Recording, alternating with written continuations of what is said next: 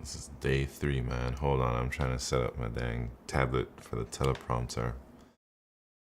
Man, my throat hurts. Been talking way too much the last 2 days.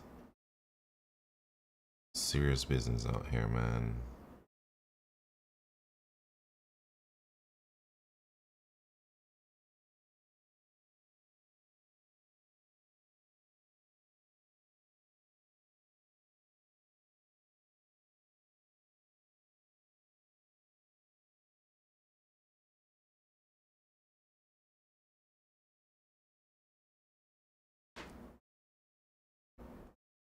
Oh, thank you very much for that. Hydrate.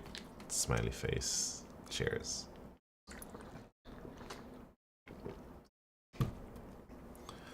um,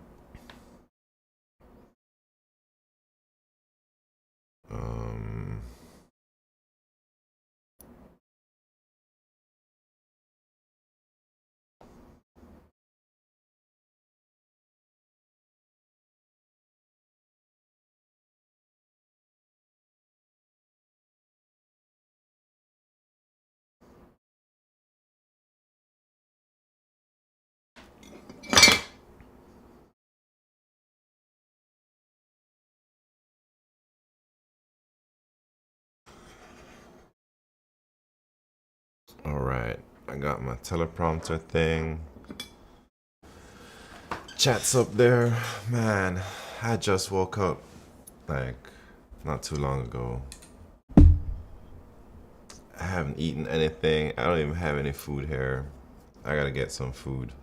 Maybe I should have done that before I started the stream, but I'll probably just order some DoorDash. And then, get started. Anyways, let me figure what should I eat for breakfast, man? That's what we need to figure out right now. That's the most important thing before I start. Was it day 3? Should I get a bagel? Man, I feel I can't buy bagels, man. They cost so much money. They're like $1 in the supermarket, but you gotta pay like $15 at a bagel shop. But I might do it anyways.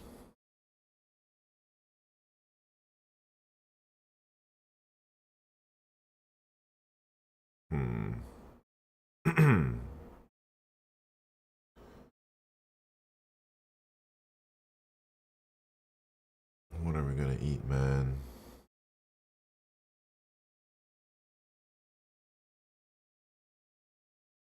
I'm browsing DoorDash. That's what I'm doing right now.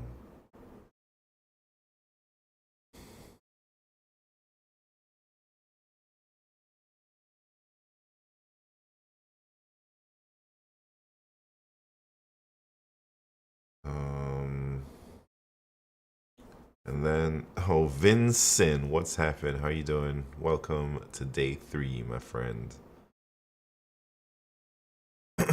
We gotta figure out what to eat. That's the most important topic of the day. Man, I forgot to put my food up last night. And I had to throw it away. It's too much streaming, man.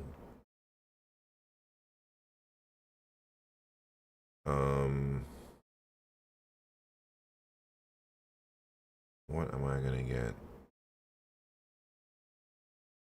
Can you tell how you train for LeetCode contests? Like which questions you solve?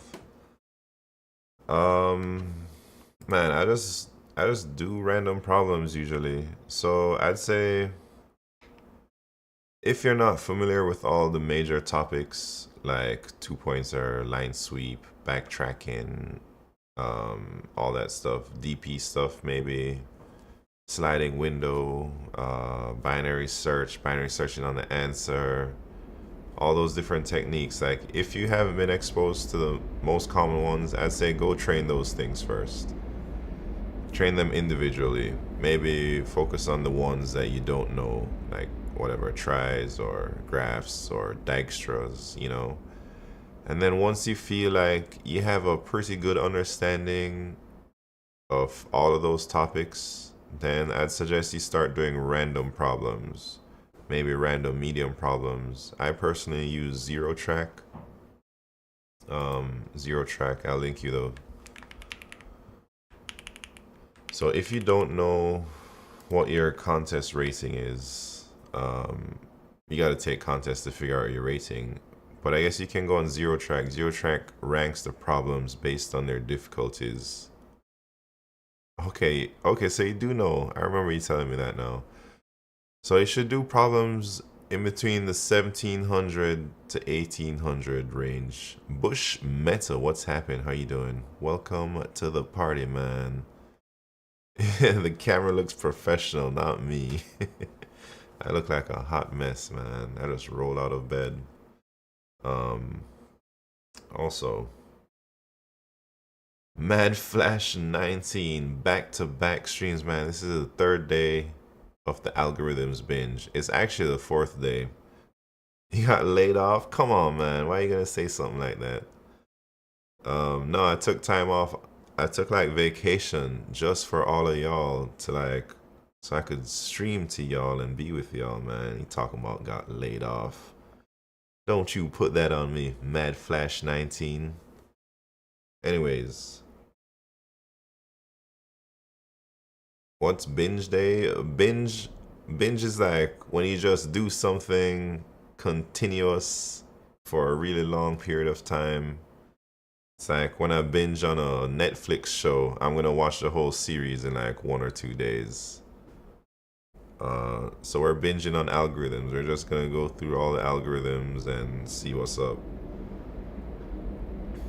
But first, I gotta binge on some breakfast, man. I'm hungry. I might just order a bagel. A $20 bagel. That's crazy. Has it ever has it ever happened to you that in some questions you can solve 3 questions and in some you're clueless about second question? For sure, Vincent. Some contests I only solve 1 question, man, and those make me feel really terrible. Some contests I'm able to solve all 4. Some of them I only get 2. So it's each contest my performance varies a lot. So don't get too caught up on your performance over 1 contest, man. You gotta just remember that your rating will like average out over time. You'll win some, you lose some, you can't win them all, man. So just keep on keeping on and you will get better, especially if you're training, like if you're actively training. If you're gonna order, at least make the delivery fee worth it. Yeah, that's what I'm trying to do, man. I think I'm gonna stick around learning how to code and never solved a single LeetCode question. If you're still learning how to code, I suggest you focus on that. Try and get familiar with the language and the syntax and all the ins and outs. Try and like know all the basic programming logic, and then maybe you can start trying to attempt some easy LeetCode problems just to introduce yourself to using some of the standard data structures out there in your language and maybe some simple algorithms to start off.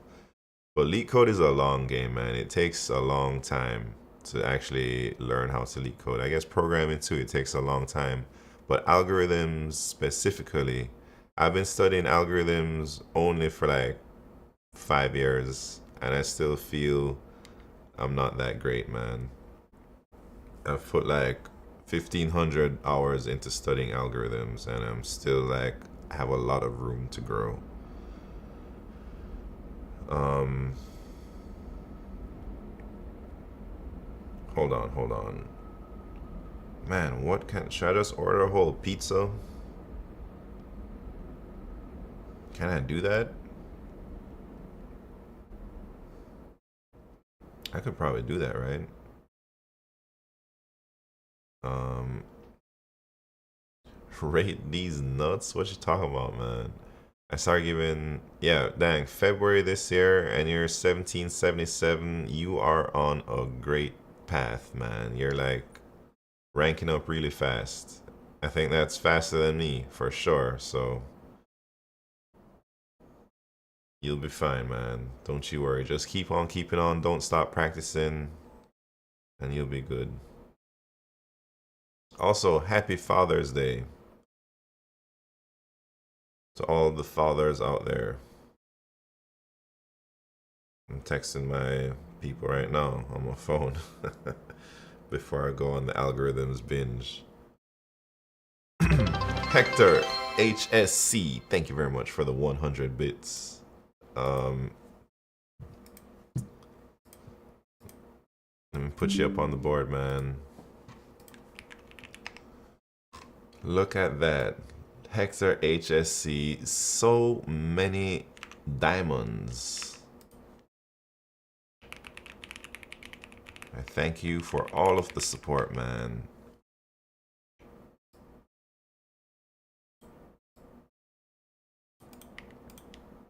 All right. Look at that, man. I really gotta give you one of them red diamonds. It's gonna overflow. All right, we gotta do this. We gotta order something, man, real quick. I know people with 2800 rating and expert on Code Forces. Still, they're not able to clear MNC. What do you mean, interviews? This is stressing me out. Dang, that doesn't sound like an algorithms problem then. If somebody's rated 2800, oh, you're talking about Code Forces. But either way, 2800 on LeetCode, expert on Code Forces, if they're not able to clear those interviews, I'd say there's something else that they're probably not great at. Maybe they have a communication issue, or the vibe is wrong, or something. But if you're 2800 and you can't clear a technical interview, it ain't your technical abilities, man. I'm gonna tell you that. Or at least if you just tried one interview and you failed it, that could just be random. But if you're consistently failing interviews and you got 2800 rating, you got to go back to the drawing board and figure out where you're messing up, because it's not the algorithms, especially if they're full solving algorithms and they're getting the optimal solution in the interviews. It must be their vibe is just wrong, or their communication skills are really lacking. So don't you worry, just keep on keeping on, man. I know I know so many people who are not even close to 2800 who've cleared interviews, but I guess depends on the country. Being good at one piece is not a guarantee you're a good candidate. Yeah, like algorithms are super important. It is like you have to at least be able to solve the algorithms, but that's not all they're looking for. Um,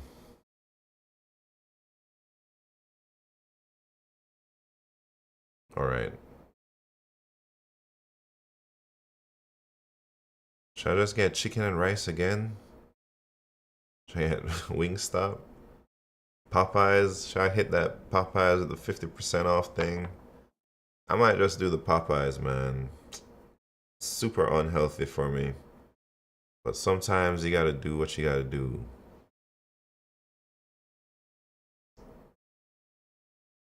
So dang 50% off Popeyes. How can I resist? I can't. I can't resist it. Pizza? I was thinking about pizza, man, but I don't know if I'll be able to reheat the pizza, because I don't like microwave pizza. And if I have to put my air fryer in, I might trip my breaker.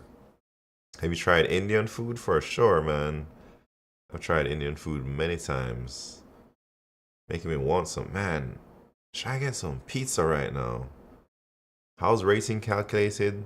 It's like the ELO system. I think it's similar to how chess ratings are calculated. So depends on your placement in the contest. If you go higher than where you normally would sit for somebody at your rating, then your rating goes up. If you rank lower on the contest than where somebody with your rating usually ends up, then your rating drops.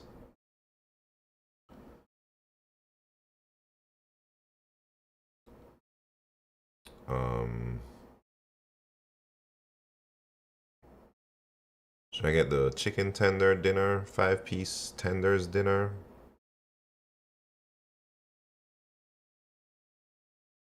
Yeah, why not, man? Why not?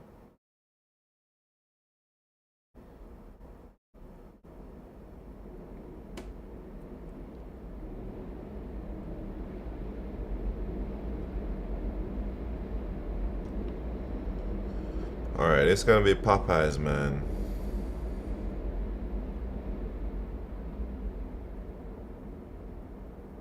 Um,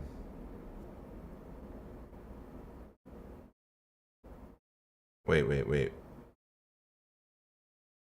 Or, man, I don't know. Wings and sandwiches, chicken tender dinner.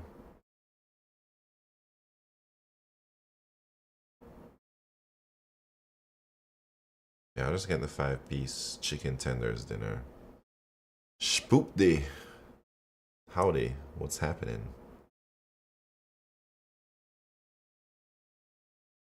I just rolled out of bed, man, so bear with me. Um, do you cook? Yeah, I normally cook, man, but not during this algorithms binge. I don't. I think I don't have time to cook right now. I usually cook like for the whole weekend. Like maybe I'll go to the supermarket on a Friday and I'll season my chicken and I'll just leave the chicken in to marinate in the fridge. And as I need food, I'll just take from the fridge and cook it. But that ain't happening right now, man. All right, here we go. About to order this thing. 50% off. Should I just get 2 chicken tender dinners? Man, to make it worthwhile? That's why there's. I'm gonna just get 2 of them. I eat chicken tenders all day.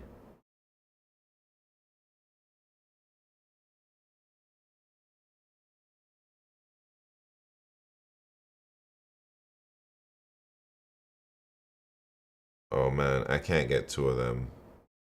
It only makes me order 1. Anyways. Um. Yesterday, my girlfriend and I went to the Computer History Museum and it was really nice. The Google offices were right there too, so we went and picked up some merchandise. Oh, dang, where was that, man? Where are you, Spoopdy?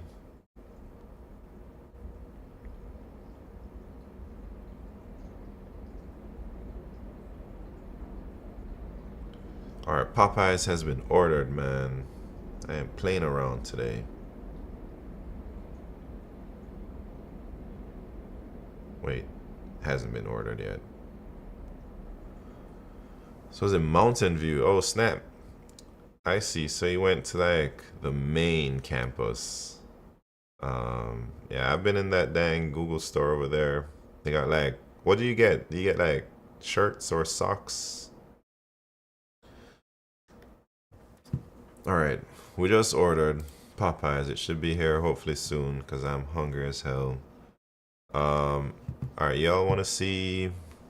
So I sent these. I was trying to look for the video editor yesterday. I think I found a guy, and he sent me a sample, but I gotta give him some feedback, man. Um,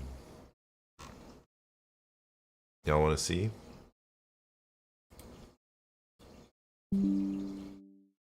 Picked up a Google mug. My girlfriend got a mug and a notebook. It was crazy yesterday. They had some kind of concert happening with Yellow Card. I don't even know who Yellow Card is.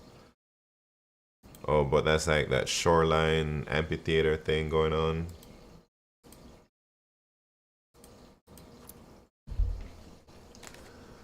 All right, here we go. Headphones on. Which state am I from?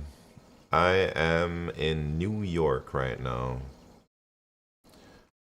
Alright, so this guy says, can you be more specific on how exactly you want the video done? I personally have an idea on what would look great for the type of content you make, and that would match your personality. But this is all just my assumption. That's why I asked for a specific type of editing style and videos my clients like. My ultimate goals is make something you like and your audience would enjoy. Here's a sample. You ready for the sample?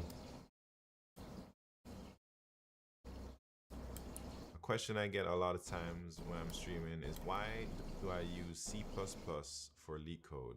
And I have my reasons, man. So a lot of people say maybe you should use Python for LeetCode. It's the easiest. It's so powerful. You write less code and you can just do so many things without worrying about all the other stuff. Some of the people recommend too many memes, all that stuff, and not many people recommend C++.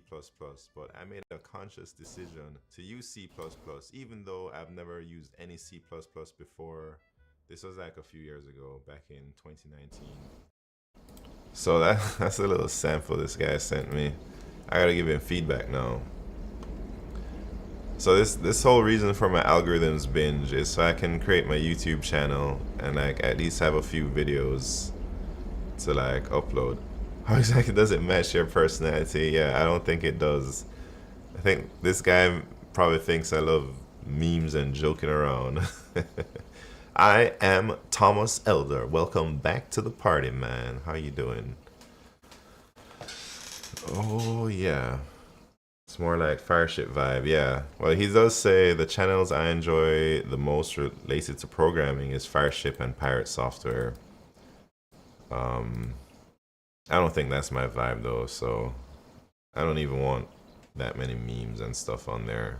But I'm gonna tell him that the edits are gonna be so easy for him to do, probably. Or maybe I'll find my own memes to stick in there and I'll tell him which ones. Maybe that's what I'll probably focus on today, just like giving this guy as much feedback as possible with detailed instructions.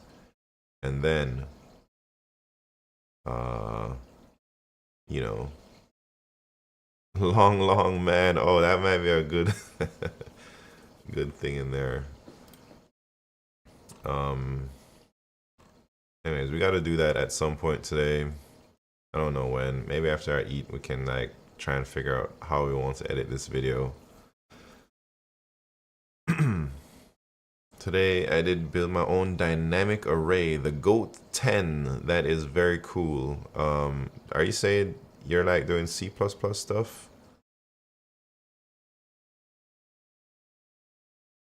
I think what he did might work okay to promote your videos, but it's such a cringe. Yeah, I'm not trying to be like that, man. Anytime I see videos like that, I don't want to be that person. I want it to be who I am, you know? That's like the number one thing I want for my channel is just for me to be as authentic as possible without adding too much extra memes just for attention and just like trying to like do all that stuff.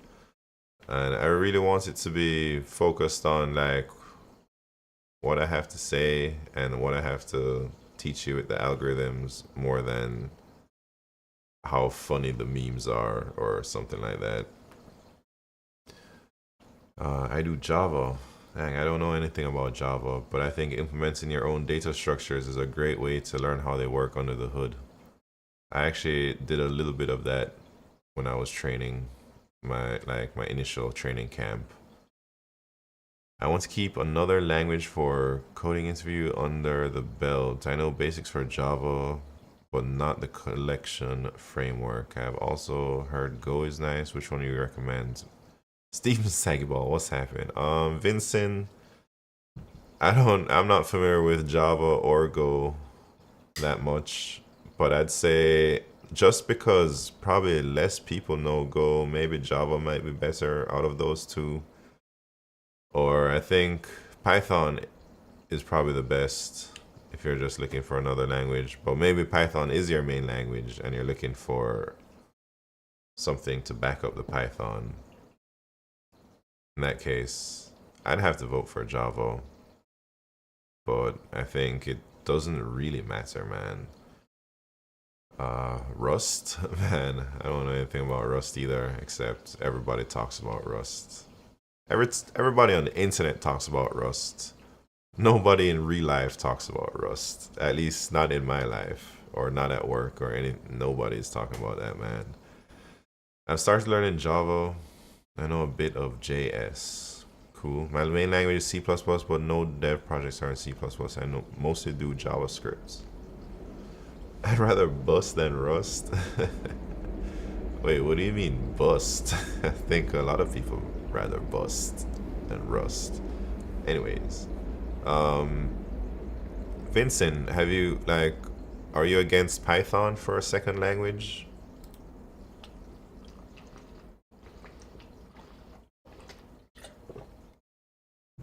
Anyways,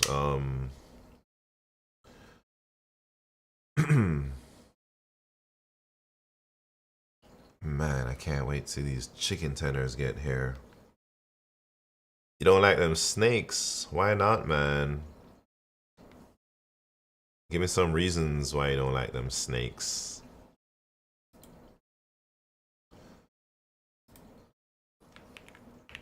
Let's pull up the Notion.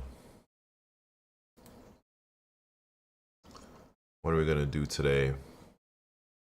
Don't you cook at all? Yeah, man, I cook, but not during a special streaming event. I don't want to waste my time cooking when I could spend it with all of you. It's gambling if you learn Rust. What? Maybe, I don't know. Like JavaScript, Java, and C++ are curly brace languages, so it's easier for me to switch. Nah, Vincent, man. Don't worry about them curly brace things. It's all just syntax anyways. All the syntax is, you're gonna pick it up in a couple days. You're gonna need to do a lot of working out after these binges, man. I'm not even eating that much. Tabs or spaces? I like tabs, but I also like spaces. It depends on what I'm doing.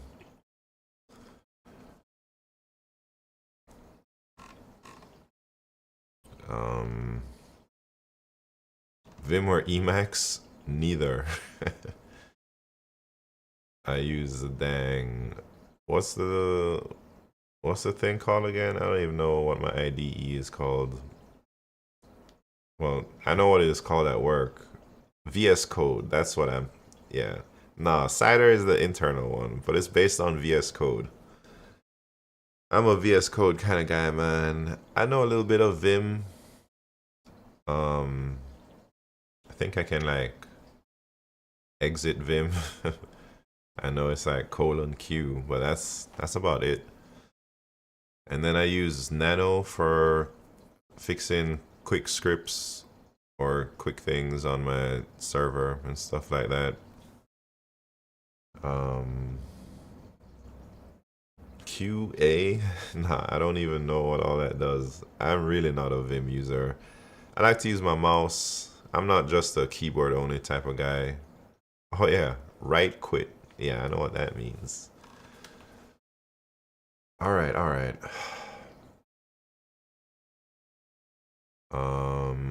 Vim motions are kind of cool, some of them, and you can use them in VS Code or any JetBrains IDE. Nafine, what's happened? Welcome to the party. I think I tried to use Vim early on, maybe like 4 years ago, 5 years ago. But man, I just prefer chilling and using my mouse. I ain't in no rush to like switch a tab or something. Usually the thing that slows me down from coding is not how fast I can like navigate through my IDE. It's usually me staring into outer space, staring into blank space, whatever, just lost in my own mind, thinking about how I'm going to implement this, or going through the code base and searching for stuff. But my thing is in a browser at work. It's this thing called code search. And I'm just like clicking on links, clicking on stuff. I think it would be not that. I mean, I can click fast enough, man. I don't think shaving off 0.2 seconds off of my click time by just moving to the keyboard is worth it for me. Every time you look for your mouse, you're wasting time. Man, I got a whole lot of time to waste. I'm alright. Yeah, I'm not trying to like super optimize nothing, man. Uh,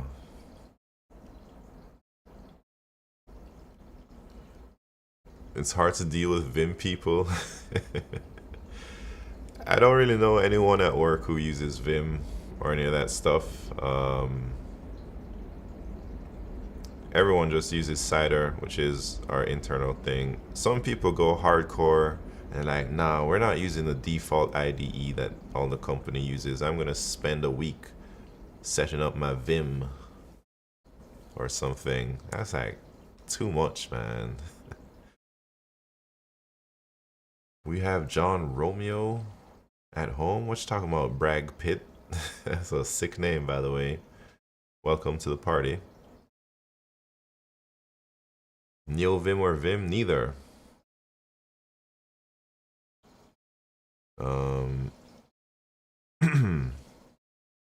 that's why Vim motions are cool. You can use your VS Code or whatever, but have the motions like DW to delete a word or DD to delete a whole line. I see.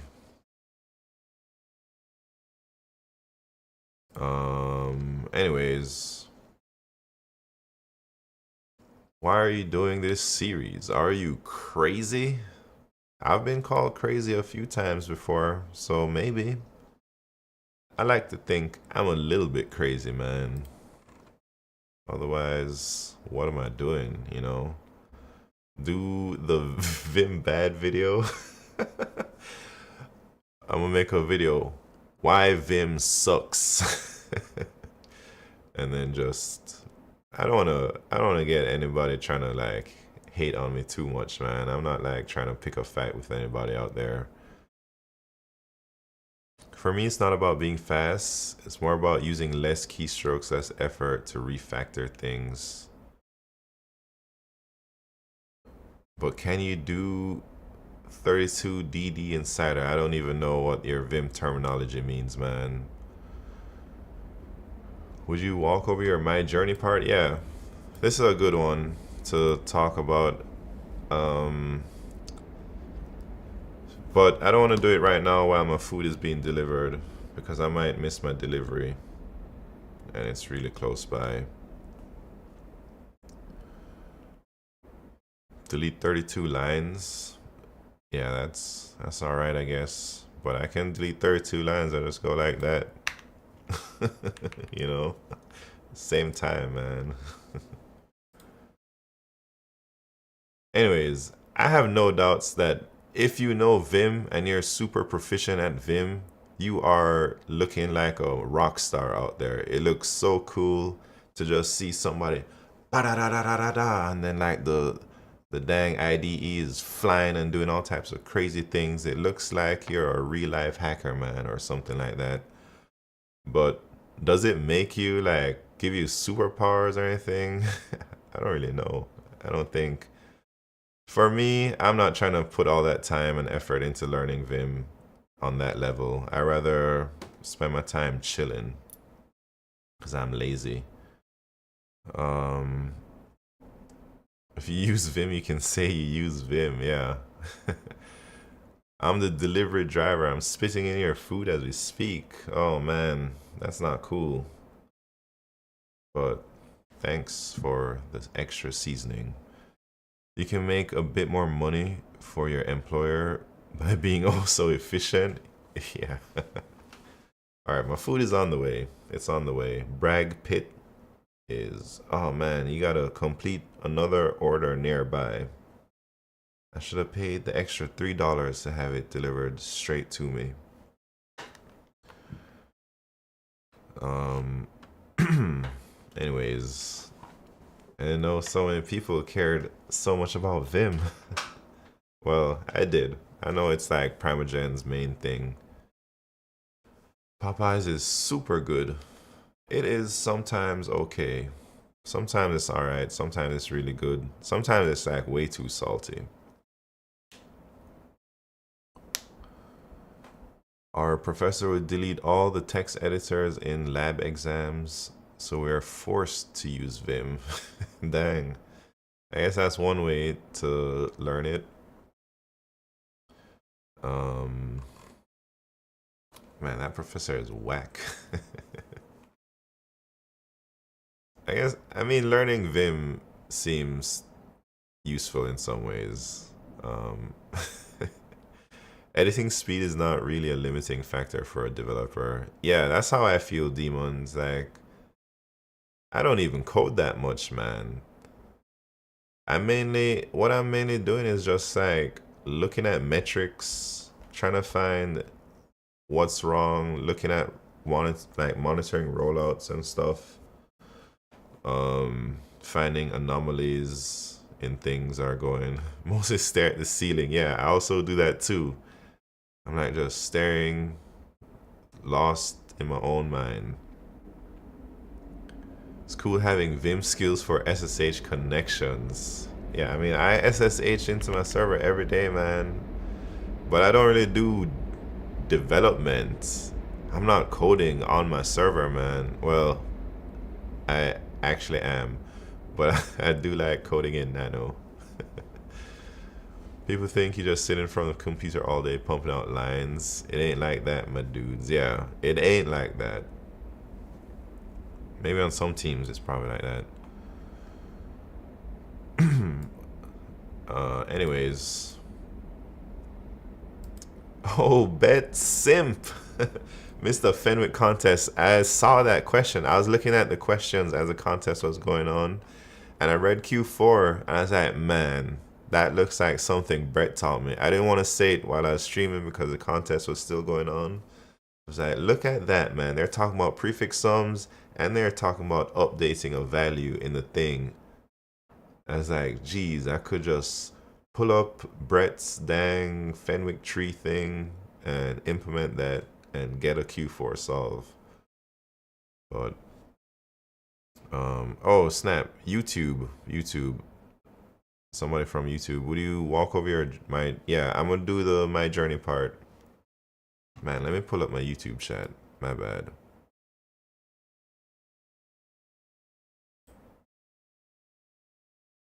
I missed it. Anyways, let me see where my food's at. Oh, it's real close. It's real close. Yeah, I'm gonna go over my whole journey from the moment I was born till 1 hour ago. All 30 something years, 36, 37 years. Every single detail I'm gonna tell you. It's gonna be a story time. Get your popcorn or whatever.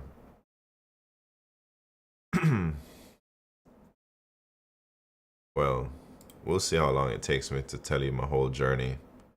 I used to work at Popeyes and I was all about the shrimp, surf, and turf. Dang, Popeyes. That's wild.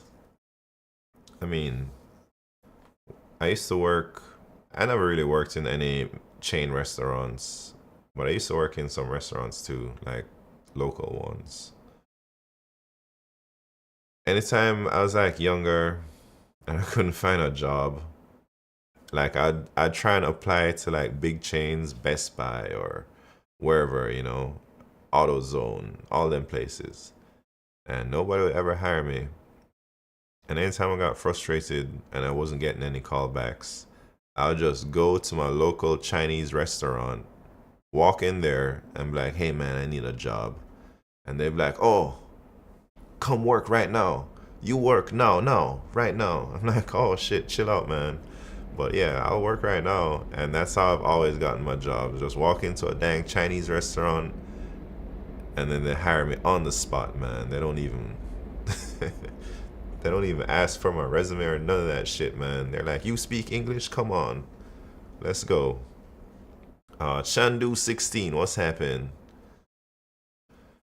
Big Blaster, how you doing? I'm back. I'm looking forward to another amazing stream where I can learn about code and life philosophy. Yeah, welcome back, Big Blaster. We're gonna learn about Popeye's chicken tenders real soon. I should probably go meet the DoorDasher outside. Let me add a tip. How much should I tip this person? $4? That's a lot of money. That's like 30%, 40% of the bill.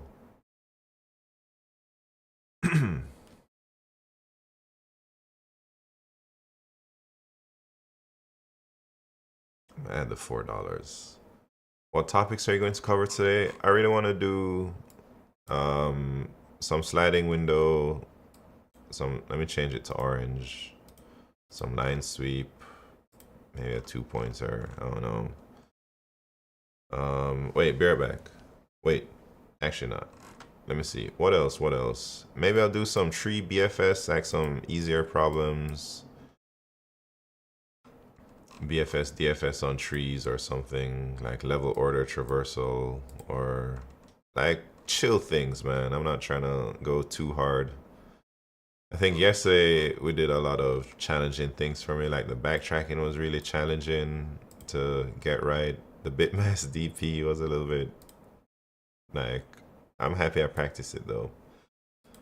We're also going to talk about my journey today.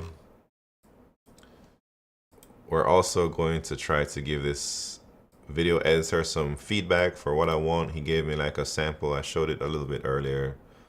Maybe if you can rewind on this VOD to see this thing.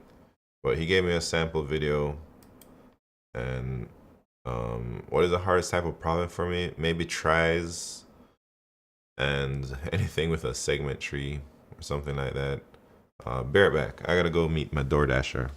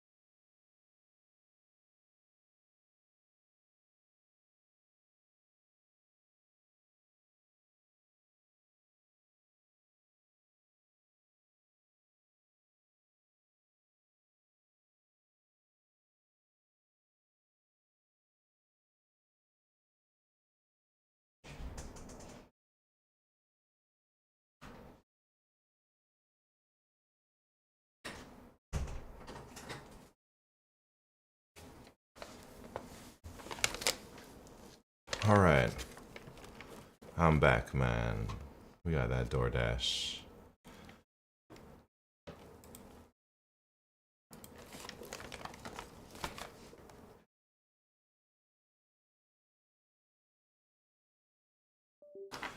Oh lordy.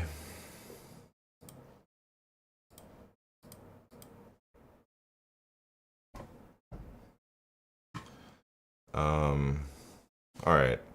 Let me eat this thing. I probably should have eaten before I started the stream, but it's all good, man. This is a marathon.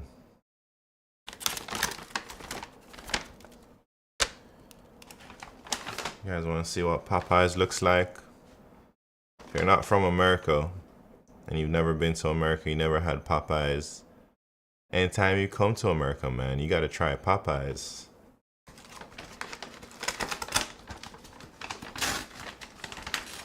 And you got to try Wingstop. Eat healthy, please.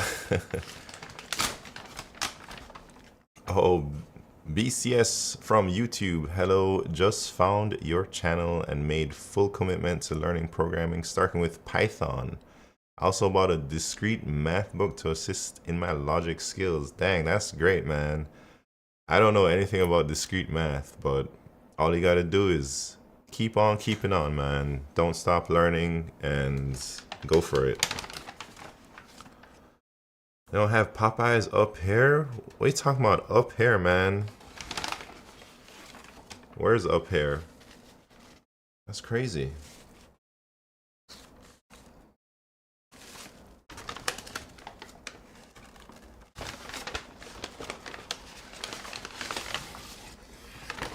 Northern California. Wait, they don't got Popeyes in NorCal? Like, you said you're in the Bay, man. They got Popeyes in the Bay. I used to eat Popeyes all the time when I was living in Oakland.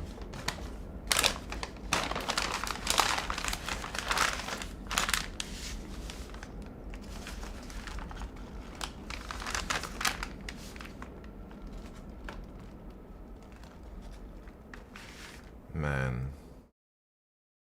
Am I about to get my fingers greasy? I don't think so, man.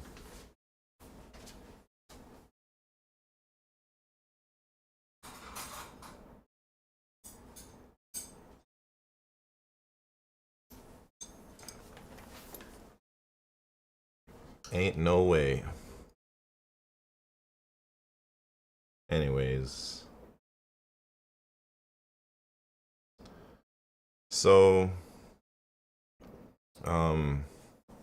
not this portion. It's less populated up here. Yesterday in the Bay, we ended up getting just the regular fast food stuff during our trip outside of town. Oh man, you must be in a...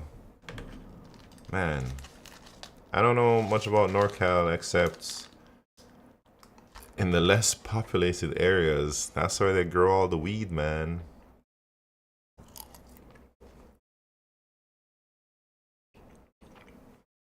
That's what I've heard, at least.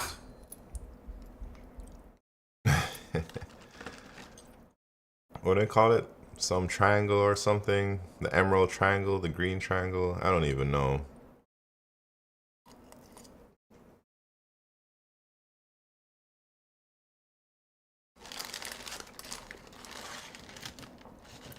Who eats Popeyes with a knife and fork? I remember one time when Trump was president, a picture came out of him eating KFC with a knife and fork or something. People was making fun of him, man. But I was like, what's wrong with that? If there's anything to make fun of him of, it's not like eating KFC with a knife and fork, man. That's not bad.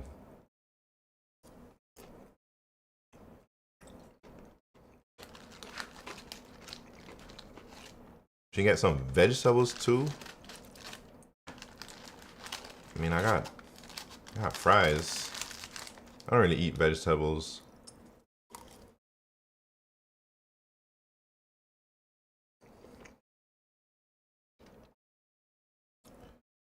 Gwine Fort. Hello from North Florida. We have Popeyes here. What part of North Florida?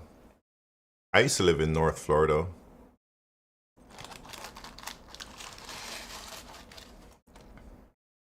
What a dirty ass monitor, man. Get out of here.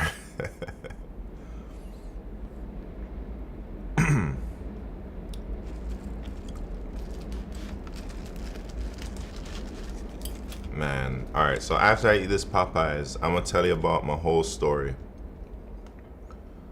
My whole life story, how I ended up where I'm at today. And then maybe my programming journey is gonna be like a subset of that story. Orange Park, just south of Jacksonville. Okay, I've never even heard of that. I mean, I know Jacksonville, but I don't know Orange Park.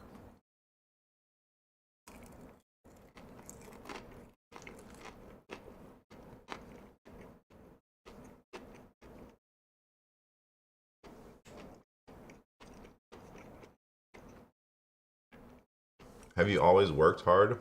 No. I don't think I work hard. I think I get slightly obsessed with whatever I'm doing for a short period of time, and then I lose interest, and then I don't do it again for many, many months. We may not have Popeyes here, but in the next town over, we got In-N-Out. In-N-Out's nice too. I go there all the time when I'm living in California. How much for that monitor, man? $10, man. Pankaj, welcome to the party. What am I eating? I'm eating Popeyes chicken tenders. and French fries and stuff. Which sauce should I use? Buffalo or the barbecue? I'll tell you the answer. It's gonna be the barbecue. Regular or spicy? This is spicy. Both, and you can crap yourself twice later? What? Sean the sheep, ba moo. Welcome to the party.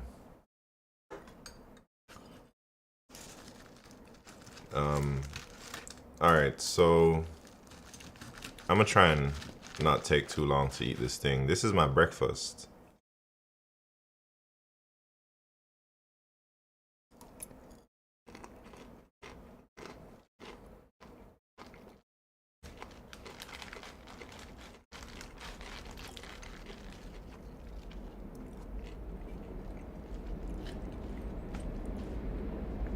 This is called a biscuit. For those of you, I don't know if biscuits like this are popular outside of America. How do I describe it? It's like a bread or something.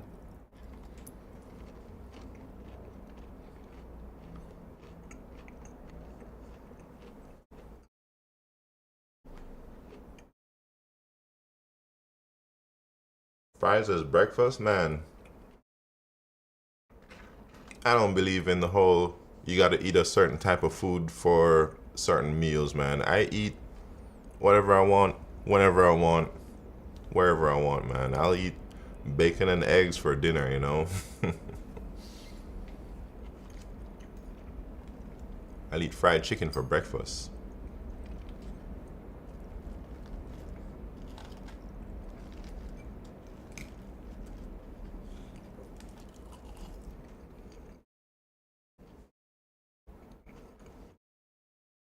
Pancake, I ain't doing this regularly. This is just a special event for my algorithms binge. I don't want to like take breaks from streaming just to go eat. So here I am.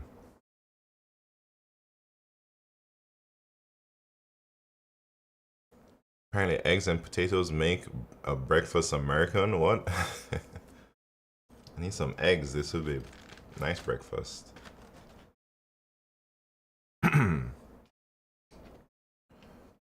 You know, in Jamaica, we eat a lot of like stewed chicken for breakfast.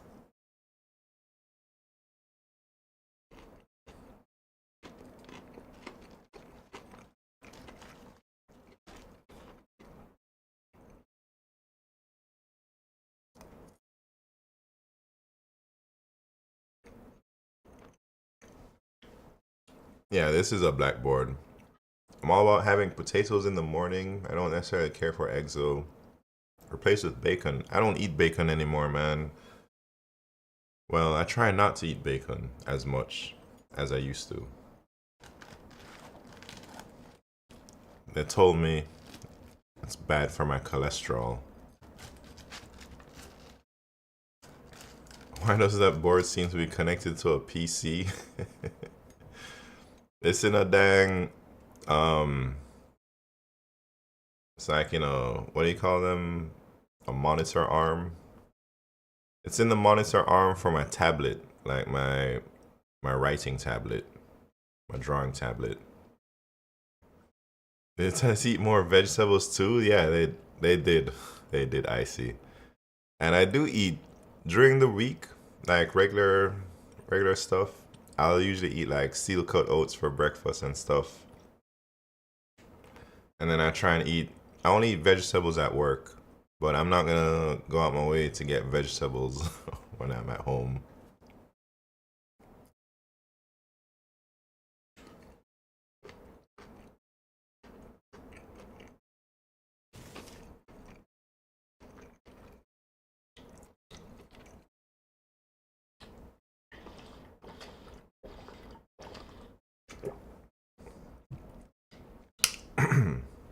Oats are good. Yeah, I like oats. I just eat them, man. I just put a banana in there, And that's it. Maybe some cinnamon. Got pizza as my breakfast. Yeah, I think that's pretty normal. Cream of wheat? Nah, I don't know about all that. Hepta 5 in the house. Banana plus oats is boats. I suppose.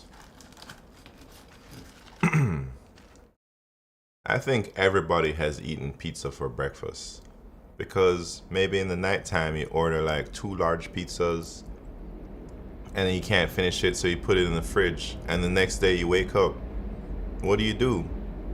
You're gonna eat the pizza, man, for breakfast. That's what I would do.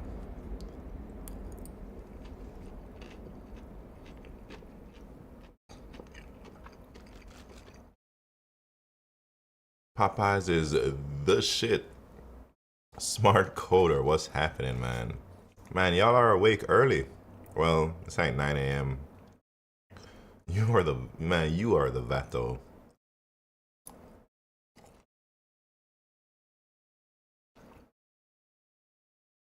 Hepta 5, can you speak Spanish, man?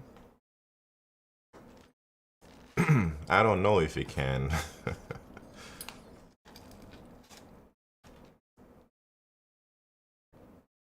A little? I can't speak Spanish. I don't know.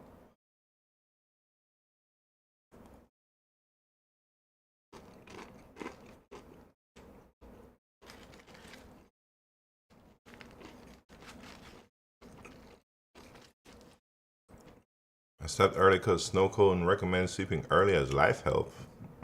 Alright. Are you also eating fries with a fork? Of course. I ain't trying to get my fingers greasy, man. What you talking about?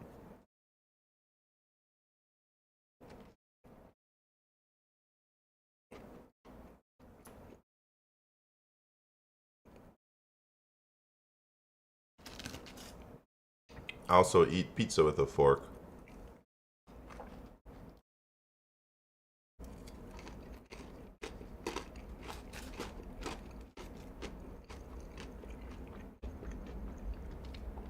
Alright. I think I have enough. But maybe I eat some more chicken. Alright, we're about to get this party started, man. I'm about to talk about my journey. Halal guys get halal guys next time, man. I don't even know if there's one near me.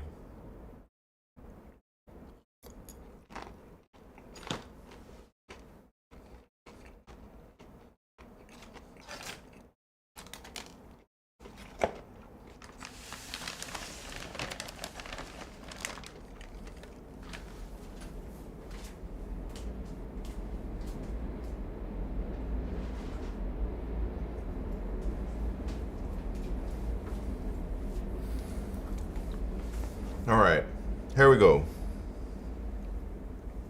Here we go, man. Ain't no more joking around. It's time for real life.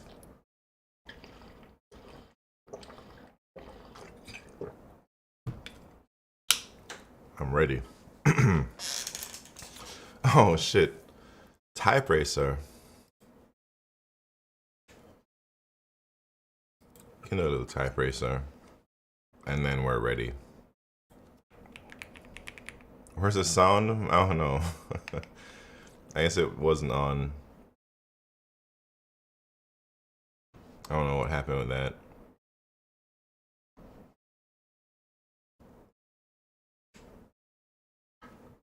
Everybody here trying to learn algorithms. And so far it's been an hour. And nothing but Popeyes and now Type Racer. It's kind of like when you go to a concert, man, and they tell you the concert starts at 10 p.m. and you're trying to see like Ja Rule or something. And then you gotta watch like 3 hours of scrubs come up there and do their show. And then finally at like 2 a.m., Ja Rule comes out and does like one song and leaves. Past entire stream is full of redeems and no LeetCode. Could you please mention the mistakes beginners make and ensure not to repeat them in the future? Man, I don't know. I'd say, all right. I think the number one thing beginners or people trying to learn programming, the mistakes they make is, what is it, man? They don't. They're not consistent enough. They think they're gonna learn this in like 2 weeks or something, or they give up after a week. It's a long game, man. It's like you're constantly learning. You just have to learn how to learn all the time. And it's not like you can just study it for a week and then you know this thing, man. So I guess being inconsistent is what I'm trying to say you shouldn't do as a beginner. But that's hard to.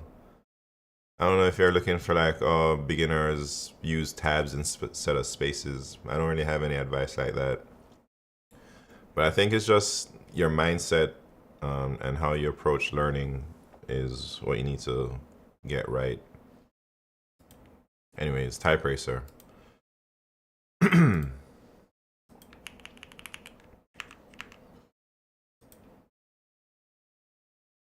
My girlfriend was shocked that you ate the biscuit without putting butter on it. Man, I don't have time for that, man. That was anyways, type racer. First race, warm up. Second race, championship.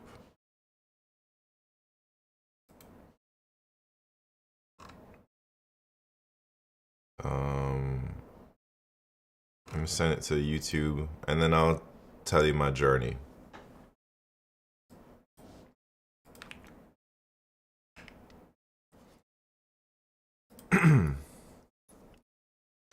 All right, man. Here we go. Will AI cause problems for developers? I think the opposite, man. AI is gonna make us more efficient. All right, first race, warm up. Let's go.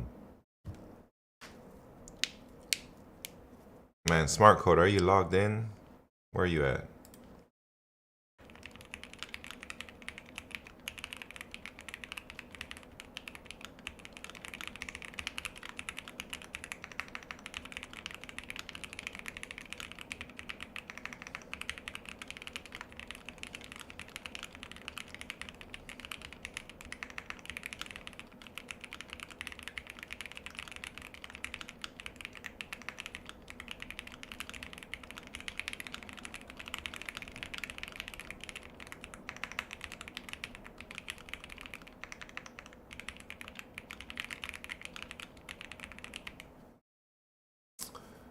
Oh, cool 98. They use a honey? Man, I didn't even think they gave me any honey. I didn't even really use them sauces. A little bit for the chicken, I guess. I don't have time for all that Hepta 5. Alright, that was just the warm-up round, man. We need some triple digits up in this racetrack. Made like 5 errors on the freaking period. Alright, this is the championship round, and then we're gonna talk about my journey, man. Let's go.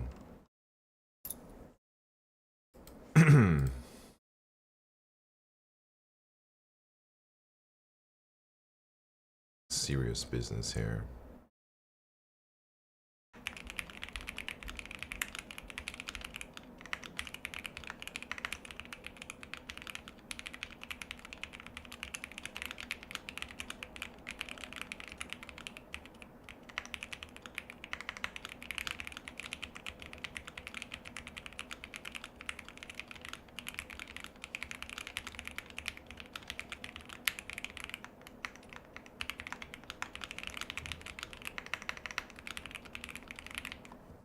Oh, Spoop Day. Thank you very much for the triple digits. 101. Oh, look at all these double digit people out here, man. Spoop Day. Have you won Type Racer before? Is that your first one? Where are you at, man? Poop Day is the latest Type Racer champion, man. We don't get new champs very often. What a special honor.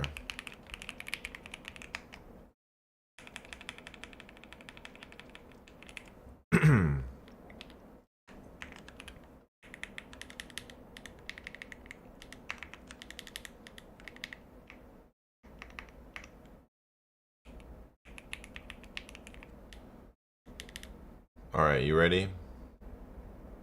Well, 101.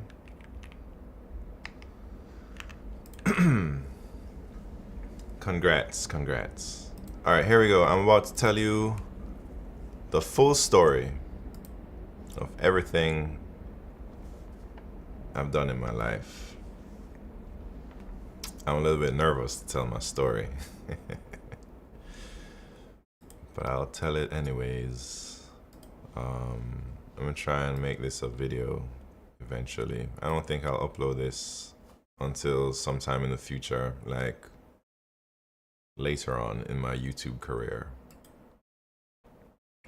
All right, where do I begin, man? Wait, ad break. There's an ad break going on. Let me wait till the thing is over. 1 minute. Spoon XR, I guess I got here just in time. Yeah, maybe.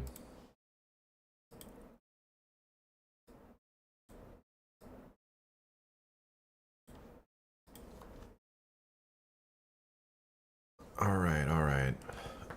Oof.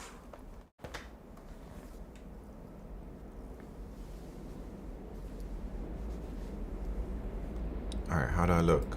Should I brush my hair? Change my shirt? Should I put on a button-up shirt to deliver my speech? Should I put my suit on?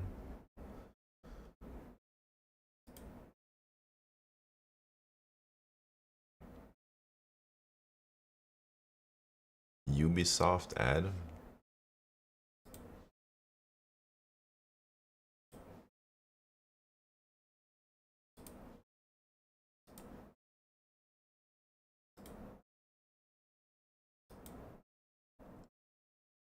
Mexico? What are y'all talking about, man?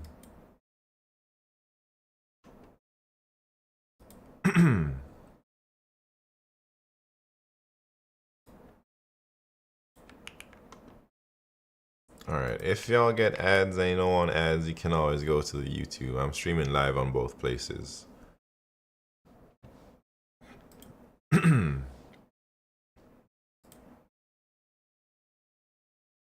Here we go. So, where did my journey begin, man? I'll tell you where it began. It began, wait, should I pull up my, wait, I didn't even hit record. Let me do it like this, because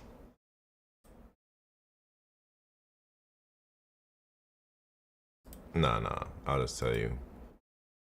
All right, I'm recording. So I'm here to tell you about my whole story, man, my whole life story, I guess, if you're ever curious. Lens, man, you messing me up, man. Wait, man, Hepta5, you coming in here on YouTube, asking them questions. So I was born in Jamaica. I'm from a small village called Ocho Rios in Jamaica. That's where I grew up. I grew up like, I went to a really small school. I think my school had like, I was the founding member of the school. So there's like 10 kids in my class. And that was the whole school, man. And so in Jamaica, it's like in the British education system, it goes like grade 1 to 6. And then after that, it goes to high school. So 7th grade is what we call first form. Ocho is a small village. It's a major tourist trap. It's not a tourist trap, man. That's my hometown. Um, Think Rajesh, welcome, first time here. Man, I'm not very good at telling my story.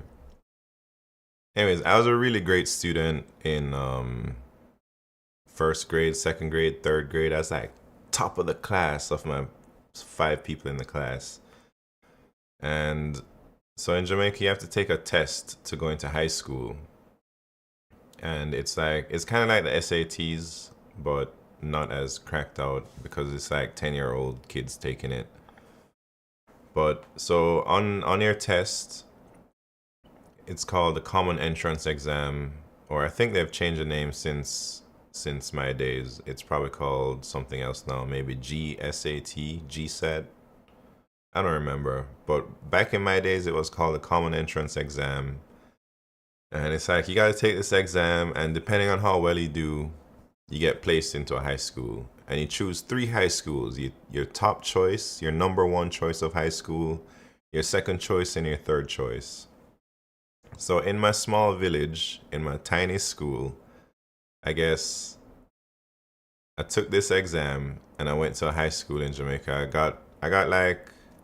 I think I got like a 90 something average on the exam, so that's pretty high. And my number one choice for a school was the number one high school in Jamaica, which was called, at the time, it was Campion College.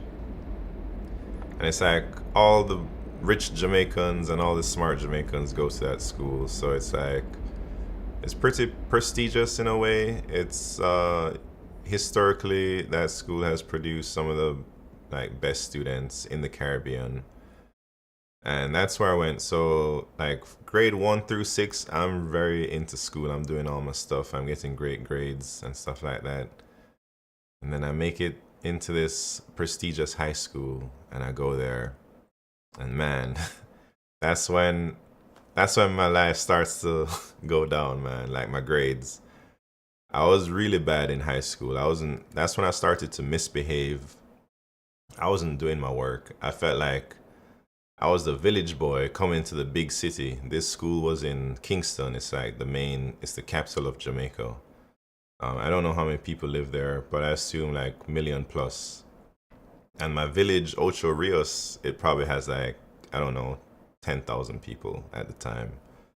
Maybe 20,000. I don't know. So when I went there, I never really had any friends, man. I didn't know anybody. Everyone else, they're all from like the Kingston schools, the big city schools, so they all kind of had their own cliques already. And I was just like an outcast, I felt like. And I started to misbehave. I started to be like a class clown a little bit. And I guess by my second year in that school, my grades were really bad. Maybe I was like 28th out of 30 in the class. My average was like I think my grade average was like a 69% or something, which is really bad. It's like you're probably gonna get kicked out soon. I got like some punishment too, like demerits or whatever, and I always got in trouble with my teachers for sleeping in class or not doing my homework and stuff like that. But anyways, I only lasted 2 years at that school before my mom was like, man, I'm about to kick your ass out. And she sent me to America. She sent my ass to Florida, man. That's where I grew up. So like after second form, which is 8th grade, they sent me to America to like, I guess, restart my academics. Maybe I could set myself straight. And I went to high school there. I entered 9th grade. That's when I first moved to America, 9th grade. And again, I guess I didn't have any friends. I had to do it all over again. I felt left out. But I was able to do good in school. School in America after coming from Jamaica was so easy for me. Like all the materials that they covered in school was things I already done like in first grade or something. Not literally. I've done it like 2 years prior, stuff like that. The things they were teaching me in 9th grade. Where did I live? I lived in South Florida, in Fort Lauderdale, Miami area. So ninth grade. Ouch. Wait, what are you talking about? Ouch. It was a public school, and man, oh, with my dad. My mom and my dad were never married. So I left my mom around 13 years old, and I went to go live with my dad. And my dad is like, he was living in Jamaica, but he moved to America 1 year before that happened to, I guess, get ready to have me live with him. All right, so where am I at now? I'm in high school in America. A chance to redefine myself. When I got to American high school, I was like, dang, this stuff out here is wild. Kids are wilding. I remember they wouldn't place me in like honors classes or AP classes or anything in the beginning. They're like, I don't know about this school where you coming from. You coming from Jamaica. Maybe let's just place you in the regular classes. So they placed me in the regular classes in ninth grade, and Jesus Christ, I've never seen so much chaos ever before. I thought I thought things were just super crazy. You got kids like telling the professors, "Shut up, sit down, or knock your ass out." Things like that was going on. Kids just jumping on the desk. I got kids like I remember in my science class, man, kids are like trying to bench press the desks in the class with people sitting on them and stuff like that. And the teachers just couldn't control nothing in those schools, man. But the work was easy, and I guess I was getting really good grades. I've never gotten straight A's in my life, and in American public high school, I almost got straight A's. I usually got like A B or something like that. Stephen Code stuff. What's happening? Yeah, we're doing story time. So where I'm in my American high school phase now. American high school, crushing it, ninth grade, regular classes, but almost got straight A's. My only B was in like PE class because I'm not very physical. Um, Jamaica gives F's. Yeah, Jamaica gives F's, man. Straight A's? Nah, nah. Well, you missed it. In Jamaica, I was getting like almost straight F's, man. I was the only class I passed was like math and science. Did I go to Berkeley? I'm gonna get there, man. I did not go to Berkeley. So I remember I failed history class, I failed literature class, I failed my poetry class, I failed any class where I had to read a book in Jamaica. And then I went to America and I had a chance to redefine myself. That's what I say in Stephen Code stuff. So in ninth grade, cool, everything's all right. And then in 10th grade, like I start to meet like my first friends. I joined JROTC in 10th grade in high school. Man, I could show y'all some pictures maybe. But I don't know. We'll save that for another time. Anyway, so I got really involved in JROTC. Is that when I started to grow my hair? No, I was actually shaving my head bald back then. Um, so 10th grade, I started going like more honors classes and stuff. So I was just like a regular student, almost straight A's every semester, but there's always one or two classes where I get a B or something like that, like Spanish B. Um, Anyways, high school, great. I ended up graduating with like a 3.9 GPA unweighted, and then maybe like a 4.5 weighted GPA in high school. And I was like battalion command sergeant major of my JROTC thing. There was like maybe 200 cadets in that thing, and I was like heavily involved, and I was like running that program. Um, 4.5 out of 4, like a 4.5 weighted GPA. That means I took honors and AP classes, and those classes gives you like extra GPA points. You solve today's daily? Nah, man. Anyways, so that was my high school experience. I was hanging out with all the JROTC kids, and I was like I was the only person in my friends group who had like good grades. Everyone else was like not college bound. I think of my group, maybe one or two went to college of my group of like 10 people. And I went to a state school. I guess I've never told you which school I went to, but I'll tell you now. I went to Florida State University, and I got like my reasons for choosing that school. I guess I had like no guidance for college. I didn't know go Seminoles, yeah. I didn't know I didn't know how important it would have been to like choose a good school. So what happened? My criteria for choosing my school was I wanted to be the furthest place away from home, but still within state so I can get the in-state tuition. That was like the only thing I wanted, man. Just cheap tuition and being far away from home. So Florida State is a great school for football and partying, but not for education. Yeah. I think it's one of the worst schools of all time for engineering, at least. And I ended up studying mechanical engineering in college. Um, what's the college application process in the US like? It's I don't know. I guess you apply to the college, you write some essays, you take the SATs, and then you wait for a couple of weeks, couple months to hear back from the results. That's the same reason for me too. Yeah. Did you consider UF? I did, but I decided not to go there because all of the people at my school who were going there, I didn't vibe with them, man. I was like, I'm not trying to go to that school. All them people going there too. If these are the types of people going here, I don't want to go there. That was like why I didn't go to UF.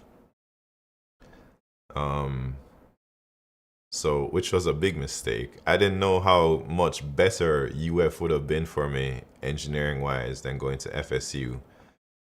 Um, so so I got a few scholarships to go to FSU. I think I got so in Florida there's this thing if you get a certain grade on your SATs. I think I took the SATs. I got a 1290 or something, and I only took it one time. And there's a scholarship in Florida called the Bright Future Scholarship, and it's like a tiered thing. So there's like 100% Bright Future Scholarship. That means they pay 100% of your tuition, and um, what do they do? They give you like money for books and stuff like that. And the criteria was you need a 1270 on your SATs. So I remember I took the SATs the first time and I got a 1290, but I didn't really care that much. I wasn't really like thinking about college back then. I wasn't trying to perform too well. Like I didn't study, I didn't prep. I didn't even sleep the night before, man. I remember that specifically. I was so tired taking that thing.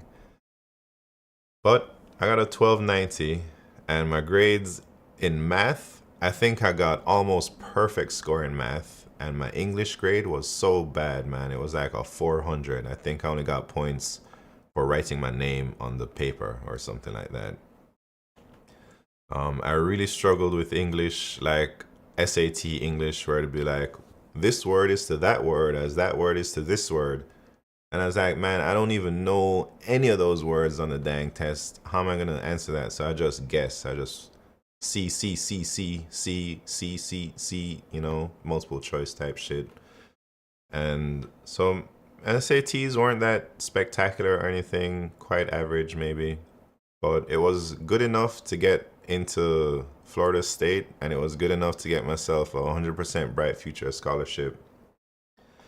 And Florida State also gave me a big scholarship. They gave me some money per year, like I forget how much money. So I was like full ride to Florida State, and I was getting paid a couple $1,000s a year to go there.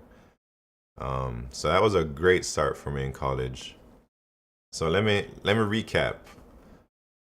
In elementary school, I crushed it. In high school in Jamaica, they crushed me, man. I was such a bad student. I was like not on the right path.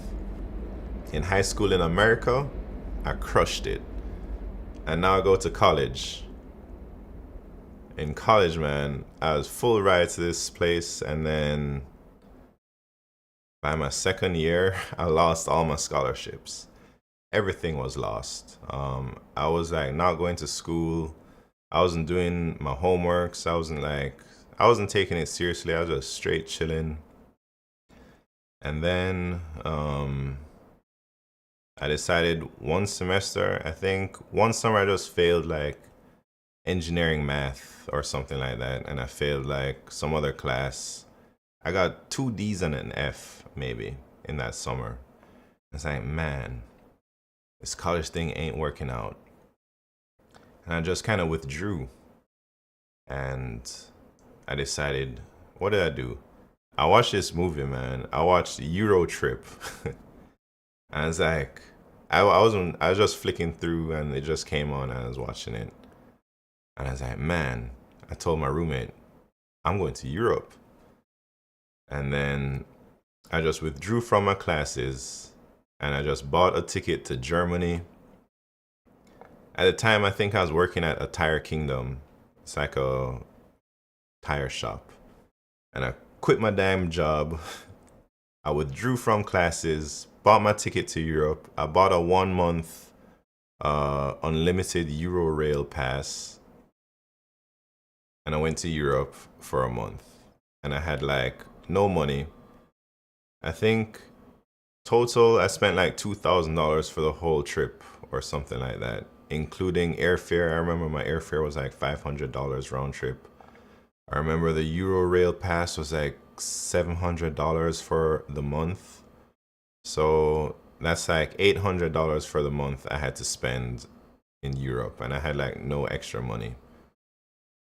So I started to couch surf over there, and my strategy was I would take night trains from any city where I was at. I'd take a night train because I had the Eurorail, and I'd sleep on the train. And then I hardly stayed in any hostels. But the hostels that I did stay in, for breakfast time, I'd make sure I'd grab all the dang boiled eggs and put them in my pockets and leave, and all the bread. So that's how I'd eat. And I did that. That's like how I started being into traveling. That was like my first big trip in my life. I was 18 at the time. I started university when I was 17. So 18, I was like in my second year or the end of my second year. Maybe 18 or 19 I don't remember. But that was like the beginning of my traveling. And I'm telling you this because it's important later on when I tell you about my career. So that was like a really great experience for me. I wish I had pictures and stuff, but maybe I do. I don't know where they're at though. And I kept my costs down by couch surfing. Couch surfing is a website, if you don't know, like where you can just message a stranger in another country and be like, hey, I'm coming to your village. Can I sleep on your couch?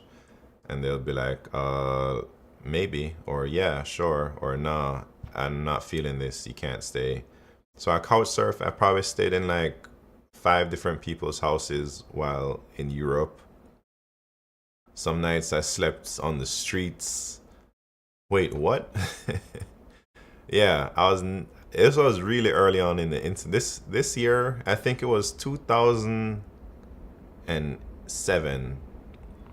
How do people not get murdered? Because most people aren't murderers, man. This was a while ago. Anyways, that trip was really great for me, and I figured out I enjoy adventure a whole lot. I really like just being out there adventuring, and it felt like I was Frodo in Lord of the Rings or something like that, trying to make my way to, wherever. Oh, Brett, what's happening? Yeah, most people aren't murderers. Most people aren't murderers, but you only need one. Yeah, but if you think everyone's a murderer, it makes you too paranoid and you can't live your life. I rely on my instincts, I guess, a lot, and I didn't get any bad vibes from any of these couch surfers. And back then, couch surfing was such a novel idea, only slightly interesting people would be on there. Maybe a little bit crazy.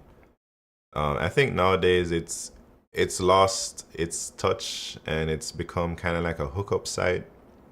I haven't couch surfed in like over a decade or more, probably more than a decade.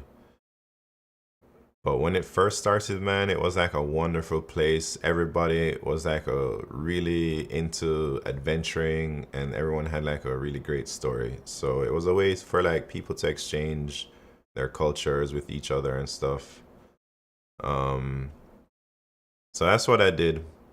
This was like fall semester of 2007 and I took it off. I wasn't even sure if I could re-enroll in college when I went back. But luckily I was able to. Nobody asked me any questions. And I got back into school and I continued my education in mechanical engineering. I fell back one grade though, or 1 year. So my original classmates, they all left and graduated, or they all were like 1 year above me. And I had to go with 2000. How old am I now? Man, I'm 36, 37. So here I am, middle of college, very mediocre student. Maybe my first year I had like a 3.5 GPA in college, not bad. My second year, like a 2.0. My third year, like a 2.0. My fourth year in college, like a 2.0. And then my final year, I was not, all right, we're entering my senior year in college. I'm like, oh shit, man. My grades are so bad. How am I ever going to get a job? I think at this time the stock market crashed and job market is crazy and like there's nobody hiring. 3.5 out of 4 engineering. No, that was only my first year Stephen Code stuff. So this was like Algebra 1, English 101, Philosophy 101 and stuff like that, you know. And then my second year, I had started getting straight C's. I ended up graduating college with a 2.1 GPA. So do the math on how bad my grades must have been. All right, so I'm entering my senior year, my last year of my bachelor's degree in college. And in engineering, there's this thing where I guess at this school, they give you like a senior year project or something, like your senior project. And I knew like my only chance of getting a job was probably crushing this project or something like that. So the same mentality that I took into the whole LeetCode thing when I was studying for my Google interview, I had this mentality from way back in college. Maybe more so like each class for final exams, I would go into like super hardcore mode and just study as hard as I can to come and like try and pass the test. And usually I would pass. Usually I'd like end up getting an A on the final. And a lot of the professors said, if you can get an A in the final, you can get an A in the class or something like that, or you can pass the class. A lot of professors gave the final exam like a 50% weight of your grade. So that's why I optimized for just crushing the final and like whatever during the semester. I didn't care. And so senior year project, I'm like, I went to my professor of the senior year project thing and I was like, look, man, I want this project. So they give you like a list of projects. There's like 20 projects you got to choose from. How do I pay for college? I took out, I had scholarships for my first year and a half, and then I had to take out student loans. I ended up taking about $30,000 in student loans. And I also worked full time. I had a job at Tire Kingdom for like 2-3 years. I worked like 32 hours a week. Tire Kingdom is like change tires, change oils, do alignments and stuff like that. And then I also worked in a sushi restaurant, Hibachi Sushi Place, for some time, maybe like almost a year I worked there towards the end. But anyways, senior year project, that's what I'm trying to talk about. Optimized to get a 2.1. So I told my professor, look, I want this project. The project was something about you got to make a design a heat exchanger for something called ocean thermal energy conversion, and it was for Lockheed Martin and Oak Ridge National Lab. Those were the sponsors of this project. And you had to design a hypothetical heat exchanger for this plant. We call it OTEC.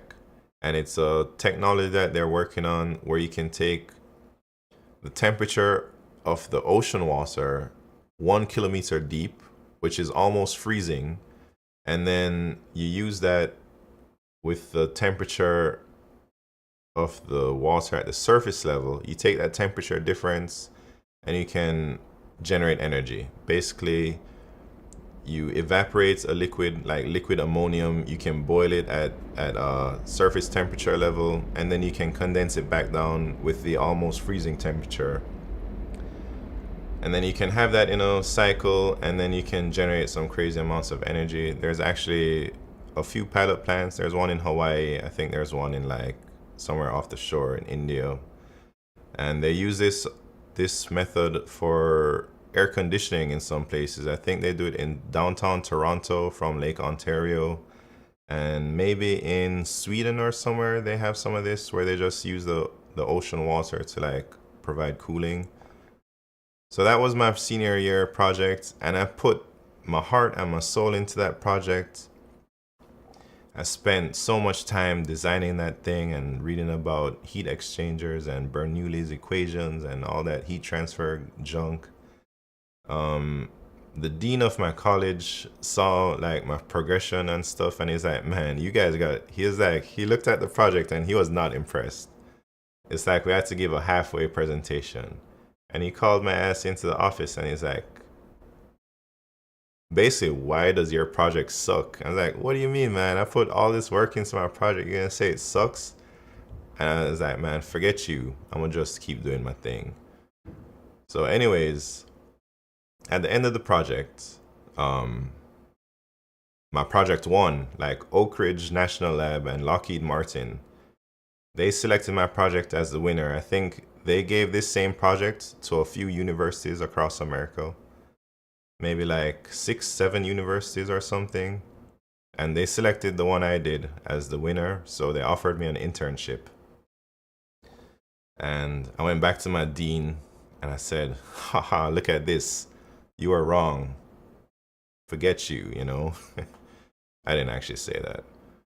But basically, the sponsors of the project, Lockheed Martin, Oak Ridge, they told me that they selected my project as the winner because they knew that my project was done by a student.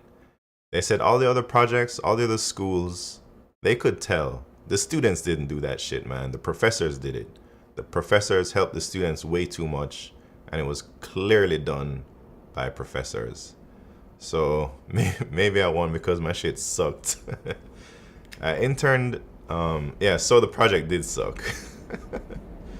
I had a summer internship, Lockheed Martin, Oak Ridge National Lab. It was like a combined thing. So for the prize of that competition, the prize was they fly us out to Hawaii, and we get to go to one of these OTEC plants. I think it was on the Big Island. And that was like a couple weeks. And then we went to Oak Ridge National Lab. If you don't know what Oak Ridge National Lab is, I think that's where they did the nuclear bomb thing. It's like an energy lab in Tennessee. And it's pretty well known, I think. But anyways, so they like at Oak Ridge National Lab, they had invented some new material, carbon graphite foam or something. And it was like, it had really great heat transfer properties. That's why they're telling us to make this heat exchanger with it.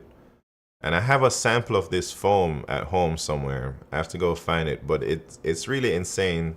You hold this foam in your hand, and you put like an ice cube on top, and instantly the ice cube starts to melt because it just sucks all the heat out of your hand, and you could feel it. Like it doesn't even take a fraction of a second to like start transferring that heat. But anyways, so that's like my college experience. And then I got that internship, graduated college, 2.1, lowest GPA in the class. But then the internship didn't lead to anything. I never got a full-time offer. I tried to find some jobs. Um, I think I interviewed at like Pepsi, at some other defense contractors. I interviewed at like some random companies, and nobody wanted to hire me. So I was like, shit, man, what am I gonna do? I don't know. So I started working in restaurants again. Well, there's a part I'm not saying. So after I couldn't find a job, I actually turned to the dark side. A friend called me up and he's like, hey man, I got this job maybe I think you'd be good at, that my friend does, other friend. And I was like, all right, what is it? And this is the spamming thing. So it was basically, there's this spamming ass company, and there's like programmers at this company, and they would create these bots, these program bots, right? And they would give them to people, and all he had to do was find like some email lists or something, and you get some proxies and something like that, and you load up the emails and the scripts and the proxies, and you press go, and it starts spamming people, and you start making a bunch of money, man. For every sale I got, I would make like $12, $13 or something. So that's what I was doing after college, after I couldn't find a job. I was like spamming, super illegal, yeah. Super illegal stuff, man. Well, I wouldn't say super illegal, just maybe gray, super gray area. You're like breaking a lot of terms of services. $12 for a lead? What are they selling? It was in the, man, I'm not gonna say that. It was in the adult entertainment industry. Anyways, so that's what I was doing for a while, and Viagra, nah, man. Anyways, I'm not saying any more about that. But I didn't know how to program back then. But that's when I first saw how powerful programming could be, man. They used to just supply us with these crazy programs, and it would spam like MSN Messenger or AOL Instant Messenger or like Yahoo Instant Messenger. None of these things really exist anymore, I think. And $12 a sale, and I've been making like 20, 30, 40 sales a day from these programs. And that's how I'd like afford to live, you know? ICQ, yeah, nah, this was after ICQ, but before like modern day. Anyways, where was I? Eventually, the company that supplied these programs, they started to get paranoid, and they cut me off. They cut off everybody from, like, they weren't giving out free programs to people anymore. They only gave those free programs to like trusted people in their circle. And I was not in that circle because I was like 3 degrees of separation away. So my friend knew somebody who knew somebody who knew like the owner or something like that. It was like me, my friend, my friend's friend, and then the owner of the company. So I wasn't close enough to get access to those programs anymore. And I was like, shit, man, the gig's over. And then that's when I decided to go work in the restaurants. And I was like, shit, well, wait. Actually, I missed a part. So after the gig is over, I moved back to Jamaica. My grandfather is a very successful businessman in Jamaica, probably super successful. He had a business for 50 plus years with like 21 locations across the island. And he was like going into a new business venture. And my mom called me and she's like, hey, you should move back to Jamaica. I think your grandfather is looking for somebody to take over and blah, blah, blah. So I'm like, all right, I'll do that. And I went back to Jamaica. And we weren't seeing eye to eye. He wanted to pay me like $100 a week. And he wasn't like treating me right. He was very disrespectful to me, I felt like. And I think he just wanted somebody to just do anything he says, whatever he says. But I wasn't about that, man. Me and him don't have a great relationship. So one day I just told him, man, I ain't doing this no more. He hasn't paid me in like 2 months.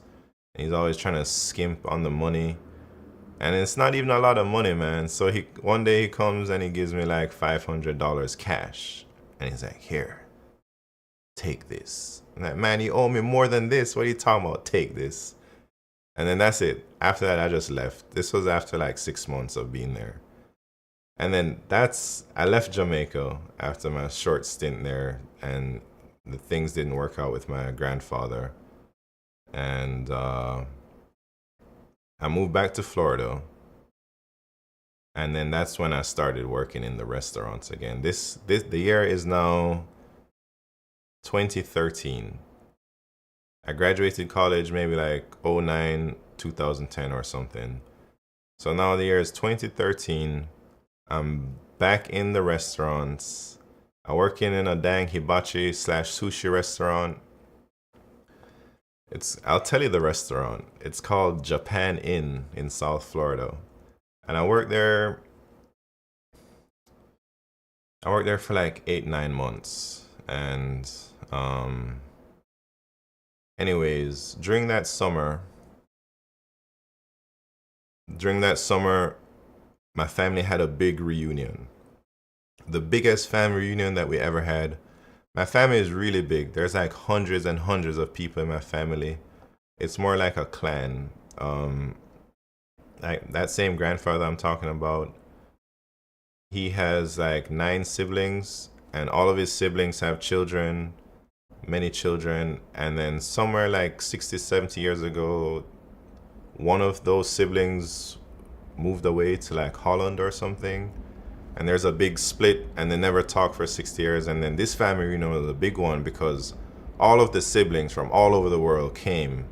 And I think there's like 200-300 people at the reunion. So I meet some of my cousins from Holland and wherever, all over the world. And one of them tells me, hey man, you should move to Holland. I was like, oh shit, for real? I'd never even thought about it. And then after I went back home from the family reunion thing, I started looking into it. And I was like, how can I get over there? And I have 3 passports, man. I have citizenship for USA, I have citizenship for Jamaica, and I have citizenship for Canada. So I was looking into it, and I was like, Canada has this working holiday program where you can go live in another country for up to a year, and all you got to do is apply. So I looked into it, and Holland was on the working holiday visa country list with Canada. So I just applied through the official channels for the working holiday visa. I got it. And then I moved there, and I quit my dang job at the restaurant serving sushi and hibachi, moved to Holland. And my plan when I moved there, Amsterdam, I lived in Amsterdam.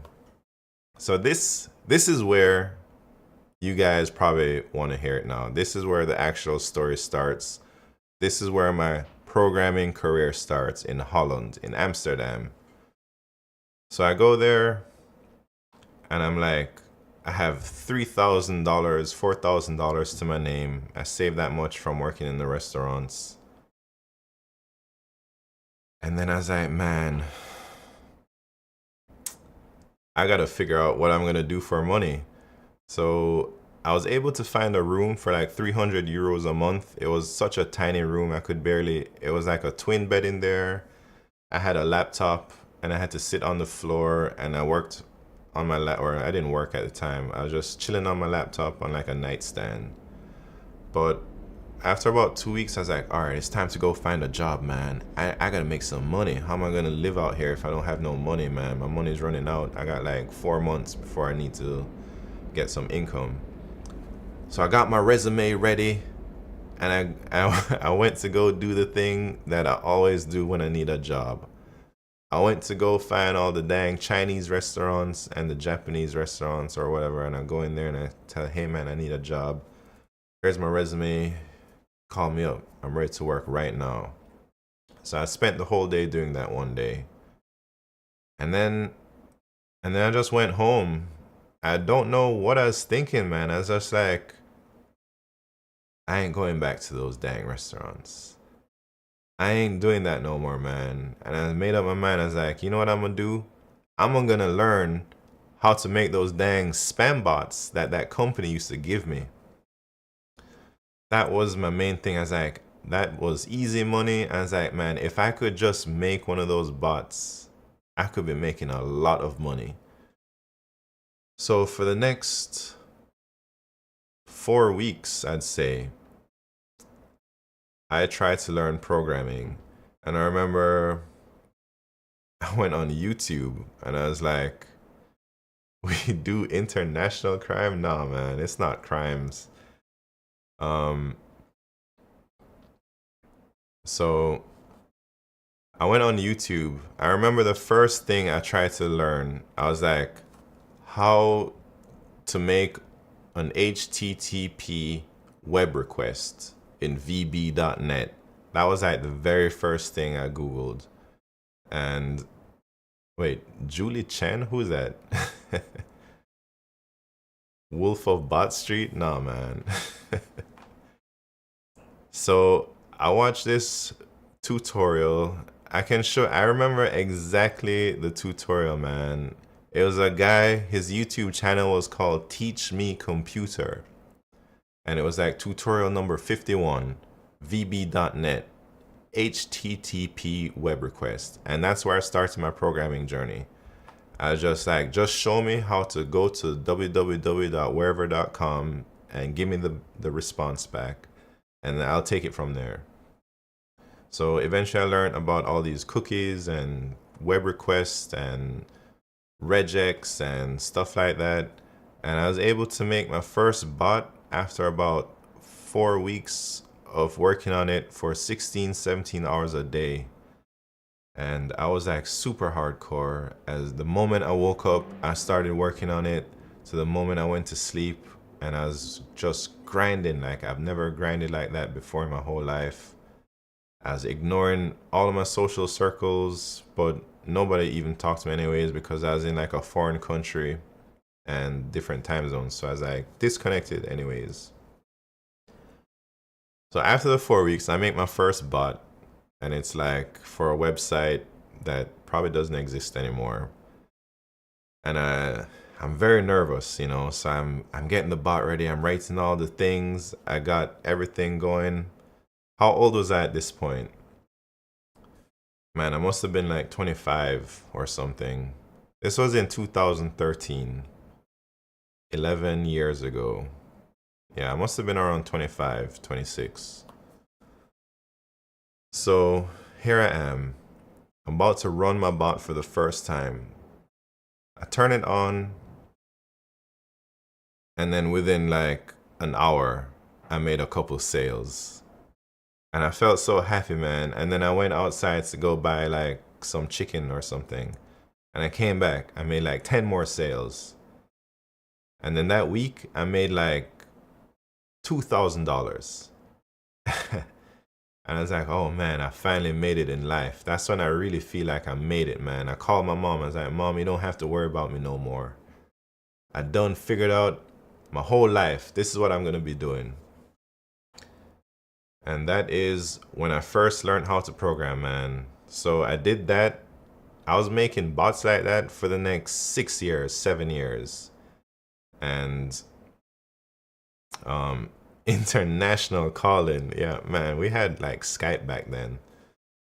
So eventually, like, my first bot was really terrible. I remember I used to make one thread for every request in a loop. I just like, it was super bad. I could only have, I remember I was struggling to get more than 200 accounts online at the same time before it would like drop. Um, so my first bot, not very performant, 200, maybe 250 accounts on at one time.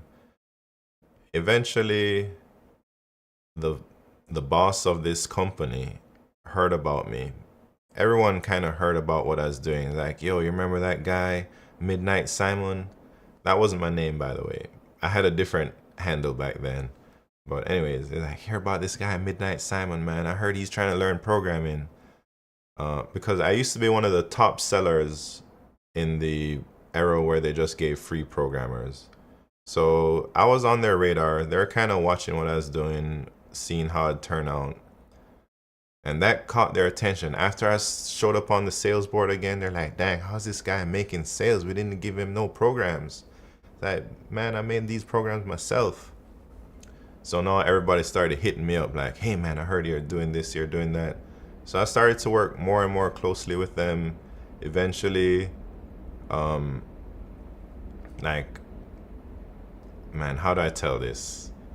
Eventually, I started working with the company programmers, and I learned a lot from them. But everyone was super guarded. No one really wanted to tell anyone else how to do things because secrets were like very valuable there. So I didn't really know, I didn't have any true mentorship. People were always withholding information from me. But at this time, at least I was on the good list now. So I was able to get these programs given to me again. Only some of these programs though. So what I did was I took the programs they gave me, and I think they had all types of obfuscation on them so that they guarded the source code so you couldn't reverse it. But anyways, I tried to reverse engineer these programs to learn from them. And I tried to decompile and make sense of what's going on and did all types of things with these programs. And I remember in the source code, I saw some things with like some words I've never seen before in programming, like async this, async that, call back this. And I was like, what the hell is this stuff, man? I heard rumors about this async stuff where if you use it, you could run thousands of accounts at the same time. So anyways, I went on another binge to like reverse engineer these things, and I ended up re-implementing whatever they did in async. Like no, this is VB.NET. But I use asynchronous programming to like get rid of all the threads I was making and making my program super efficient, and like using like an event loop and stuff like that. And man, my bots went from running 100 accounts to like now I'm running 4,000 accounts online at the same time. Simon levels up, async tree acquired. Yeah, that was like a turning point in my career. I went from like, I used to run like maybe 5, 6, 7 servers, dedicated servers, and each server could only maybe handle 100 accounts because my bots are so inefficient. Or maybe like more than that, maybe like 1,000 with 10 bots running each. But anyways, after I learned that async stuff, man, I downsized to just 2 servers and they're running like 10,000 accounts each server. And that was like big level up for me. I made it to the big leagues. Everybody knows my name out there in the spam world. They're like, dang, everybody heard my story. I'm like a superstar, I felt like. Anyways, so that happened, and then where do I go from there? My next biggest breakthrough in the spam world was like, man, I don't want to really reveal any names, man, but there are some prominent figures in this thing, and we decided to work together. So there's 3 of us. There's me, there's this prolific hacker out there. And then there's this super genius kid programmer who makes a lot of the bots for the company.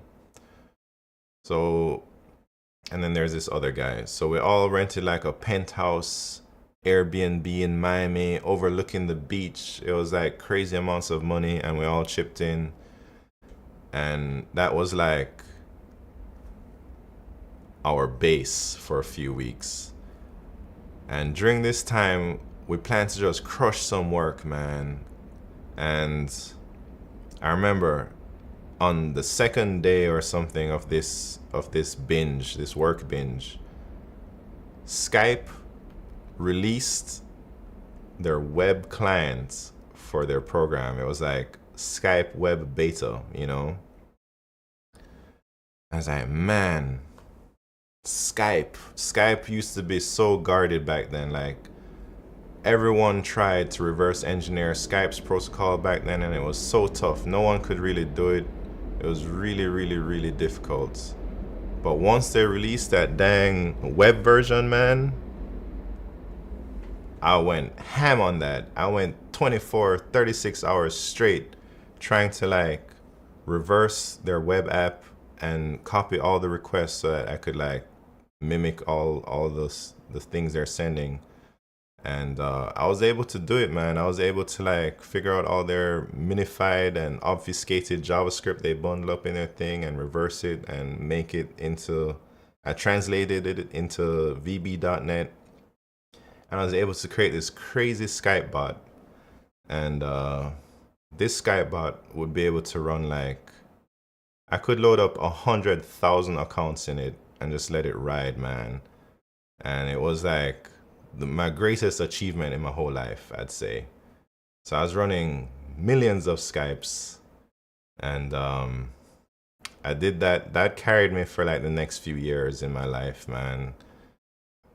At the peak, I think it was like $50,000 a week we were making on that thing. And it was a good time, man. And then that's when I was like started to travel a lot more. I was like, I spent a year in every place I went. So I went to like Japan. I was in Canada for a bit. I was in Holland. I went to Thailand also for a year. I went to Vietnam for a bit. Anyways, so this is like my programming journey, man. This is how I became. But anyways, eventually all these accounts, man, all these places, they started to do phone verification, man. And this was like the downfall. I go from a 50K a week. 50K a week was like the peak, man. It's not like I made 50K a week every single week. Maybe that year it was like 300K or something. Anyways, where was I? Should have put 10K. Man, I was buying $1,000 of Bitcoin every week back then. So I had many Bitcoins. I had hundreds of Bitcoins. But I sold them all. When Bitcoin hit $700 a coin, man, I sold everything. Anyways.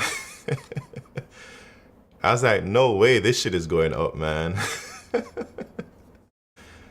So that's diamond hands, yeah.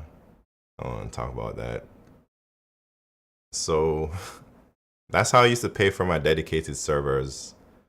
Like, so I used to have like my Bitcoins. First, I remember the first time I bought Bitcoins, I used to go on this place called, man, what was the website called? Local Coins or something like that. I forget. But I had to go physically meet somebody and do a deal, like give them cash and they'll give me the coins. And then once it got a few transactions verified, then we'd go about our ways. So that's like my first time buying Bitcoins. Was it Local Coins? Local something? Anyways. So I'd meet all types of people during this time. and it was kind of interesting. There's all shady people back then in Bitcoins. All right, so phone verification. Yeah, so Skype and all these other instant messaging platforms everywhere started phone verifying. Like, you need a phone number now to have an account, and if your account doesn't have a phone number, it doesn't get verified. It gets banned, it gets flagged. You can't send messages, stuff like that. So,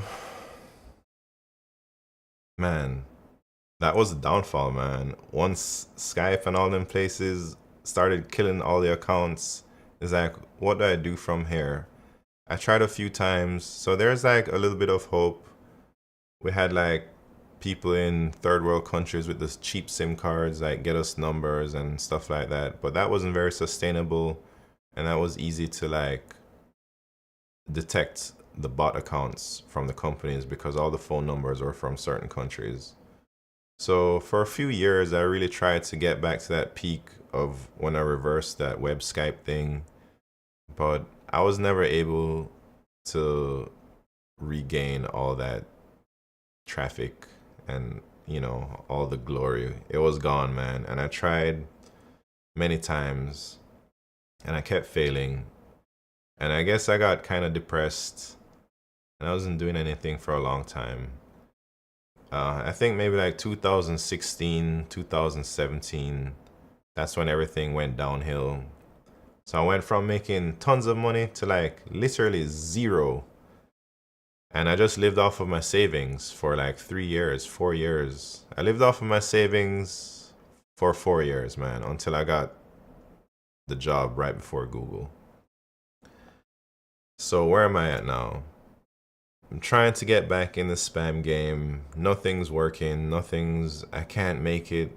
Everything is just so difficult these days. Not just the phone verification stuff, but anti-bot detection stuff got so great. I guess with all the AI and people were locking down their endpoints and monitoring their endpoints. Back then, nobody was monitoring endpoints, man.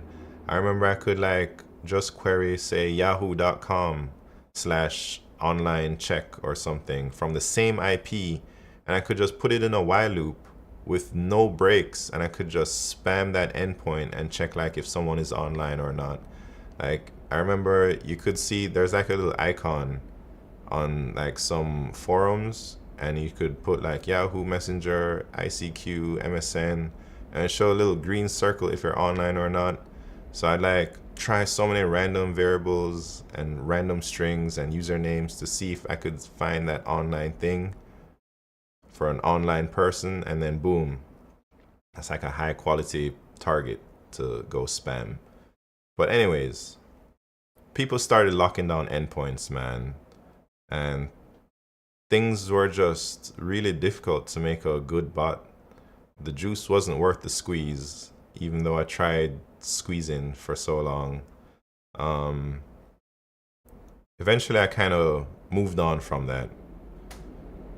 JWTs, no, that stuff is alright. It's just there's a lot of anti-spam measures in place on the internet at this point. So eventually I moved into freelancing, like making WordPress websites. The story has a lot of bots in it. Yeah, I did bots for many years, Brett. But 2017 was probably the last time I was in the bot or in the spam world. After that, I made an exit. Just kind of slowly withered away, really. It wasn't like a grand exit. So I was like, what am I gonna do now? And I tried to just do try to get clients to make websites and applications. So I made a couple WordPress sites, and then a company in Jamaica. I made an app for a bank in Jamaica. That was like my first big project outside of spam. And I made this app. It took me like a year to make, and I didn't really know what I was doing. It's like my first time trying to freelance like that, and I super undercharged. I only charged like $10,000. So I worked on this thing for a year, and I made like $10,000 for it. It was not worth it, man. But I learned a whole lot. And I learned that I don't really want to work alone, man. I don't want to freelance. I actually want to join a company, be a part of a team, like a stable team. So, anyways, I moved back to Jamaica. That's where I was making the app. That's how I got the contacts. I built the app there. And then, man, my cousin came over one day and he brought two of his friends because one of them went to like a crazy programming school and I wanted to hear about it. And man, I asked her about this school and she said, so we're in like 2018 now. This girl said she went to a school and I was like, dang, they teach only programming. It's a free school and they only teach you C and they offer free room and board and there's no teachers and it's funded by a French billionaire and it's going to be funded for the next 10 years. I was like, holy shit, that sounds amazing. And that very night, man, I went home and I applied to that school and they told me, yeah, come on to the boot camp. Yeah, it's called 42 and it's 42 Silicon Valley. So I went from Jamaica, applied to this school, 42. I always thought, man, you know, they sold it really well. They're like, 42, this place is right in Silicon Valley. It's right next to Tesla, Facebook, Google. And they're like, we have recruiters from all these places coming here and recruiting from this elite school. It's like a popular school in France. I think it's really prestigious in France. And they're opening up their Silicon Valley branch. And I was like, man, I gotta get in that school. So I just applied, went in, and within a month, I was flying out there to do the boot camp. So the way the school works is like you do a 4-week boot camp and they teach you everything. They assume you know nothing. So you're learning like Get, you're learning C, you're learning all these crazy low level stuff, I guess, in C. And everything is in C. And then at the end of the 4 weeks, there's a final exam. And you just have to pass like a few questions in the final exam. And if you pass that final exam, you get accepted as a cadet and you get free room and board. And all you got to do is work 30 hours a week in the lab and make progress on all your projects. And that's the criteria for free rent in the Bay Area. And that's what I did. So I went to that school for like 9 months, 10 months. But after I got accepted, I didn't go immediately. I wasn't too sure. And this is 2018, and I actually went for one last hoorah. I was like, let me try one last time, man. Let me try and make it in the spam world real quick. And I went to Vietnam, and I went back to Japan. But it never worked out, and I just ended up joking around and having a good time. And during this time, that's when I made Midnight Simon. That's when the name Midnight Simon came about. I was like, I'm about to go ham at this school once I get over there, and I just want to have some fun until then. So I really got into like photography. I've always been into photography, but I really wanted to like create something.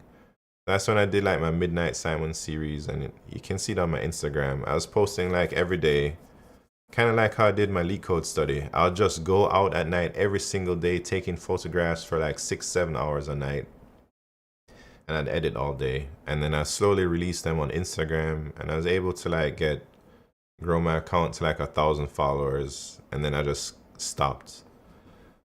That's like a side story. I could talk more about that one day. But anyways, we're almost at the point where I start LeetCoding. So I go to the school. It's like July 2019, maybe June 2019. And I start doing all the coursework, and I'm like, man, this coursework is whack. They're only teaching C, and they're teaching all this other stuff that nobody cares about. But there is one thing that I started to learn from there. They had like an algorithm section in that course where they talk about like, so there's like a beginner's level exam, and that was easy stuff. I crushed it. But then there's an, after you pass the beginner's exam like 3 or 4 times, you're able to take the intermediate exam at this school, and that is more algorithms focused. And that's where I got introduced to algorithms, and that's where I started to learn about LeetCode. And that's where I heard about like all you got to do is LeetCode to get into one of these top tech companies. So I started to just abandon the coursework at this school just for like, what year was this? This was in 2019. I abandoned the coursework. I wasn't doing what they told me to do.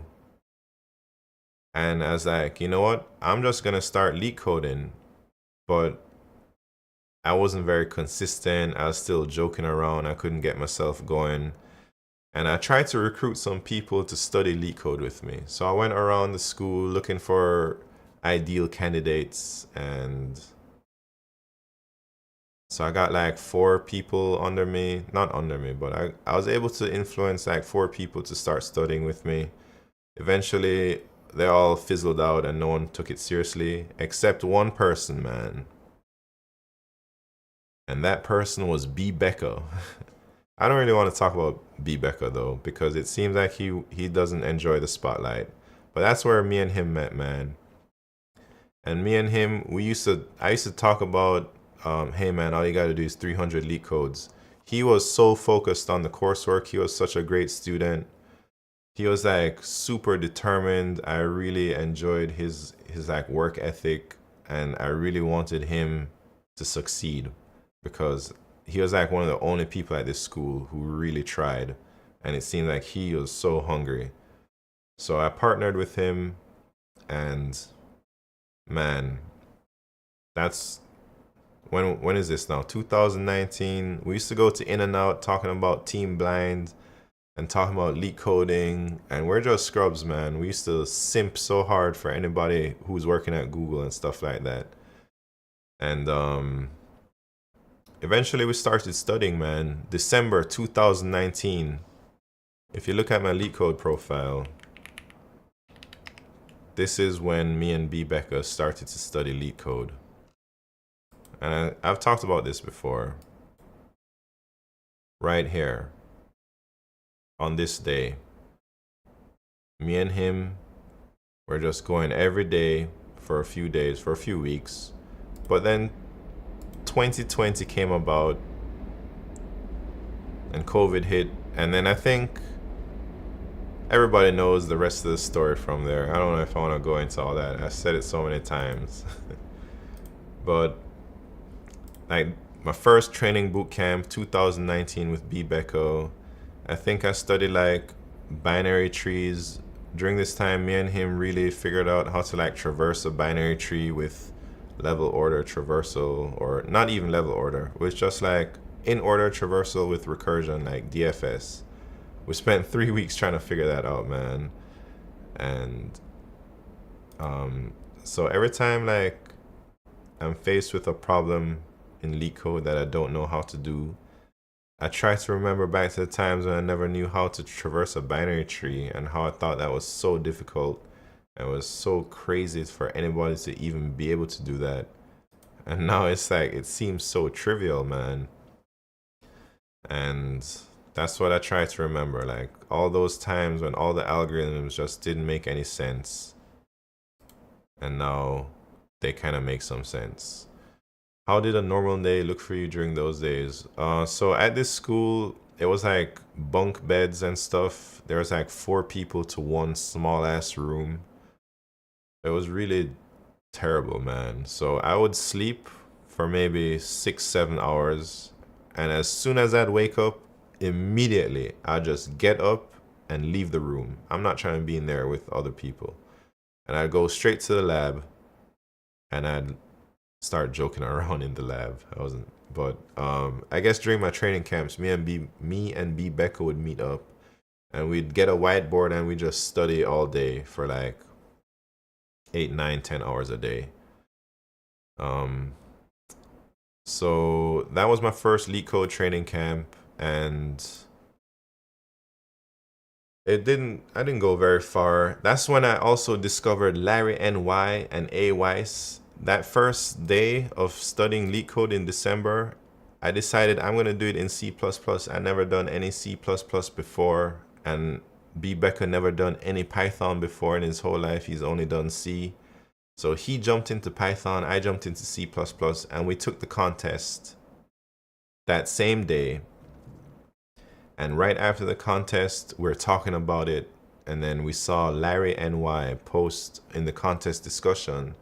And he had uploaded a YouTube video on how to solve the contest. And we're like, we're like, oh man, Larry NY, this guy is cracked out. And we became fanboys back then. And we used to watch lots of Larry NY and like, yo, this guy is so good. And AYS used to stream also back then. And I remember Primogen was also streaming. He used to have like 100 viewers in those days. And we used to be like, man, look at this guy. He's working at Netflix. Wow. And he's streaming on Twitch. Wow. Super big fanboys. And now I'm streaming on Twitch, but not nearly as big as anything. AYS before crypto. Yeah, this was AYS before crypto. So that was like the first training camp. Eventually COVID hit, the school shut down. This 42 school, it basically shut down, man. And I moved out, and I moved into a dang super nasty ass apartment across the street. B Becca also moved into that house. There's like 6 rooms in the house. So it was me, I was upstairs in a tiny room. He was like downstairs, and there's like 3 other random ass nasty roommates. And me and eventually I only stayed there for like 3 months during COVID, and I decided to just dip out and go to Canada to live with my grandma in her basement. And that's when, living in my grandma's basement, that's when I started my second training camp. That's when I discovered binary search. That's when I did that interview that you saw with that guy Poggers or Adam somebody on YouTube. The one where real Raymond Jones was saying, I was talking about the type of bots I made. And so I was training, I was doing like, I think I went from like a 1550 rating in my first camp to the second training camp. I got up to like a 1650 rating on LeetCode. That's when I really started to interact with Larry NY. That's when he went and did his live streams. Before, he only did YouTube videos and stuff like that. So Larry used to do like binary search rooms. He used to do coding game. And that's my first time really meeting Larry. Every time he streamed, I was in there. I don't even think he remembers me from back then, but I was in there, man. And eventually I needed a job. My money was running super low, but I didn't have any expenses really. I was living in my grandma's basement. I had a lot of credit card debt. I had at this point I had like $50,000 in credit card debt, man. And that's not when we met, Betsim. This is before I started streaming. This is my second training camp in 2020. So I needed a job. So I got a job at this startup doing React Native. And I got this basically because I built that banking app. This other company that was doing React Native hired me because I was able to talk about all the challenges I had with my app and stuff like that. So I joined this small startup. It was like a farming startup trying to provide farmers direct access to their customers. So you can like browse farming CSAs. A CSA is like a community source agriculture. It means like you're buying from your local farmers all the fruits and stuff on maybe like a weekly basis or a monthly basis. So this app was trying to do that, facilitate that connection between straight from farm to table, basically. And I liked it. It was decent. They hired me as an IC, but after like a month, I started to manage, basically, I guess like a technical manager. And after a few months, maybe in like March, so I got hired in September. Maybe after like 6 months, they started to lay people off, and I wasn't feeling it, man. So I had made some plans, and so I'm still living in my grandma's basement at this time. And I think it's around April now. I decided to move back to California, move back, and I hit up B Becco. Um, and I was like, hey man, B Becco was having issues with his roommate at the time. I also knew that roommate, so I talked to that roommate that he had, and I was like, hey man, I'm gonna take over your lease and you're gonna move out because it's best for everybody. And the roommate was like, yeah, let's do it, let's do it. And then I told B Becca, I was like, yo man, I'm moving in, he's moving out. You don't have no more issues, we're cool. And that's what I did. I packed up my car and I drove back to California. This is like my third time driving or fourth time driving cross country in like the last 3 years at this point. So I drove back to California, man, and I moved in with B Becca, and me and him were roommates for like 2 years or more. And then, well, after I moved back in the summertime, that's when I started streaming, man. B Becca was talking about moving out, getting another place, moving across the bay into San Francisco. I wasn't trying to do that. I couldn't afford it. I didn't want to live in San Francisco. So I was like, man, I'm about to have to find my own place. And the job I was working at wasn't paying me enough to like live in the Bay Area. They were paying me $35 an hour, and it was remote. So it's like, why would they pay Bay Area salary when they don't have to? So I was planning on leaving. That's when I decided, oh shit, I need to LeetCode again. I need to get good at LeetCode so I can pass some dang big tech interviews. And then June 1st, 2021, that's when I booted up the stream, and that's when I did my very first LeetCode thing, man. And that's my story up until I started streaming. That's a long story. The big tech era. Oh yeah, well, up until I'm not in big tech yet. So after I started streaming, I still had a job. I was training every day for a few months. Nobody really came about except like No Condom Chris and a few other people. No Condom Chris told me to take Google Kickstart. Google Kickstart is a competitive programming contest geared towards algorithm noobs, like a beginner's competitive programming contest. He really pushed me to do it even though I wasn't gonna do it. I think there's like a big Conor McGregor fight on that night. But because he pushed me so hard, I did end up taking it. I only solved one problem. I think I placed 4,184 or something like that out of 10,000 people. So not that great, man. But the recruiter still reached out to me. I think it was a mistake, to be honest.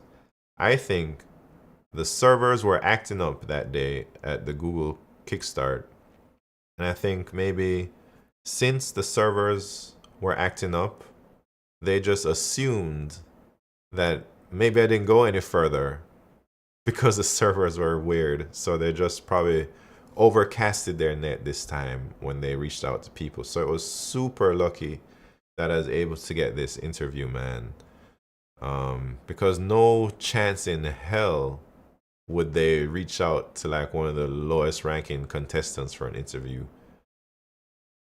And then after the recruiter reached out to me, I told that farming ass company that I was working for that I quit. And I told them why. I wasn't like lying. I told them I have an interview with Google coming up in 5 weeks and I need to study for that, so I'm gonna quit. And they said, oh shit, well, I guess that's too bad, but if things don't work out, you're always welcome back. That's what they told me. So I quit my dang job and I started to stream on Twitch 2 times a day instead of only 1 time a day. And then that's it. I started streaming, I started grinding hard. Brett showed up somewhere probably before that, but Brett showed up around those times also. I was doing a lot of binary search. Maybe this is time BetSimp saw me streaming out there. Real Raymond Jones was out there at this point too. And so I told the recruiter, man, I ain't ready. Give me 5 weeks to take this interview. And it was just a phone screen. So the recruiter was hesitant, but they agreed. They're like, all right, 5 weeks, reasonable. Let's do it.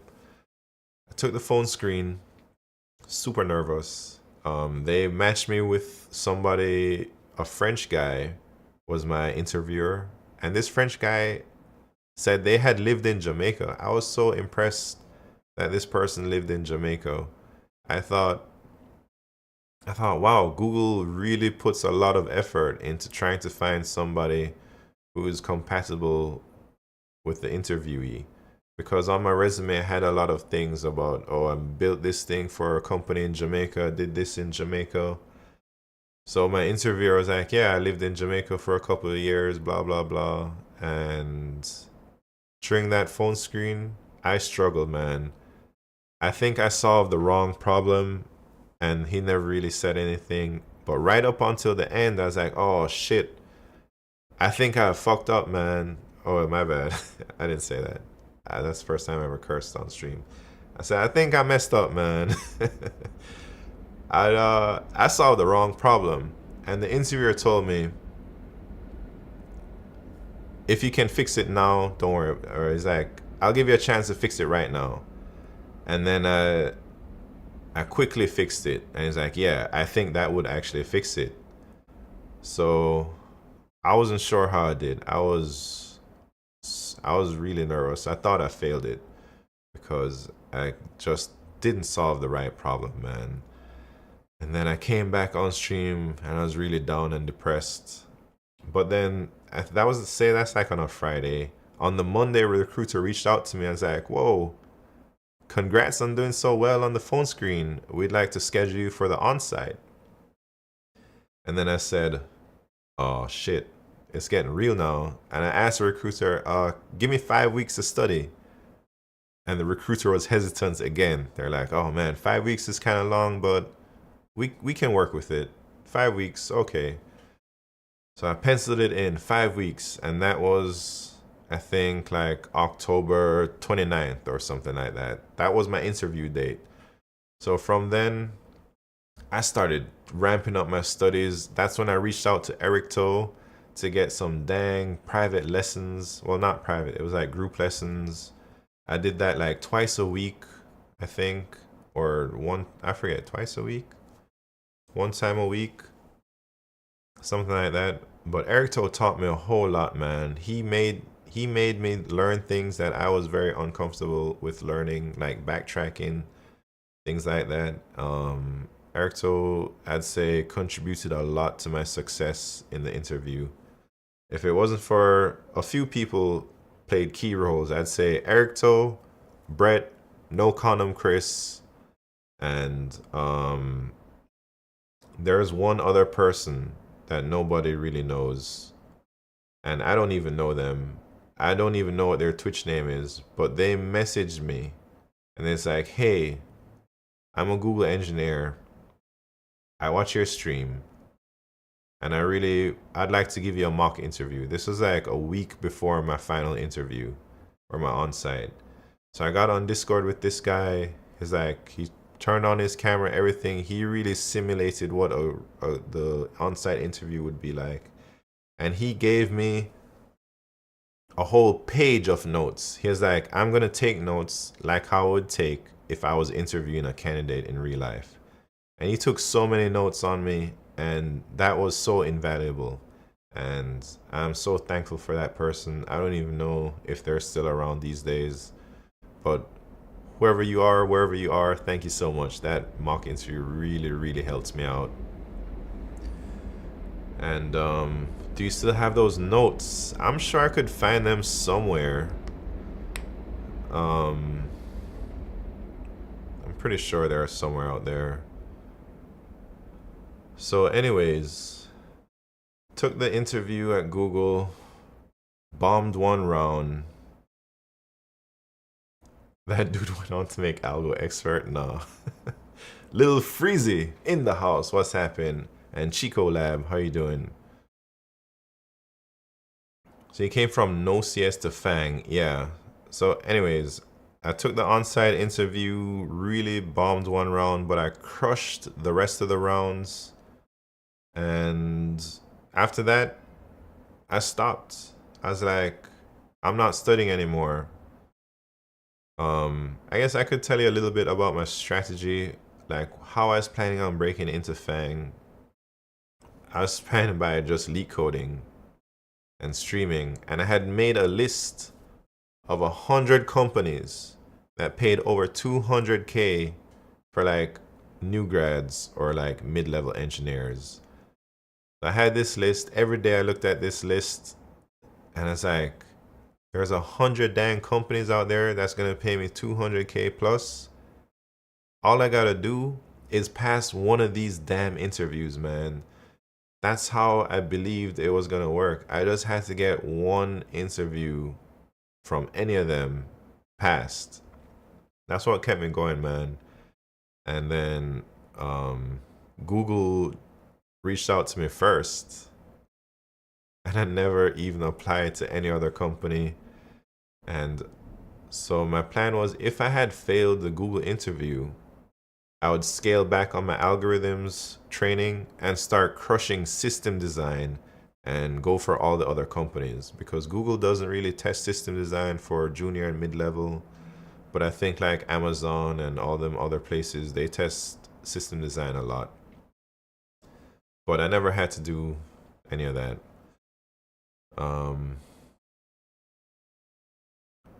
Changed my nickname from Matthews Francisco to Chico Lab. Okay, what's happening? So that is my story, everybody. And I can talk about my story after I join Google if you want me to continue. Oh shit, B Becca. Oh dang, B Becca on YouTube. Somebody said that. Nah, that ain't B Becca, man. B Becca wouldn't have a name like that. B Becca wouldn't even talk on YouTube. I know that's an imposter. Anyways,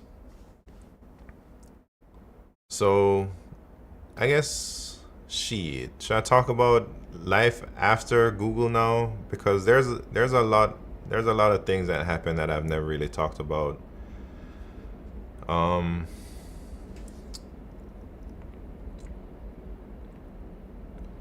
Yeah, what happened to B Becker? I think he's just trying to focus on himself. Maybe he finds like being in the public eye is a little bit distracting. All right, so let me talk about my experience joining this company from like a non-traditional background.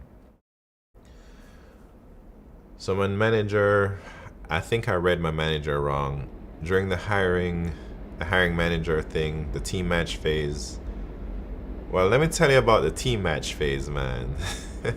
Jeez, there's a lot to talk about. So during my team match phase, I matched with who did I match with? I talked with 5 different teams. The first team I talked with, I don't even remember what they were. It was probably some boring stuff. Second team, who knows, boring stuff. Third team, I was excited. This team said they are the counter abuse team, and they deal with spammers, and they try to do things like that, you know? And I was like, oh shit, I want to be on this team. I was like, I can help stop spam. I can do this. And I think I came on too strong. I think I came on way too strong for that guy. But I was like, man, I'm so excited. I can't wait to do this. I'm really hyped, man. I told him like, man, when I was younger, I used to make bots for like video games and stuff. And and I was like really trying to like get in on that team. But they never matched with me. And then I talked with another team, did not match either. And then the final team I talked to,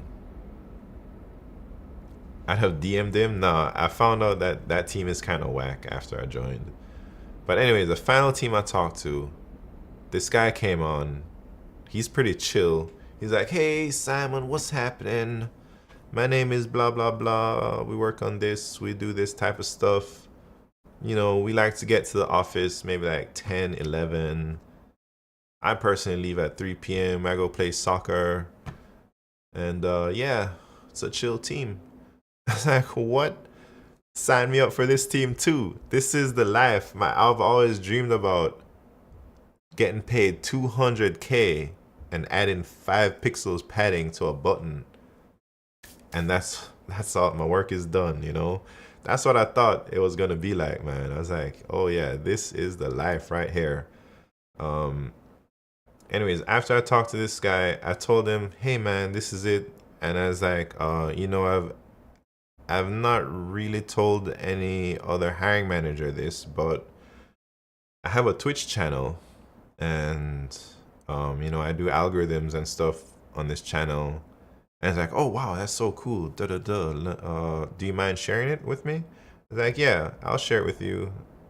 You know, I wasn't sure how it was gonna play out, but I was like a little bit cautious. So I showed him the channel. I gave him the link, and then the next day, so I had this interview at like 4 p.m. or 3 p.m. on a Thursday.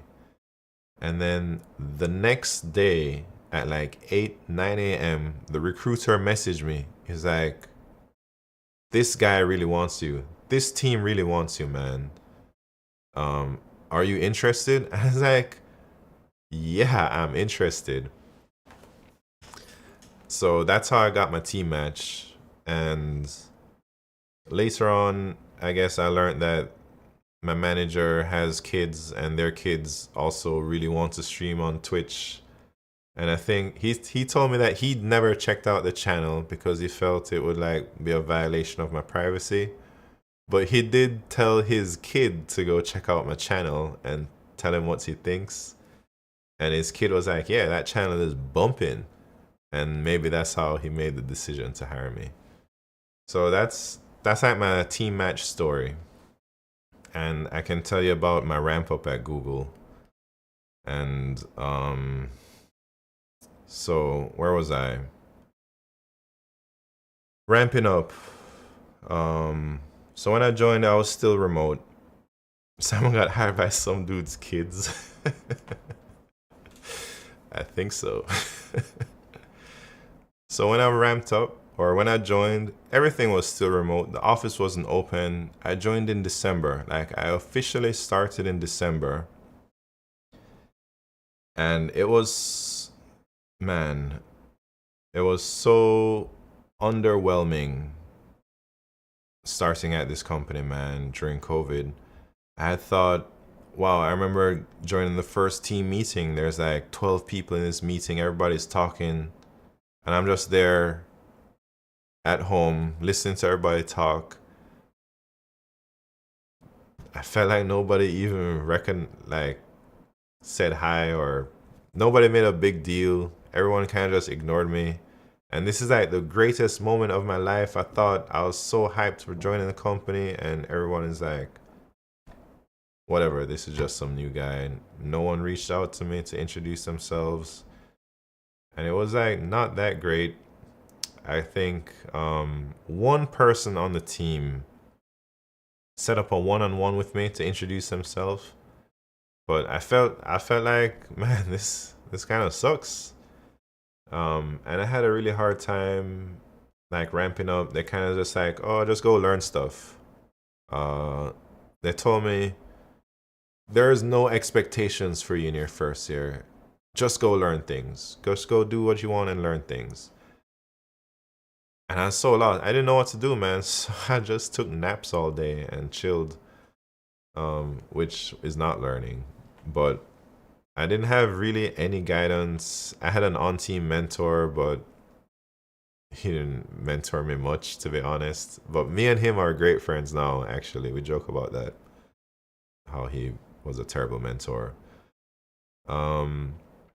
Eventually, we went back into the office. I remember the office opened in March. So I've been at home for 3 months by myself. I still don't know what the hell is going on.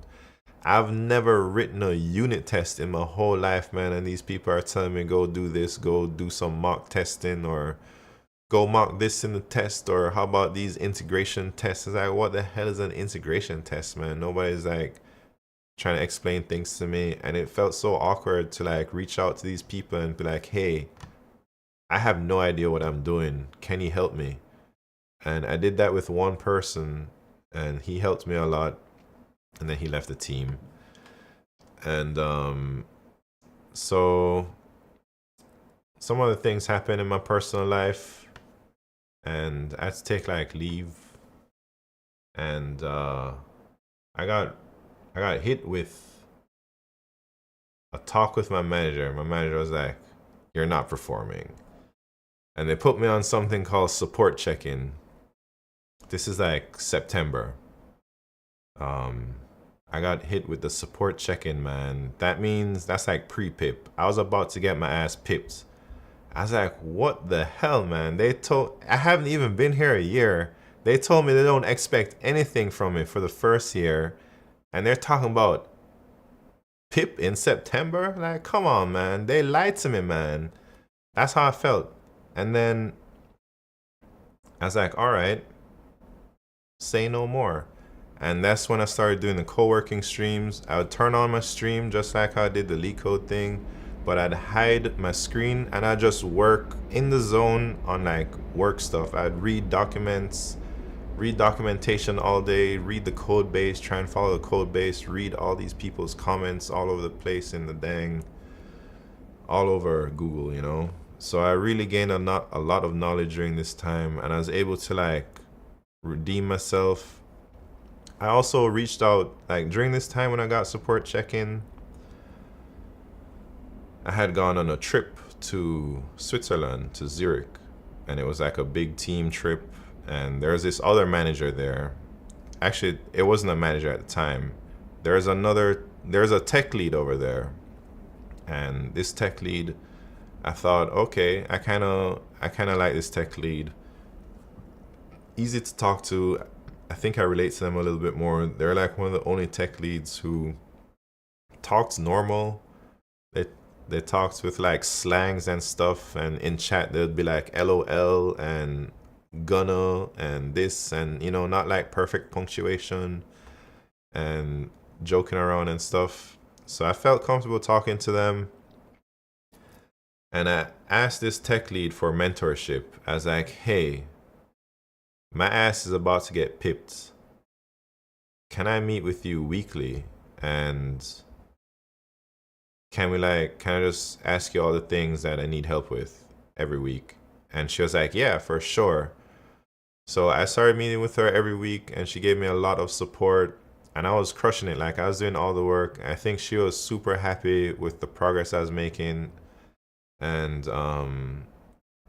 eventually that led to her becoming, like, she became a manager later on.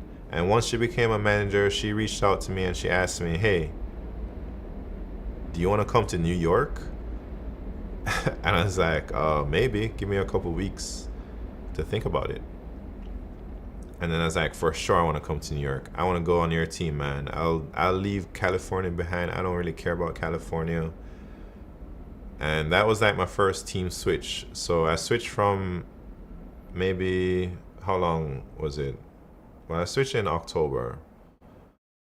So I left that team. I was almost about to get pipped.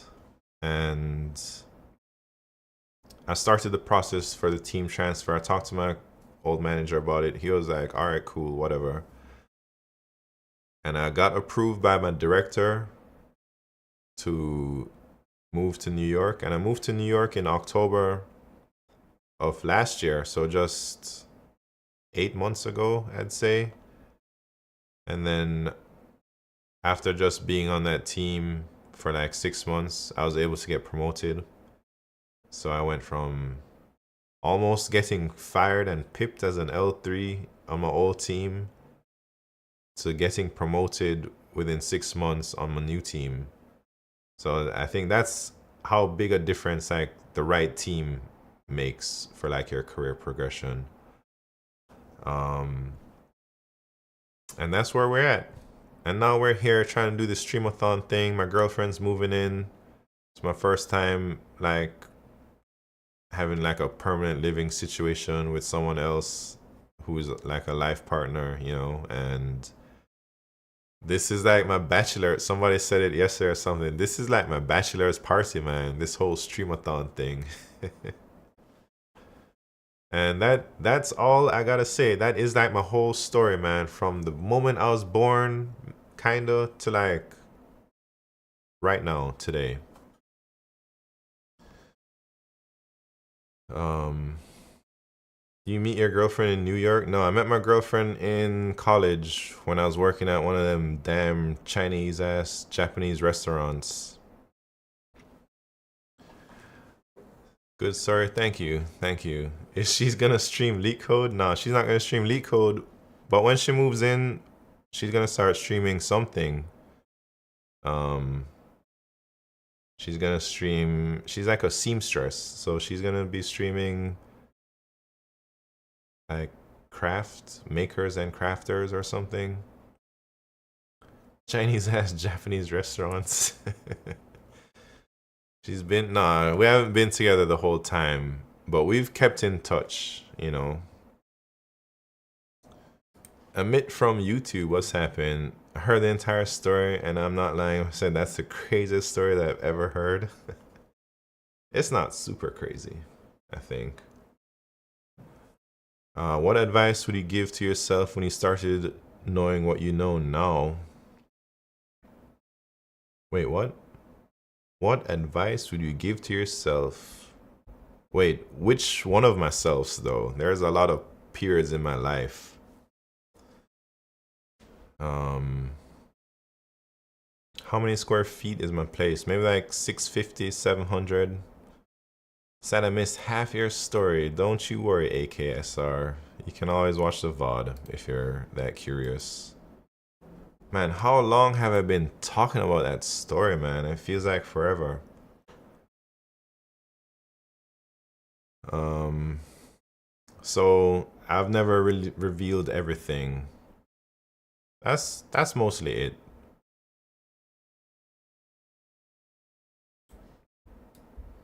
There are some other things that I left out for sure that I don't think I can talk about on stream because I'll get too emotional.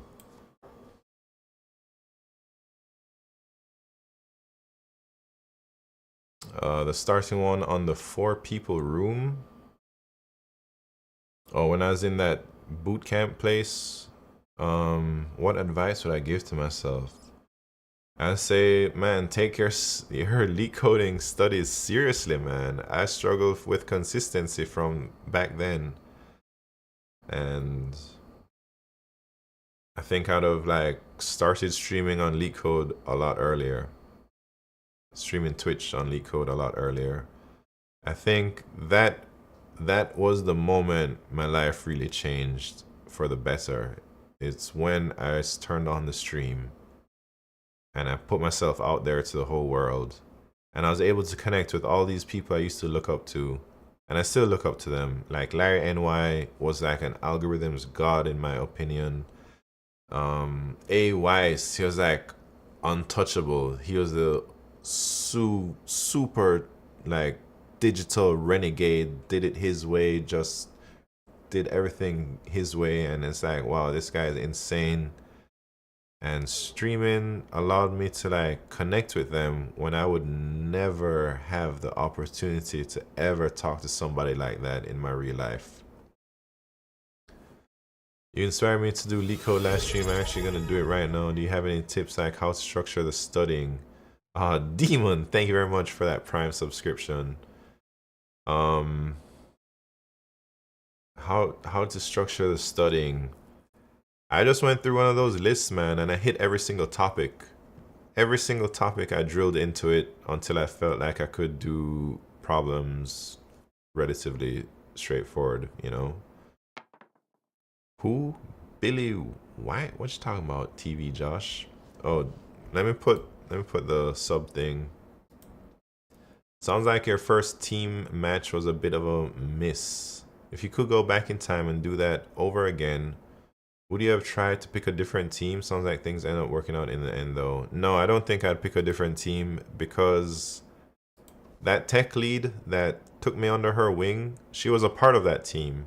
She was just in New York. The team was distributed across New York and Sunnyvale. So I think it was the right team, maybe just the wrong manager for me.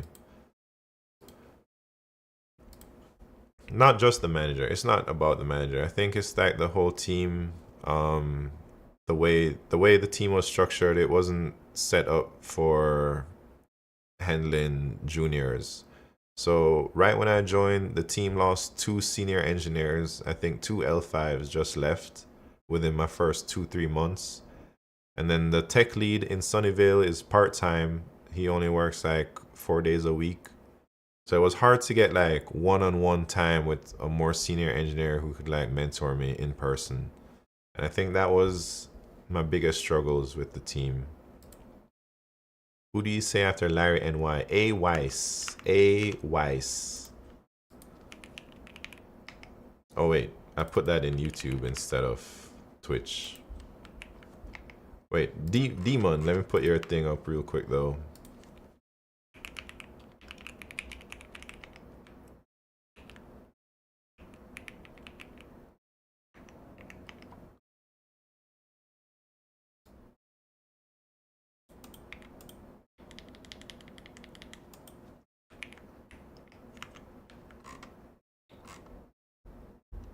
All right.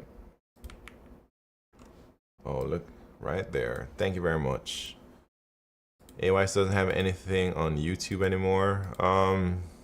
Yeah, he never had a YouTube channel. He just live stream on Twitch, man. But he has a Twitter. But his Twitter, he has like 100, 200,000 followers on Twitter. He's like a crypto millionaire, man. Smart Coder, thank you very much for that hydrate. Cheers.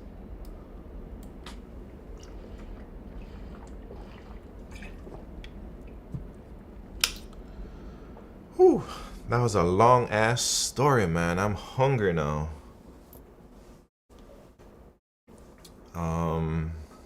Anyways, thank you all for staying and listening to what I had to say. I've kind of wanted to tell this story for a long time, but I didn't really know how I was going to deliver it.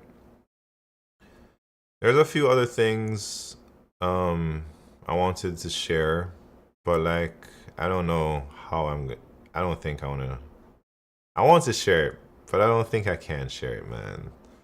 Maybe one day I will, but it might not be live. I might have to do that offline.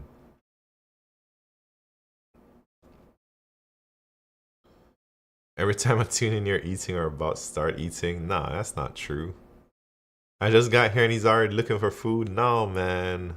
I just gave like a 2-hour long speech on a dang story. Oh, numbers is in here. Man. Hector HSC. What's happening? That's the first time I've ever seen Hector HSC type anything.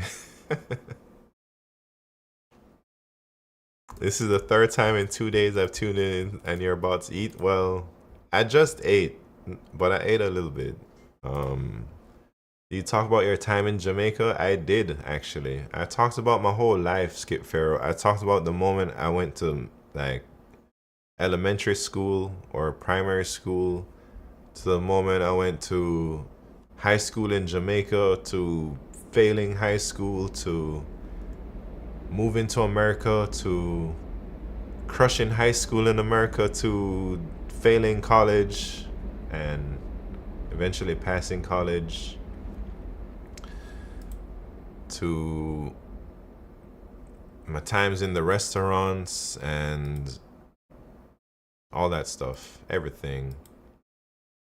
I want to hear that bit. I was born in Jamaica. Oh, nice. Yeah, well, you can watch the VODs, or if you can wait a few months until I get a YouTube video out of that or something. um, you needed to use a chalkboard and it could have been a Draw My Life episode. Yeah, that's a lot of drawing, man. So, what what do we do now? I don't even know, man. Y'all ready for some 2-pointer technique? Or something? Oh, we can cross this off. My dang journey. My whole life. Um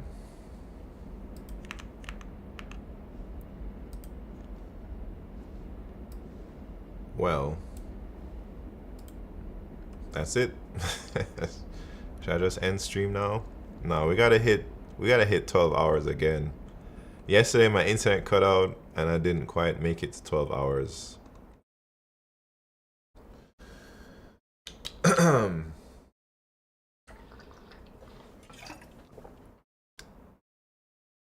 Man, I think I need a break from talking or something. Is there a daily problem out there I could do? What chair do you use and is it comfortable? Marcus Chevs. I use a Herman Miller Aeron Classic, not the remastered. And I have a headrest for it and it is very comfortable and it's helped me a lot with my back problems. When I was living in my grandma's basement, that's when I bought this chair because I used to sit down in like a wooden dining table chair.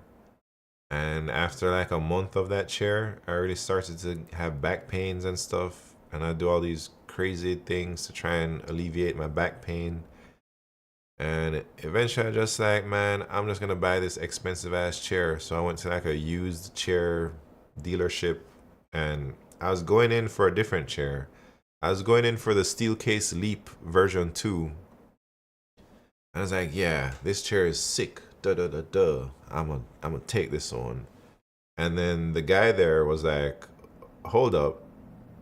Before you buy this one, you should probably try this chair also. And then I tried that chair. I was like, oh man, this is also sick. And it's like, hold up. You don't even know what this chair can do. And then he showed me all the controls on the side and how to use them and the different positions in the chair and all that stuff. And it's like, he showed me one position in particular that the chair can do. It's called forward tilt.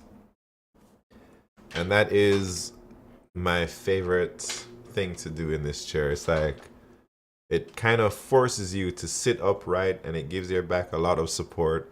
So I switch between forward tilt and like kind of like reclined, and it gives your back muscles a break, like, you know, and depending on which position you're in. So I like swap between those two things and it makes me able to sit down for like 12, 13, 14, 15 hours a day and I don't really have any back pains anymore.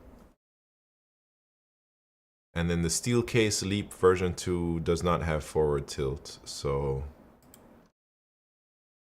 that's why I decided with the Herman Miller. But me and B Becca like had a bunch of Steelcase Leaps version 1s. We had like a office chair collection in that apartment, man.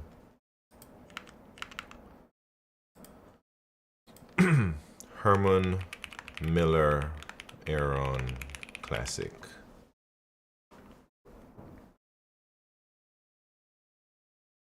Where's he working now? I'm not gonna tell y'all, man. That's up to him to tell y'all. Marcos Chevs. That's great to hear. I have a normal office chair and it's starting to give me lower back pain. Yeah, you should look into having like a really nice chair, but not just having it. I think you have to learn how to use your chair, because those expensive chairs, they come with so many different settings, man, and you should really know what your chair can be able to do. I got a Leap. I checked out the Herman Miller, but the sales person didn't really show me how to use it, and it seemed to tilt well to me. Yeah, there's some of the Aerons don't have the forward tilt package. I think it's like an add-on, but I think most of them should have that forward tilt. Um, you can watch YouTube videos on it and stuff. It's really great.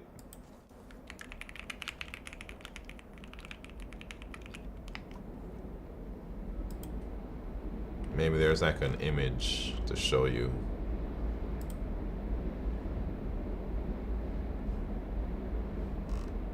Or something. I don't know.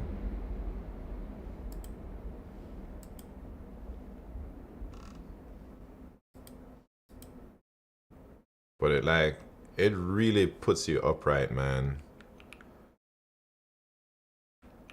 Feel like doing a lesson later today. It can be anything that you want. Oh man.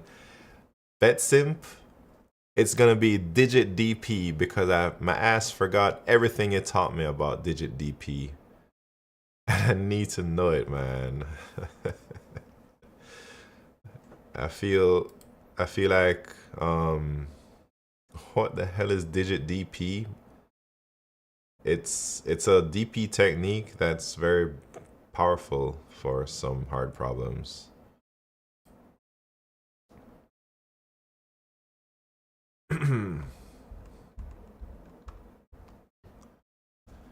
Anyways, so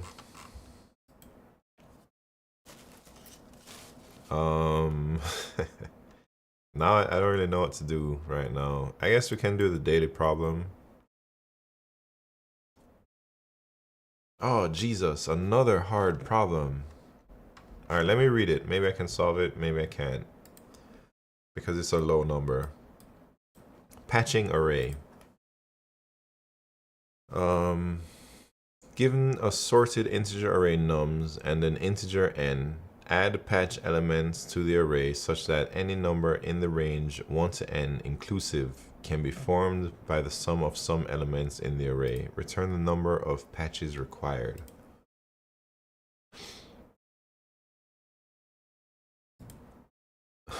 What? I got an ad after 2 days?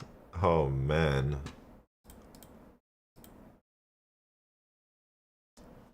You already know you can hit that YouTube channel.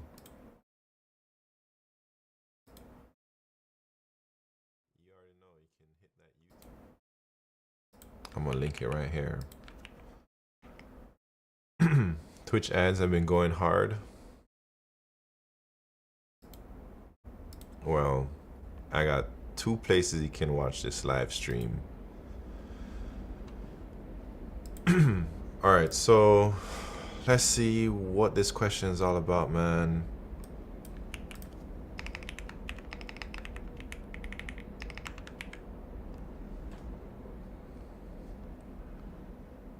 Combinations of nums are 1, 3, 1, 3, which form possible sums of 1, 3, and 4.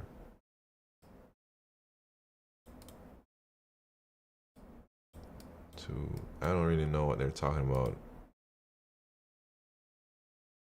Oh, we need to make all the sums 1 to 6.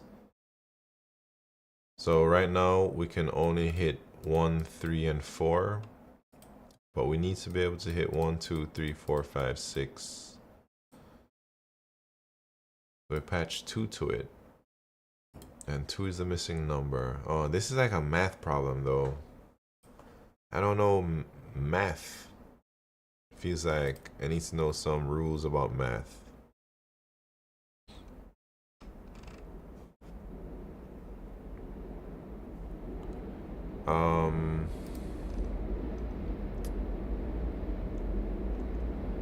Man,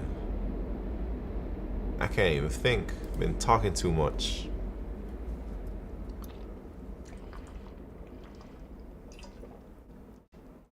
Should I go eat? Nah, I can't do that.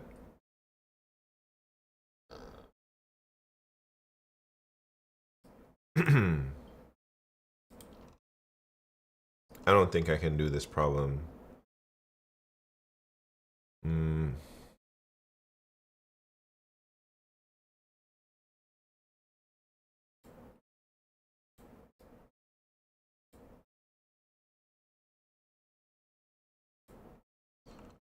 I just had some Vietnamese grilled pork chops. Pretty dank. Yeah, that sounds dank, man. That sounds good. It's 10 lines of code. And that doesn't mean it's easy.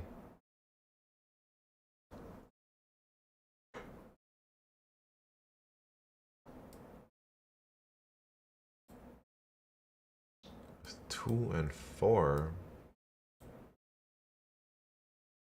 Alright, how do you know which numbers you need to make, I guess, I think you can solve it if you can work out how to calculate the smallest number you can create.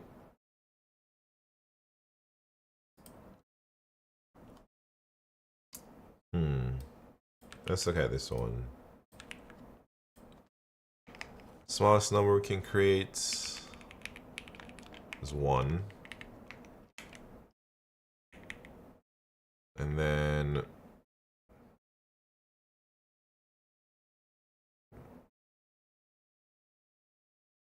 can we make 2? We can't make 2. That means we gotta add 2.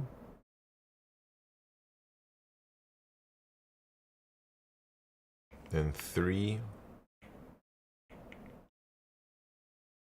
We can make 3 if we add the 2. Can we make the 4? We can't make the can't make 4. I have to add the 4.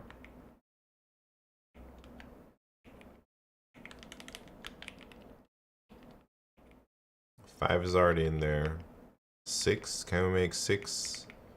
1, 2, or 2 and 4, or 5 and 1.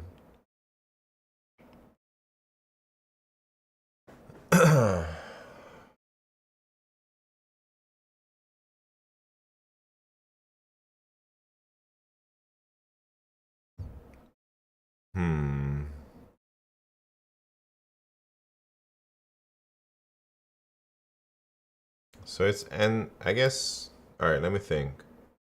Since number's length is that, oh, n is really big though, man. So I don't know enough about numbers to. That run 3 did is the entire solution. What are you talking about? I can't see it. Let me. N less than equal to 1,000 is bait. Yeah, I was trying to think of some n squared thing, like dp or whatever, but or wait, which n are you talking about?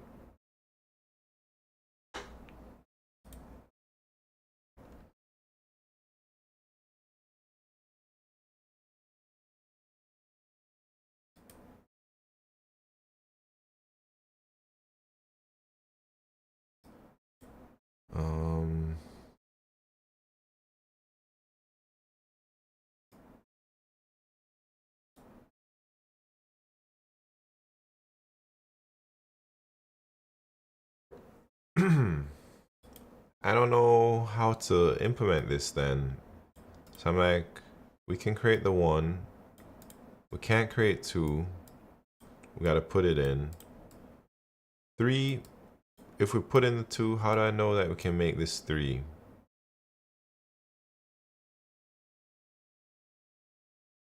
I'm not sure. Like without iterating over the arrays again or something. And if I'm just like going one by one here, like this n is so large, I can't just check every single number.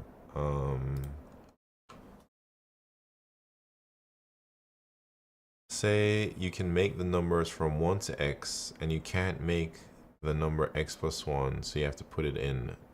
Now, which numbers can you make?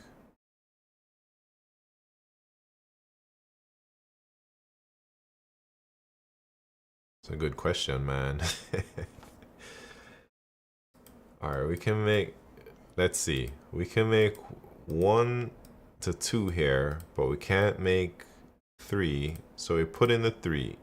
No, wait. We can make, let me get rid of these things. Let me try and science it out. We can make 1 to 3, but we can't make 4. So we have to put 4 in. Now, which numbers can we make? We can make 5 because 4 plus 1. We can make 6 because 4 plus 2. We can make 7 because 4 plus 3. So maybe we can make x plus 1 plus x. No. We can make 8. Because, no, we can't use the number twice. So it's like, if we can make 1 to x, we put in x plus 1, then we can make x plus 1 plus x.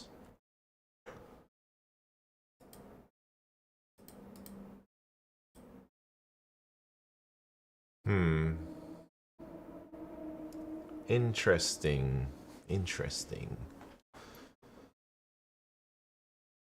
Is that like a technique you learned in training camp numbers, or is that like some intuition that you're just able to pick up just by looking at the problem? Or is this like a known principle or rule that you're,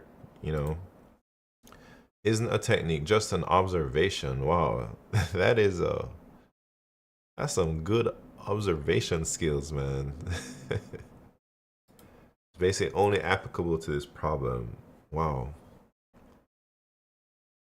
I mean, I can see it, but you had to walk me through it for me to see it, All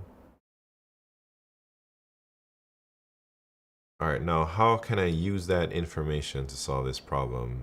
So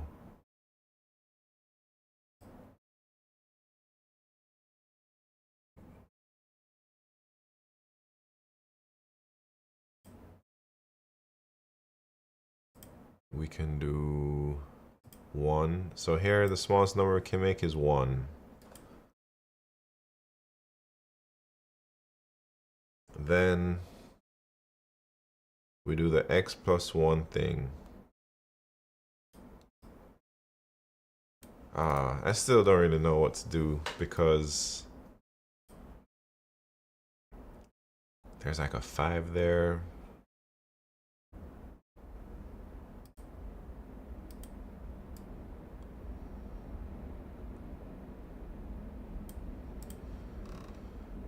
Oh, man.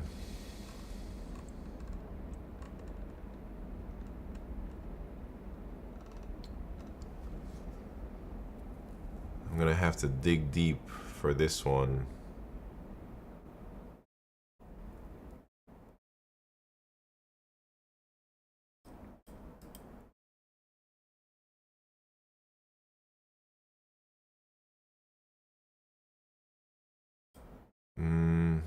Yeah, I don't know, man.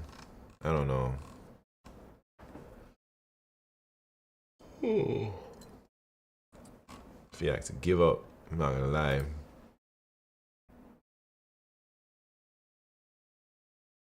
Maybe I should look at another example. 1, 2, 2.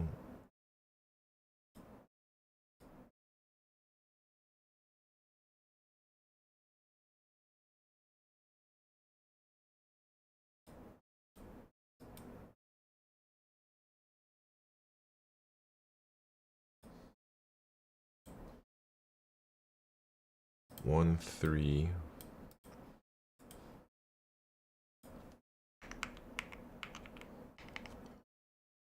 We can make 1. We can't make 2, so we have to add it in. Now we can make up to 3. No. But there's 3 in there. So with this,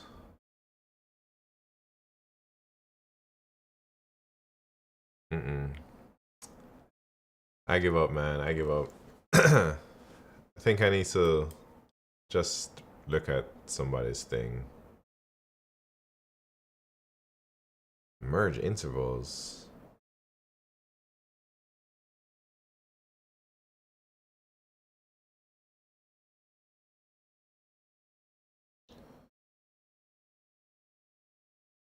ON. ON. How do you do an ON on that?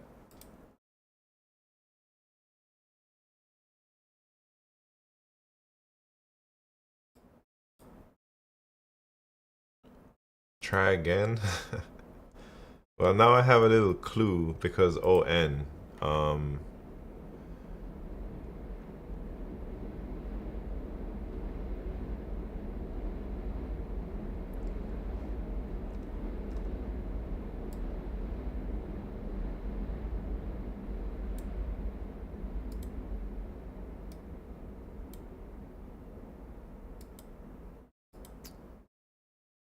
Nah, this one is tough. What happens if nums is 5, n is 10? Nums is 5, n is 10. Well, we can't make 1. So we gotta add 1 in.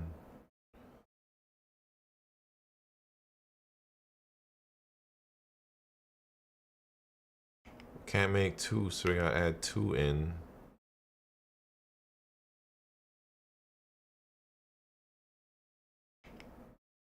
We can make 3 after we add those in.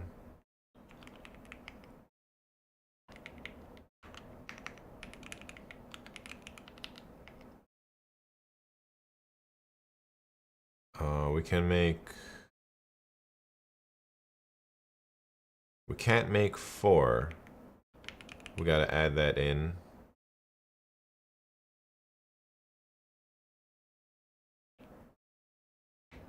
Five is okay because it's already in.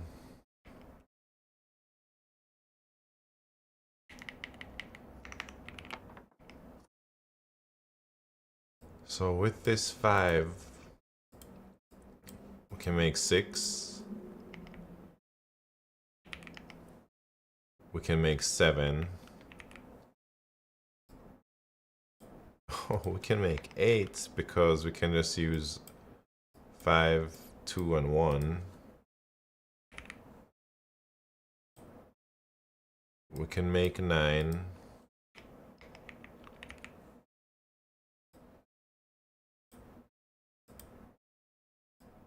And we can make 10.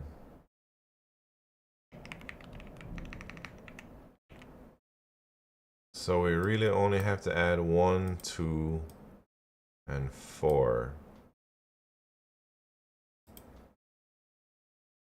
So I guess once we add something in, then we can just move to like the next number. Let me see. All right, I think that might give me some ideas.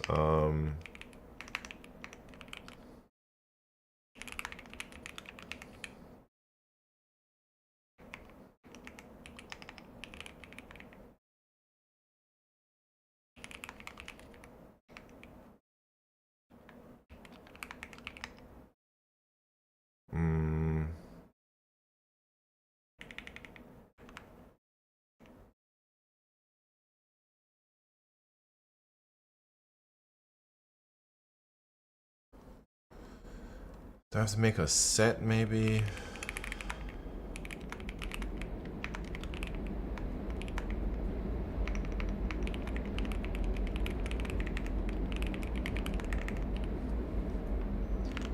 So from earlier, if you can make up to x and insert x plus 1, you can make up to 2x plus 1. That's a good way to put it, yeah.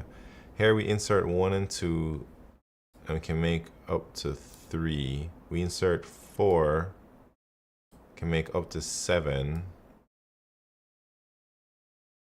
How do we deal with the 5 already in nums? That's the last thing to figure out, is how to incorporate our ideas with the numbers already present. Okay, I see what you're saying. I haven't gotten to that part, kind of, but I do know what you're talking about, man. Like, how do we know what we already have? Like, we can make up to 7 using just the numbers we added in. If we also include 5, what numbers can we make?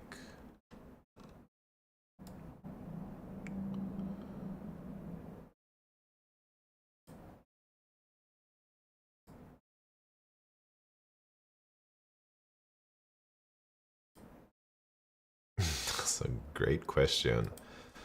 I'm trying to figure that one out right now. So we get up to 4, and then we can make 7. But since 5 is already in there, we can make 10. Can we make 11?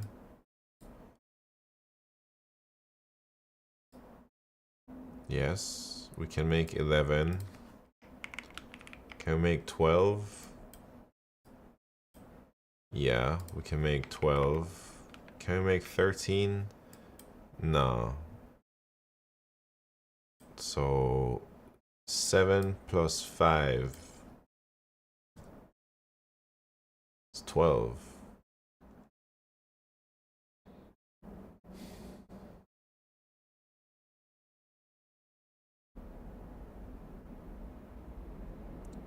How? Yeah, I think I see.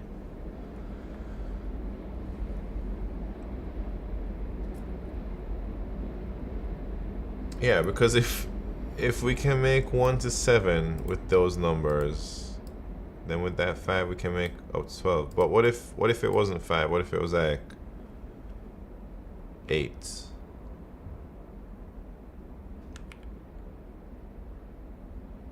Then we can make 1 to 7. We can make 8. Yeah, then we can make 9, because 8 plus 1 is 9. Yeah, then we can make 8 plus 7.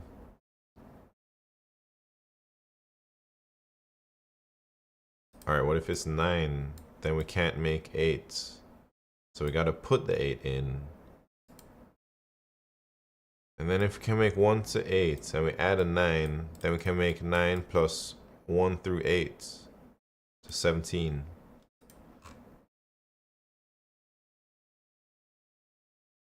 Alright, I think I'm getting somewhere. Wait, 15 plus 9? Wait, did I mess up?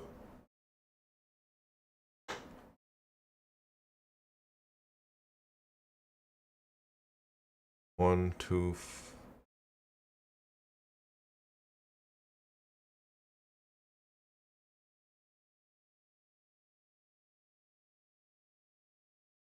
Hmm.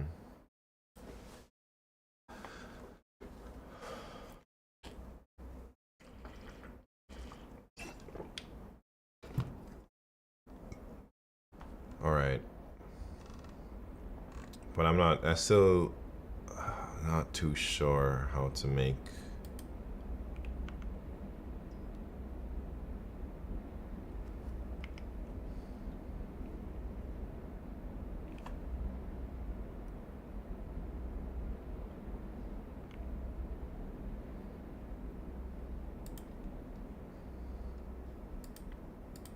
I don't know. I don't even know how to implement, man. So I'm like trying to say, can we make 1?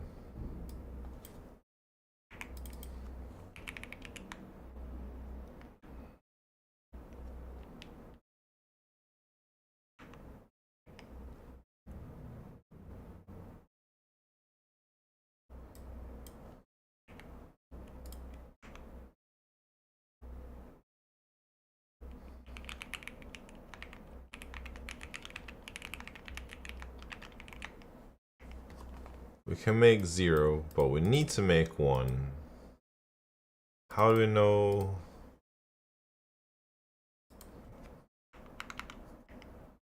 We need to make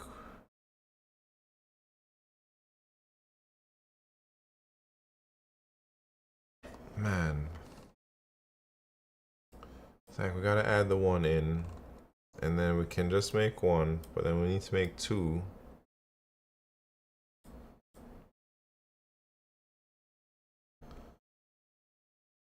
And then it's like can make equals to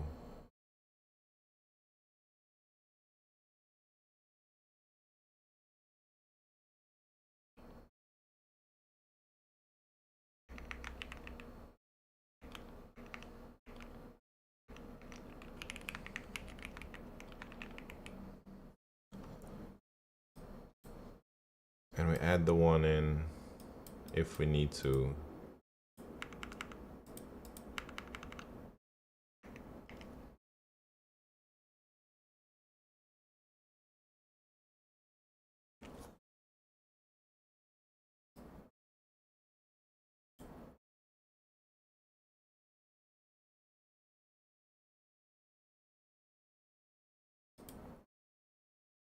So when we add the 1 in, we can make 1. And then we need to make 2. But we can only make 1. So we add the 2 in. Now we can make up to 3. And now we need to make 4.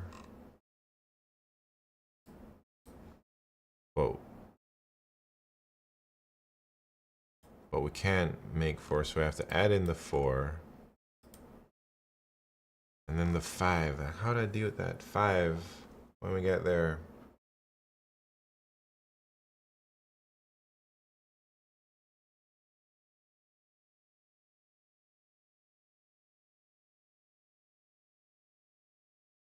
So it's like if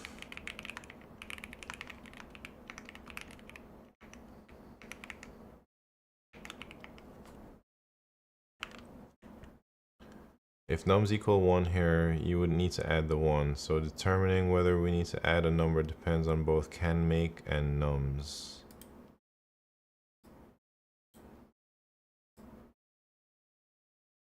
Right. So if the set has what we need to make, then what we can make is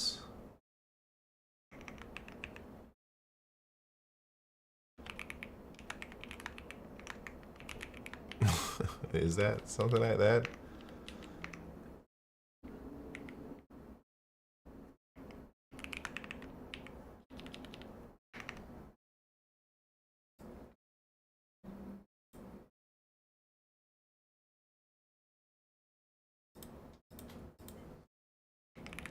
I don't know.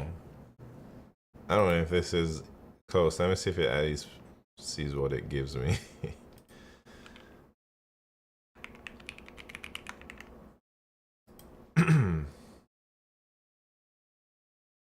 No, because this doesn't make sense. No, does it?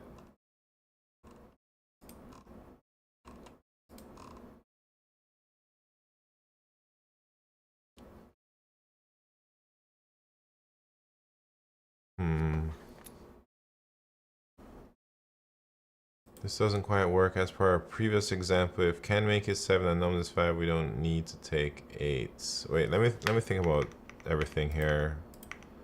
I think I'm confusing myself in my head, and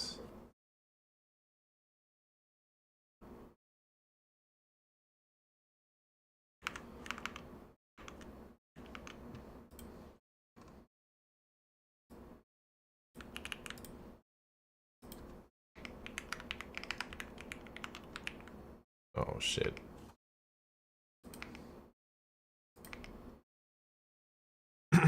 Can make is 7. And nums is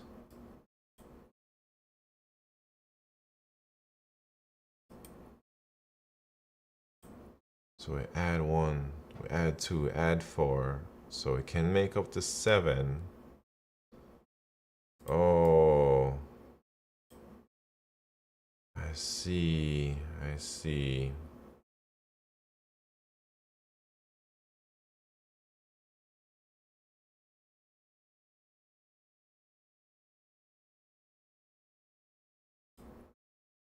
No, wait. I don't know if I see. I think I see. I think I see. So we just added the 4. So then this thing is 7.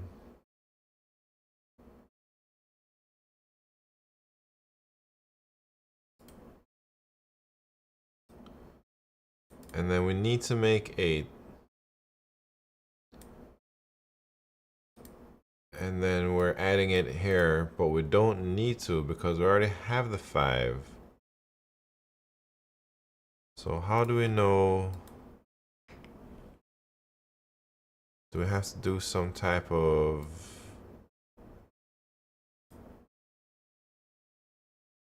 binary searching?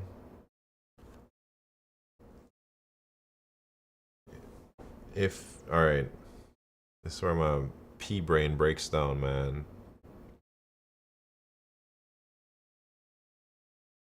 We don't need to take the 8 because we already have the 5. How do I know that we can do that? 5 plus 7.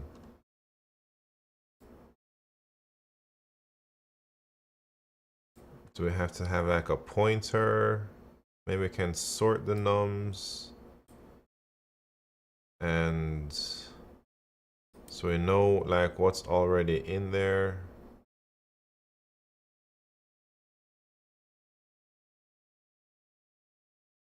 And if we can make 7, but we need to make 8, but there's already a 5 in there.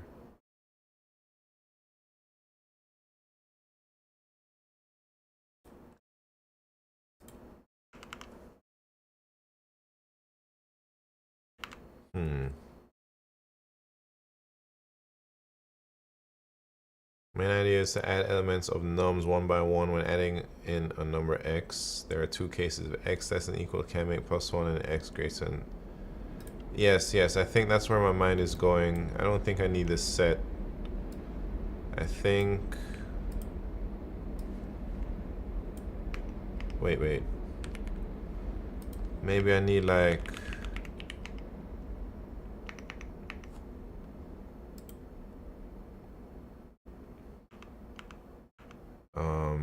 Parker Shamblin, what's happened? So if nums I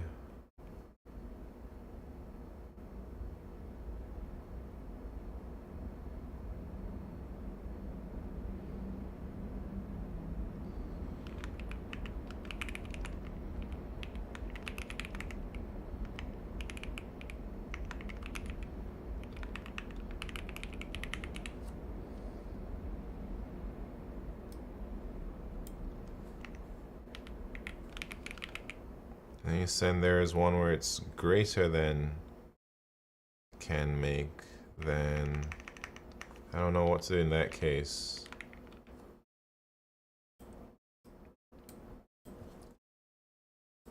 Let me see what this gives. I don't know if 0. So can make 1.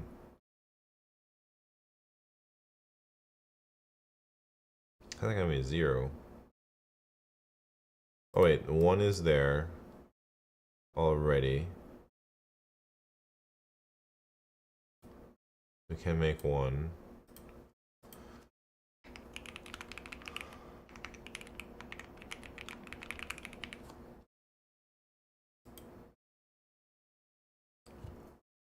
I think I'm getting a little bit closer numbers. Don't give up on me yet.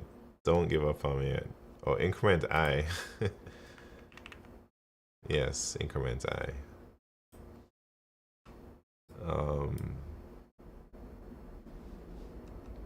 Oh shit. that was my bug. Pretty close, but not quite.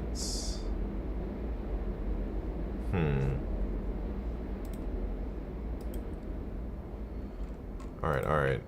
I think mentally I'm getting closer though. But it's tripping me out. I ain't gonna lie. So you're saying if the current number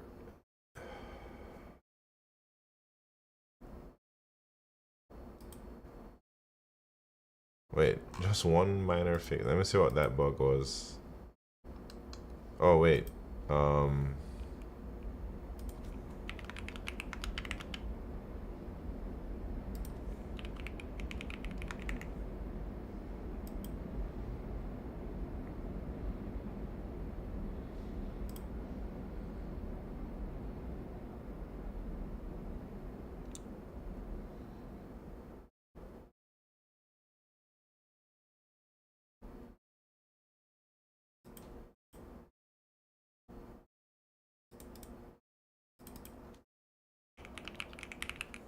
should I just long it? Lars 3933, what's happening? I'm having a pretty good day, man. Welcome to the party. Trying to do numbers is whoa, numbers has just unlocked some crazy knowledge for me. Thank you so much, numbers, for walking me through that and not giving up on me, man. I think it took me some time to really digest what you're trying to say, but it makes sense. I think it actually makes sense. Long man strikes again, yeah. But I don't know how you come up with these crazy intuitions.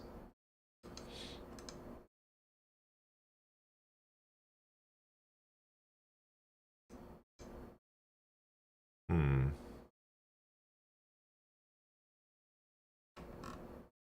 Wow. Insane. Insane observations.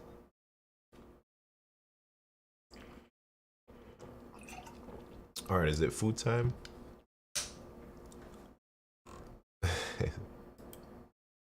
um. Oh. Alright, what should we do? Should we try and make another video? Maybe it's just something that you can come up naturally if you have a great grasp of math foundations. Yeah, maybe. What kind of engineer are you? A mediocre one. Reps EXC, what's happening? Welcome.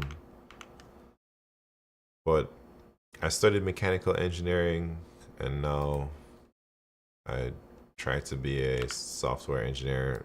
I do back-end stuff, back-end C++. Probably the one thing you never quite formalized. If you, wait, let me pull it up again. If you can make up to x and insert the number y with y less than equal to x plus 1, you can make everything up to x plus y because you could already make up to y. And for all y less than equal to d less than equal x plus y, you can choose the subset which sums. Yes, I think I see what you're saying, numbers. And I think I came to that realization, like, if we can make up to one, like the 7 thing, when we had 1 through 4, or when we had 1, 2, and 4, we can make up to 7. And he asked me, if we add in 5, what numbers can we make? And yeah, I saw 12. And then if we can go like up to 8, so we can make 1, 2, 3, 4, 5, 6, 7, and if we add 8, that means we can make 8 plus 1, 8 plus 2, 8 plus 3, 8 plus 4, 8 plus 5, 8 plus 6, 8 plus 7, I think.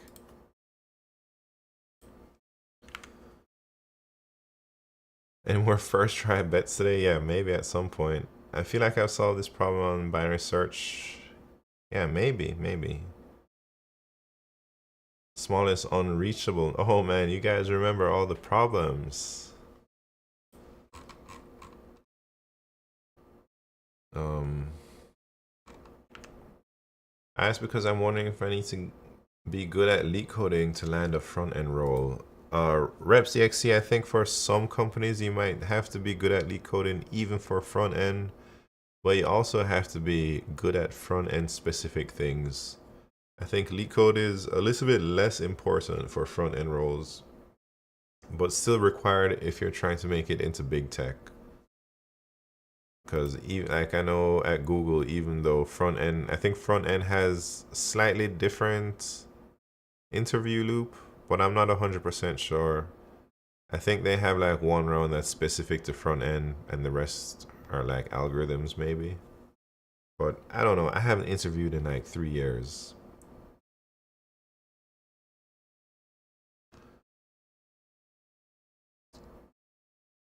Um, interesting stuff. Well, should we try and do some sliding window or something where I can talk about things? Oh man, I'm feeling nice streak. Thank you very much, Brett. Oh man, I haven't streaked in a long time. I don't, I used to feel like streaking was like life for me, and I couldn't function if I didn't have a streak going on. But these days, I don't really streak that much. Like streaking has been a big part of my life, I guess. Like this streak or all the streaks, streaking really worked well for me in the past. But I think now I'm able to overcome uh my downfalls whenever I miss a day in my streak, and I can just be consistent without streaking, you know? It's still hard. For someone that graduated from university and is trying to land a role, what would you recommend me do? Fully focus time on getting better at front end or both things? Um, have you ever had any experience before? I think my answer will depend on like what school you went to, what type of experience you had before. Have you ever had any internships? Have you ever built anything? Do you have any projects on your belt that you can put on your resume? How is your knowledge in front end? Like, could you pass a front end interview if you were to get the interview? Are you having difficulties getting interviews, or are you having difficulties passing the interviews? I think the advice depends on all of these questions. Like, are you like a top student? Are you like struggling? Well, I guess that doesn't really matter too much, but if you went to like a super target school, maybe what you do is different than if you just went to some local community college or something like that, you know?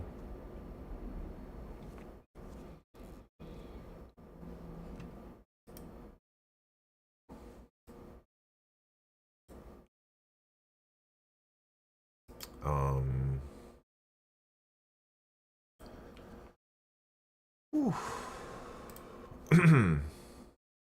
Can't believe I did a hard problem, man. With numbers help. Numbers helping me. For me, I'm struggling getting interviews. I'm from Europe as well. Oh man, I don't know anything about Europe, so I don't think you should listen to my advice. But I'll give you some advice anyways. I think if you can demonstrate some type of expertise in a project, like if you build a really big project that's somewhat complicated and you're able to like talk about that project, especially if it's a real project that's like not just something that you run locally on your computer, but something that's hosted somewhere with real users. If you can do all that, that's like a whole lot, first of all. That will give you, that's like you're making your own experience. And it will give you a lot to talk about. If you're on your resume, you have some great bullet points. You can go into the details on like the technologies you put in your project, the scale of the project that you built. And if you were to ever talk to somebody about that project, you can go dive deep into technical decisions you had to make and trade-offs you had to consider when deciding these things and stuff like that. And that might impress whoever you're talking to enough to give you an offer. Or maybe that project will just become a real product one day. Don't defense, trying to do a little type racer. I'm ready.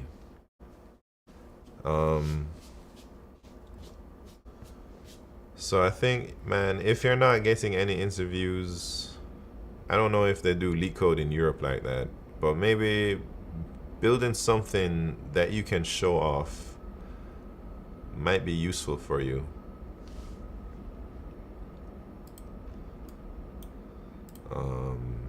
Maybe you can, I don't have any ideas for you, but oh, I have an idea for numbers. You're asking me about, or you're asking everyone, like, what type of project should you work on? How about a new type racer? Like, make type racer better. I don't know how, but like a multiplayer typing thing. That would be a fun project, maybe. I don't want to work for anyone. I'd rather start my own business. I want more money, more. Yeah, I think that sounds nice. But you gotta have a certain type of personality to be able to successfully run your business. I shouldn't say that. Running a successful business is a different skill set than like being an employee, for sure. Different mindset too. And it's not always as easy as it seems or it looks. Maybe all the people that who run successful businesses, you might all say, oh, look, they can just do whatever they want, they chill. But maybe they also grinded hard for like 10 years to get to where they're at. And they sacrificed a lot to build that business. And now that the business is like self-sufficient, it seems like they're chilling. But they were not chilling for a really long time. I've been thinking about doing type racer with the text being code pulled from GitHub. Interesting. Maybe like a LeetCode type racer. That's already out. Try Funi. Type racer is really good there. What? Funi. I mean, type racer is already there, man, but that doesn't mean that there isn't room for another one if you do it better, you know? I don't know what Funi is. Namikuro, how are you doing? Man.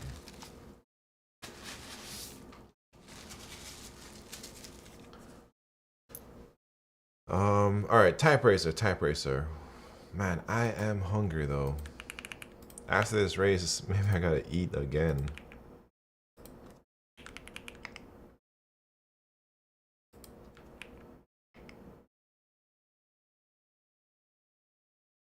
You are always hungry and I'm here, man. Maybe you're just always here. And I'm always hungry at the same time.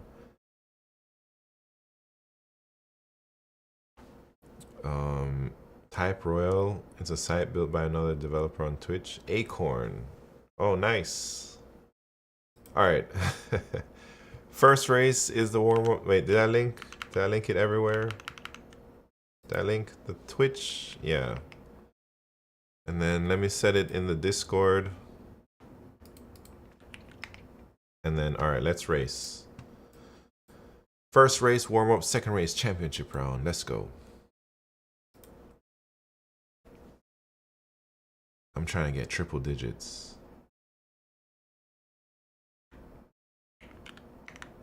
In the championship round. Because I already messed up.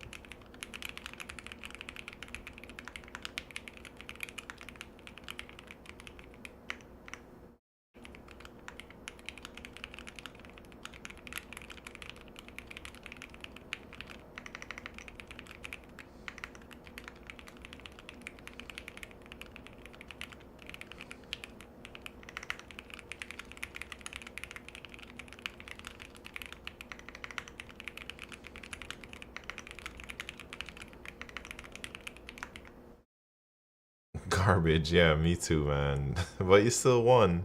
Real Raymond Jones with the triple digits. Nice. Smart Coder 78. Shadow Flayed 62. Don't defense. You're gonna have to type fast to get that championship this time. Alright, championship round, man. Here we go. Everybody knows Type Racer Champs goes on the website. You ready? Alright, get in here, get in here. We're about to begin.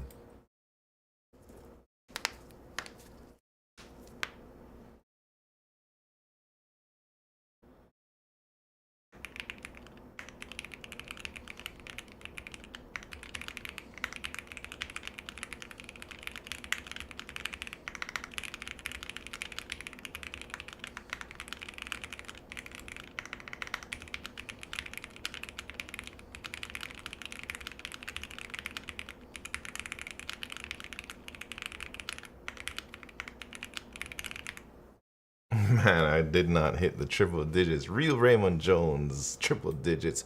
Don't defense, triple digits and numbers. Crazy. 137. Not bad, not bad. Our little Freezy, what's happening, man? Didn't have time to sign in. How have you been, little Freezy? How are things going for you? Had a bad first half and a good second half. 99.1% accuracy. Yeah, that is insane, man. Best race 153. He banned numbers? No way. Numbers is life, you know? If it wasn't for numbers, I don't know where we would be today.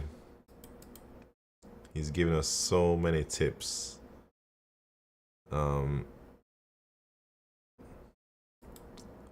Trying to start an LLC. Can't think of a name. Yeah, I'm not good with names either.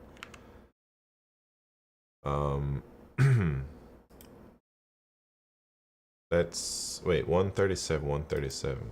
BetSimp. Digit DP when? I don't know. Let me think. Let me put numbers on the board first. Maybe we can do it after I eat. Digit DP part 2.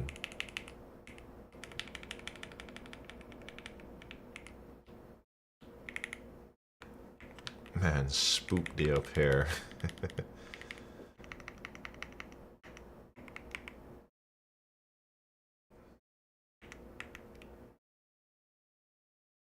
Man, 5634. 137.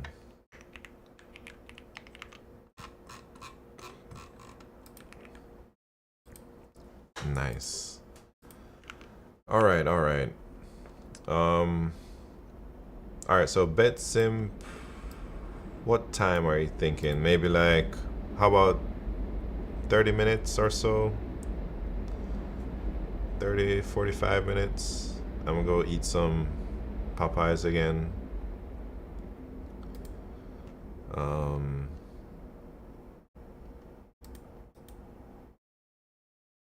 Google is just a bunch of letters.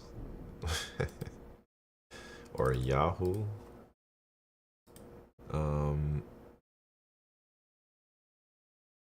Alright, cool.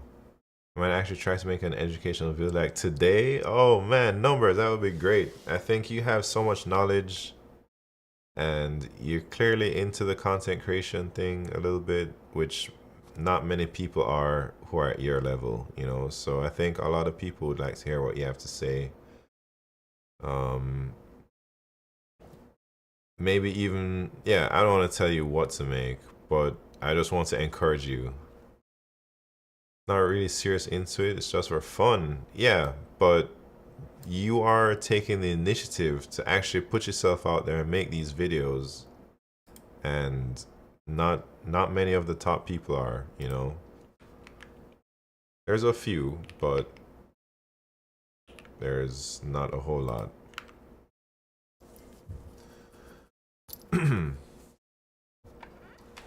All right, Popeye's time, and then BetSimp digit DP. Is that what we're about to do? Any topic suggestions? Yeah. Anybody has suggestions for a video number should make? Certain topics? Maybe. All right, I got one. So in LeetCode, sometimes you're able to just read the problem, and based on the wording, you know exactly what algorithm you got to be thinking about. Like, I remember he told me one time, anytime the problem says you need to find the minimum, maximum, or some shit like that, it's like always binary search, or it's always this type of thing. I think that would be useful for people. Um, just those clues, like what clues can you read from the problem that will give you a hint or a very strong signal as to what algorithms to implement. Anyways, be right back. Let me put some Popeyes in the microwave and come back here. Clues are kind of meta trap, but probably doesn't make you that much better. Yeah, but I think the clues will help people who are trying to like get higher ELO ratings and stuff like that. Um,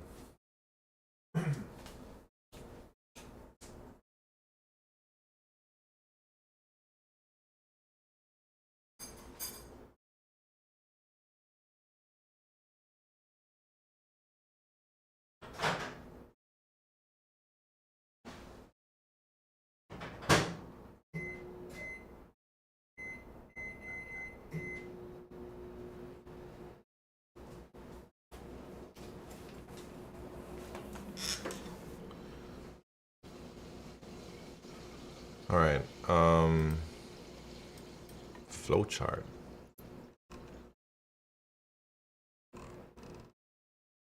Oh yeah, I guess. Person don't really stand for that. Forcing a solution based on some keywords means sound like a Taylor problem solving. Yeah. Yeah, maybe that's right too.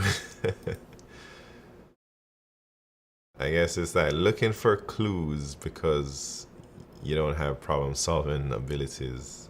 I mean, I do it a lot, maybe because I have weak problem solving abilities. I see small constraints that lean towards DP or recursion solution depending on how the problem is formed. There's a good Code Forces blog on this. Actually, actual problem mentioned really doesn't really matter. It's that people force solutions. I do this all the time, man. I try and force the pass, and the receiver isn't wide open, and I'm still throwing the ball there, and I get intercepted. I waste a lot of time. Do you also study time complexity of your code? Not too much these days, but I try to, kind of. I don't really talk out loud about these things, but I used to. But I do take into consideration what may or may not pass.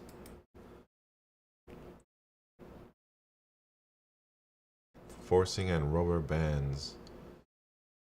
I gotta add all these blogs. Do you read lots of blogs numbers? Like, is that part of your training? You read like all the stuff on Code Forces. Anytime somebody posts something new, you read it. You try and learn from it. Should we be reading Code Forces blogs?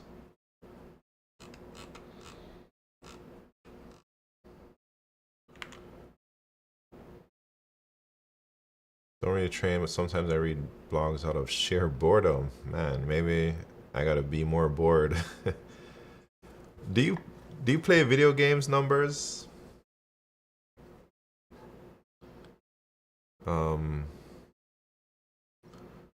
oh yeah, numbers. Yeah, you can do this. You can have reaction content, but you're not watching videos. You're like reading the blogs.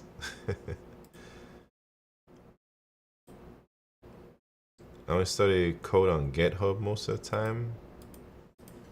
Be right back.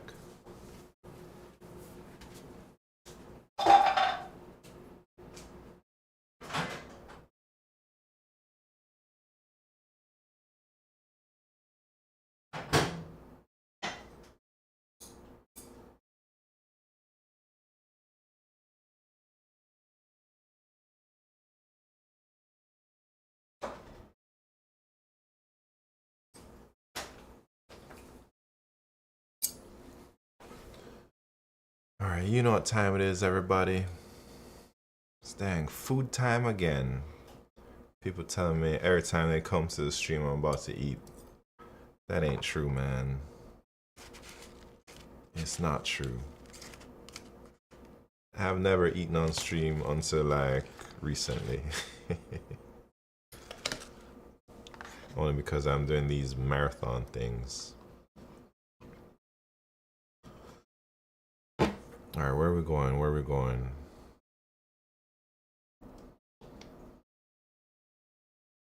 Wingstop on stream? Nah.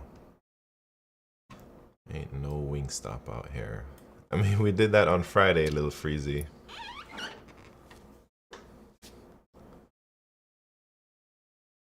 I was eating Wingstop on stream on Friday.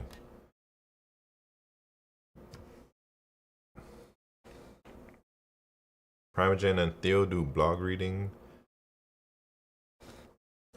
Yeah, I don't really watch that many YouTube videos on software engineering. Most of my YouTube videos I watch are like, what do I watch on YouTube, man? Lots of photography stuff, or like I guess content creation stuff.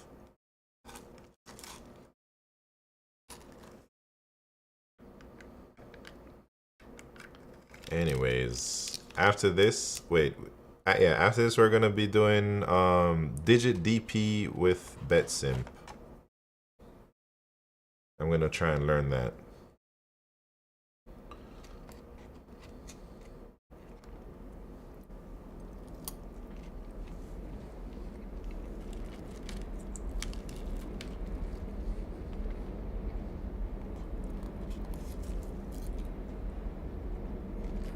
And should I turn my camera off?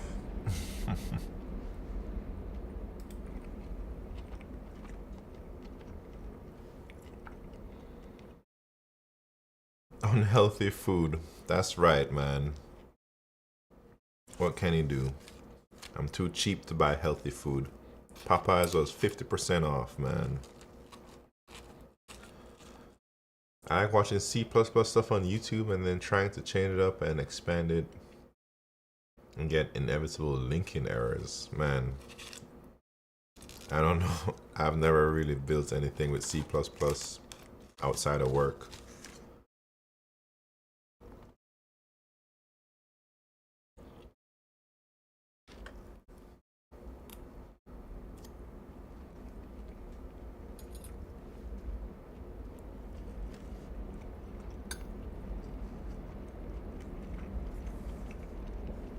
Man, I talked about this earlier, BetSimp. I remember a picture of Donald Trump eating KFC with a knife and fork, and everybody on the internet was making fun of him. I was like, man, I do that. I eat pizza with a knife and fork. I eat Popeyes. I eat everything I can with a knife and fork.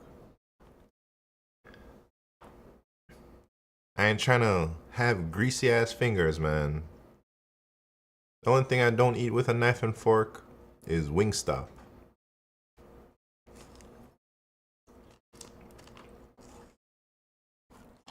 So sometimes I eat Wingstop and stuff with chopsticks.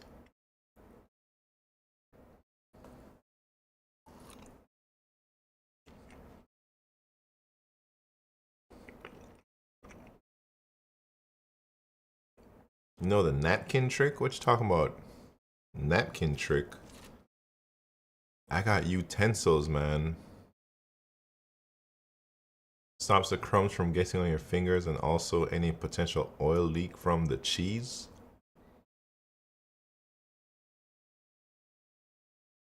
I just use a knife and fork. Unless I'm on the road, then I'll eat the pizza with my hands. I went to Pizza Hut in China many years ago and all the locals were eating their pizza with a knife and fork. My buddy and I are going barehanded and probably appearing like straight savages, man. I went to Pizza Hut in China too, many years ago. And that shit was a fine dining Italian restaurant. I ain't playing, man. He had waiters, he had a hostess telling you, oh, can I get your order? Or how many people? Let me put you down into the seat. And came out with a whole ass menu with like pasta and this and Italian food and personal pizzas and all that type of stuff, man. Pizza with a knife and fork is low-key psycho behavior? No, you're crazy. Pizza with a knife and fork is for people who don't want greasy ass fingers touching their shit all the time, man. Talking about psycho. Nah, y'all are tripping, man. Psycho behavior if you're NYC, well, I mean, I ain't a local, man. Only if it's super deep dish. Nah, you can't go back on that. You can't go back on your statement, man. You gotta own it. I love utensils.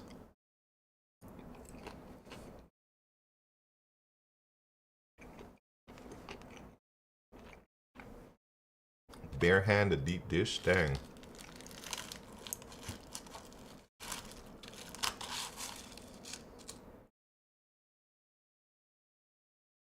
Deep dish isn't real pizza? Nah, you tripping. I like deep dish. I like Detroit style pizza. I like Brooklyn style pizza. I don't discriminate, man. Tendies with a fork. It's nasty work. Man, y'all are crazy.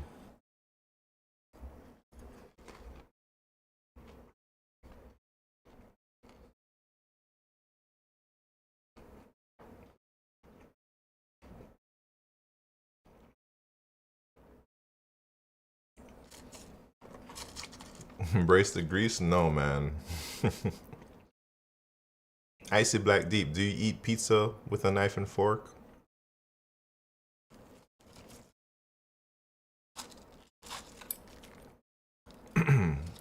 Sometimes I'll eat like Cheetos and stuff with chopsticks.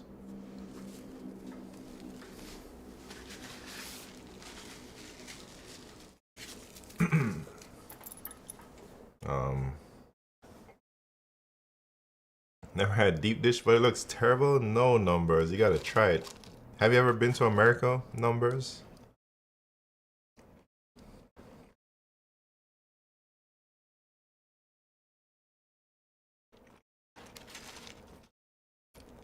There's a local spot here that does meat lovers deep dish that weighs like a pound per piece, square cuts. Yeah. Is that like Detroit style pizza with the square cuts? I'm really into Detroit style pizza. There's a place in the Bay that I used to go to all the time, man. Like, so often. It's called Square Pie Guys. It's probably not just in the Bay, but Square Pie Guys is good. There's one right by my place in Oakland.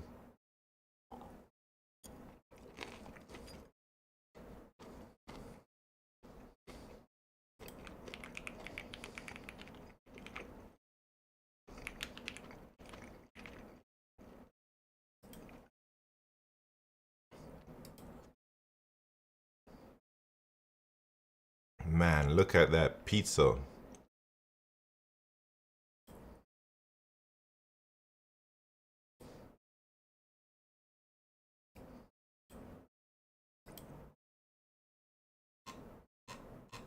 Where the pictures at, man?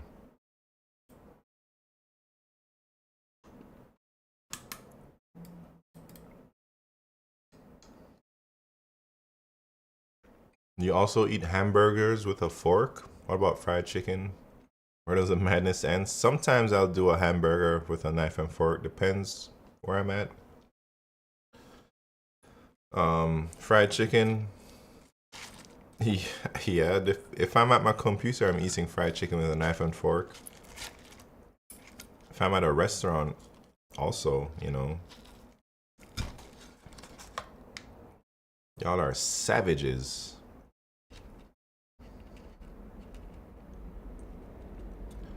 Hackers World, what's happened from YouTube?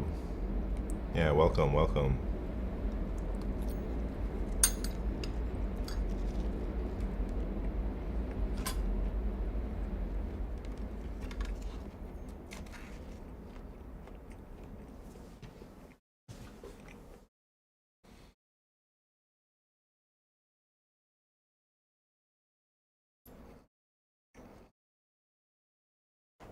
I just like my utensils.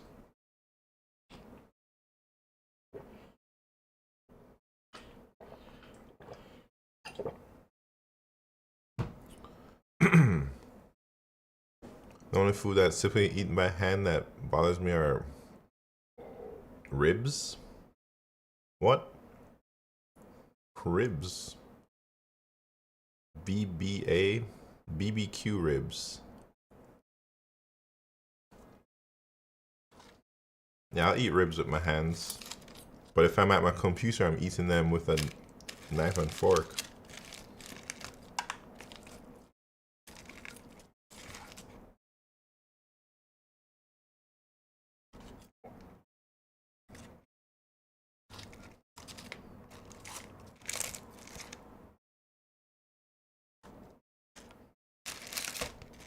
I'll eat wings with my hands.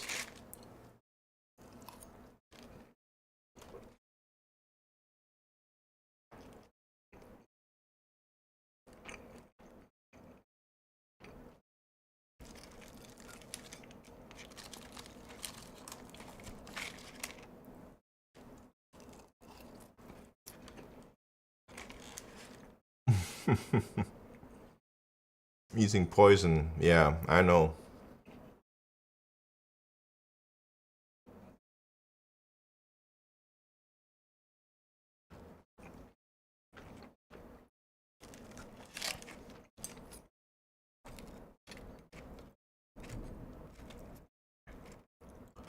Just don't eat at computer? Nah, man. It's my only desk.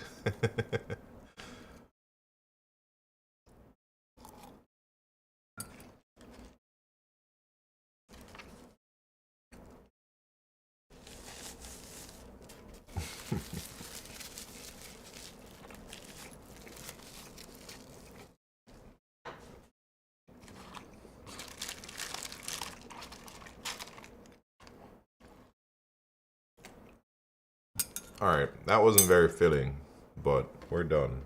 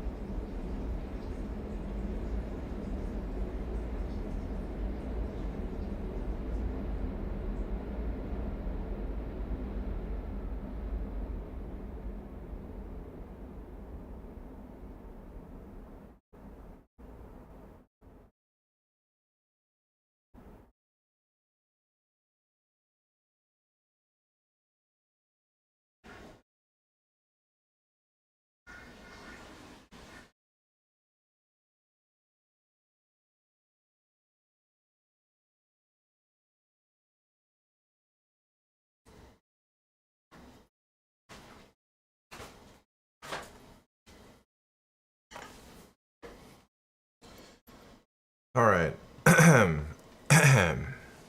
We're ready. I'm ready. Wasting fries, man, I ain't eating those things. They ain't even that great. They're like old fries, you know?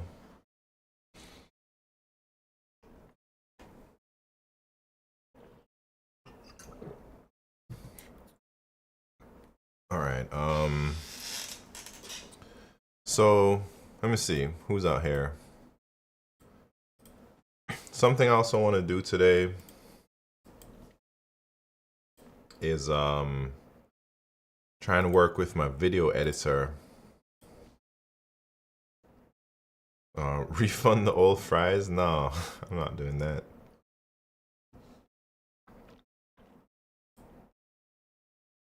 So my video editor that I found, I gave him like a little short clip, told him to edit, and then he's like trying to edit it, but he needs more guidance as to what I want. They gave me a little sample, so I want to like maybe give him like very detailed instructions on my vision for the video, you know. This one is like talking about why I use C++ for LeetCode.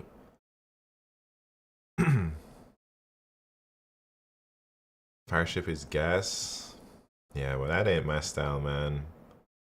That's a good message he sent. Yeah, real Raymond Jones. I'm getting good vibes from him. I don't like his edit too much, but I think with the right guidance, he could make something that I like. You want to see? No, want to see? Showed it earlier. A question I get a lot of times when I'm streaming is why do I use C++ for LeetCode? And I have my reasons, man. So a lot of people say maybe you should use Python for LeetCode. It's the easiest. It's so powerful. You write less code, and you can just do so many things without worrying about all no audio. Some of the people recommend Java, like cracking the code interview or all that stuff, and not many people recommend C++. But I made a conscious decision to use C++, even though I've never used audio. C++ before. This was like a few years ago, back in 2019. Anyway, he sent me a little clip, 30 seconds. And he was like, this is probably what I can do. I'm going to tell him, like, chill out on the little meme things a little bit. And just keep on keeping on. Maybe like 50% of the memes for now. Or maybe I can choose my memes specifically and tell him where to put them in.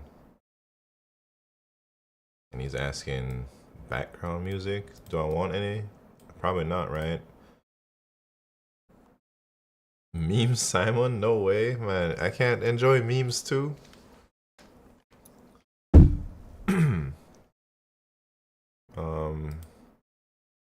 I like memes.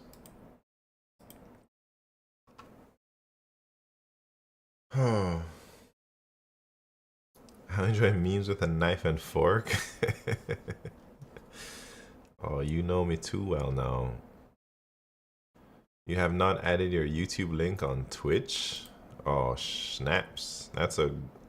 You make a good observation there. Maybe I should do that.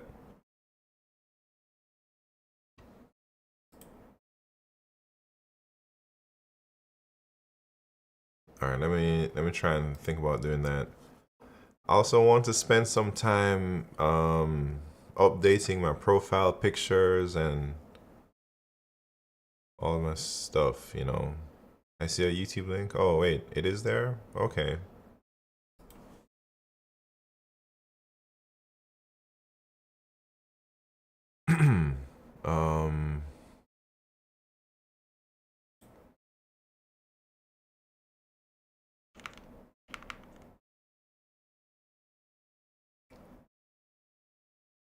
Are we ready?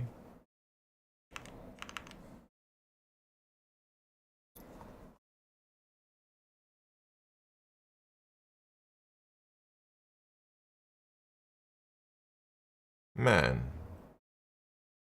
What? I'm just looking at something. Wait. What are you talking about? No memes? This guy does heavy edits.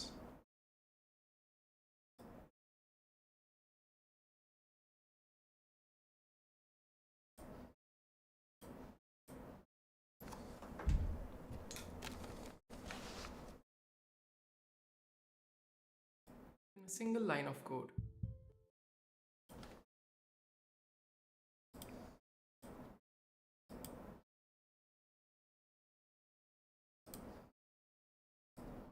My frustration had transformed into disappointment. I somehow managed to put myself to sleep that night. In the next morning, I went to a friend and asked him to solve No, the I exact don't. same I question. don't. I don't Instead of think I doing want it. something interesting, I may share every data structure 150 problems. Make sure it's your I don't know 151st if I want all problem. them flying ass things around my video. Before we That's start, let's discuss what's the right them strategy stock to solve these footages and problems. I'm stuff. sure that I you've think already it's like noted that the overkill. problems on LeetCode are tagged easy, medium, or hard based on the difficulty level. And if you look a little closer at the rotate array problem, which was my first problem on LeetCode, it's tagged as a medium difficulty problem. I guess it During has my 2 LeetCode million journey, this views. problem That's was my wild. first big mistake. I made two other mistakes that I'll share later in this video. This problem was a mistake because if you're looking to stay motivated and actually improve your programming logic, you have to start with the easy problems. As you solve some easy problems, you'll start building some growth for your team.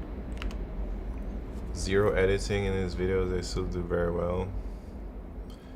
Yeah, I think I want to lean more towards the not so edited stuff. Yeah, that's kind of the vibe I'm going for. I don't know if I'm ready to like try and have all that stock footage and memes and stuff popping up and weird things. 8 minutes to say do LeetCode interview 150 is dumb. Yeah, you gotta have content though, man. All right, all right. What are we doing? You can hire an editor? Yeah, I am hiring an editor, but I gotta tell the editor what to do. Are you looking for algo vids? Michael PC Gamer, what's happening? I'm trying to make algo vids, Michael PC Gamer. That's the whole point of this marathon streaming thing I'm doing. I recorded a few videos, but I haven't edited anything. I've just been talking about stuff, trying to teach stuff, tutorials, sometimes talking about like, I did this earlier. This was long. I swear, I felt like I was talking for like 2 hours, man, for my journey thing. I did this yesterday. Why I use LeetCode. I think I did that yesterday too. How I became consistent, like my mentality I had to have. Have you uploaded any? No. I've just been on a binge, like recording and trying to get clips. So there's a lot of clips of me just talking. But we're gonna try and edit them with, well, not me personally, but I'm trying to send them off to a video editor and have them work with me to edit some videos and upload them eventually. You'll probably see me uploading them for the rest of the summer, the next few weeks. So if you weren't able to catch this stream as I'm talking about these things, just look out for the videos on YouTube, man. They're coming soon. I really would like to create like a playlist of all the algorithm techniques and just to show like how I implement them. Is chat gonna be in the vid? Sometimes, maybe. I want to show like how I'd implement all of these different topics and techniques, because a lot of times on stream people ask me how I do this or how I do that, and I think it'll be useful for whoever wants to see how someone implements something. And I try not to go too much into crazy details, just straight to the implementation. We're not talking about theories on why this proven why it works or anything. Maybe that fact should be pinned in a message to warn people. Wait, warn people about what? To not talk or to talk? Well,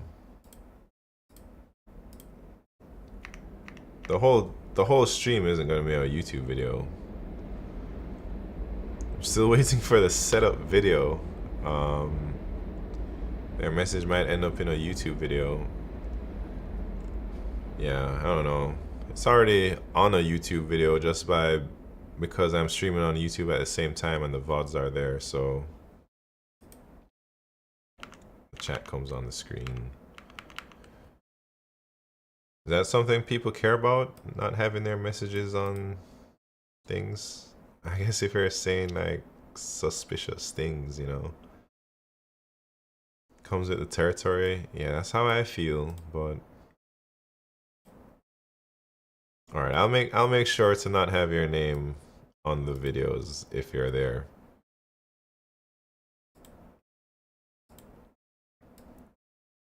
What happened? Oh no. Dang, BetSim. Um, no worries, no worries. Twitch VODs aren't permanent. No, I'm saying I'm streaming to YouTube right now, and the YouTube VODs are permanent. So hopefully no one's stalking you or something, trying to look at everything you say. But this is the internet.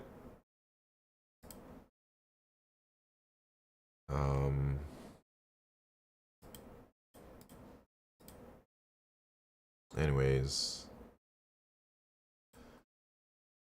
Well, BetSimp is having technical difficulties. Maybe I can go over some simple things like the things I've not talked about, like sliding window. Let me look at some sliding window problems and just do some for a warm up. I'm a little bit embarrassed about my sliding window though. I feel it's so subpar. Take these headphones off.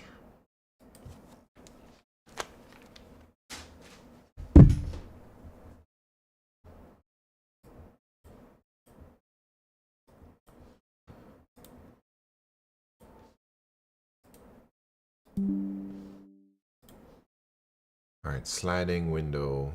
Where is it at?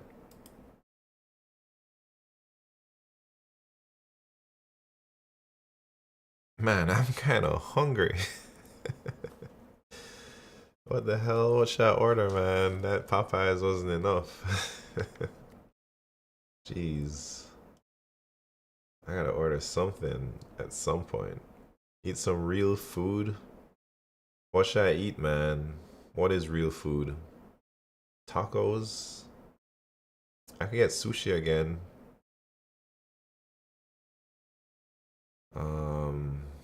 I mean, I'm probably good for a little bit. Chicken? I just had chicken.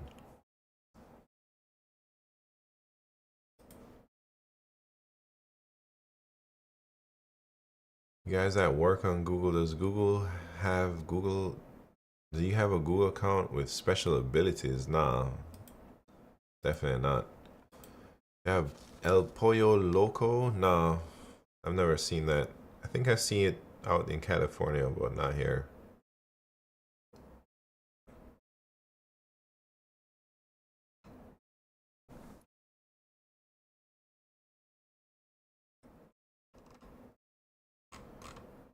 All right, we're gonna do.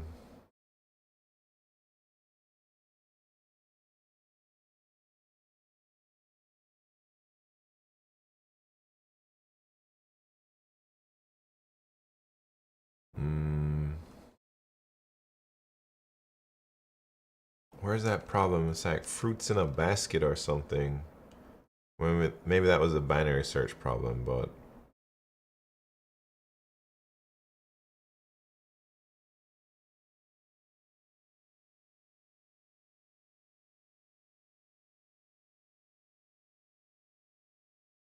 let me just look at some of these lists. And I'm just gonna do sliding window, show y'all how I do it, and maybe do another sliding window. And that's gonna be a video.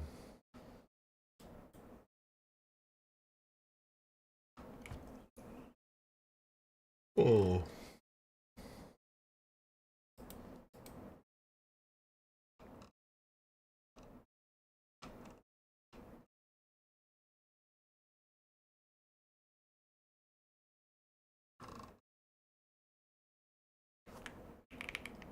Let me see what LeetCode is saying about sliding window.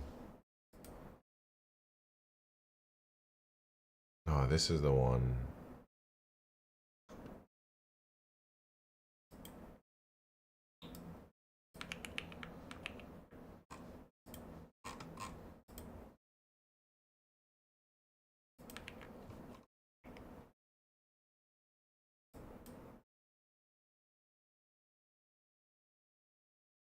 All right, let me see if I can solve it first.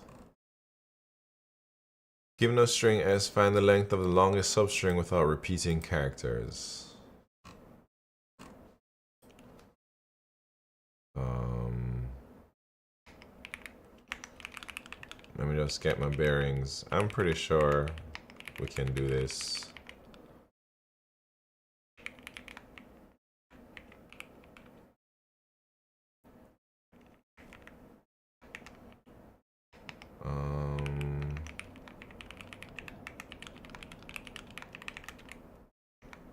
Wait, I want to start using my sliding windows with a for loop because I've been using them my whole life with a while loop. But that makes me look like an amateur, man. So I'm gonna try with a for loop. O(n) time and O1 space.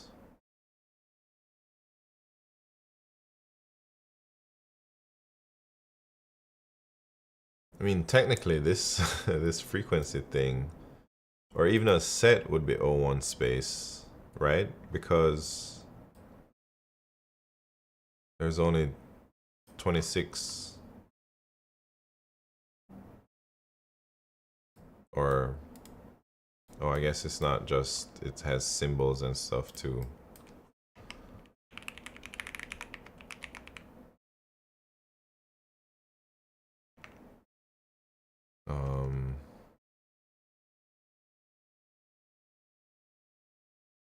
I guess I could still use a vector, but I'm just gonna be like, need a map?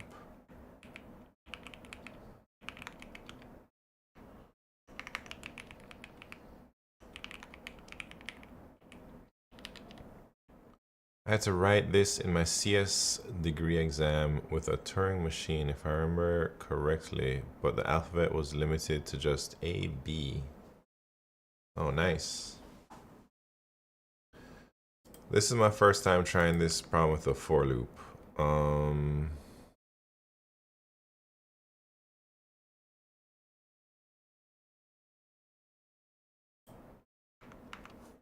I guess that's like my right.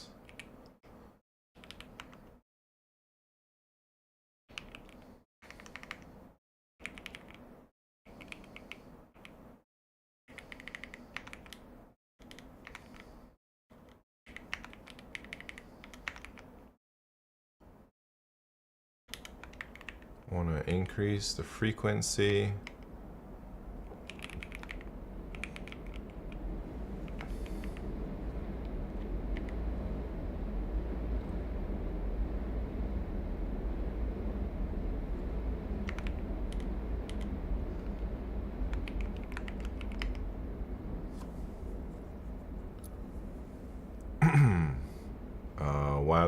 While there's more than one, we want to be like decrement it.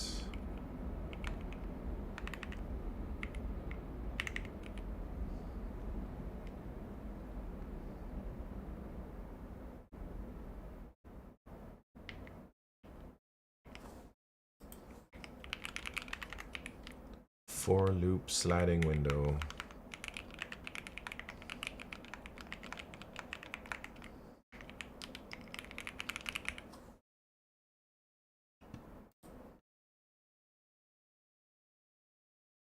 Is that it?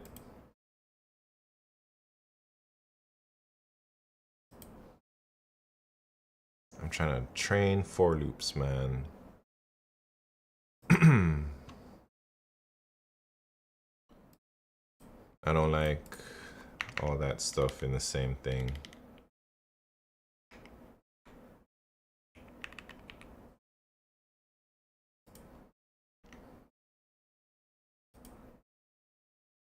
All right, we'll do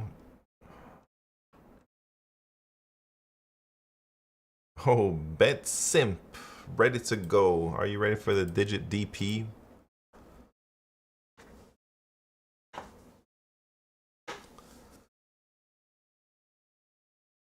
Oh, I heat up a needle to melt it into the nib. All right, as long as it's working.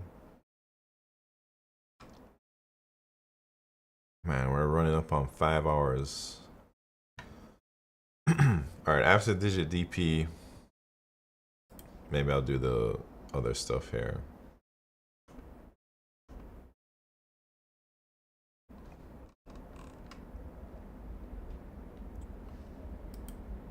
So what's it gonna be like?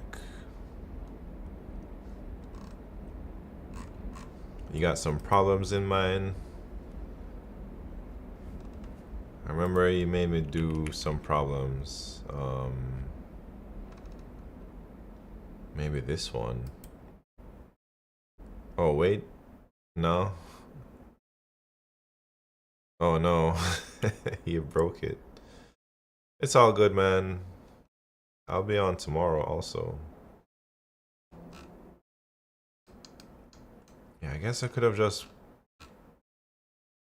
pulled up this solution and tried to understand what I'm doing.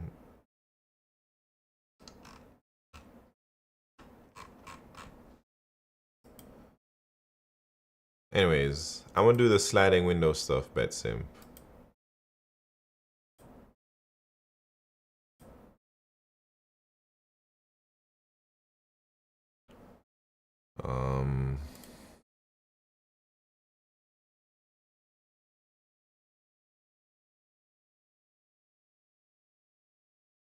Man, I'm feeling tired though. Am I tired of streaming? I gotta go 12 hours though, right? I've only gone like 5.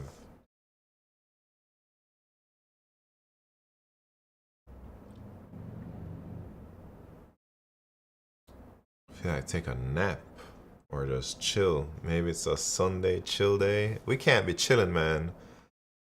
We gotta be working on this dang thing. So maybe I don't really feel like doing algorithms, I'm not gonna lie. Maybe what we can do, maybe y'all can help me. Let's edit this video, but not actually edit. Let's get some feedback for this guy.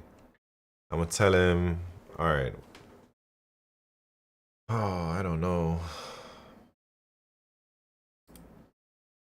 I'm gonna craft a message to him. You should record a video and send it to him. Yeah, of just me talking about what I want. Yeah, I guess.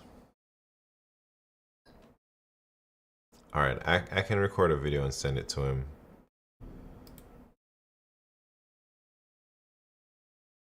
That's a good idea. That's a good idea.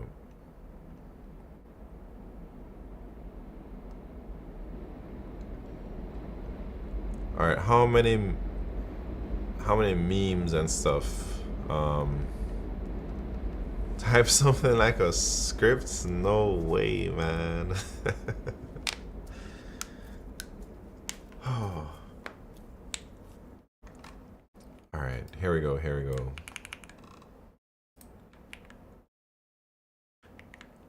Hey, MJ. May you do some burpees? That's a good suggestion, but I don't know if I'm gonna do that, man. Thanks for sending a sample. I think it really got me not I think. It really got me to think about what style I would like. All right, ice it back deep. I'm capital letters. I gotta try. I have one on his name, man. That's the most important one. So you telling me I can't come on too strong still? Like, we've already established a good relationship. Do you think it's time to like turn it up a notch on him? Or should I still keep it cool. Play cool still, you know.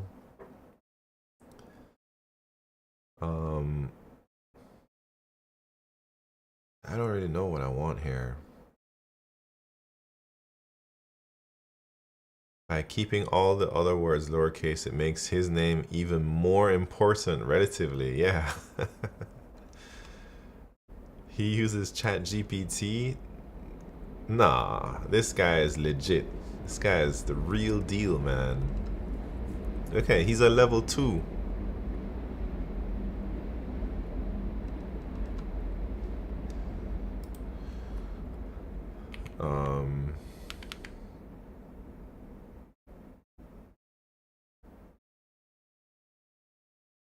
Do we have any videos that we can point him to? Who was that person here talking about real Raymond Jones? That somebody who has not that many edits in their video.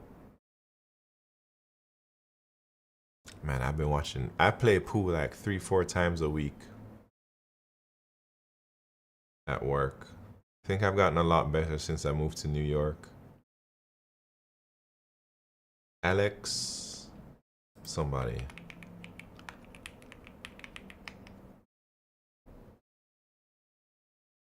No edits.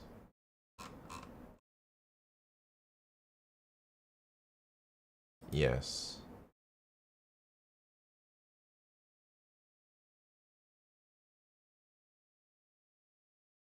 Chance dies. What's happened? Turns out LeetCode competition yesterday had yet another Q4 segment tree. Yeah, I heard it was segment tree or Fenwick tree.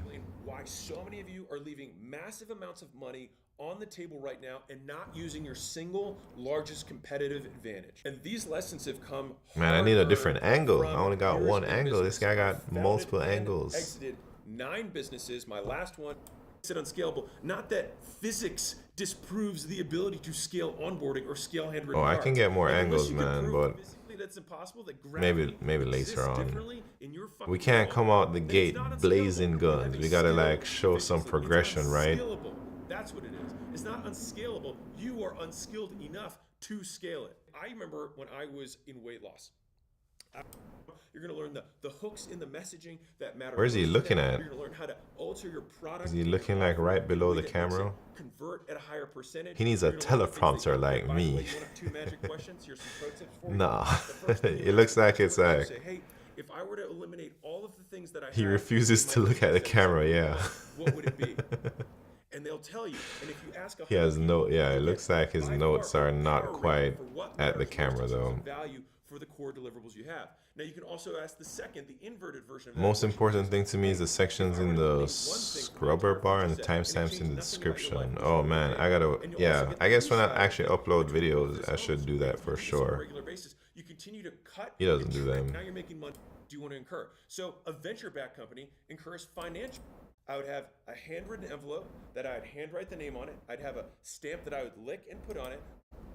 All right, so you're saying some videos like this guy.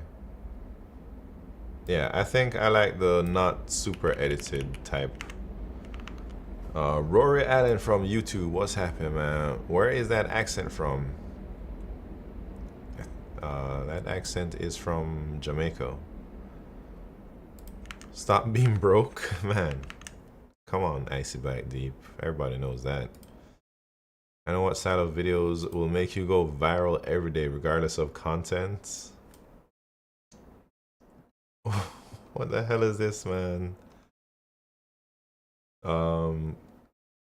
Cooking a high calorie meal. I need a high calorie meal right now. Man, this guy is swole.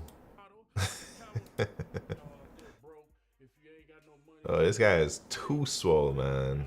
He needs to chill with them muscles. What is he making, man?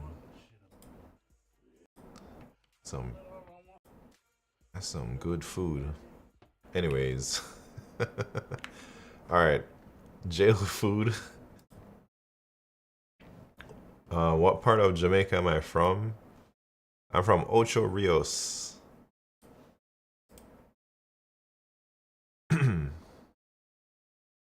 Can you imagine how great you'd be doing videos like this? Nah, come on now. Wait, let me see this one you're talking about.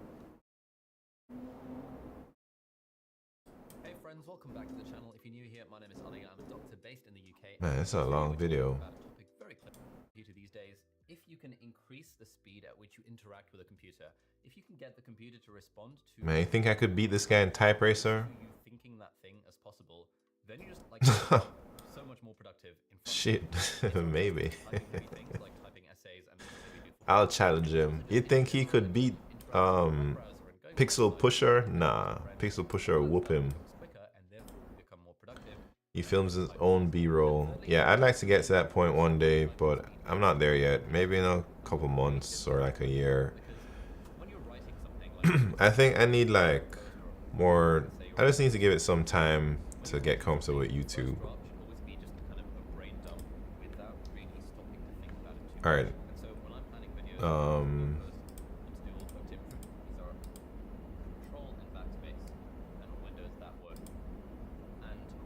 Semi-regularly doing typing tests on here. I discovered this website when I was, I think, 13 years old. All right. I'm gonna use your suggestions, Real Raymond Jones. Hey friends, welcome back to the channel. Have you been taking any inspiration from Theo? I don't really know what Theo does too much, but I have tuned into one of his streams, and I have taken inspiration from him because I see him making YouTube videos while he's live streaming. I'm like, man, I should probably try and do that too. But I'm not nearly as good as he's at doing it. And I think I remember him talking once. I must have watched one of his videos where he talks about having the capture card and stuff. So I actually went out and I bought an Elgato capture card so I can like record my clips as I'm streaming, like here, you know.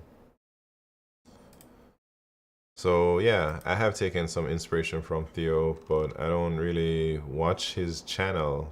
I just pop into his stream sometimes. Found you from a Raymond video.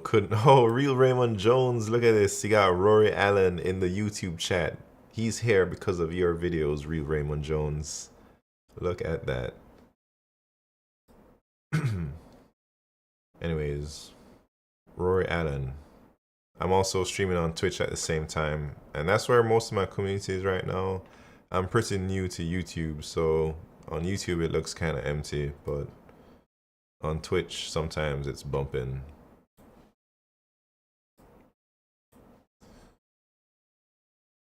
All right, we're trying to craft this message to this person. We're saying maybe like,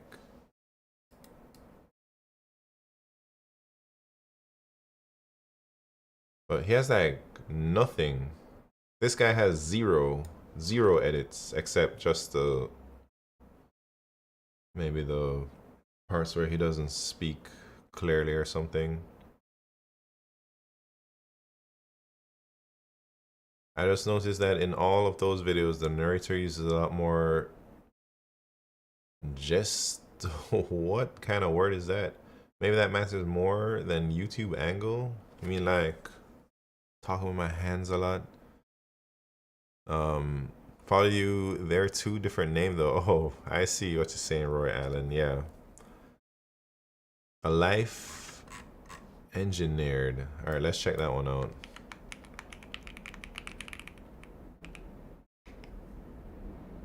Did I spell that right?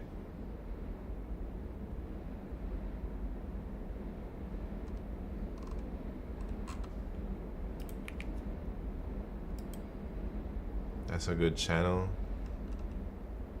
Oh, this guy looks serious. This guy looks super serious.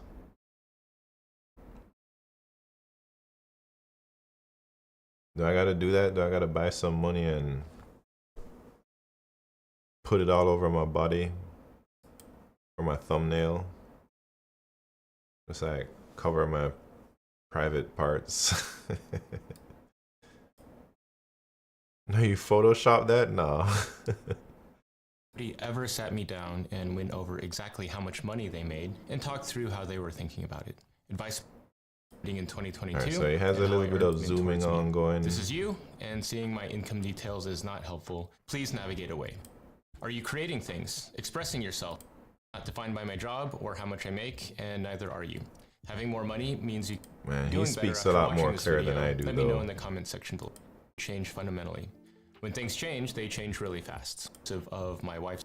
Let's start with non-wage income.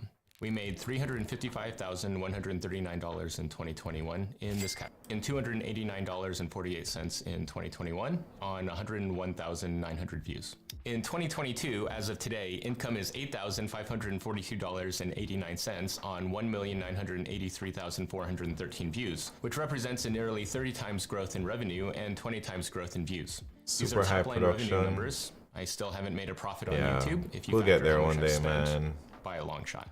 In fact, if you factor think in he the was a hundreds of hours of principal at time, Amazon. YouTube has been a gigantic loss for me. If you know my channel at all, I am looking for support, reaching content as $50 on non-wage income. The largest portion of this, $330. What are you and talking I have about? Money? $162. Let's start with my He's rich. compensation to do Look at all them $2.10. whiskeys on his My thing, man. compensation was adjusted for the net. Should I go work for Meta, Coinbase, or Anyways.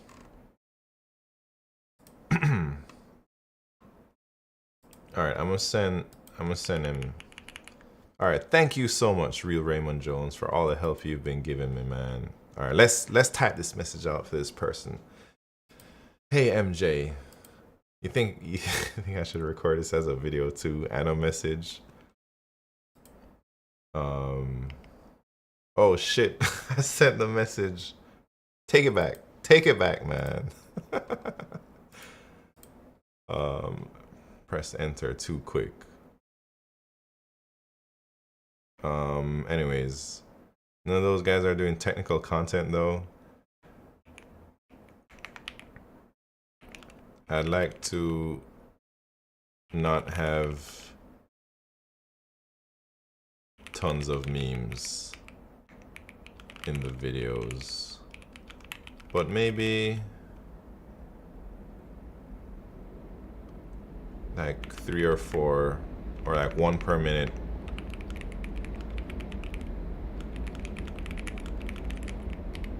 One per minute or 2 maybe.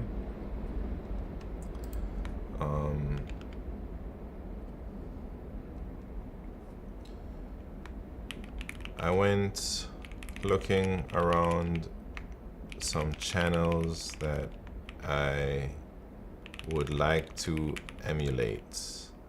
Here are a few. This one, this dude.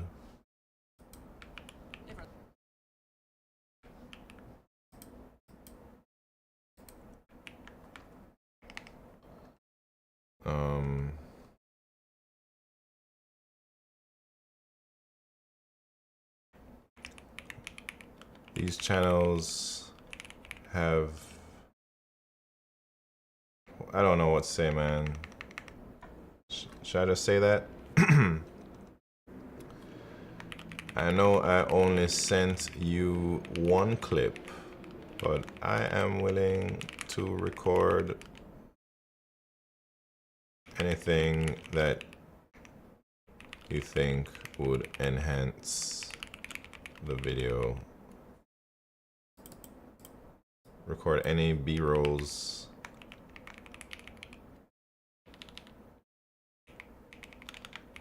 Like me typing or something.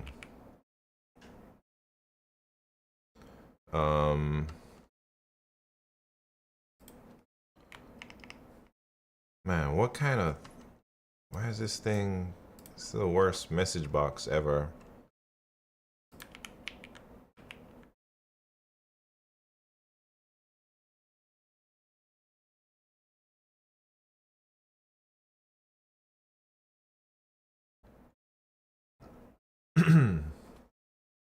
All right, that's it. I'm gonna send it.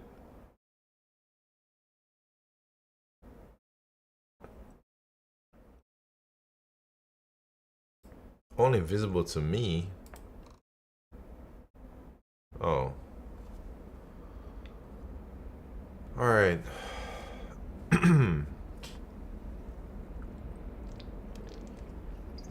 right back. I need to get some more water.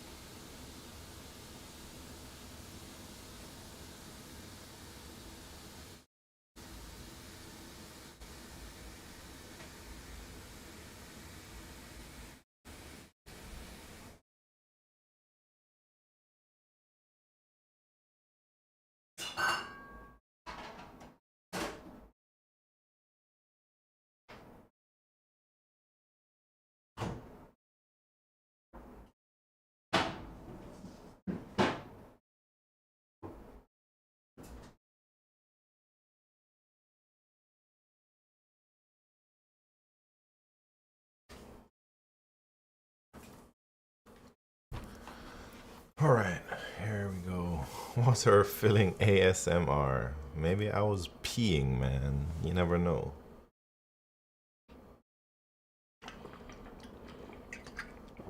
All right, we gotta get some videos either edited or something, right?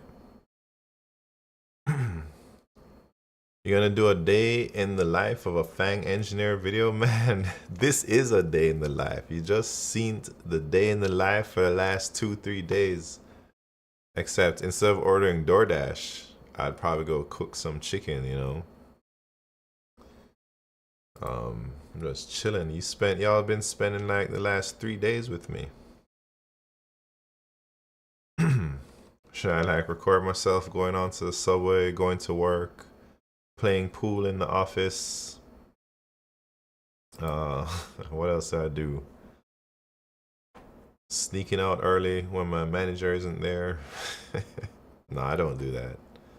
Tripping. Into a bottle. No.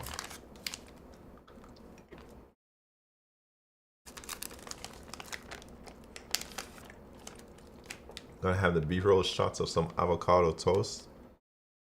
Yeah, I need some more B-roll. I think when my girlfriend moves in, I'm gonna have her be like my cameraman or something to get some B-rolls, or, you know. Yeah, a shot of yourself looking at Peloton and choosing not to use it. Man. If I don't use the Peloton, if I go for like a month without using the Peloton, I'm gonna return that shit.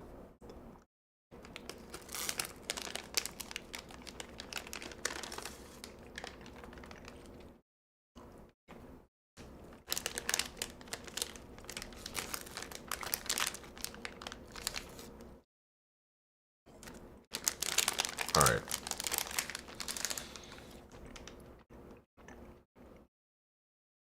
All right, let's find another editor also. Maybe we can have like an edit off.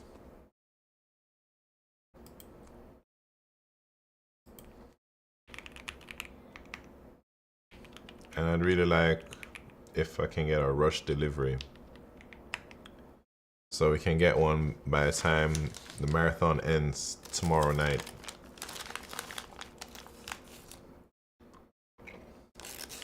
Oh yeah, wait. Somebody said the AI video editor.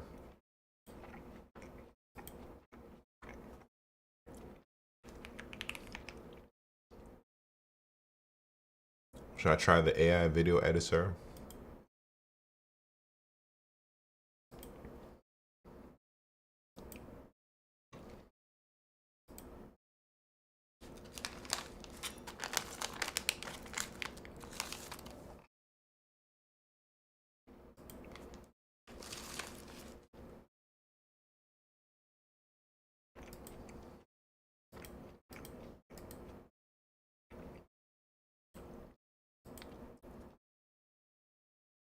All right, let's see what this AI video editing thing is all about.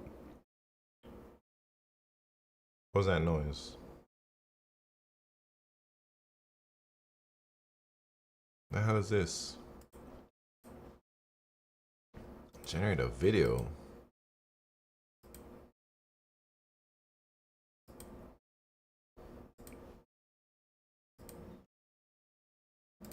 How do we work this website, man?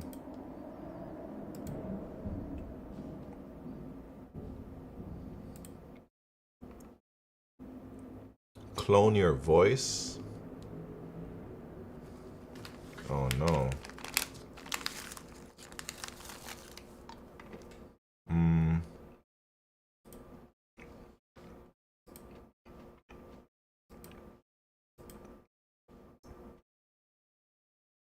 Seems like more text to video, yeah.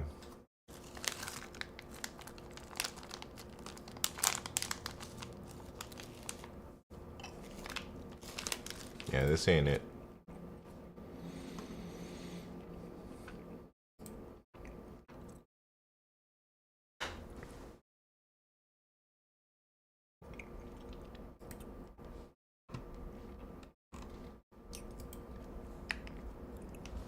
Man, I'm gonna eat all these candies off right now.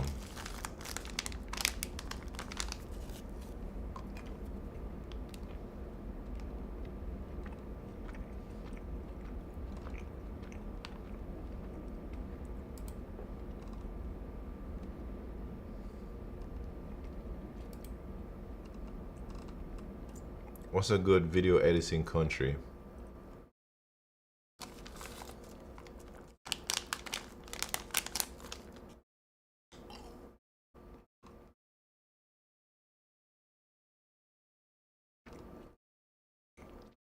Not India.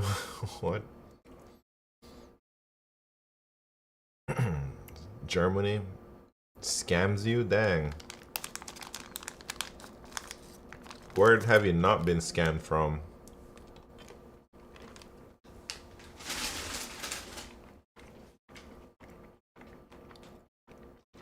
From Czech Republic?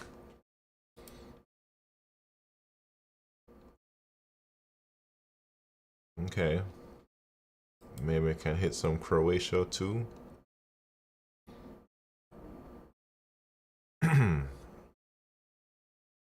Some Finnish editors maybe. Some German editors. Some Hungary editors. I'll take Iceland too, man. No, Iceland cost of living is high. Jamaica, yeah. What? Nah, forget everything else, man. Let me just go to Jamaica.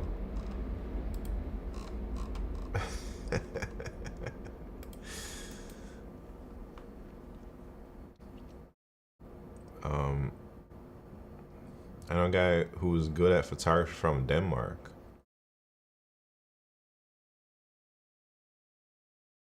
From $700. Let me get my headphones on for this guy, man. $700. Yeah, wants big money.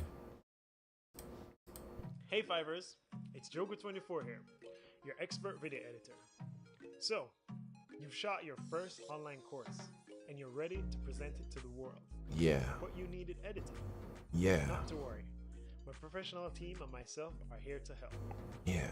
Whether you shot your course with a camera, or you recorded it with a computer screen, we'll take that footage and we'll break it down into easy to digest segments based on your script. My script. A custom theme based on the colors of your logo. And in that theme, we're gonna make title cards, lower thirds, and animations and special effects wherever necessary. We're even going to create custom music to match the theme. Oh, custom music. Now, all the details are down below in the description, but we encourage you to send us a message before placing an order because each order is different. And we'd love to discuss your Custom vision music, so yeah. we can make your first online course a blooming success. Just remember, this offer is exclusively on Fiverr. It's a little bit too expensive, man. I ain't trying to spend $1,000 on this guy, but price was a little bit lower, maybe. Alright, who else wants to edit my videos? Ava Lala. Looks like.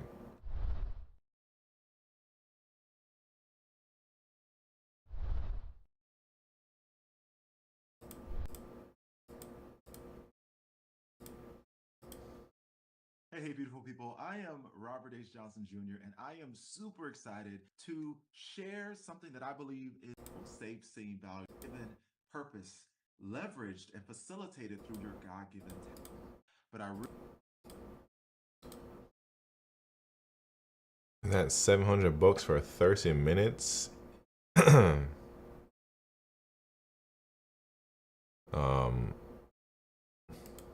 Yeah, I mean that's like, what if my video isn't that long though? Last week of empath leader relationship, whether it be through work or intimacy. Does that mean he'll edit like 10 videos for me? Cast, you know.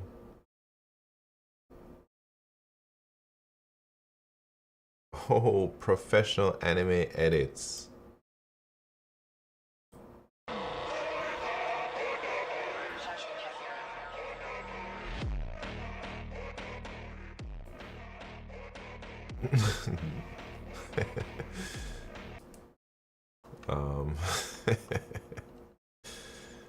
Oh, I'll remove the ums, as, and filler words from videos. This guy is who I'm looking for, man.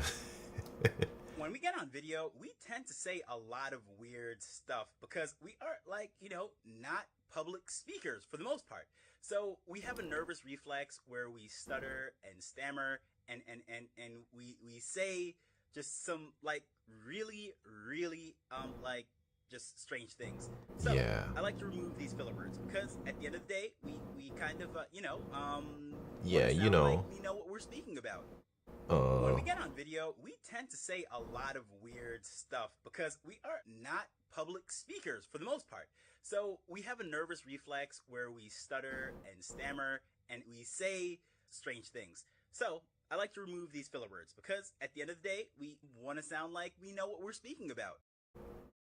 Yeah, I'm gonna hit him up, man. That's all I need, right? Can I bookmark him? Save him to my list. Alright, who's next? Who wants some more action?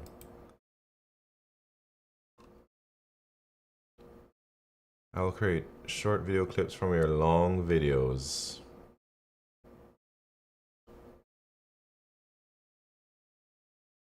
Oh, this guy.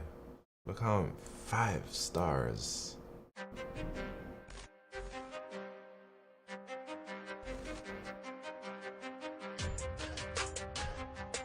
Yeah, that's what I need.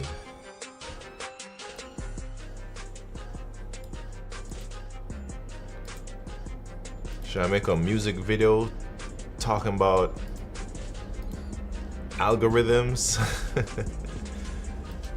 And I'm just giving a tutorial, but I'm doing it in the style of a music video.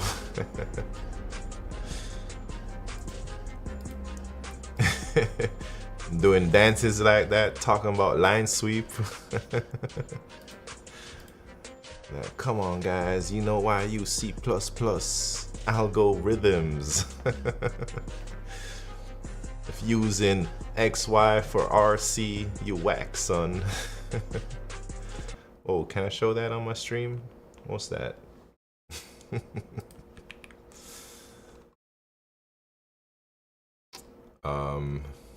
No. All right. Do a rap about algo. Yeah, that's what I'm trying to do, man. I think we gotta we gotta add that to the list. Do an algo rap. It's gonna be about line sweep and priority queues and heaps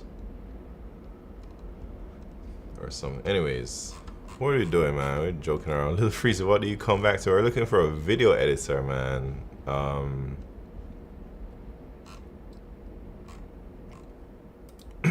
So let me see, best sellings. Gave up on yours? No, I'm just trying to test out a few of them. All right, let's look at another country.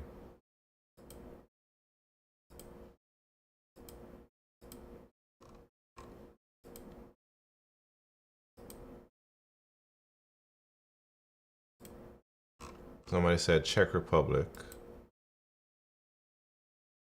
Man, ain't nobody in China on Fiverr.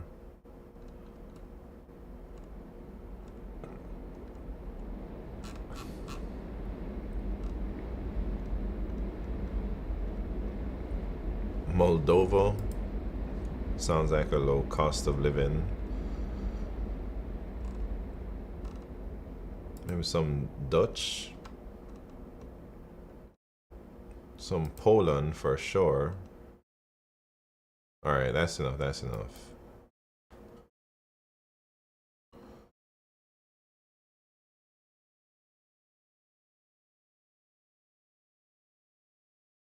Fiverr, $150. I ain't ready to spend all that money yet.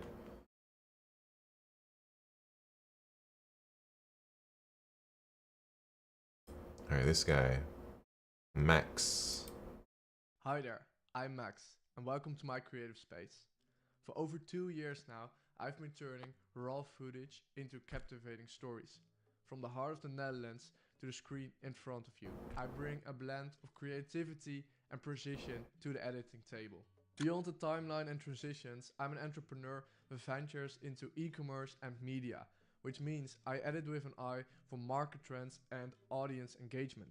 Whether it's stitching together your travel adventures or spicing up your latest challenge video or crafting commercial content that stands out, I'm your go-to editor. And it's not just about cutting and color grading, it's about understanding you, your story, and making it blend.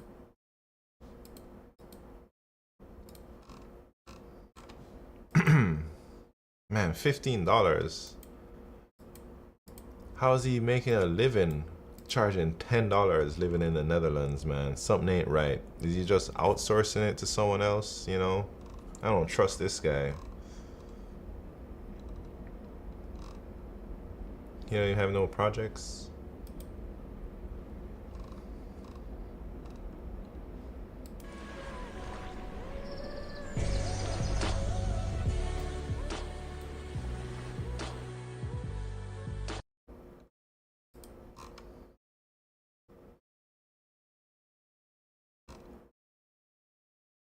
I mean, for $15, I'll try it out, you know. Part-time, maybe? Yeah, maybe. Well, first, let me just hit this guy up. The ums and ahs guy. I'm gonna message him right now.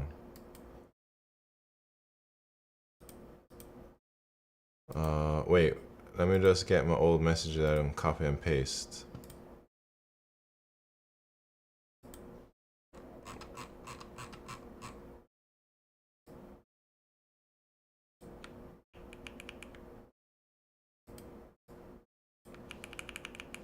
I need that message. Alright, here we go.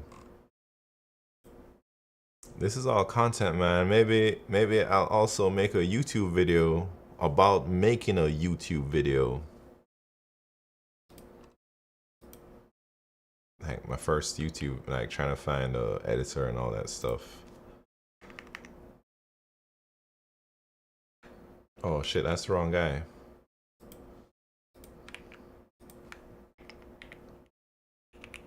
Hey, Taj.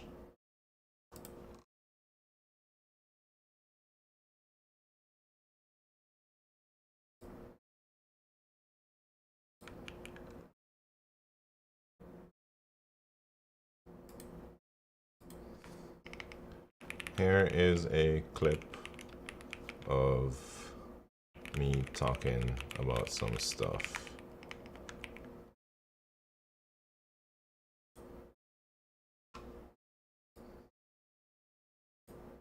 What happened to the first guy? He's sleeping right now, Smart Coder. We're trying to find a backup. We're trying to like go for redundancy, you know. A/B testing also. Maybe I find one guy to take out the ums and ahs, and then I send that video to another guy to do something else. Maybe I just have a whole team of editors and everybody knows how to do one thing, or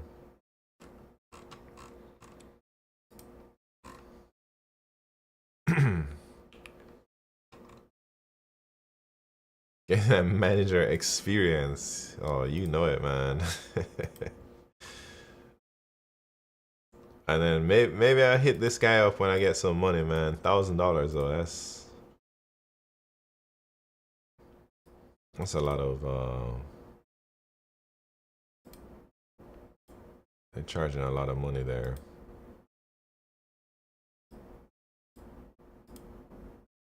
Let me see some work. Hey there, fellow storytellers. Welcome to our first video tutorial where we explore the exciting world of crafting fantastic children's books. Today, we're unlocking the power of connection by revealing the important aspect of defining your $1,000? No. Are you ready? Man. Let's get started. For example, a preschool picture book might be all about simple concepts, repetition, and Man, they got $1,000 for this. Welcome to Bear With Us Productions. Are you ready to embark on an exciting journey into the world of children's book creation? I guess they do all those graphics and stuff. And announce our new online tutorial videos on crafting and self-publishing the perfect children's book. As an ex-freelancer, I can tell you finding good freelancer that do the job on time is not an easy task. Yeah, that's why I'm trying to get multiple. And how important to cover. Dr. Walker was and other card reserve inhibitor. Anyways.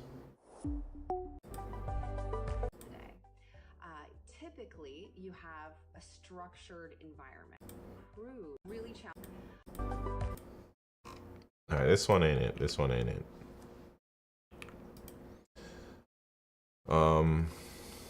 Alright. We gotta find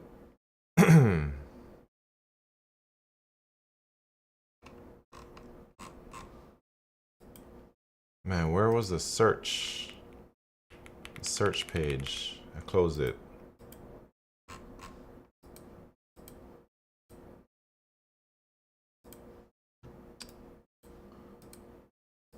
Maybe it's in this window. Yeah, here we go. We gotta message at least a couple more people, and then maybe I'll do some line, or maybe I'll do the sliding window thing.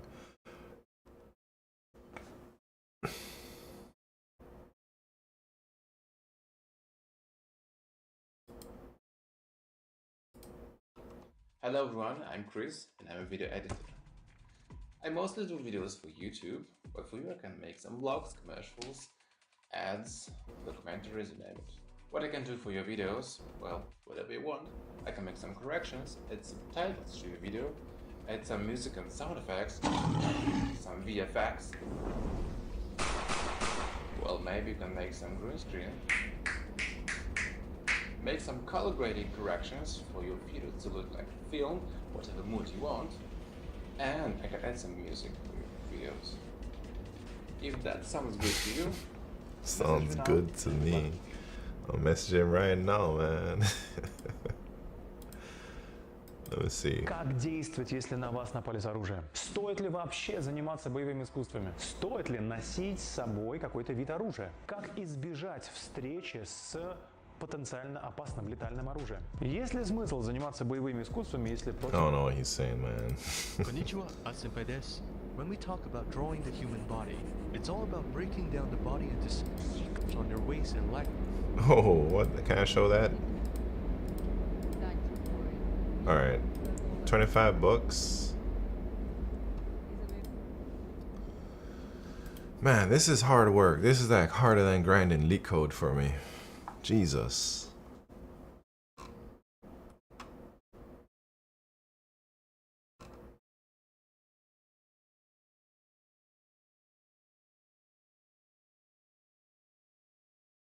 It's a lot of work to start. Yeah, man. 2 days, 15 extra bucks.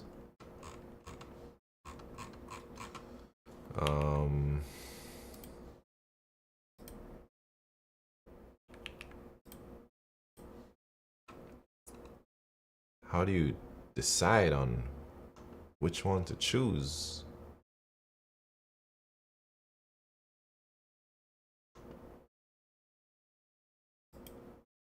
You gotta see their work. Alright, welcome back to Nando Gaming. We're gonna continue playing Fallout New Vegas. Gonna continue right where we left off. So I believe we were about to talk to Ringo, and we were gonna determine whether... Like, it's hard to just predict whether someone will be good or not. I'd rather just see them work and fire them if I don't like them. Yeah.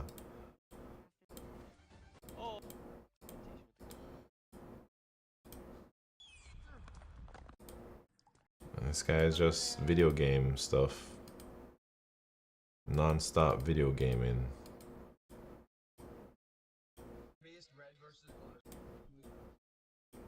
Today, we're finishing Jump King. I've been playing it a bit on my own, and today's the day that I'm finally going to be completing it, because I found out I really don't want to play it anymore. I kind of got sick of it. Like, I don't have any reason to play it, so I was like, yeah, I need to force myself, and streams are a good way to do it. What, you can do that? Holy shit, I thought that was going to fall down. I didn't know that. So you can, holy shit, okay, so you can bypass that with a full power. Nice. What's that boy doing? Jump. Like this jump right here. When I posted on Upwork, I had like 15 people reach out, and I chose 5 with the best portfolios to do the job, gave them all the same instructions and the same video. And then what happened? Any of them made a good video for you? 15 people, and I was only offering 7 an hour. Oh, that's that's scammed, man. Oh shit. I mean, I shouldn't be laughing. But dang. One guy from the US. Dang, somebody in the US was willing to work for $7 an hour. It's insane.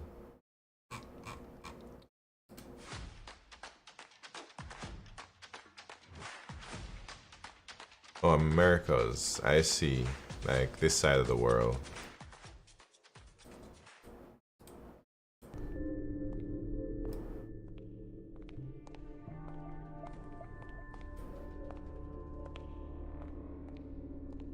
The US guy lied, accepted the contract, and then charged me $30 an hour. Dang.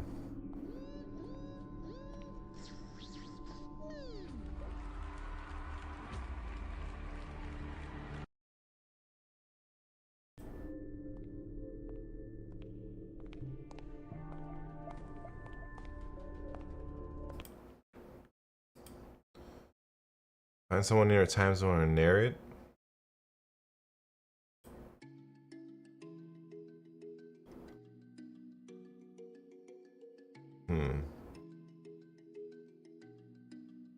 $7 an hour, you're limited in, yeah, I'm willing to pay a little bit more than $7 an hour, man.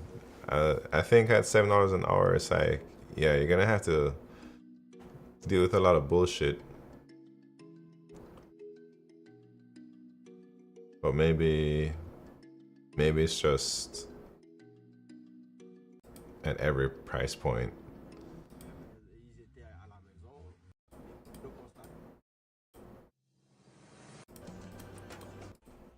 Man, I'm just gonna message some. Here we go. I'll do professional video editing, yeah.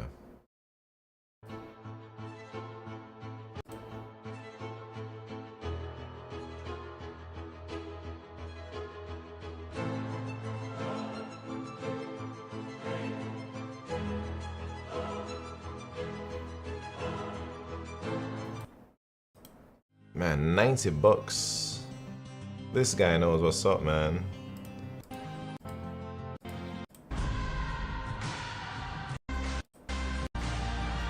I feel I don't need to pay $90 for whatever I'm doing, you know.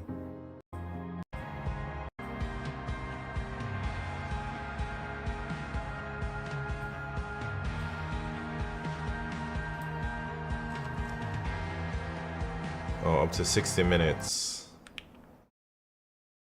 Anyways,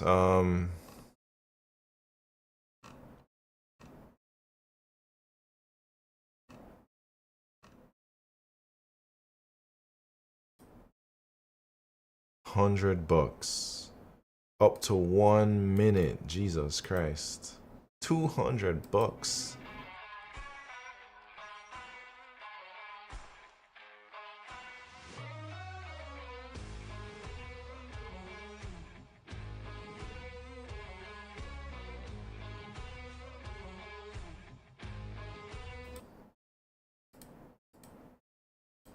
Jigjiga, the capital of the Somali regional state in Ethiopia, has witnessed a remarkable transformation. Previously, before the pivotal changes in 2018, the region was a center of conflict and human rights violations, with development sorely lacking. Do I have to work on my YouTube voice, man? I think all these videos, they got like people talking properly and clearly, and it's like, I guess they're reading from a script. Is it my voice, or is it because I'm not reading from a script, or like studying a script? Maybe I gotta do what Icy Black Deep is telling me to do. Get a script ready. They do use a script, yeah. Everybody sounds like so articulate. And I sound like a chump.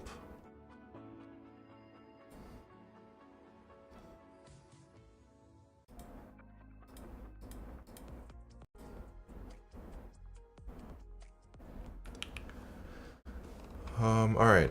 I'll message the next one I click on, I'm gonna message them. Motivational video, yeah, this is the one. I'm gonna message this person, man. I haven't even seen their work, but I want to make motivational videos. But let me take a peek. Welcome to Yeah. Să convingi oamenii să cumpere de la tine.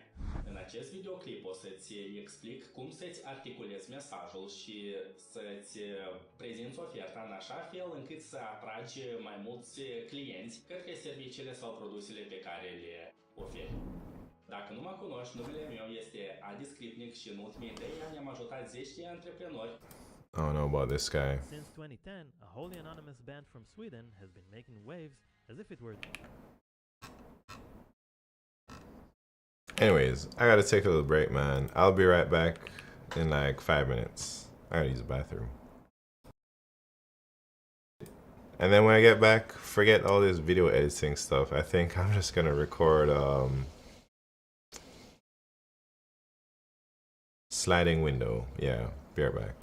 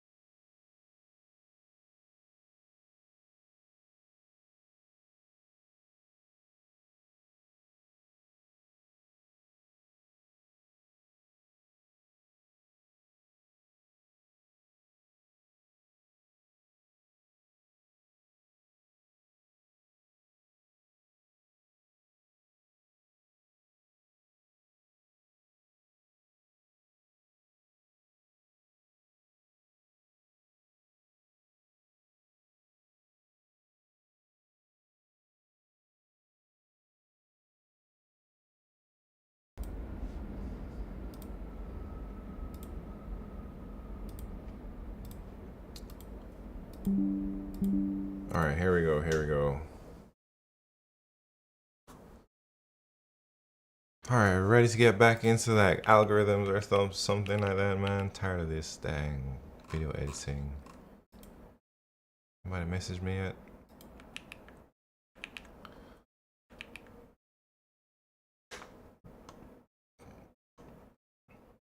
Scripts keeps you on track and make sure you hit all the points you want to talk and don't ramble. You can still talk the way you normally would. It's part of your uniqueness. Yeah, I need a script, man. All right. No more joking around. We're about to do some real things.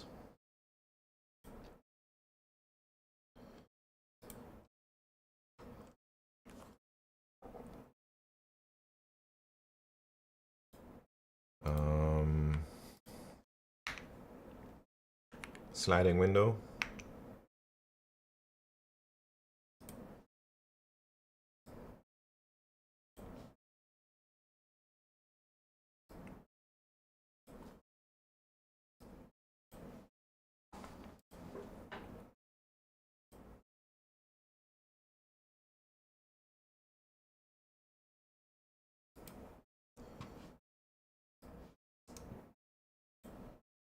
Here we go. All right, we're about to do a sliding window problem. This is one of the most basic algorithm techniques that you should know. You should have this in your arsenal. And I'm just gonna solve one of the most classic sliding window problems out there on LeetCode. Question number 3. Longest substring without repeating characters. Given a string S, find the length of the longest substring without repeating characters. So the idea with a sliding window is like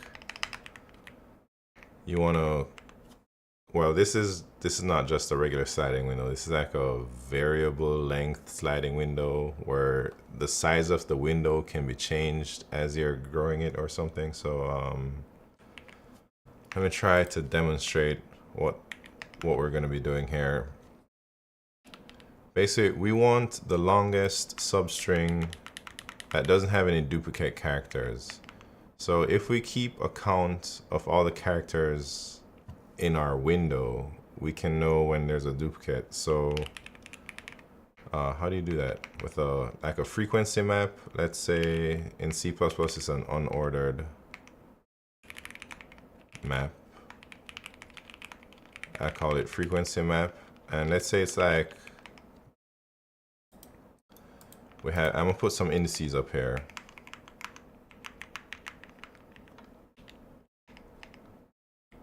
And we want to like have a left pointer and a right pointer, or like the start of the window and the end of the window. So I'll call them left and right. I think that's what I usually use. So the idea is we're going to grow the window the right side. Like we move the right pointer to grow the window. Like let's grow it by 1. So we consume this A. We'll put it in our hash map. So that means in our window, this is our window right here, we have only 1 A. So that means it's good. We can still keep going. Could consume the B. Now we have 1 B in the window. We keep going. We got a C now. So everything is still 1. So there's only 1 of each letter. But when we grow the window one more time at this point, we consume another A. So now we have 2 A's. Now this window is no longer valid according to the rules, where we can only have 1 of each character. So what we want to do, we want to shrink the window until it's valid again. We shrink the window by moving the left pointer. So in this case, now that the window is invalid, we'll start shrinking it. So we move up the left pointer and we throw out the A. We throw out whatever was in the left pointer pointing to. So that means we decrement in our frequency map A. So we decrement it by 1. So now the window is valid again. We can stop shrinking the window. And if the window is valid, which it should be after we shrink it, then we can record the length of this valid window to make sure that we know what the longest window is. So the answer here is like, so far, we'll say that's 3. And then we can continue to grow the window now that it's valid again. So we consume this B, we increment this, and now the window is now invalid, so we got to shrink it. We shrink it, we drop that B, so it goes down to 1. And this window here is valid, so the answer is like 3 still. That's the longest window that we've seen so far. And then that's kind of the idea behind sliding window. I'm going to show you how I implement it now. Well, let's go. So the first thing I always do is I always make sure I got n representing however many elements in whatever I'm dealing with, whether it's a string, vector, or whatever. And then we want to keep track of our starting and our ending points, our left and our rights, the window start, window end. I'll use L, and 0 is just the index where it should be at in the beginning. I used to use my sliding windows with while loops, but lately I've been trying to change to a for loop, so I'm going to show you it with a for loop. So I'll use R instead of I here, as this is the window end. So for R equals 0, R less than N, R plus plus. This is us like growing the window. So to grow the window, in this case, let me make my hash map. It's a count of the frequency of characters in the window. There we go. So to grow our window and we consume the character at index R at the right pointer, we just like increase the frequency map SR, and then we increment R. And then this is the part where we check if the window is valid. And we can do this in a while loop because we want to continue to shrink the window if it's invalid. So the case here is like while, wait, how do you do this?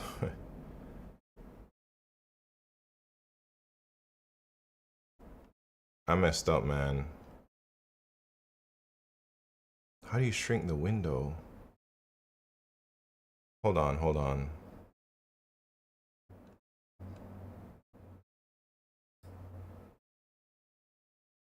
Because if we move the pointer, then I can't even do a sliding window. Let me look at it. Let me look at what I just did. Oh, I never move R because I'm still on my while loop mode. You know what I'm saying? I'm still, all right. Cut. Rewind. Cut. Hold up. Let me do that part again. Dang, what the hell is that?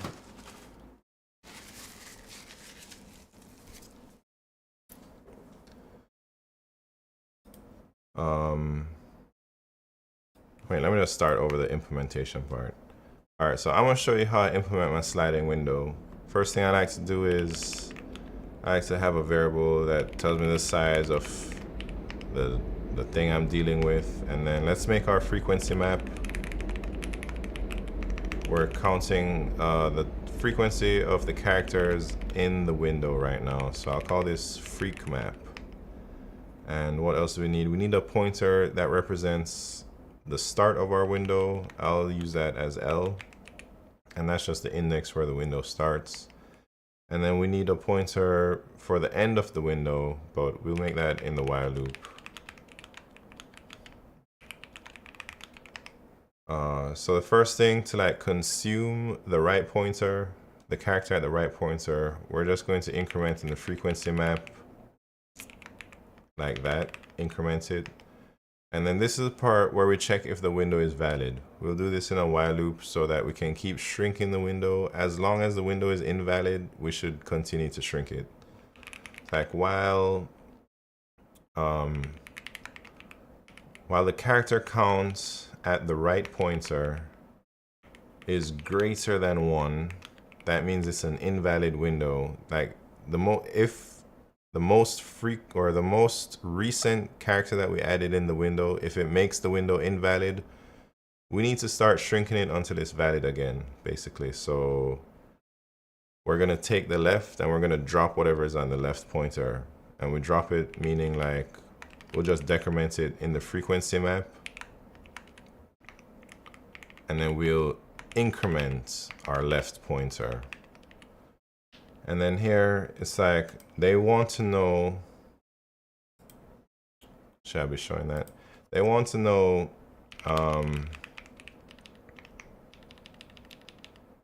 the longest length of a valid window. So here we can just record the answer. The length of, well, the length of the window is going to be equal to r minus l plus 1. And so the answer is like the maximum length that we've seen thus far. So the max of the answer and the current length that we're at. And that is the idea behind sliding window. This is like a very, very standard implementation or standard sliding window problem. So you can get super creative with how you use sliding window to solve some problems, and maybe I'll show you some other interesting problems with sliding window. But that's basically how you do it, man. It ain't no thing. This was one of the very first techniques I learned when I was starting algorithms, and there are so many problems that you can solve with sliding window. There's easy problems, there's medium problems, there's even hard problems that use this sliding window technique. Cut. And then I'll do another sliding window problem. All right, make a video for free code camp YouTube. What? I don't know. How do I get on that? Now you got work for an editor because of all my bad takes. You can solve most sliding window problems with binary search, but it's less efficient. Oh yeah, like you binary search on the window size. Right. But that's n log n. Oh, I didn't even talk about the time complexity. Should I talk about the time complexity, man?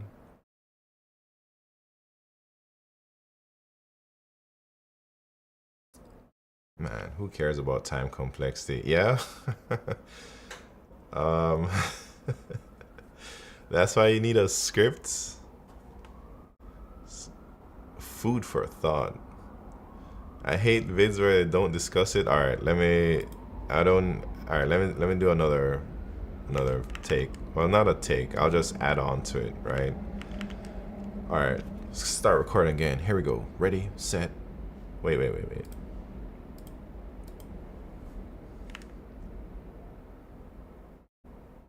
Ready, set, go. You want a full screen?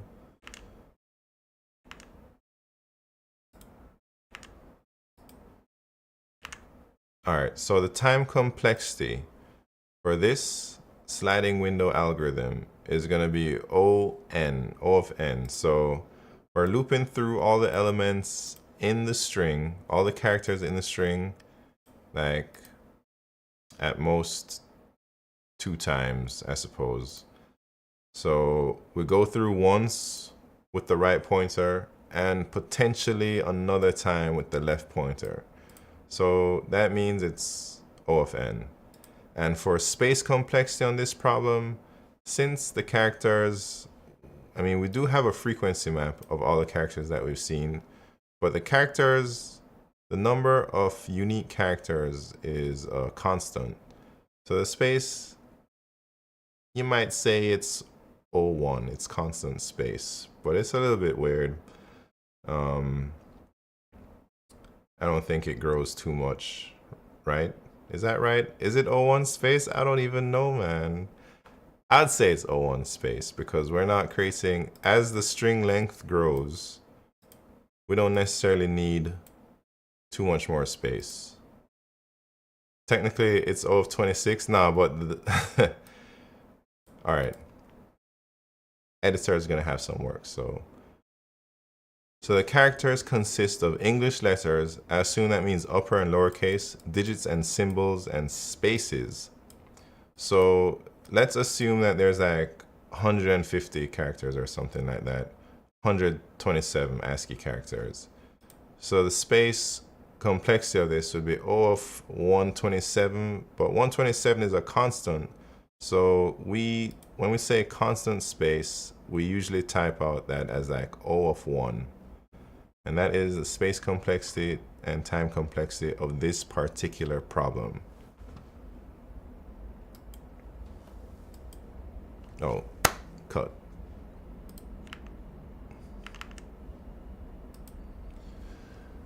All right. Let's do another sliding window problem, man.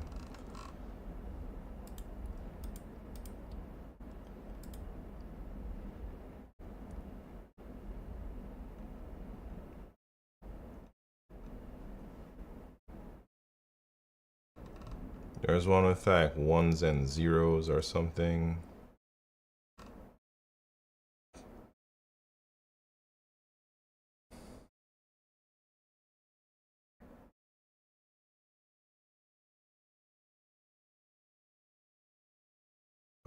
You want Twitch chat in your video?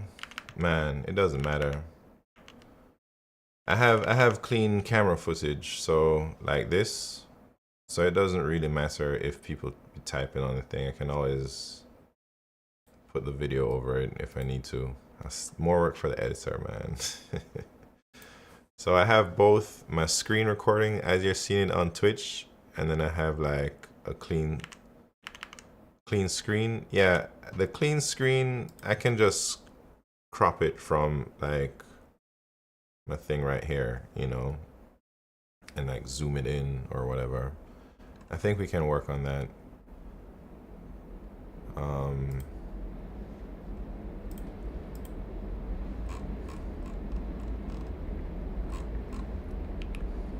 right, sliding window, another problem.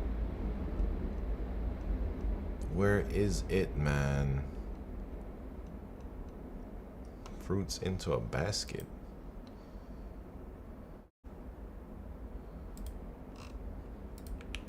Content creator arc, yeah, we're trying.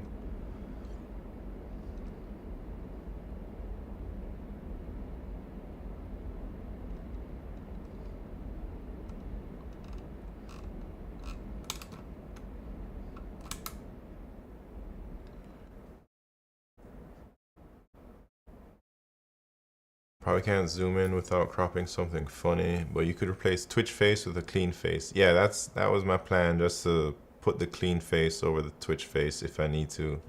And maybe I can like zoom it out and like, you know,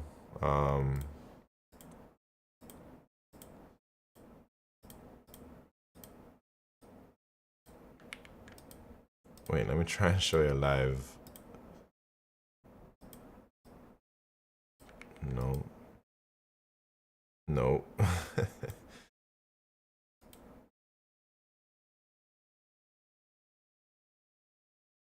Anyways, I think it doesn't work right now. You'll see it one day, man, whenever I upload these videos. I'm trying to find the problem where it's at most something zeros in the thing.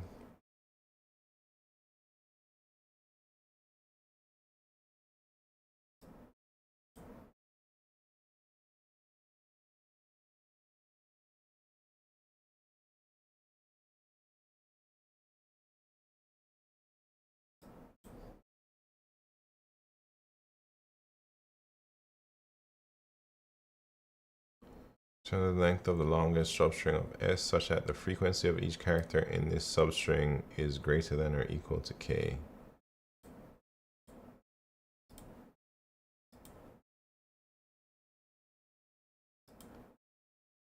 No, that's not the one I'm looking for.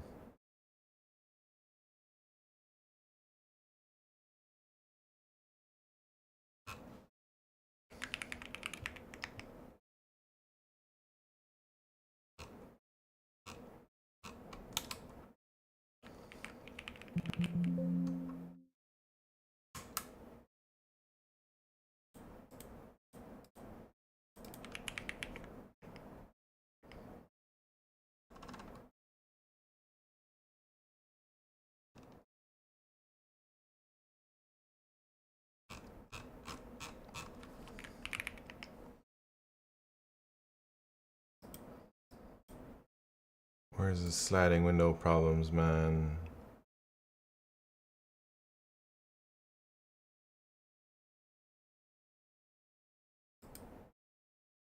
Is this it?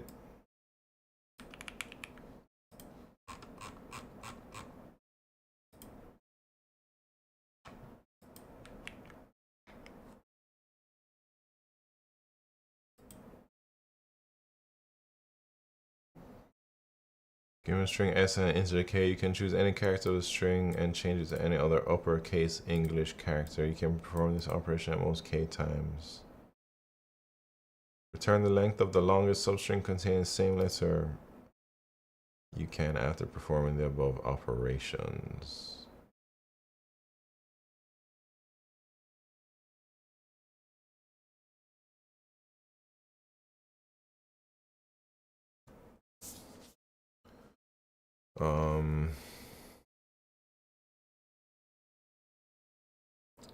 Man, there's another problem.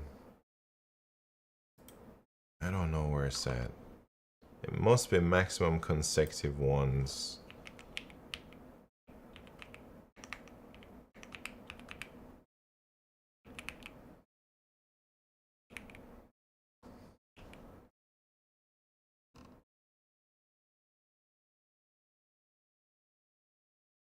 It's a premium problem. Oh.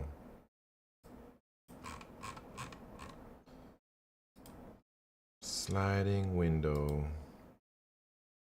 Max swap.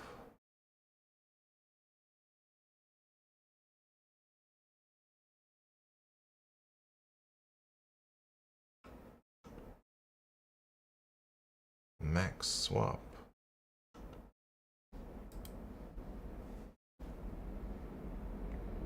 Oh yeah, this is the one. This is the one right here. Max consecutive ones, part 3. Given a binary array nums and an integer k, return the maximum number of consecutive ones in the array if you can flip at most k zeros.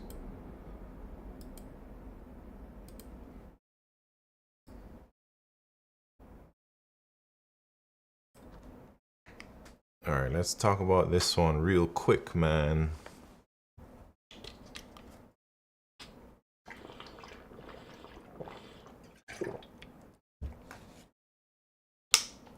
Are y'all ready for it? Jaden 8008. Does that say boobs? What's happening? Alright, we're gonna do this one real soon. Ugh. Oof, gotta stretch. Oh, shit. Sleepy, man. We're at the 6-hour mark. That's the halfway mark, man. We're not even that, like, we got a long ways to go. We gotta make it to 12 hours.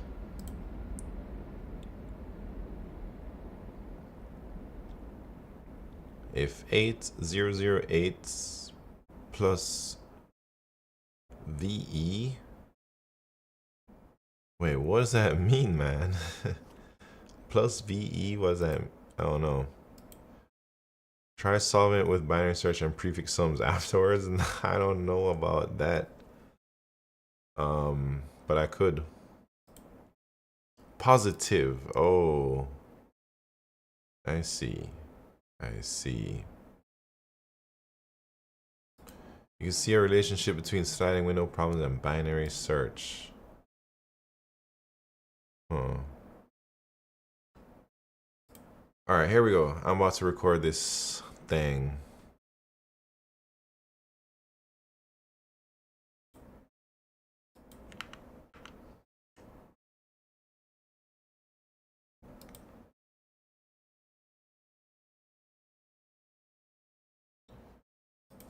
Alright, here's another sliding window problem. It's a little bit more...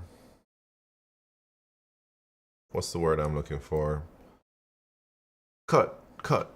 Start over. Shit.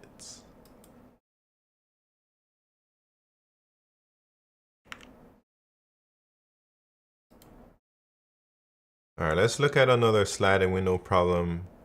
This one requires a little bit more tricks and tips and techniques. Wait, cut. One more time. My bad. Let me figure out what the hell I'm gonna say, man. How about that? Script? Alright. Let's try and think about what we're gonna say. I'm just gonna roll with it, man.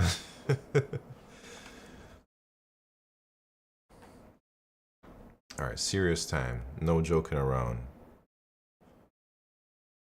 Ain't no jokes out here, man. Oh wait, ad break. Do we care about ads?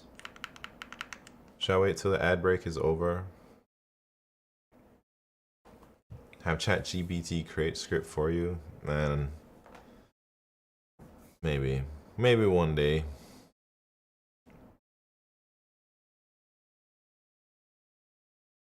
But not today.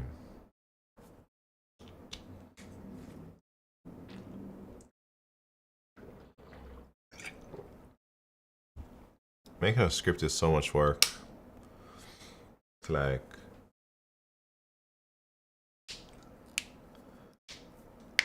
it makes me not want to make the videos if I have to write a script, you know?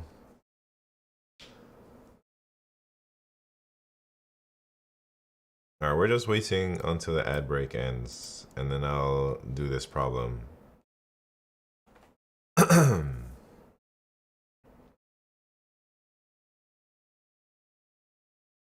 You just need some structure.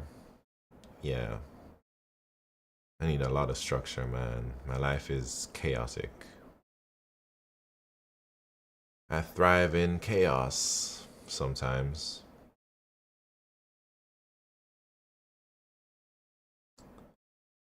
Alright, here we go. Ad break has ended.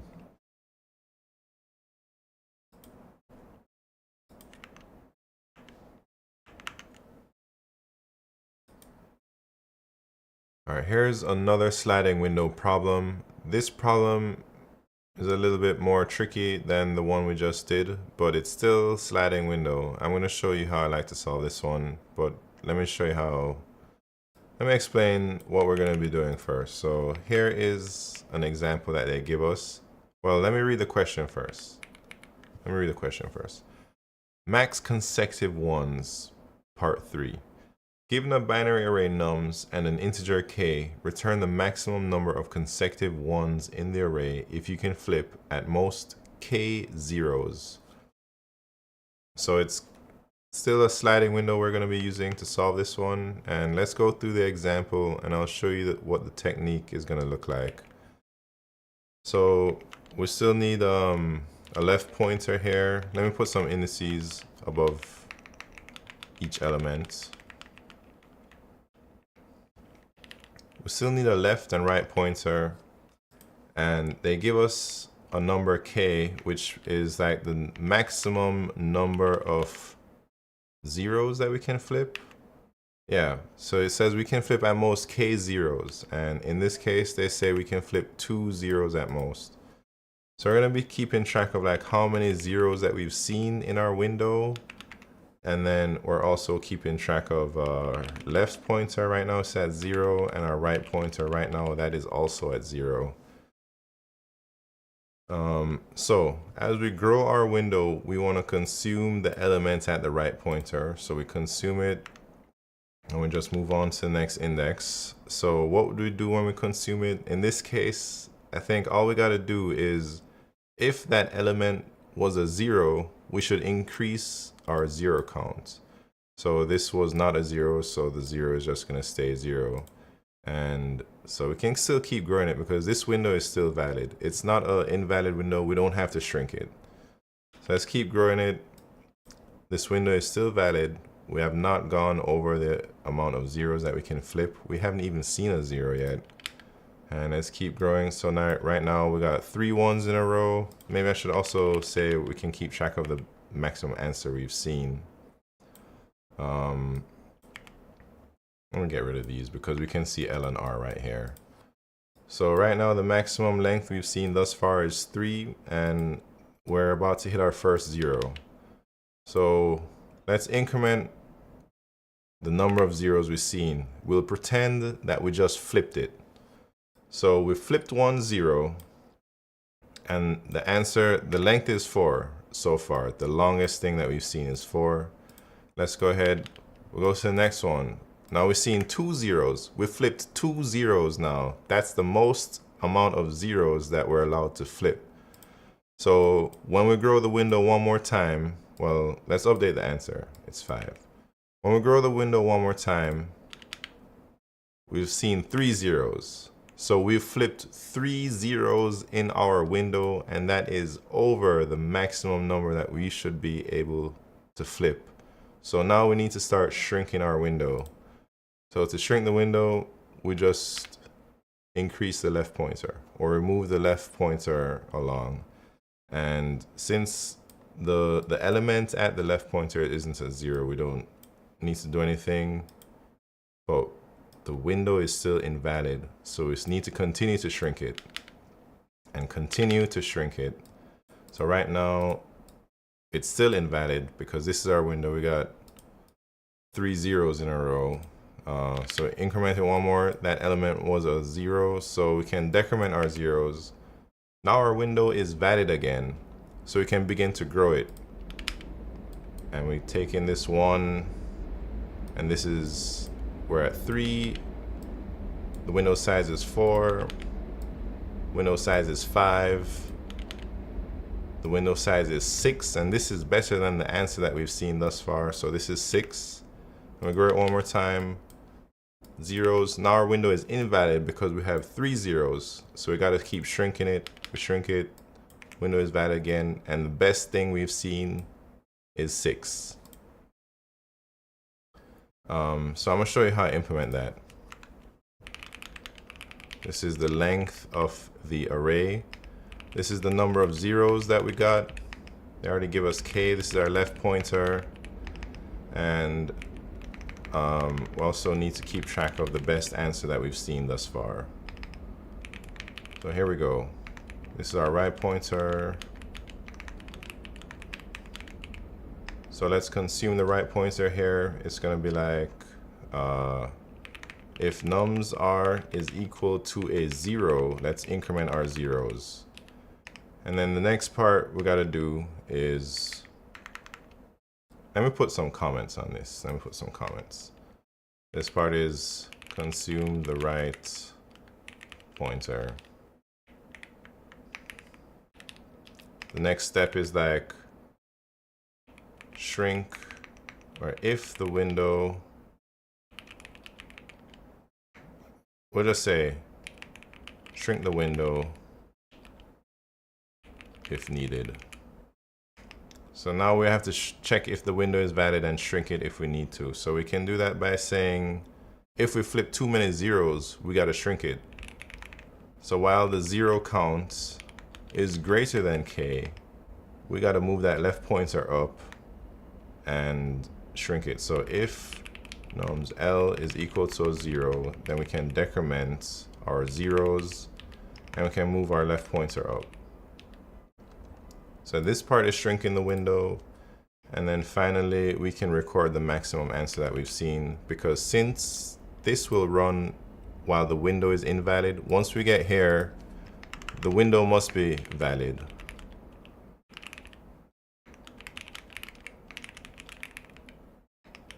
Let's record the best answer. So our answer is the max of this, and the window size is going to be r minus L plus 1. And that is this sliding window problem. Let me see if it works.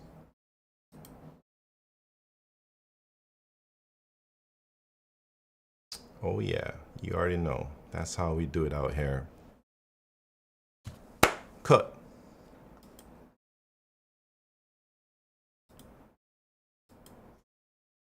All right, Alpha Zaya 21. What's happened? Welcome to the party. Rename the variable hello. My bad. I was trying to record a little video there on sliding window. Should we do more sliding windows?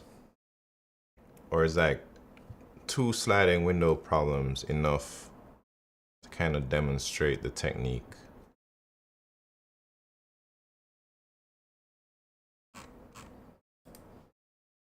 I think 2 might be enough. If the video goes over 10 minutes, these editors start charging a lot of money, man.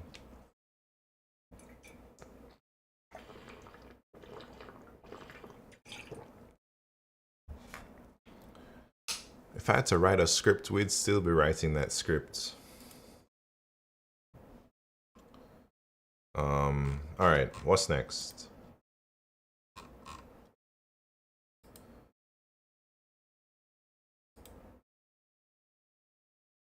Oh yeah, Neural Turing Machine says I should try and solve this with binary search prefix sums.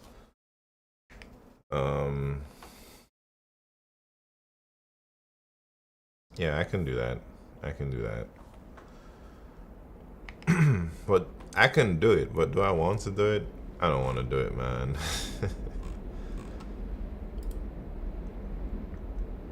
It's too much work for me right now.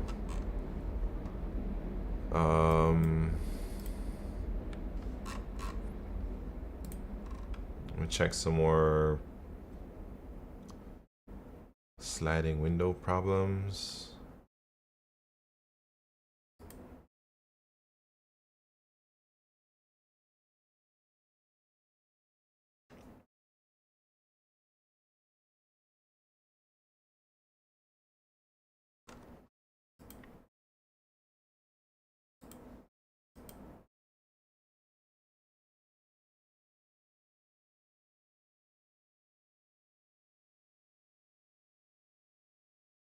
You can post all this to FreeCode Camp for more traffic back to your YouTube. What do you mean, Shandu?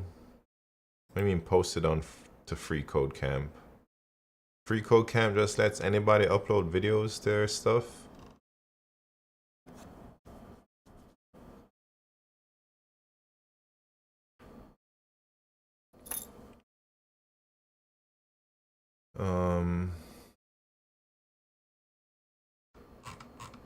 Oh, you know what? I don't really know.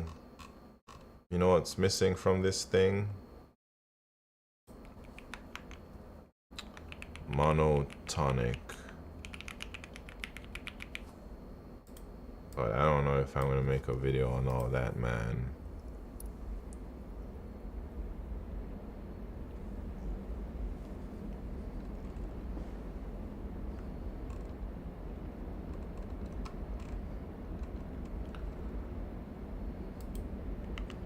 The GOAT, what's happened? Can I share with chat the repo of the implementation of dynamic array? For sure. You email them and they should accept? Oh, snap. You having me make business moves out here, Shandu. That's actually a pretty decent idea.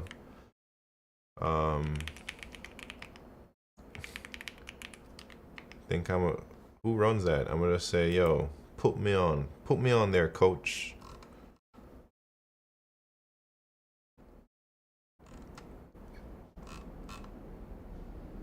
Let me see who's teaching their data structures and algorithms.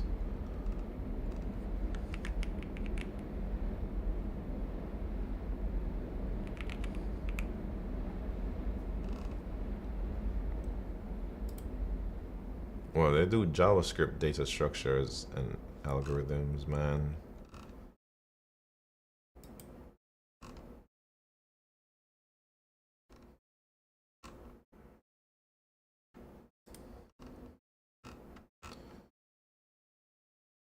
Man, that's a lot of stuff.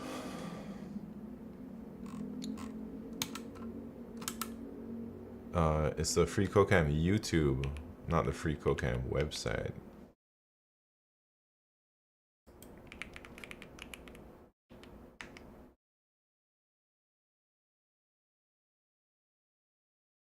I mean, they just hosted. Like, do you know of people who've done that, Shandu? How do you know that That's like a thing. Let me see what you did here.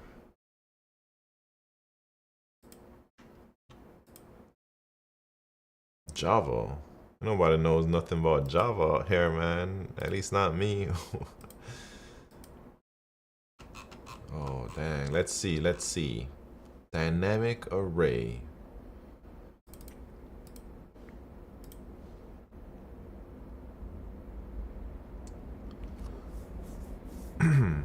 Every tech YouTuber does that?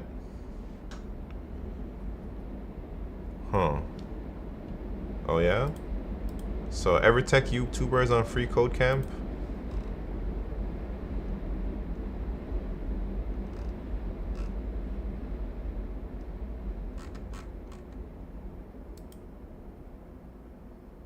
All of them?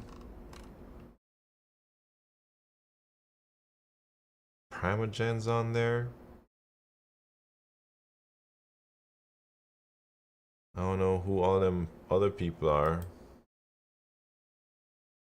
But learn C++ in 31 hours. That's probably what I need right here, man. I'm gonna have learn sliding window in 10 minutes. Data structures in 8 hours. Bitmask DP in 10 minutes. You have to make one big video. Oh man. You gotta get your YouTube going first so you can drive people to it when you're on their YouTube. Yeah, I gotta get my YouTube going first. So all the 10-minute videos into one big video. Man, we got a lot more things to cover. What the hell is this? I see new learners asking, how do I pick a project for my resume? All the time. First, don't choose a project from a tutorial or a I gotta listen to this, man. Prime a dozen and won't really set you apart. Remember that you're competing against people with a 4-year university education. You need to demonstrate that you have the same level of knowledge and skill. Choose a project that solves a problem you are having and build it from scratch. For example, Quincy built free cookies. This should be me. I don't need that. I have real hair, yeah.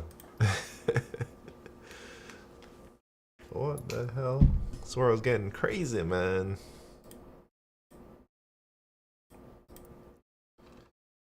Alright, what are we? I don't know what I'm looking at.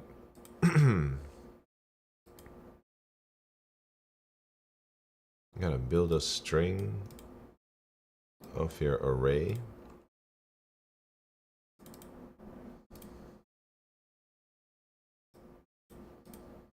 Growth factor. Every time you just double the capacity, create a new one. Data. What the hell is that? Interesting. This seems like a good exercise.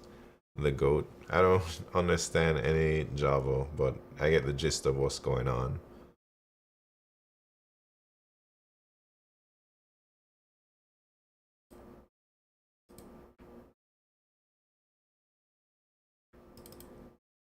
Let's press warning. What's unused here? Alright, what's next? There's some edge case I found. We'll have them later. Cool.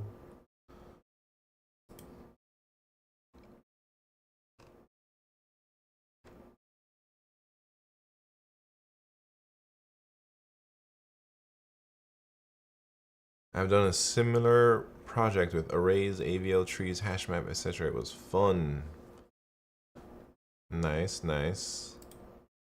Yeah, I don't know if some of you were here earlier when I was talking about my whole journey my whole life basically. But when I was at that school 42, that's kind of what they had us do. They had us build all these data structures with C, and we weren't allowed to use them until we built them ourselves.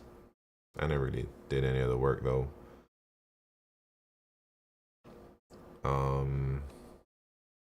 Alright, are we still doing one more sliding window or something?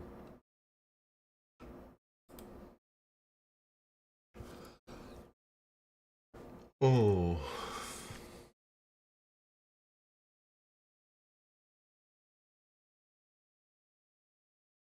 Except it's much more painful in C. Yeah, it was so painful, man. I think we had to redo like printf. That was one of the earliest projects to do printf in C.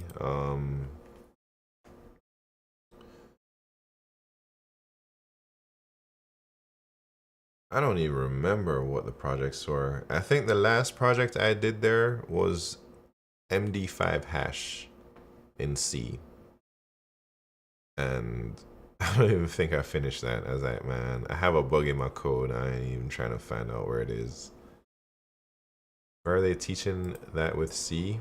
At this school called 42.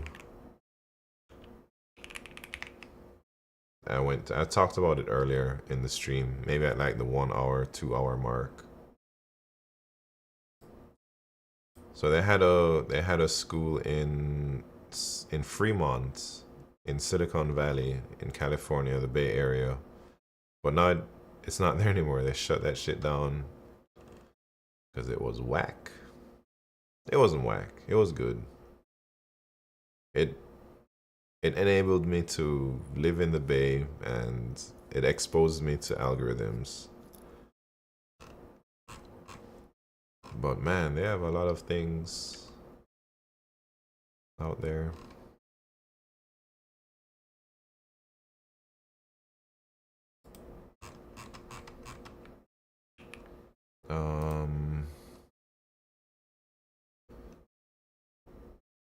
Maybe I am done with sliding window.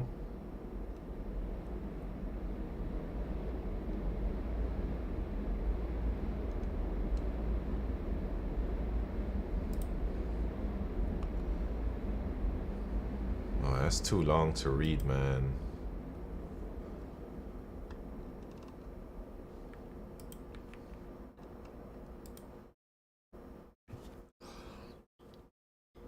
Oh, snaps.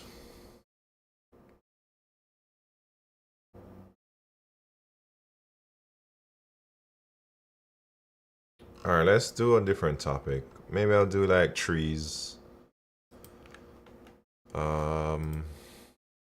are we at? Sliding window, done. It is what it is.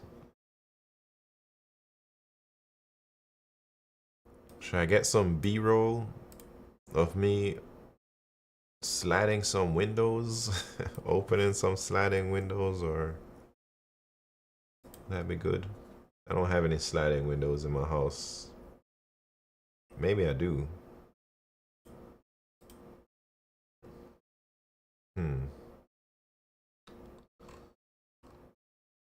What is SSSP? Single source shortest path.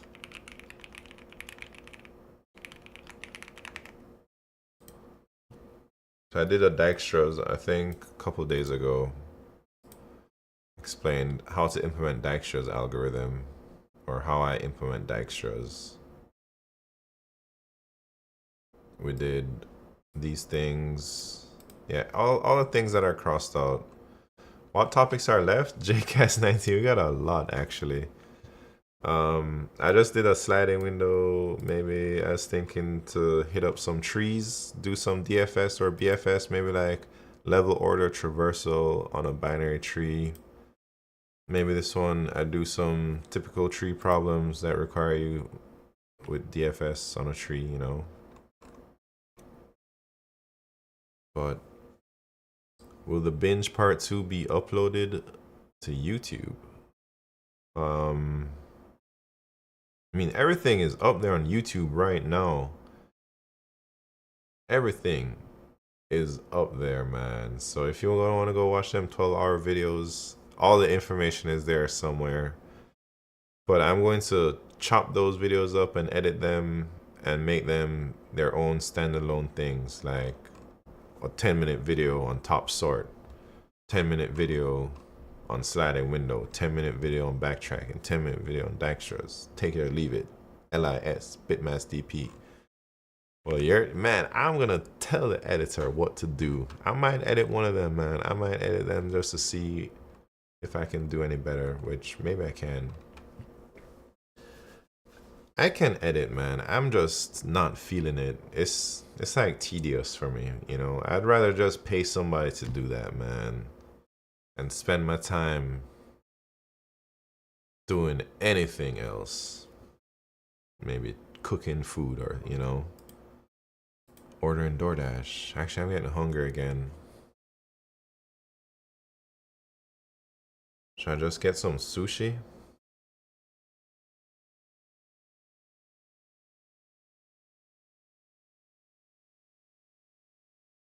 I'll get some sushi if that's what y'all want, man.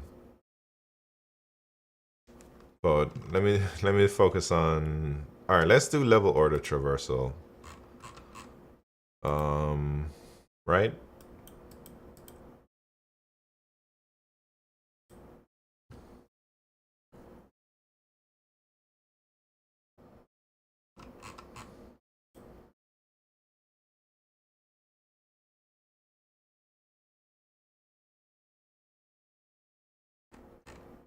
What's a good level order traversal?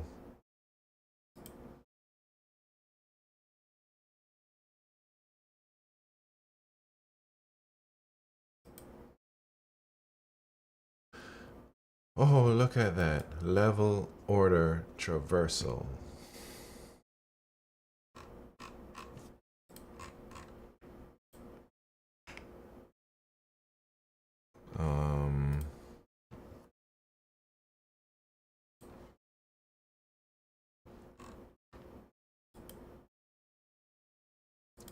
All right, here we go. Here we go. This one's gonna be easy. I don't need no dang scripts, man. I'm gonna freestyle this like it's nothing.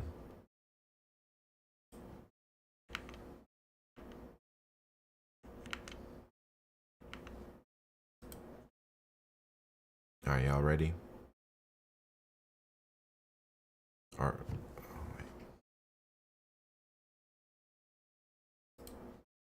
All right, here we go. I'm here to teach you how to traverse a binary tree level by level. We're gonna do binary tree level order traversal right now. Here's a question. Given the root of a binary tree, return the level order traversal of its nodes values, i.e. from left to right, level by level. So if you don't know what a binary tree is, I suggest you go look that up before you come to this video. If you don't know how to traverse a binary tree level by level, then you're in the right place, man. I'm about to show you this right now. The idea is we just want to go each level. So like this 3 on the binary tree, that's the top level. 9 and the 20, that's like the next level. And then 15, 7, that's another level.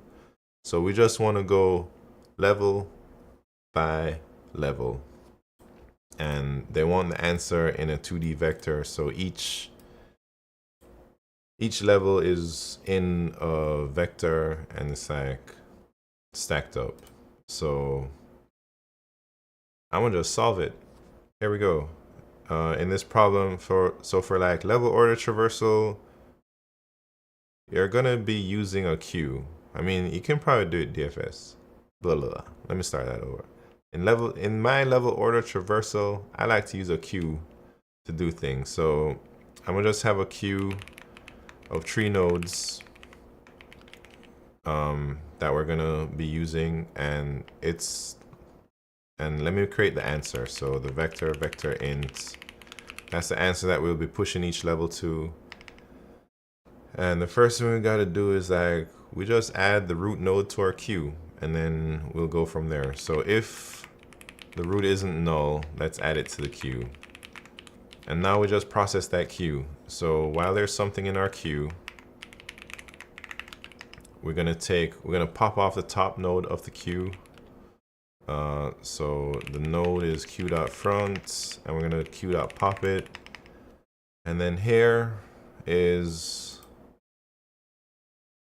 wait, I don't know how to solve it. Cut. Let me solve it first. Was it that queue size? Hold on. And then I iterate over the queue size or something.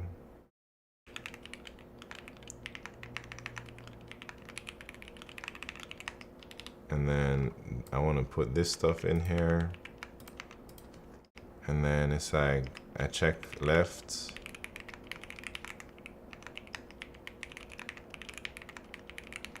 Maybe I check right.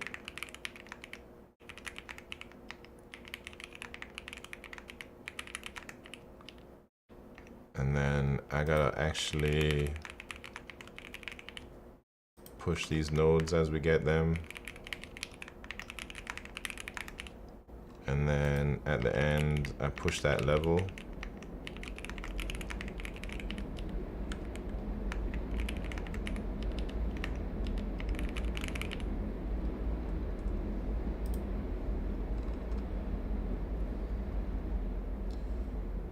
All right. Hopefully that's it.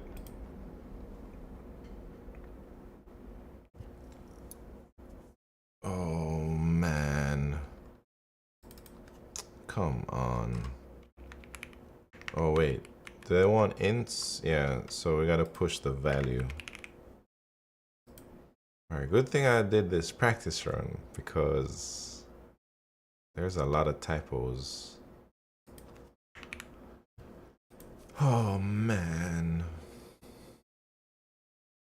Oh shit.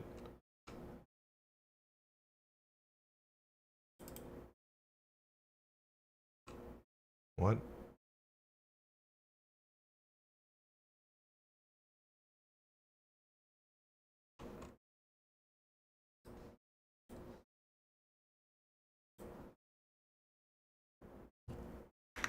If roots, come on. I had so many mistakes. All right. Now we got it. We got it now, man. Take a little break.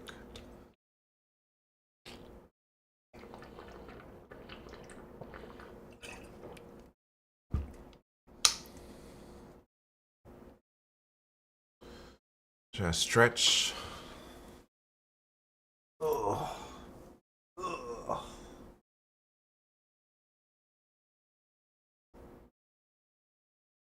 Man.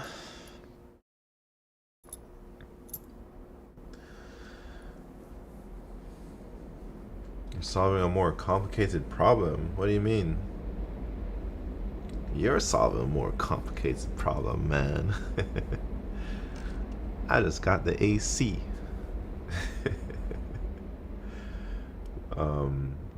Yeah, I'm just level by level.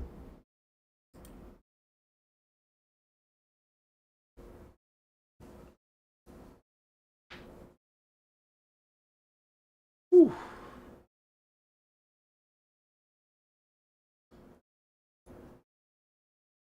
Man, you guys think these videos are gonna do okay? You think people are gonna watch them?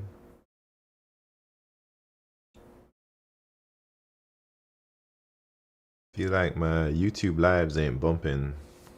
People don't really be watching it on YouTube. Yes? Thank you.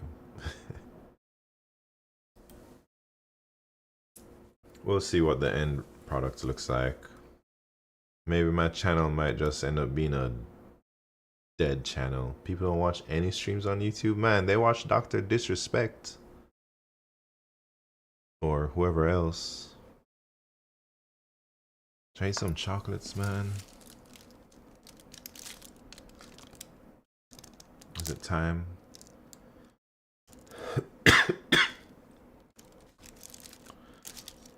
Just a little piece.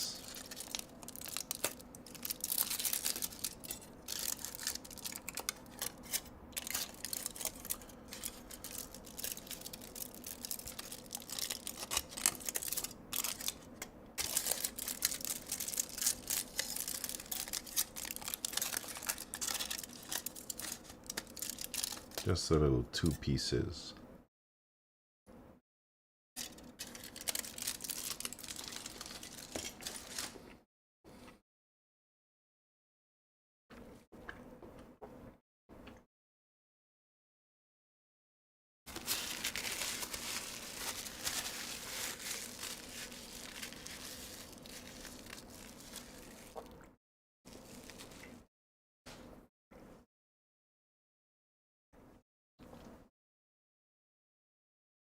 All right.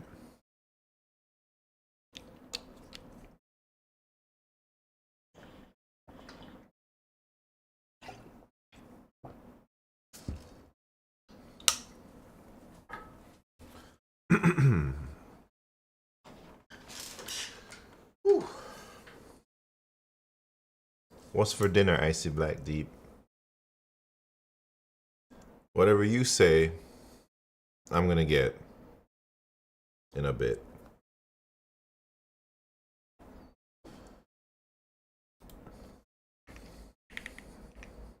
You're the head chef. Head chef today. Gotta be something good though. It's pondering Chinese. Oh yeah, man. There's one Chinese spot I go to all the time, but they're not on DoorDash. I'm gonna have to like, I don't even know their number, but I know they deliver.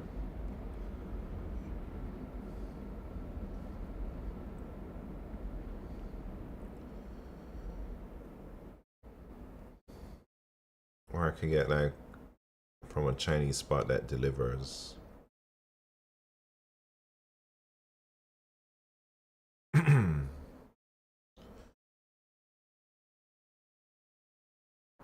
Should I do sushi again? Alright, let me get this out the way. Let me get this dang thing out the way real quick.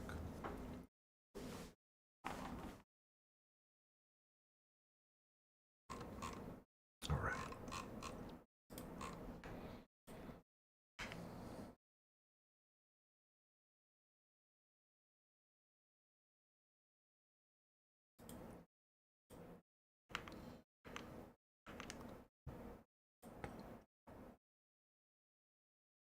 Alright, y'all ready?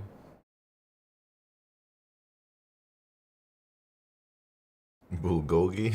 That's ballin'.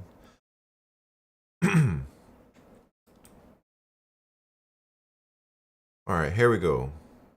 Wait, am I going? Alright, here we go, here we go. I'm here to teach you how to do level order traversal on a binary tree.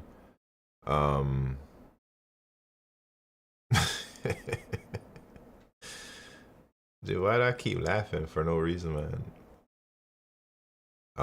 Wait, we don't have to cut that. It's running. So we're gonna do this problem. It's called binary tree level order traversal. It's one of the classic problems to teach level order traversal. Here we go. I'm gonna read it. Given the root of a binary tree, return the level order traversal of its nodes values from left to right, level by level. Wait, cut. I don't like none of that, man. Well, maybe, you know what? Maybe I don't even need to say all that junk because I said it in the previous take. Maybe I just need to get to implementing. All right, here we go. So I'm going to show you how to implement it, at least how I implement it. So for level order traversal, we usually use a queue. You can probably use something else if you want, but I like to use queues. And we'll make a queue of nodes, of tree nodes. And if our root is not null, we'll push it to our queue. So now all we got to do is I'm gonna make a answer thing to hold each of our levels. And now we want to process all the nodes in the queue. So we can do that with a while loop. So while there's something in our queue, let's pop off the top node, or actually let's get the queue size. And then now all the nodes in this queue size are basically how many nodes on that next level. So right now, let's say we're at level -1. We're not even on any levels. If 3 is level 0, 9 and 20 is level 1, and 15 and 7 are level 2. Right now we're at level -1. We're not at any level yet, man. And the queue size will contain how many nodes are in the next level. So the first level has only 1 node, so this queue size should be 1 initially, which it is because we only push the root node in. So here we go. I'm gonna show you how we do it. So let's create a vector called level, and this is gonna hold all the integers at that particular level. So now we're gonna iterate for queue size times, and we're gonna pop off the node from the queue that many times. So the current node is this queue.front, and we're gonna do a little queue.pop. And then here we can add this number to our level. Level.pushback node value. And now this is where we add the next level to the queue. So we check if that node has a left value or a right value that's not null, we should add it to our queue. So if the node left exists, then we should push it. And the same thing for the node right. So if the node right exists, let me scroll down, then we should push it.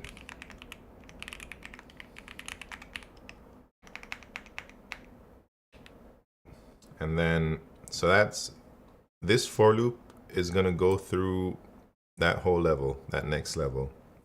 And then after the for loop, we can append all the numbers at that current level into the answer. And that should be it. So maybe I can try and demonstrate what happens as we're pushing these nodes to the queue. Hold on, let me bring out my Epic pen.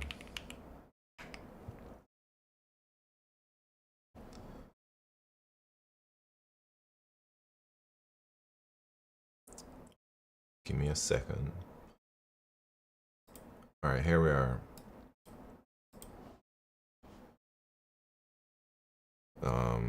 Should I demonstrate that, man?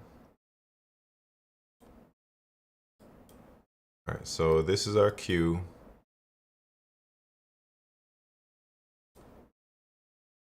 Like, let's say right now it has the 3 in there. So we come into this, the queue size is 1, so we're only gonna pop off 1 node. So this gets popped off, and then we push it to the level.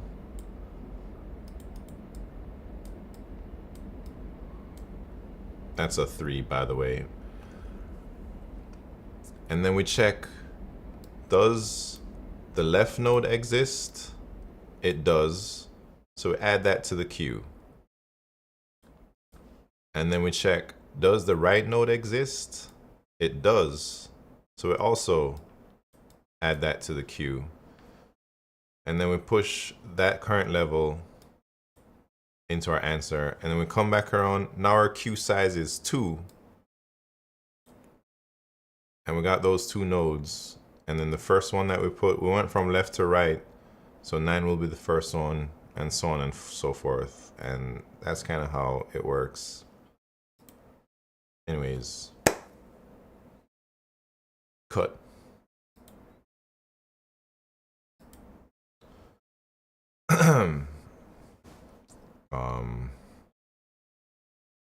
Ban anyone who recommends a script. No, we don't ban people here, smart coder. Should we do like a different level order traversal next?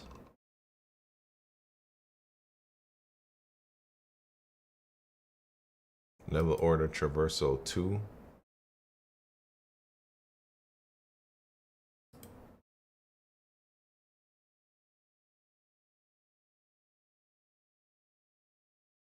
Oh, wait, I didn't even submit it. Shit. Wait. Gregory K. Thank you very much, man. We gotta redo that. Man.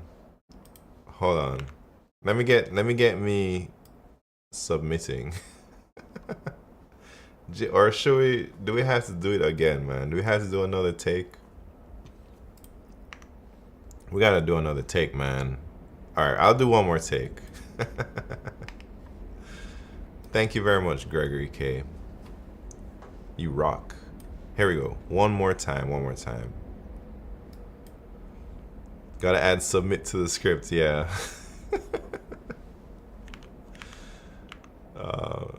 I mean, shit.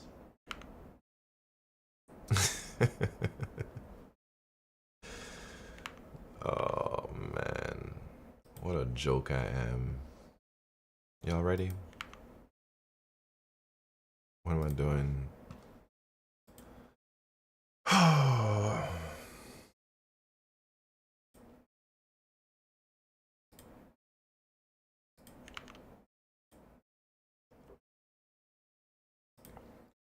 All right, I'm just going to show you how I implement this problem real quick. So first thing we need for level order traversals, I like to use a queue, and we're going to make this queue taking the tree nodes.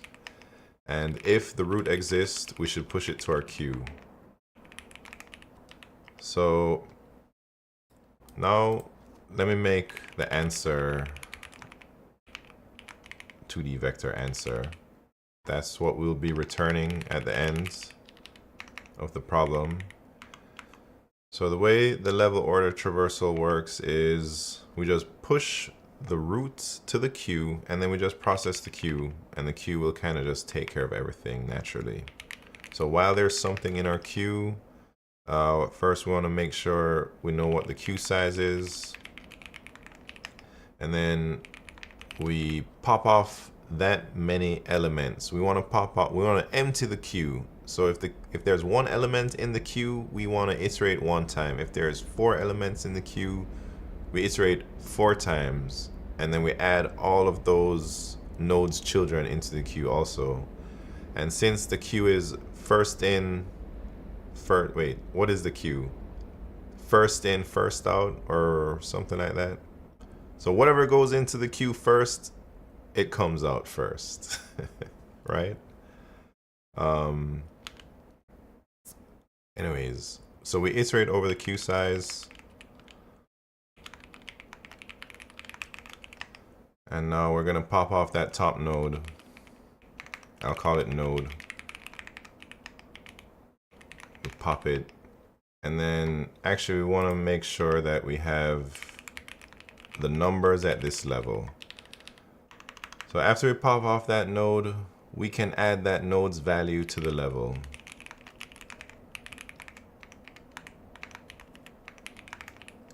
And then we want to add the node's children back to the queue if they exist. So if the queue has a left node or a right node, we need to add them to the queue. So if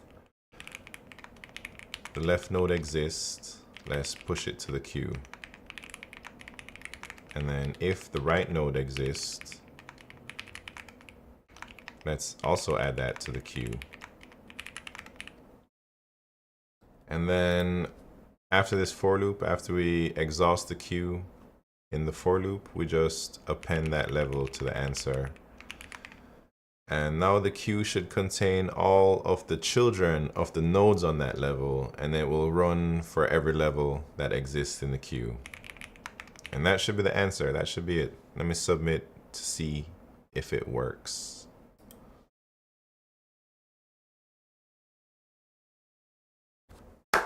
Cut. Each take gets shorter and shorter. I don't know if that's good or bad. Make a checklist or something. Yeah, I should.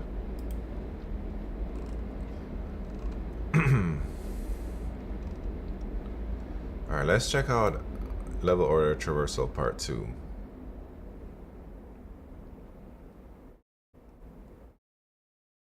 Given the root of a binary tree, return the bottom up level order traversal of snows. That is from left to right, level by level, from leaf to root. Is this the same thing? Oh, man, I'm not doing this one. It's the same thing, man. Just reverse it, right? Alright, maybe it's time for dinner. Ordering.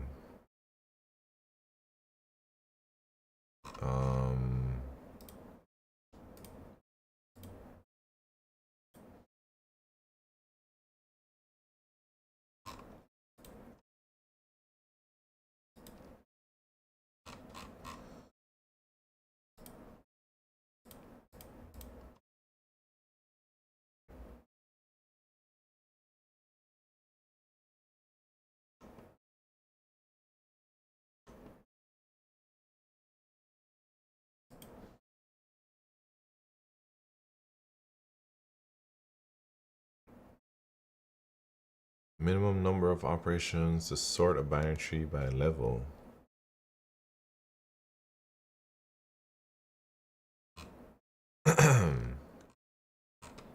Nah.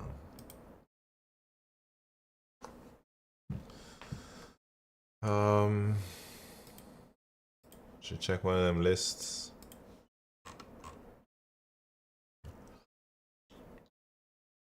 Ooh. Binary tree right side view.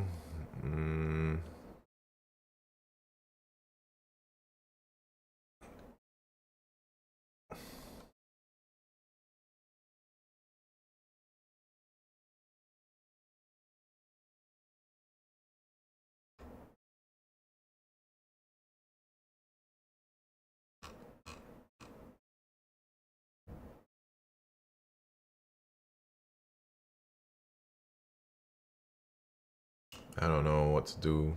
Ooh. Rotting oranges, multi-source BFS. I'm gonna add that to the list.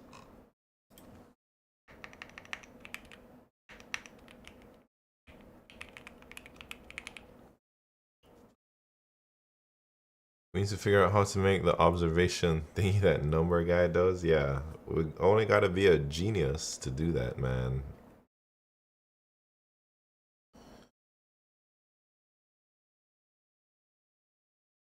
Should I get ramen?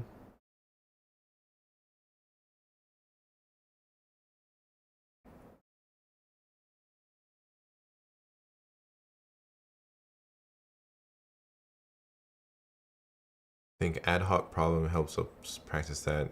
Yeah, I'm sure, like, just thinking about problems and trying to solve them helps.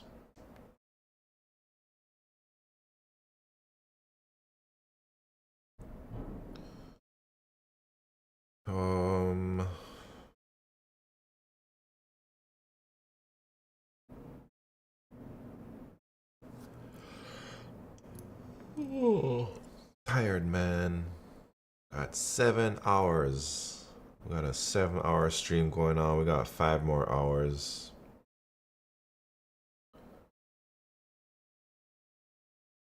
Ooh, 40% off on DoorDash. I'm browsing DoorDash, by the way. 40% off this new restaurant. Whoa, what is that? Filippo 11. What's happened? Thank you very much for the raid. How are you doing? Party of 27. Welcome, all you raiders. My name is Midnight Simon. I do a lot of algorithms, like LeetCode kind of stuff, and I'm trying to make a YouTube video about explaining all the different topics about algorithms, man. That's what I'm trying to do right now. Greetings from Poland. Welcome to the party. React's best framework in the world. I don't know much about React, but sure.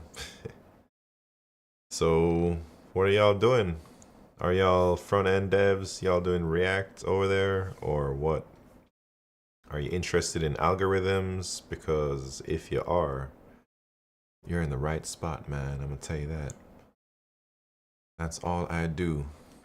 So it's my LeetCode profile if you're interested to see how much of my life I've spent on LeetCode. Like 5 years I've been doing LeetCode. Still haven't achieved my goals. I'm trying to be like a guardian, but man, it's so tough. 5 years. That's what this channel is all about, man. What are y'all all about? You most amazing to LeetCode. That's excellent. Go Aristotle Sieve. What? How do you say this word again? Sieve, I think.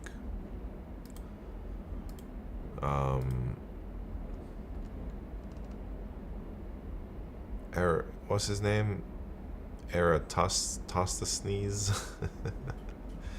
I can't pronounce that guy's name either. Anyways, he actually caught me at a little downtime. Eratosthenes. Yeah, Gregory, that word is so hard to say.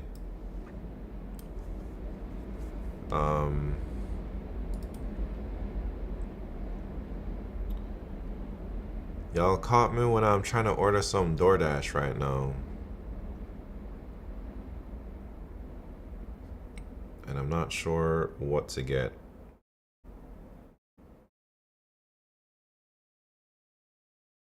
Oh. So,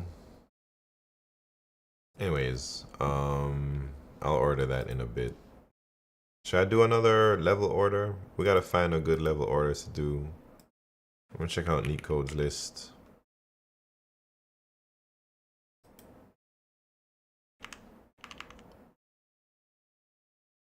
What are y'all talking about, man?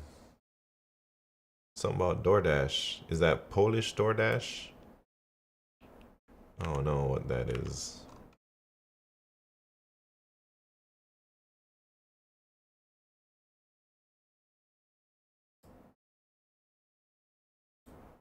Where's the trees at, man? Trees. The right side view?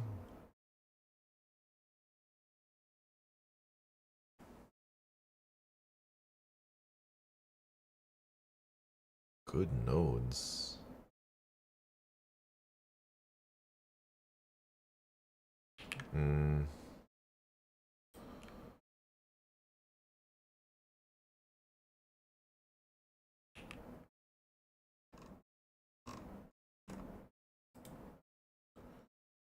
It's not really Polish since website is foreign.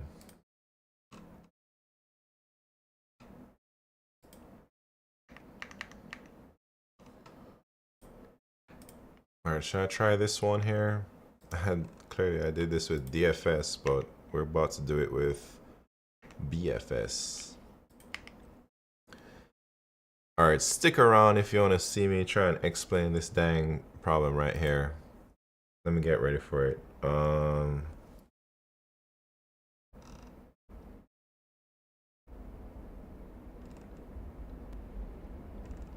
Yeah, alright, here we go. I'm gonna record, I'm like recording YouTube videos right now, so I'm just doing it live and I record the thing and then later on I'll edit the videos. So I'm about to try and explain this problem, but let me get my recording things set up. Alright, 3, 2, 1, live. Alright, we're live. Alright, here's another level order traversal problem that you could probably solve with DFS too, but I'm going to show you how I do it level order style with a queue. The problem is binary tree right side view. Given the root of a binary tree, imagine yourself standing on the right side of it. Return the values of the nodes you can see ordered from top to bottom. So this lends itself well to the level order traversal thing because we're gonna traverse each level and we'll see all the numbers at the level, and basically we just want to remember the last number we've seen on every level if we're traversing it left to right. So let's do it again. So first of all, we do need the queue of 3 nodes, and then if the root exists, we should push it to our queue.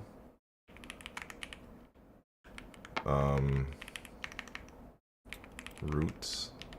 And then now let's make the answer vector of all the nodes from the right side, or all the values from the right side that we'll see. And here we just process the queue, do the level order traversal thing. Let us make the queue size and iterate that many times.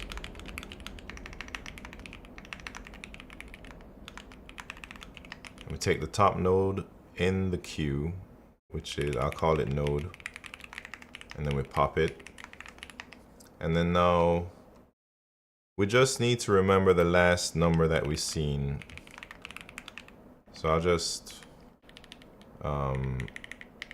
initialize last number up there, and we'll say last num equal node val. That's the last number, and then if the node has a left child or a right child, we should add it to the queue now. So if node left, push it to the queue. If node right, we also push that to the queue. And then outside of this for loop, the last num should be the last number at that level, and we're just gonna append that to answer. So as we're traversing this binary tree from left to right at each level, the last number keeps getting replaced until like the rightmost node is the last number basically. So let's see if that passes, man. I hope it does. Easy work. That's how we do it. Cut. All right, that's another video. Well, that's gonna be all in the level order traversal video. This problem, the last problem. All right, what are y'all saying, man? Nice keyboard, thank you very much. It is a Bubble 75 with Aqua Kings. Klubista Haram Boski 2. What is that emote for? Not like this.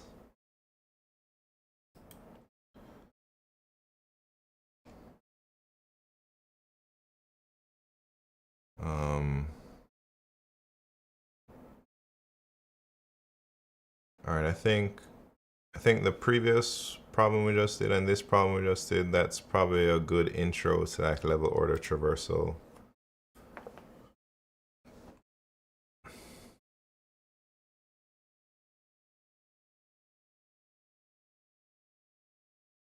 Hopefully it's not too fast, but we'll see.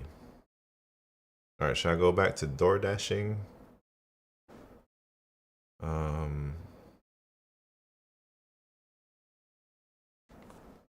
Or should we look for more problems on level order traversing? I think that like sums it up, man.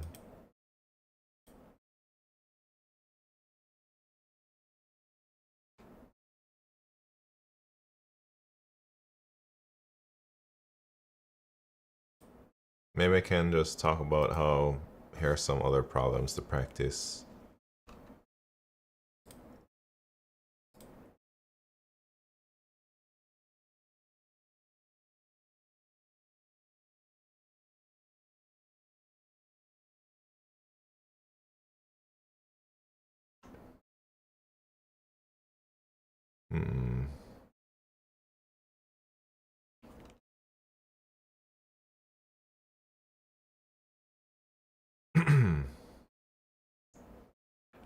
Which one is a good?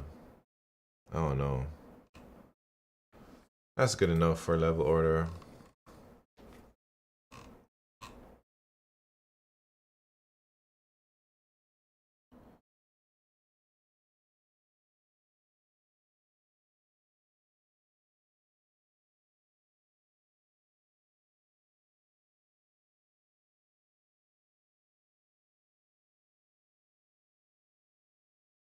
Oh, I think it's gonna end up being sushi again.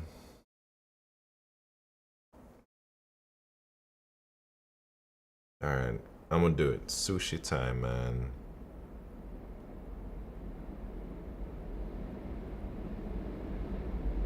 Last time I messed up my sushi order from this restaurant.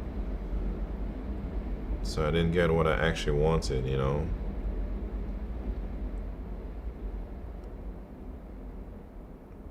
But this time, I'm gonna get it right.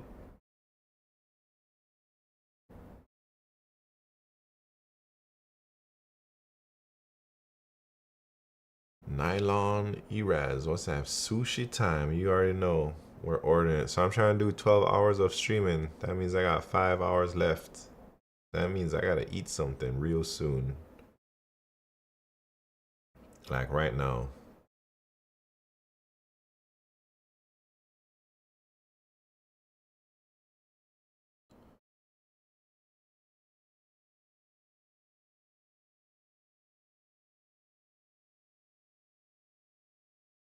Oh, should I ball out and get some omakase delivered?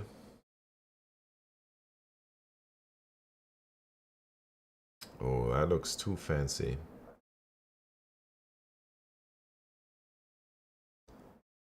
A little bit too fancy, man. But I'll do it.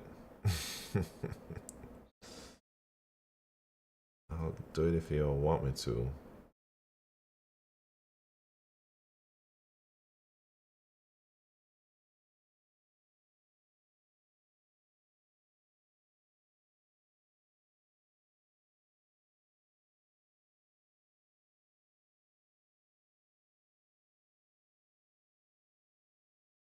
I'm gonna do it, man.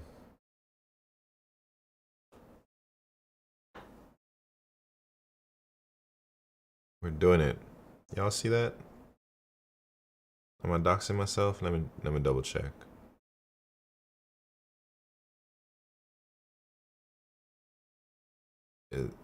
That's what we're gonna order right now, man. Should I do it? I'm gonna do it. It's balling. Balling out right now.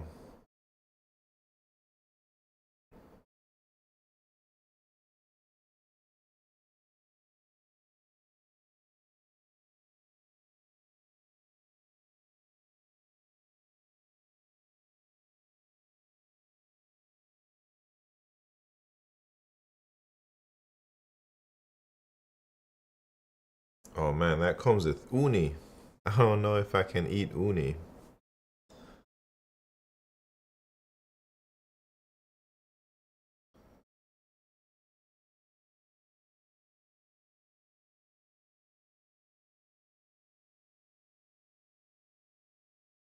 Shit.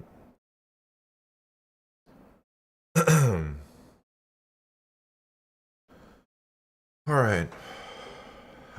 I'm just gonna do it.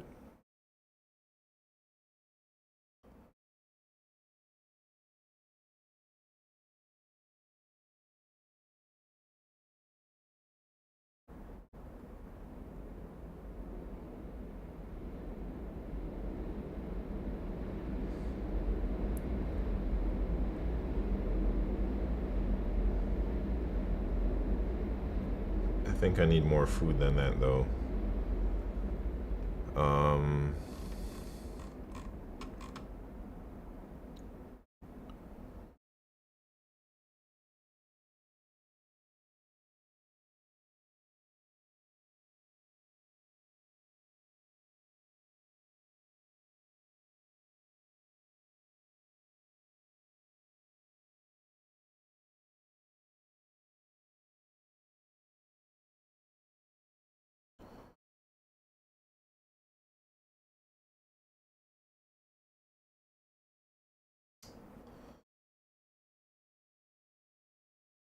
Tomo Mammy, what's happening? Did I solve today's daily? Yeah, I did. I did it, but I didn't do it by myself. Numbers really guided me through that one. So don't look if you don't want to see my solution. but there are some key observations that you had to make that I did not make, but numbers made it for me. If you know numbers, everybody knows numbers.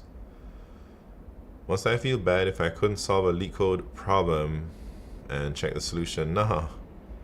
I've checked so many solutions, man. It's a part of learning. You gotta look at somebody else's solution every now and then.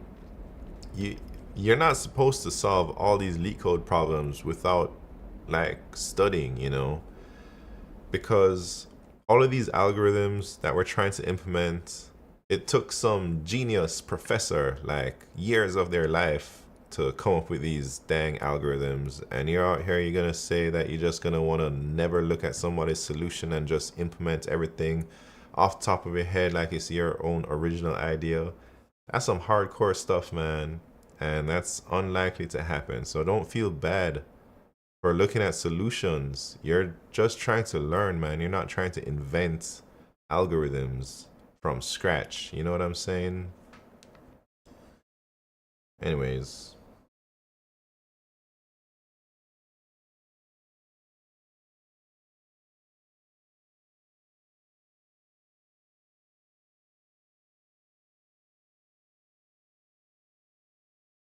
trying to figure out what to get.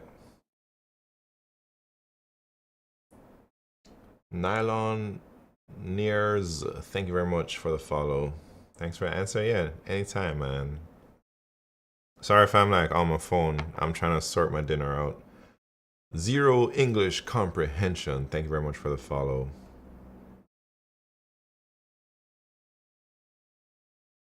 I'm balling out right now. I'm ordering like the most expensive DoorDash I've ever ordered in my whole life for one person.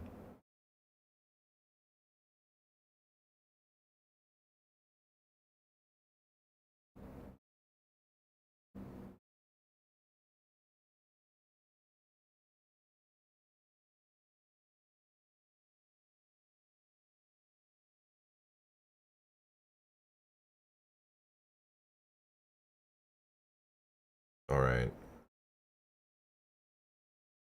Just ate algorithms for dinner. Sergeant Pepper, what's happened, man? Are you doing some Rust or something over there?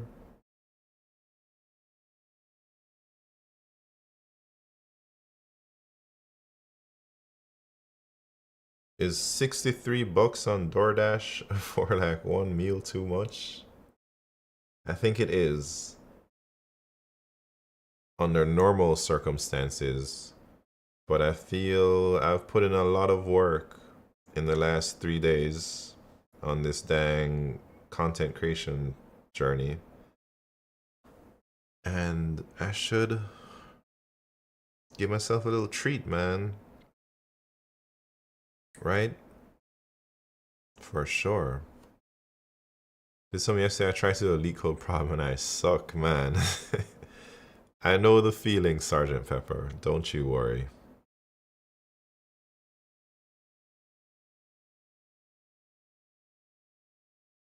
Alright, we're doing it. I just ordered. It's too late now. Head tennis in the house. What's the treat? I'm ordering some omakase sushi. And some fancy stuff. I don't even know if I eat all the things in the omakase, because I wouldn't say I'm a picky eater, but there are certain things that I don't like to eat, man. But I can be peer pressured into doing anything, including eating something that I think is gross. I've done it before, man. So we'll see what arrives when it comes. The worst is passing test cases, then you submit and you fail some weird edge cases. Yeah, I know that feeling too. But it's a part of the LeetCode experience. I can resist anything but temptation. All right.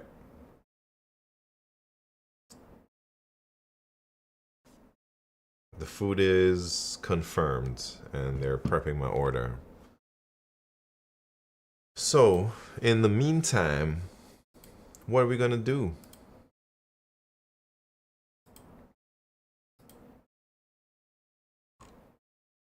I don't know what we're gonna do. Maybe we try and make one more video. Couple more. Zombie Chow in the house. What's happening, Zombie Chow? Thank you very much for that tier 1.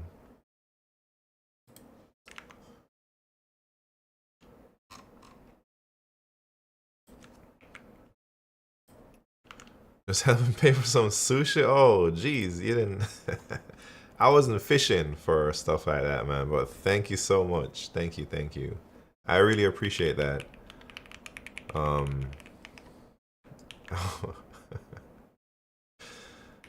was just talking about, you know, I like sushi a lot, man, so I'm willing to splurge. But don't worry, this subscription is gonna be put to good use, man. Let me tell you my order. Rate my order.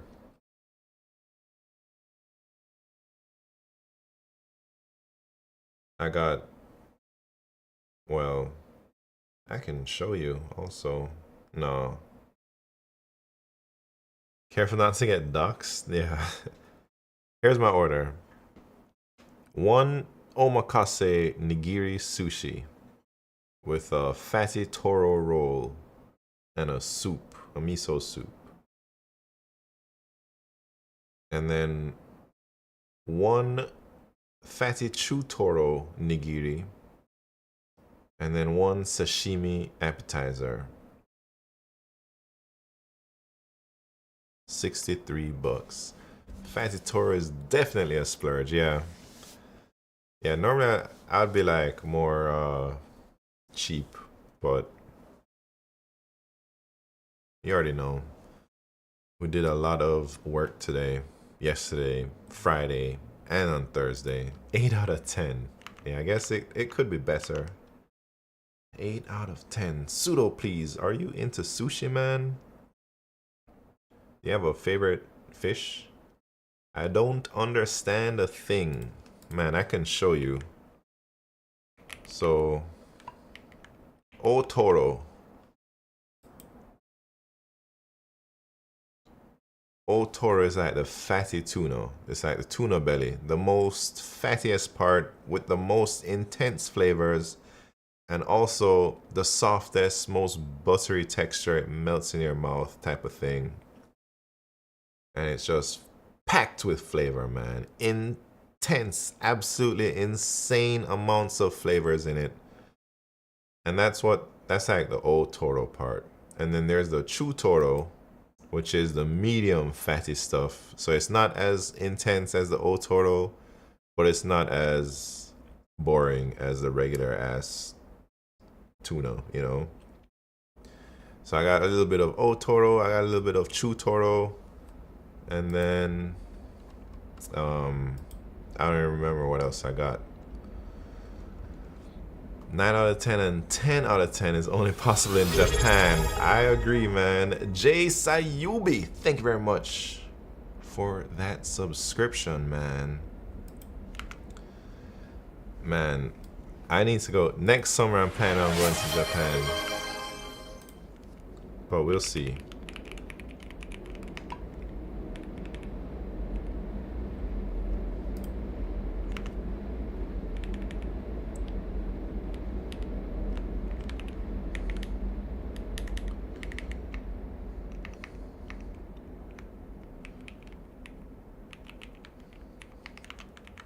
Look at that. Thank you very much for the sub. I've been there a couple times. Wait, there's some okay sushi in Chelsea Market. Yeah, I haven't had any sushi in Chelsea Market. The only thing I've had in Chelsea Market is Los Tacos Number 1 or whatever it's called. That dang taco place. That place is amazing, yeah. I just took, we had some people visit from at work. We had people from Sunnyvale visit a couple weeks ago. And I took one of them to that dang taco place, and I had some too, man. It was good. Thank you for the streams, man. Thank you for chilling and hanging out and watching the stream. I wouldn't be streaming if nobody watched it, you know. So thank you for being here, Jay Sayubi. Man, Chelsea Market is bumping. I feel so cool every time I go in there, knowing that I can go in some of the secret doors in that building that the general public isn't allowed to be in, you know.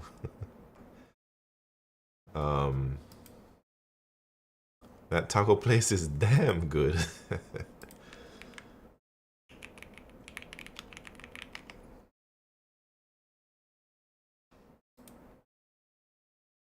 Let me see what's in the Chelsea Market.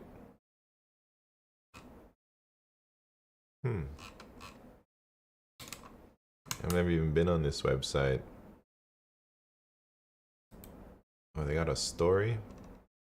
Let me show you which taco place we're talking about, man. It's called Los Tacos Numero Uno or something. I don't even see it. Oh, it's right here. Right here. This is what we're talking about, man. It's good. Like, the meat is great. Like, the pork stuff is like nice and crispy sometimes. That's coming from a Mexican from LA. Yeah, you know, when I took my coworker to this place, I was kind of skeptical because I'm like, man, they're in California, they're right next to Mexico. Why are they gonna come out here to come eat tacos, man? They got great Mexican food out there. But he was like, yeah, these tacos are bumping. In a place to find some in SF that can compare to Los Tacos Numero Uno. Man, the Bay Area should have good tacos, right? I haven't really been exploring when I was there. Dang, what's that? That looks nice.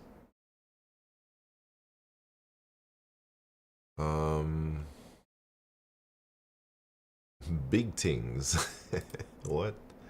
I see this place all the time. Maybe I should try it. Dang, what the hell is that?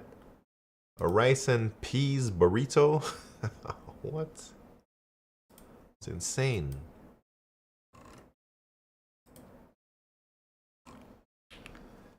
Anyways.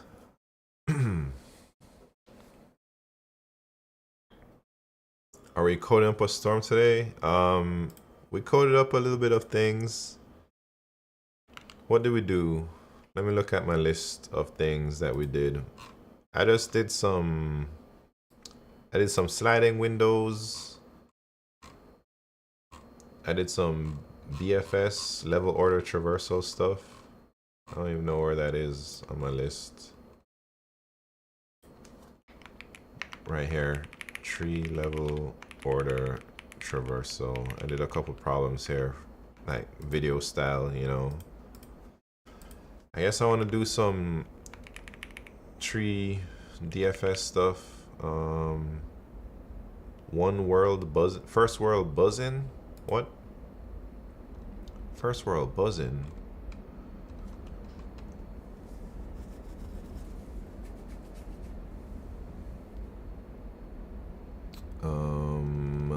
What else?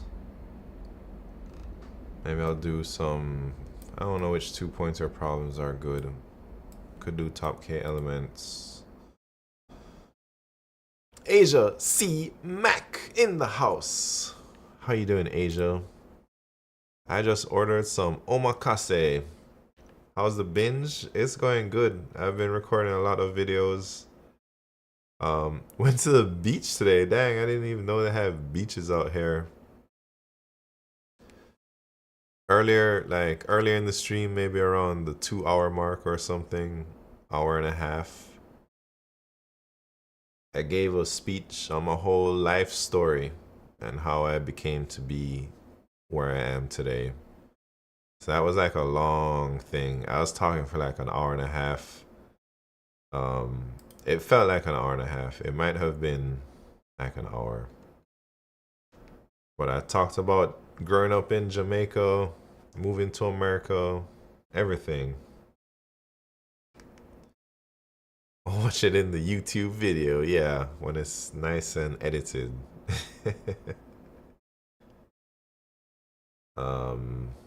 So right now I'm just kind of waiting on this sushi to arrive. Got some otoro. They said I got some omakase nigiri sushi, but it says it comes with uni. And I've never had uni in my life before, and I'm kind of scared to try it because it looks gross. But I might, if there's uni in that thing, I might eat it right now on stream for the first time. Here's a nice DFS tree problem. Delete nodes in a BST. Man, that doesn't sound like a nice problem, pseudo please. That's a tough problem. Are you going to be doing eating ASMR? I suppose not deliberately trying to do ASMR, but I guess it will kind of be like that.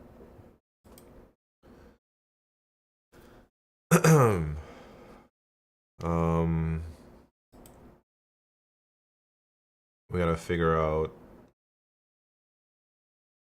some more videos to make. Otoro or Chu Toro. Both Toros. So let me tell you. Wait, we're looking at that right now. I got an Otoro roll and a Chu Toro nigiri. So that's nice. Oh yeah, look at that, man. Oh yeah. Anyways, let me put that off the screen. Well, where in Japan has the best sushi? Man, I don't know about the best, but I used to go to this place. It was cheap and delicious. I don't know the names. I can't read Japanese. I just know where it's at.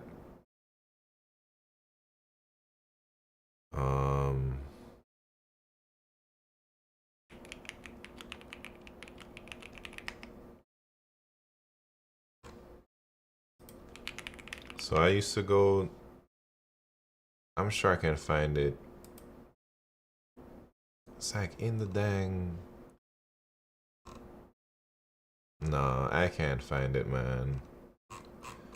But one place I used to always go in Osaka, it's not the best, but it was open late night, like until 4 or 5 a.m. It's like Sakai Sushi or something. Oh yeah, it doesn't have great ratings, but man, it is nice. I went there like 3 times a week.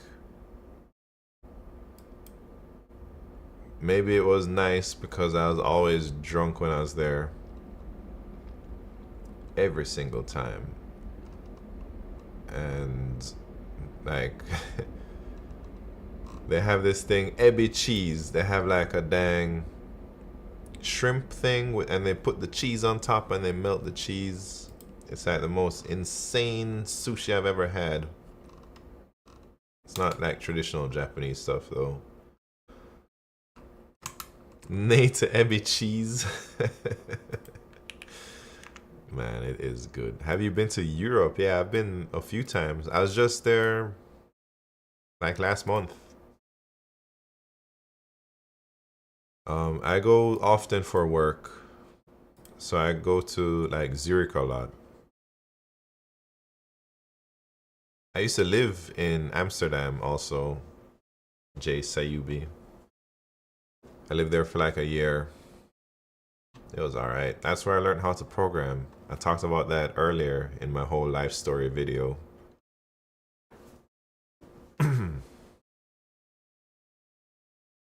Man, where's this DoorDash at?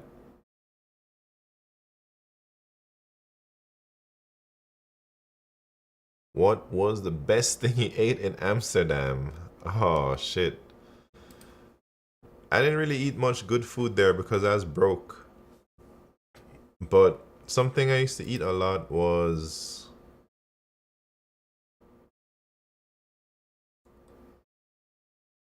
man, I don't I don't know how to say it. But there's like this fish stuff. They eat a lot of fish there. There's like some fried fish ball thing. Yeah, I don't think I had much good food. What? Oh, little blah blah blah. Nah, I don't know nothing about this. Stroop waffles. Yeah, those are alright. Oh, I was talking about top tier candies, and there's like a Dutch rice candy thing. This thing. This is the best thing I had in Amsterdam, man. I love these things. I used to buy these things by the gallon bag, man. I eat these. So many of these. It's really, it's like rice, candy coated rice, I think. Come to Sweden, I invite you to real Swedish meatballs and fika. What? Man, the only thing I know about Swedish food is that stink Swedish fish in a can. Yeah, this thing, man. This is the only food I know from Sweden. And there's people on YouTube. It's like a thing where people will buy this can of food on YouTube and like close up the room and close up the door, and they take a video of them just opening it and their reaction. And some people like throw up, like literally throw up as soon as the can is open. I've never done it, but oh, that's gross. But when I was in Japan, some of my friends went to Sweden and they brought back one of these cans, and they had a Sustrom can opening party where they invited a bunch of people and they did the same thing. They closed up the room and they had a big party where everyone was drinking and stuff, and then the main event was they're just gonna open the can and see how everyone reacts. But that's the only thing I know about Swedish food, man. I guess meatballs too. Has some bomb ass sourdough pancakes. I've never had those. Man, you know, no. I think, did that taste good? I never tasted it, man. So the thing I ate in Amsterdam most was that dang candy rice and French fries. I think I just ate French fries all the time. And sandwiches. I'd go to like the corner store or wherever, everywhere sold French fries, and I think that's where I like picked up the habit of eating mayonnaise and ketchup with my French fries. Yeah, I guess I ate a lot of potatoes in Amsterdam, man. And something that was trippy when I was there, it's like a bag of chips in America, like a bag of Lay's. It's like $5, $6. But over in Amsterdam, when I was there, I swear a bag was like 70 cents or 80 cents, like the same big ass bag. I don't know if that's still true today. But anyways, taste is not that bad, but smell is very bad in the worst level. French fries with mayonnaise everywhere. Nah, I never seen French fries with mayonnaise and ketchup like how they did it in Amsterdam or in Holland. Every time you got French fries, 100% for sure they put mayonnaise and ketchup. No questions asked. It's like default. Alright, where's my food at? Where's my food at? Heading to me. Heading to me.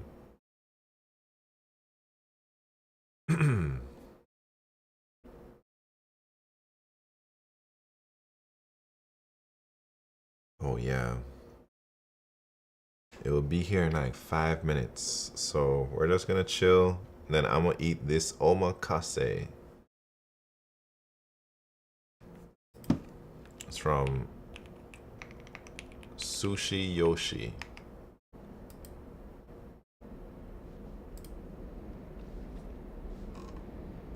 So they said they had I don't think it's like real deal omakase, but we'll see.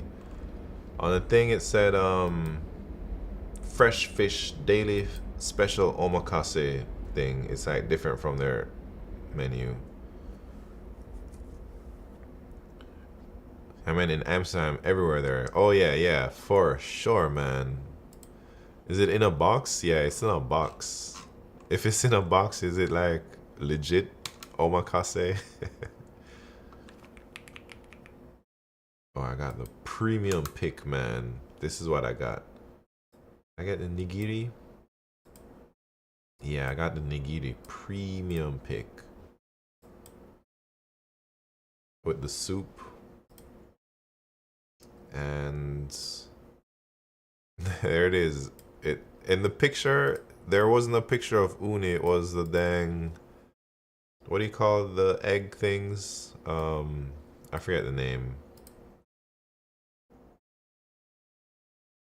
The things, we had sugarfish, maybe. No. No, I don't think so. I think I've heard of it. Should I be going there? Sugarfish? Man, 0.5. Ikura. Yeah, maybe the sugarfish is alright, but the warm rice takes some getting used to. The warm rice. I like warm rice.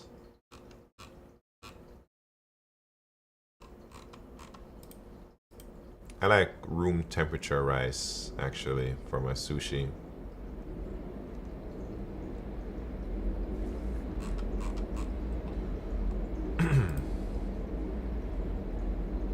Should I go to Sugarfish?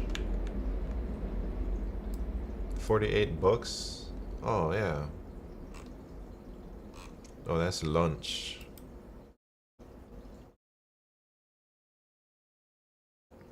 Kazunori? What's that? Where's that? At Sugarfish, or are you talking like a different place?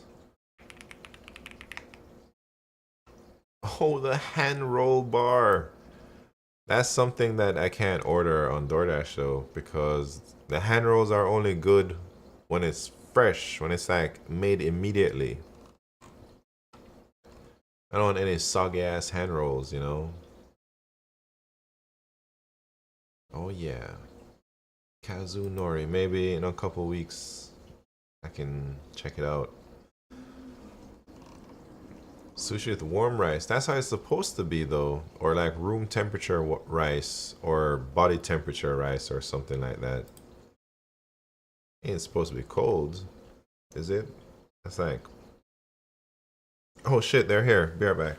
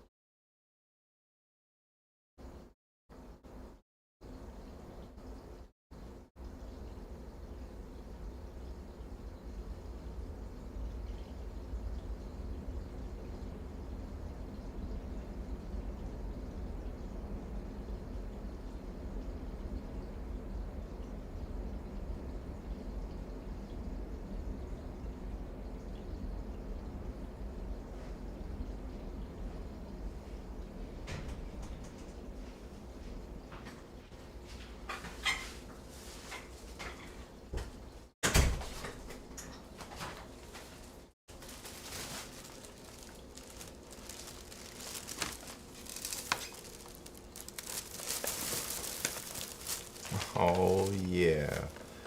You know what time it is, man.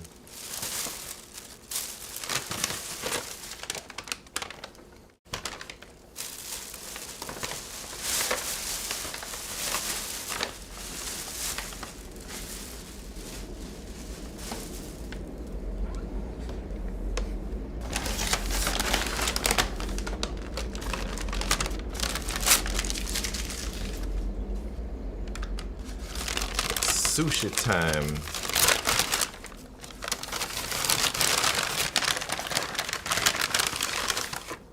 I got a miso soup. Should I even drink that thing, man?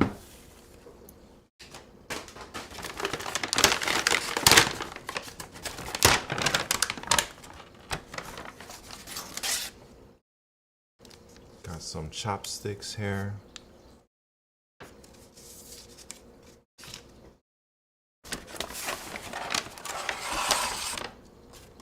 Got my one chew Toro in its own box. The hell?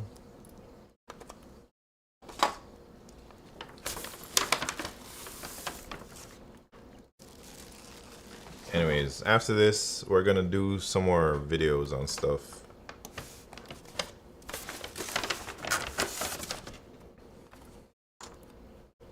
Got some sashimis. This isn't the onigiri. This isn't the omakase.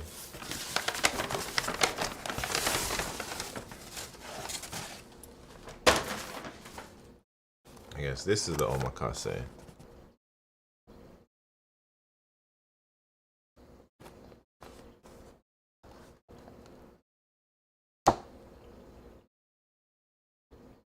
Oh shit.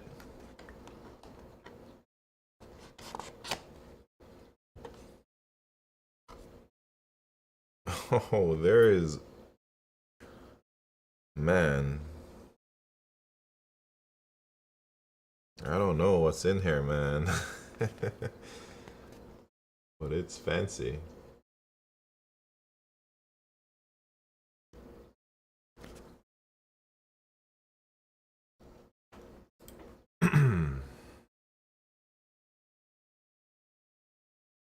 There it is. I guess I'll just eat everything.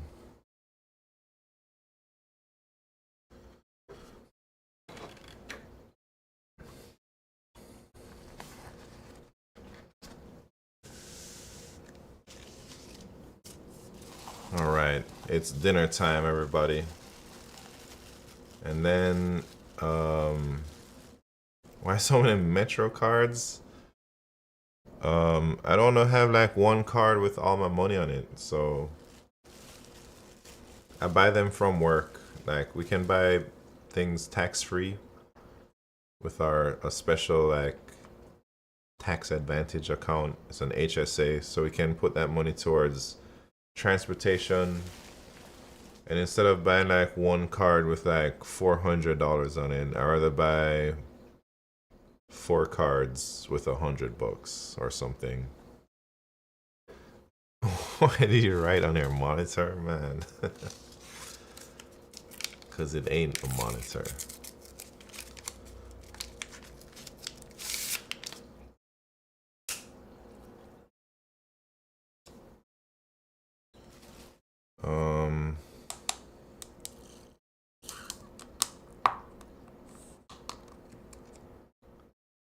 Man, this is a lot of food. We'll be alright.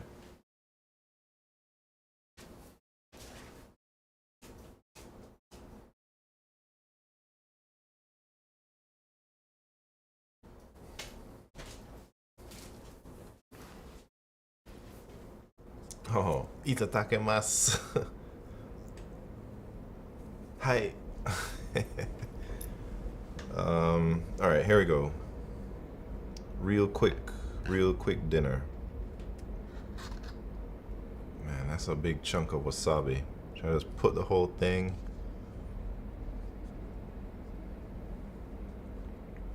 These algorithms looking better every day. Cyrus the virus, what's happened? You know, we're on a little food break.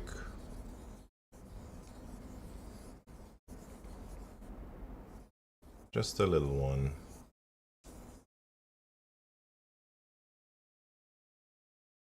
And then we're gonna knock out some more videos after this, or maybe check Fiverr for responses from video editors. Man, I think I put too much wasabi in this shit, man. It's looking gnarly. Should I take it out? I'm gonna take it out.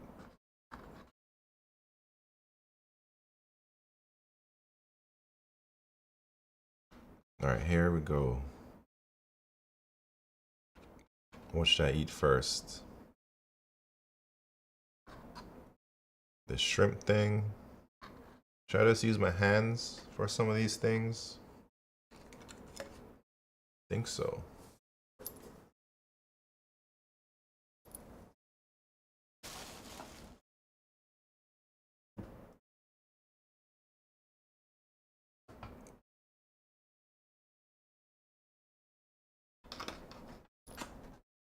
I'm gonna grab them, man.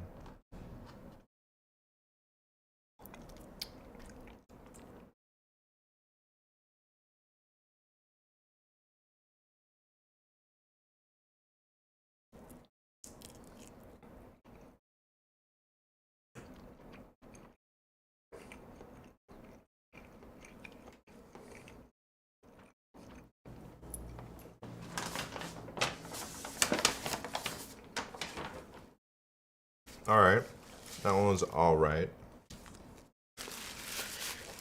Not terrible. Not amazing.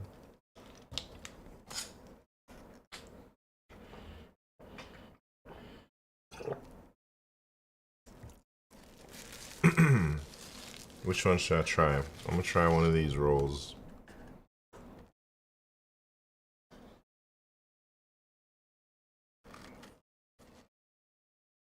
Oh shit. Almost dropped it.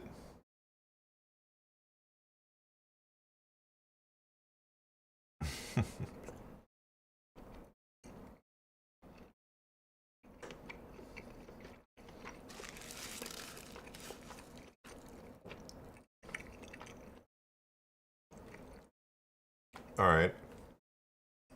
Not bad. Not crazy. Too much rice. Look at that. The rice wraps around, man. I give that a 4 out of 10 for that rice wrapping around like that. Man, this is a fancy dinner. Icy Black Deep is super fancy.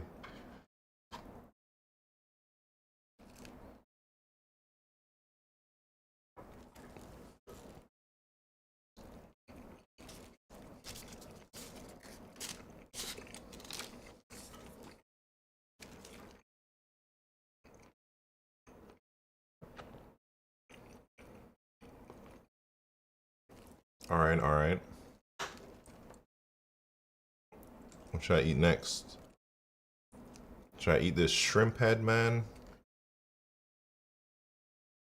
Nah, I ain't that crazy. Man, look how much ginger they give me. They gave me a whole dang thing. Oh, Jesus.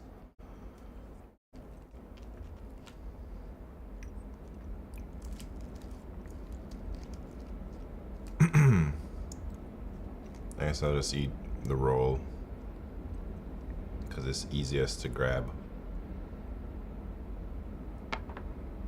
Icy Back Deep, did you get Chinese food? What did you get?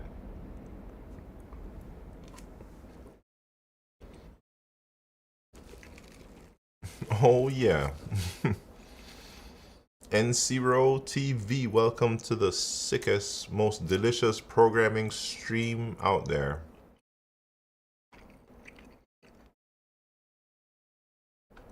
You gotta pick it up.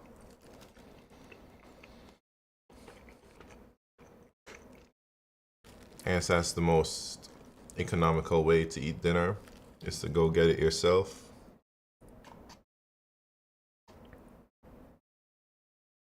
Alright, I don't know what this is, man. I don't really know what any of this stuff is.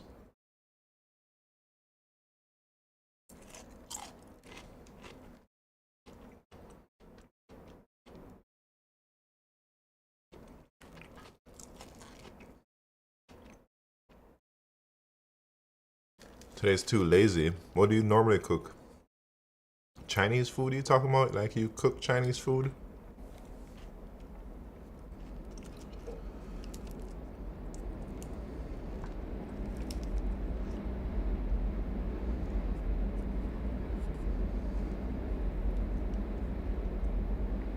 Man, this got some weird looking stuff on it, but we'll see.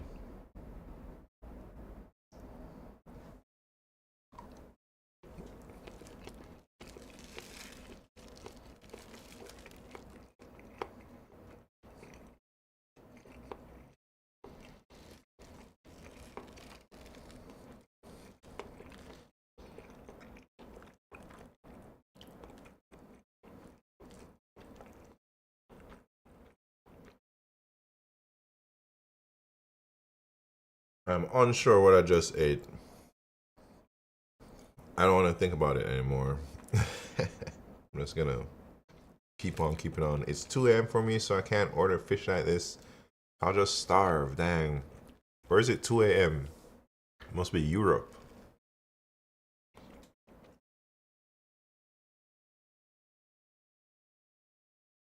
This looks like what? Snapper.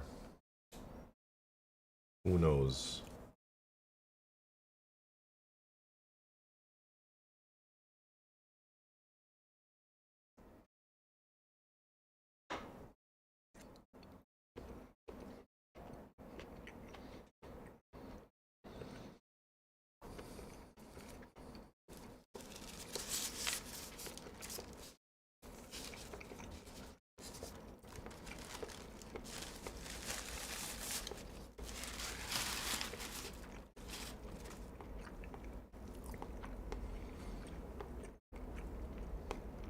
Man, I'm getting full. I think I ordered way too much. But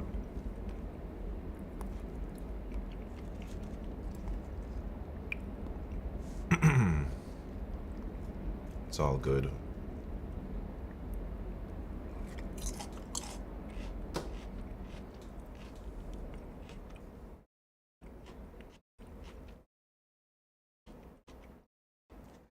Anyways,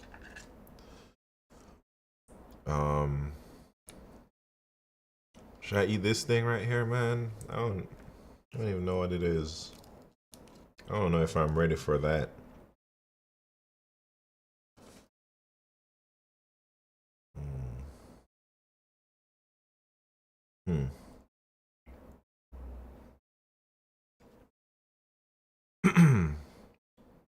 Should I get in on some of that sashimi?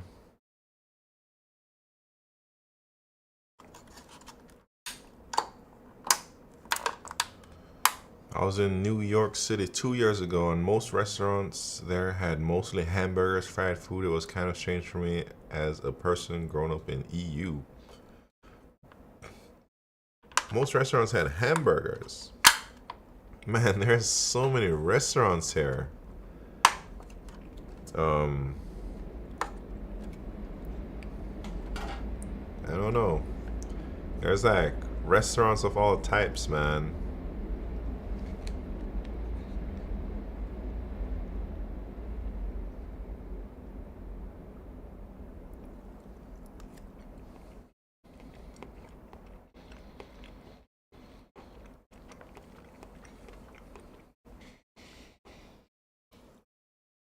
Alright, we just hit the 8-hour mark. I think I should start eating the most expensive pieces first. So like, maybe this chutoro right here.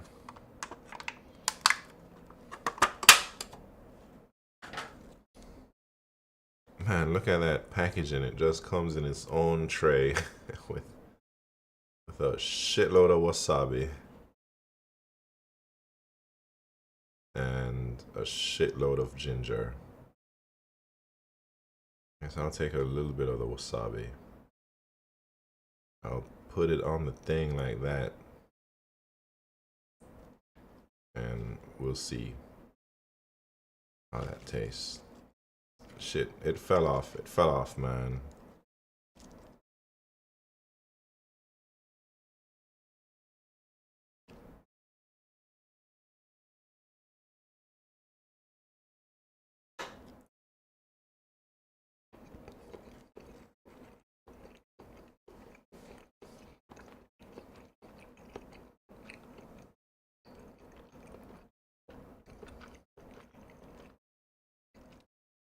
That wasn't bad. Real Raymond Jones, what's happening? Being Cohen, they don't like foreign food. What? Alright, we're done with that tray. I kinda love some naan tikka masala. Oh, they don't got like Indian food, they're saying. They must got like Chinese food over there or something, or sushi, right? Or no?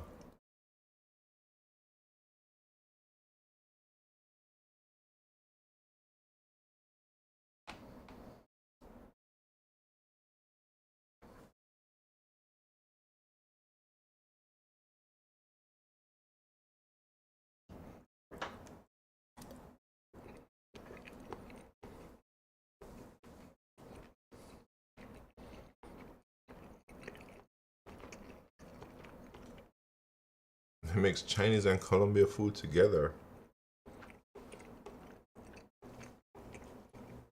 That sounds kind of nice, man.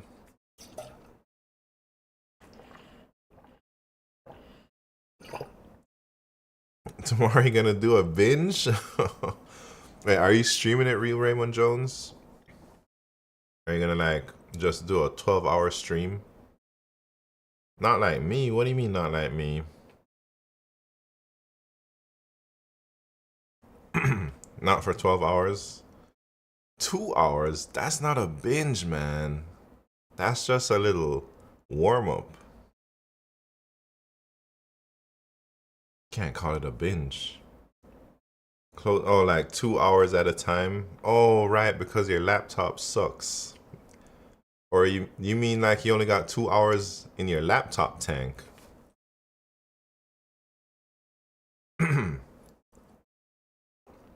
Okay, 6 hours. Yeah. Oh, both your laptop and your personal energy. Oh, what's my favorite sushi spot? Favorite? I don't really know. I haven't really been to many sushi restaurants, Brent. I only get the ones that's close to me because I'm not gonna order something that's 10 miles away, you know? No chance I could ever do 12 hours. Nah, you can do it, man. Everyone can do it. I would end up like 3-6 hours. Dang, that's a long time. 3 to 6 hours is solid. I usually aim for 3 hours. People drinking cola instead of water was a culture shock, man. Soda is nice, but I try not to drink it too much. I try not to buy soda for my house, but maybe when I'm out, sometimes I'll drink it. Man, I ain't gonna lie. I'm kind of full.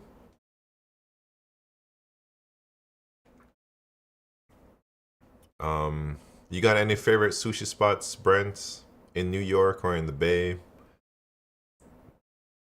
Not like the best sushi, but like you know, a sushi spot that you can afford to go to all the time.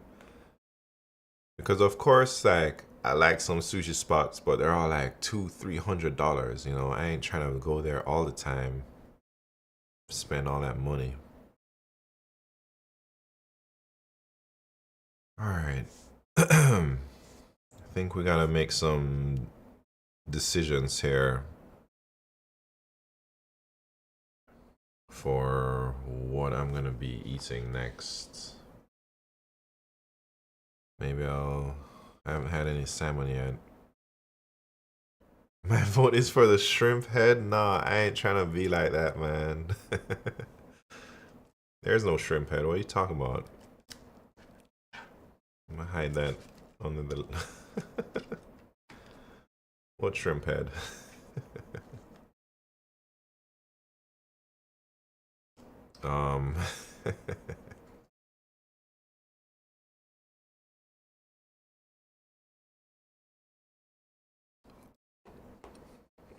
Entire bottle of wasabi alone? You're crazy.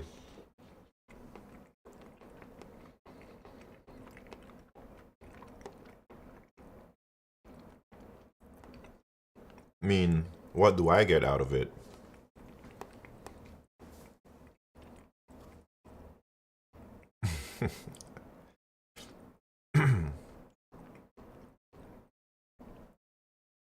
I could do it. Man, what is this thing? I don't even know what that is.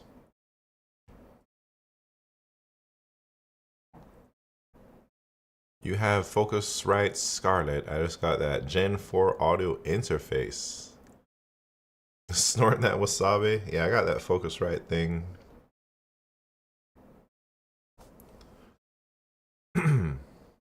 I guess I'm supposed to do like talk about all the gear that I have, but I don't know if I'll do it. I've got a lot of gear.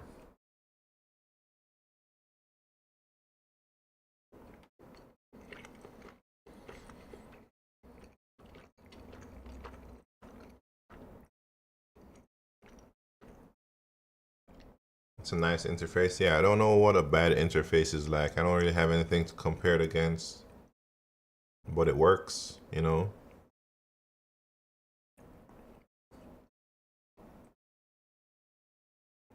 Alright, this one is scary for me. Cause that's like the uni stuff. These are the rolls. I could eat those. I don't know what this is, but it's not so scary.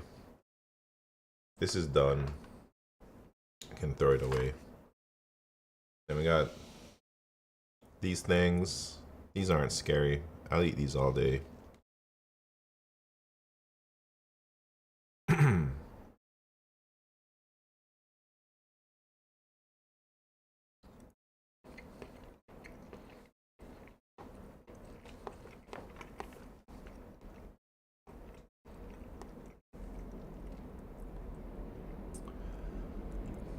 Oh man. After this, what are we gonna do? A bad one has a bunch of noise like static or clips a lot, or doesn't give your mic enough volume gain. I see. Yeah, I just bought one that was like a popular brand and stuff, you know. I didn't do too much research in it.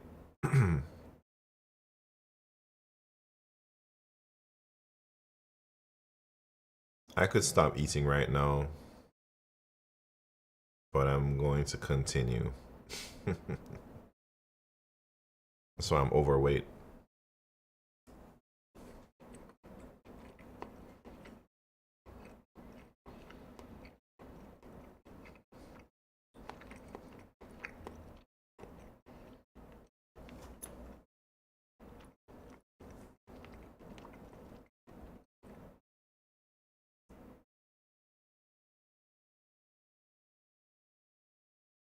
All right.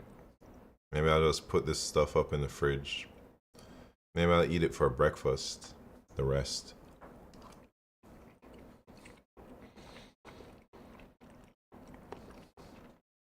Hamdi 1010, what's happening, man? I'm about to finish up my food. And then we'll get back into whatever I'm doing next. I don't really know.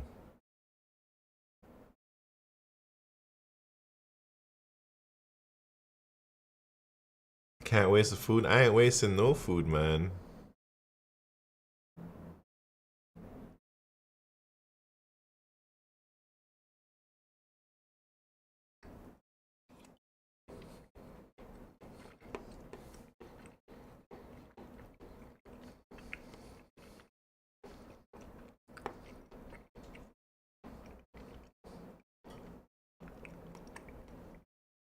Code in public, what's poppin', man? I ordered some ballin' ass food today. But I think I'm too full. So I'm gonna put it in the fridge. Man, I could just crush it right now, but I'm gonna crush it. I'm gonna just finish everything. Right? Oof. This one is scary for me, but I'm gonna eat it. Ugh. Uni, my first time eating this uni stuff. At least it's on the top here. I don't know what this is like. Should I taste a little piece? Go. Not as scared as some people say. You like that stuff code in public? Oh shit, you guys want to watch me suffer? I'm down to try new things. I've tried some I've tried some things. You guys want to watch me eat this gross thing? Nulligore, what's happened?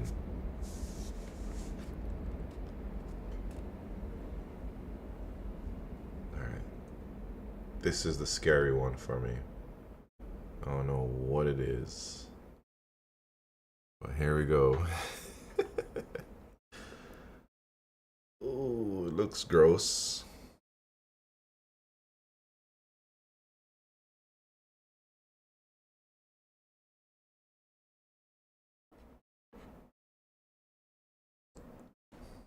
Salmon all marbly. Yeah, the salmon is good. It's so thick. I can't even pick it up, man. Last time I came in the stream, you were eating Popeyes. Virtual Storm 24. Welcome back to the dang food stream. Oh no, it fell out. All right, I got to do this with my hands.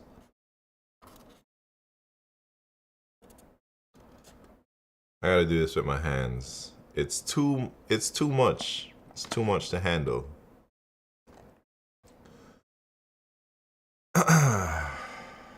Shit, I'm scared. I'm scared, guys. I can't do it. I can't do it. Alright. I'm not drunk enough to do this type of stuff, man. Alright, here we go, here we go.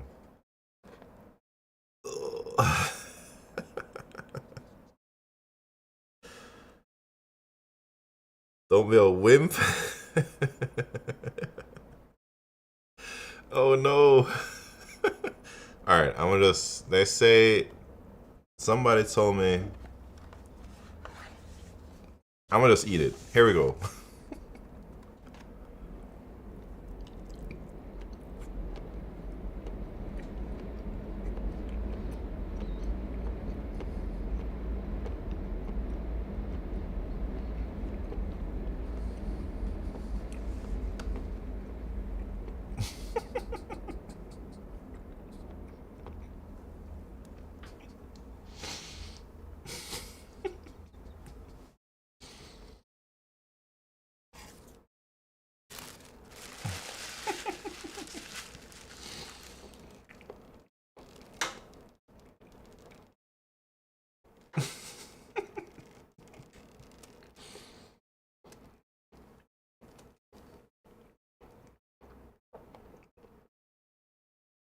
It's too much. It's too much, man.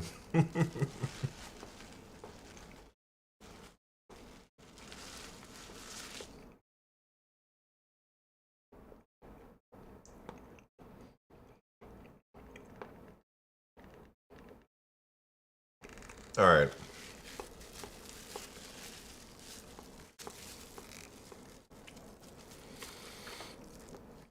All right, we're making it through it.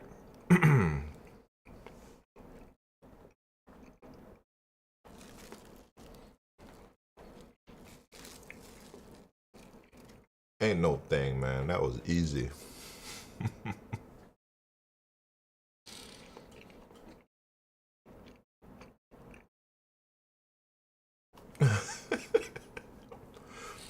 Oh, man. Tastes okay, but the texture is just not great, man. Ugh. Let me eat something good. Let me eat this salmon. Have you had scallop before? Yeah. It's like, I'm not a big fan of scallop. But I've never had the uni. That wasn't too much uni, but I think it's more the scallop, the texture, and then I don't even know if I tasted that uni. But I can say I had uni now. Yeah, there was just a little bit of uni on top. So that's like my intro to uni course. And then the scallop, I was never really a big fan, but that was a big piece of scallop, man. That's like a giant one.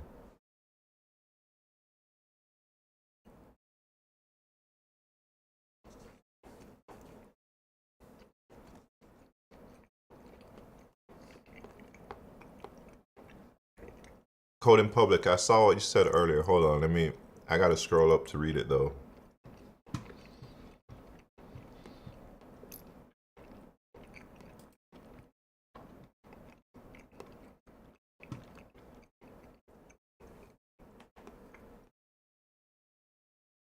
So I just bite the bullet and did the LeetCode contest yesterday. Got 2 out of 4, Q3 timed out, tried backtracking instead of DP. Oh, that's nice, man. Don't worry about only getting 2. Q3 sounds like it's a learning experience for you. And DP problems, always tough to get. And I think, in the interviews, DP problems aren't so common, I've heard. Ugh. But I'm getting full now for sure. Uni definitely on the more adventurous, and yeah, some people love uni. I'm not one of them. Whew. All right. I'm just gonna finish everything because it doesn't make sense to just put up one piece of sushi, man, right? Yeah, Asia C Mac is obsessed with uni.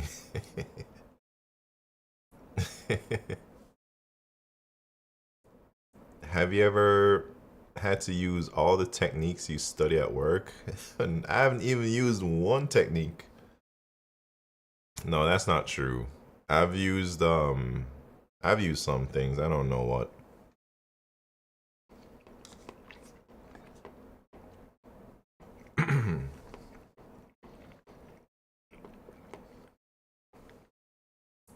Zombie chow, you don't eat uni?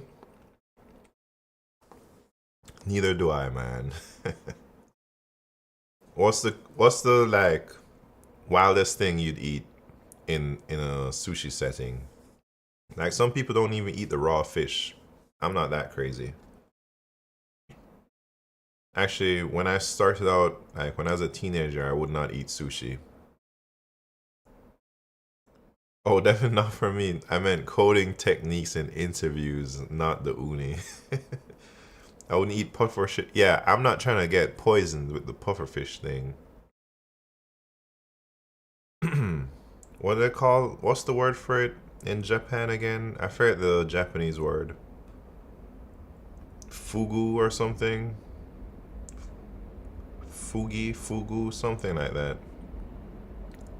Fish balls. Fish got balls? What kind of fish balls? You mean like the... Man, what is it called? The literal fish balls. I don't even remember the name. It's gross though. Or liver. I'd eat liver. I used to eat lots of liver. How many percentage of questions from LeetCode you got in real Google interview? What do you mean by that? I had like 6 or 7 questions in my interview. I had a top sort problem. I had a hash map problem. I had a tree problem. I had a backtracking problem. I had like a few array problems.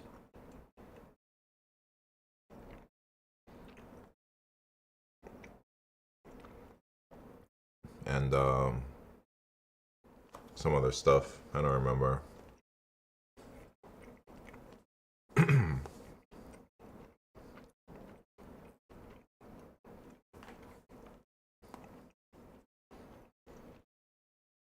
Whew. Oh, Q, I saw your message. What's up, Q? How are you doing? Like a champ. Thank you, thank you. I feel I wasted a lot of time during university to get the degree, and I should have worked on myself to be better. Do you have a job because of that degree now, Hamdi1010? I think we all wasted a lot of time during university, not just getting the degree, but just like joking around. You can't go back in time and change what you used to do, man.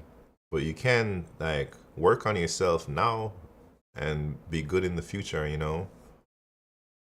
What kind of tools, APIs did you work on at Google?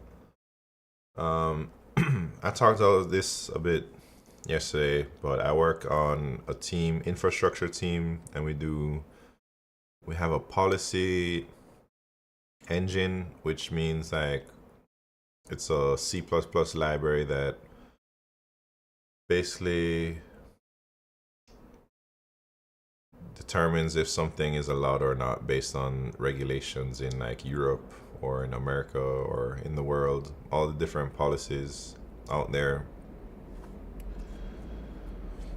So like just checking if we can like forward this data somewhere or copy this data or read this data or whatever, you know.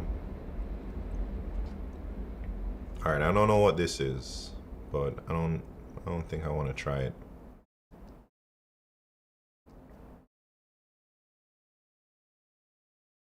Looks weird.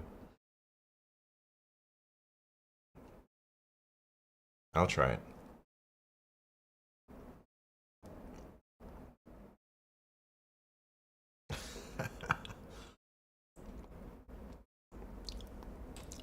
I don't know what that is. Specifically for what? All the policies in the world. Monkfish liver? Dang. That sounds like something beyond my jurisdiction, man. I'm trying to help my mind to forget about the time I wasted joking around. Start working on myself. Is it kind of pasty? Yeah, it is. It is pasty. And it tastes like eggs or something. Or sardines or... And it's a little piece of unagi or something on top. Let me see. Yeah, that feels like unagi right here. Monkfish liver. I'm good on that, man. Isn't unagi that thing from a show? Unagi is eel. Look up what that. Yeah, I know what that fish looks like, man. All right, maybe I'm good on that monkfish liver thing, man. And besides that, I just got these two roll things, and then dang, that got drenched. Well, you can't even see it. I'm a school dropout and working as a full stack dev for a Swedish company and never been unemployed, and I will never regret dropping out of school. Yeah, I don't know. School's alright. But if you don't need it, you don't need it, you know?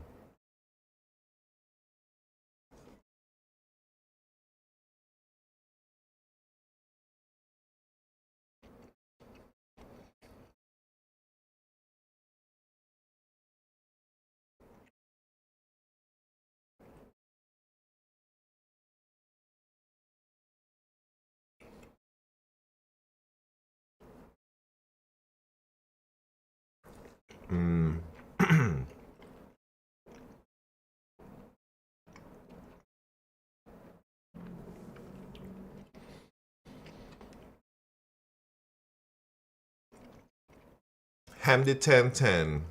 Congrats. 6 days left to the last day at university. I'll eat the unagi and then that's it. We're done. That was fun. Thank you very much, Nulligor, for hanging out while I eat. Yeah, that was interesting. I think I ate all the things I needed to eat.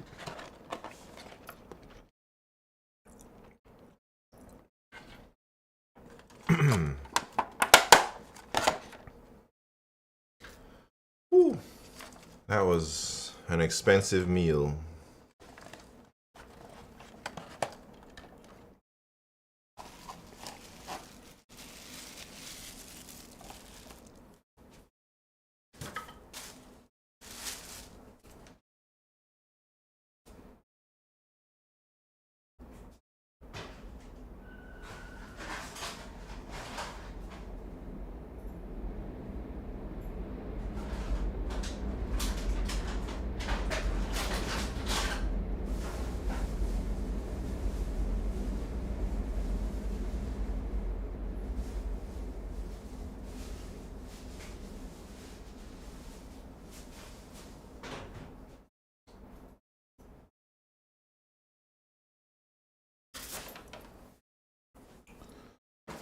Alright, I still got this miso soup, but I'll put it up.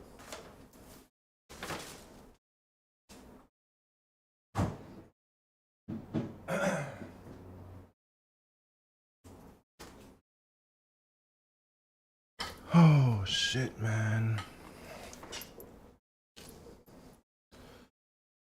It's hard work out here.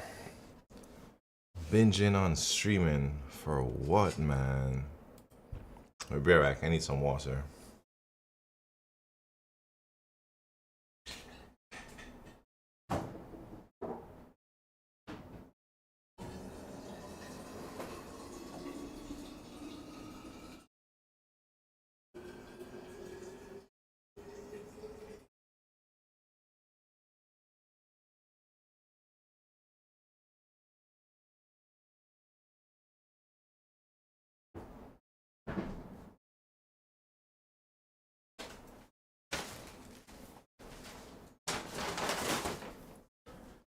Alright. What's your favorite drink after eating? Depends on what I'm eating.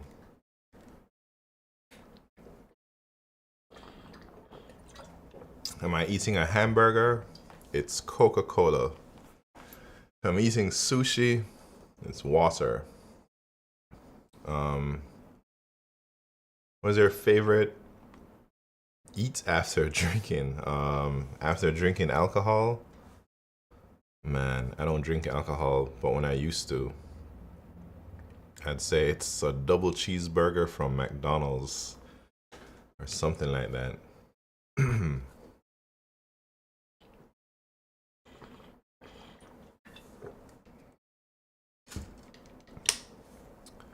All right, time to get serious.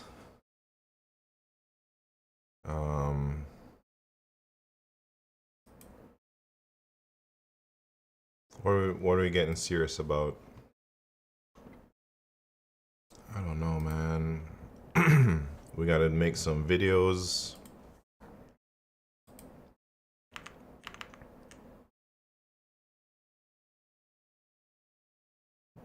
What is your favorite drink after drinking? What is your favorite eat after eating? Yeah, that's a... My favorite eat after eating... Man, like a nice tart, lemony kind of pie, like a lemon tart thing, or, you know, something like that. And antacid. All right. Interesting.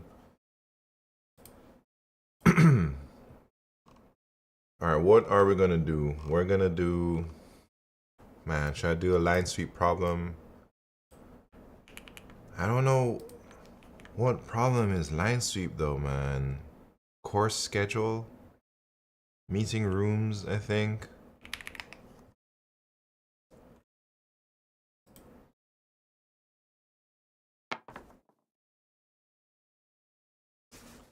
A is a boring name. Thank you very much for the follow.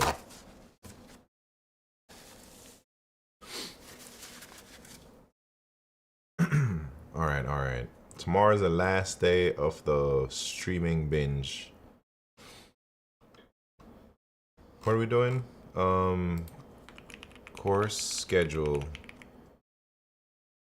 I think I'm gonna try learning Zig. Interesting. I don't know anything about Zig.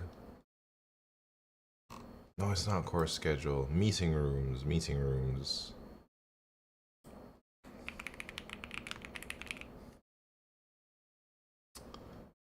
Dang, premium problem, man.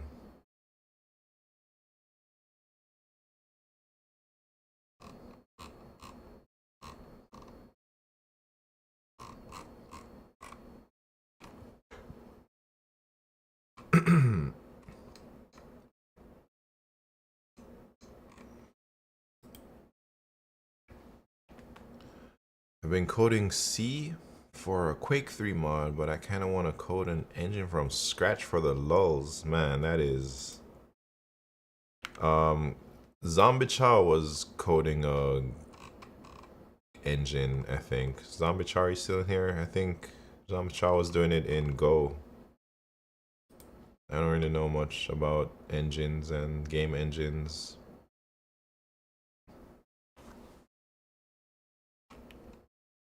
Alright, I'm trying to find a line sweep problem, but I don't know.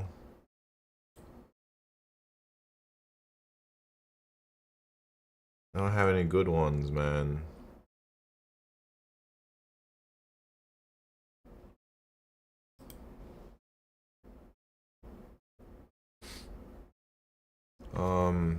And then I'm not trying to pay premium for meeting rooms or whichever.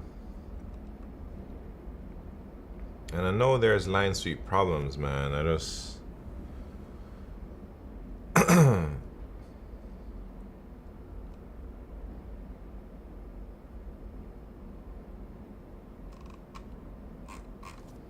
talking about the balloons one, maybe? Go to LeetCode.ca.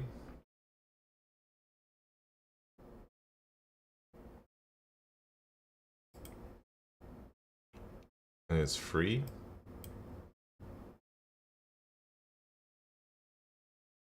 LeetCode.ca has premium problems? Dang, what the hell? Work in progress. Oh, I have to be like...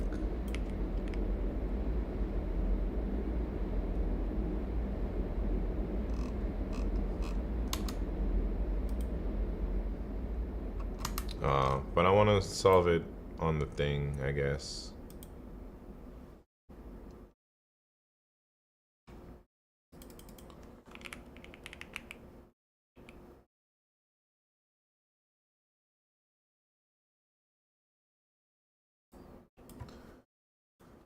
I think this is supposed to be a line sweep one. Let me see my previous solutions. Oh no, I already looked at this.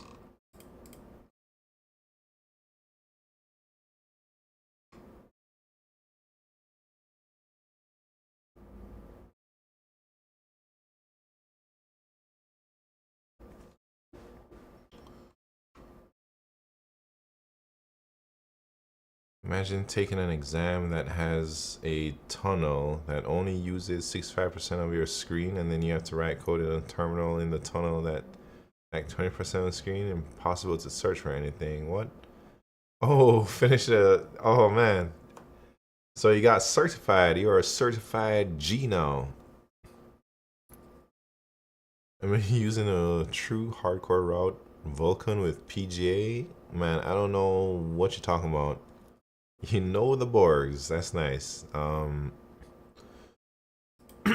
I swear I used to use line sweep for so many problems, and now I don't know any problems that has line sweep.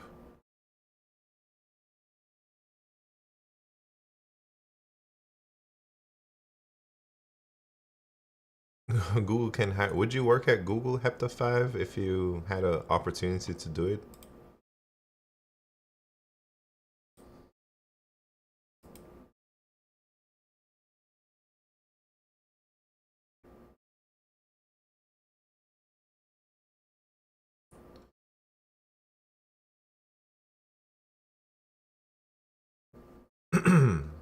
Looking for intervals.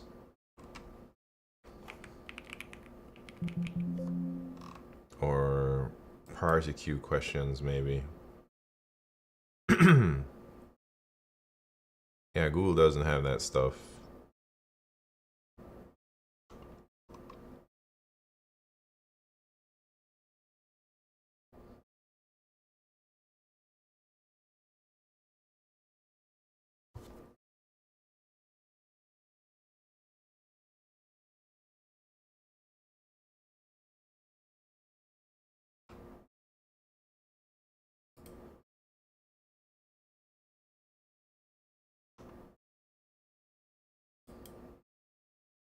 Yeah, employee stock purchase plan.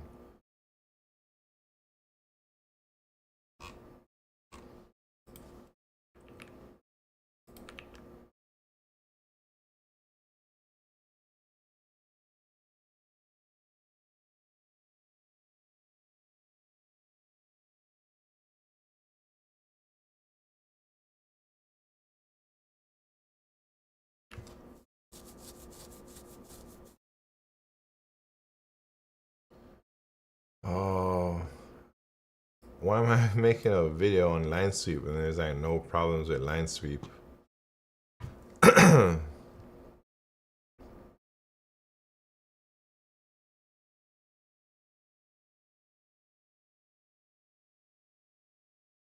There's one problem I remember, something about some gardens or something like that.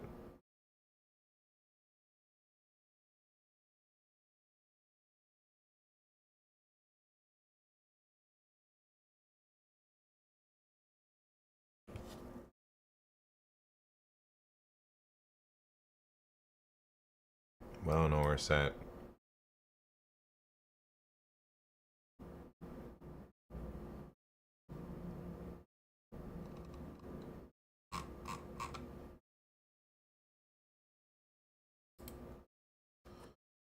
Flowers.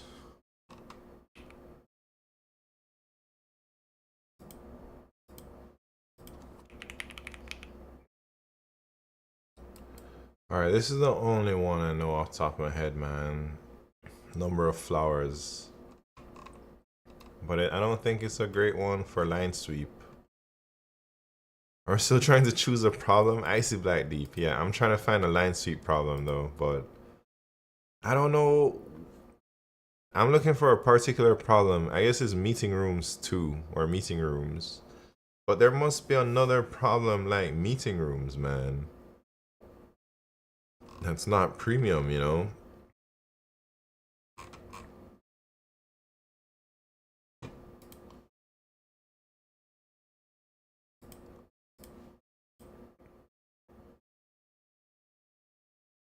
I've used line sweep so many times and it's like, which problems do I use it on?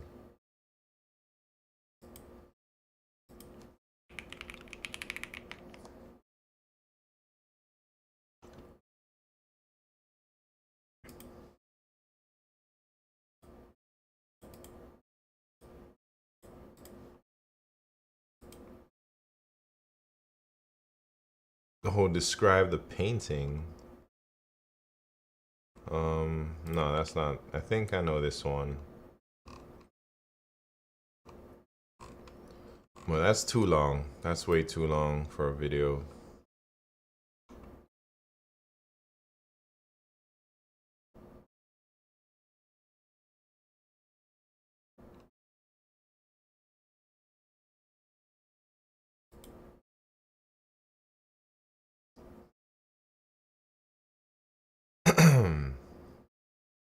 Q, I just saw your message, man.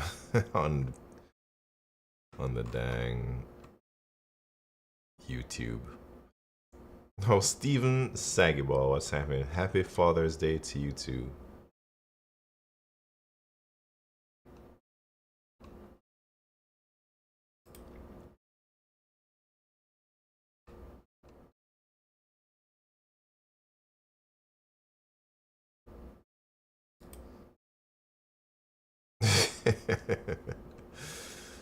You don't got a dad. Where'd you come from, man?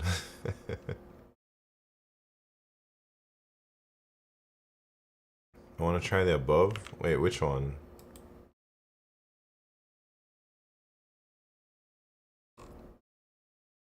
Oh man, it's one of these class ass problems.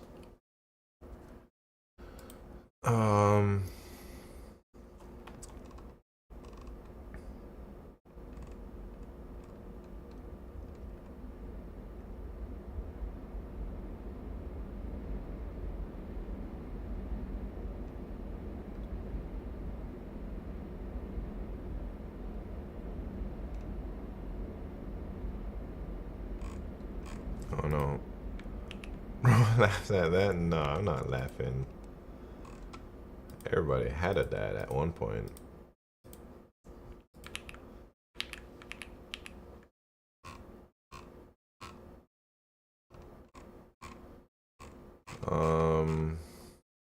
Describe the painting. Maybe I don't make any line sweep videos.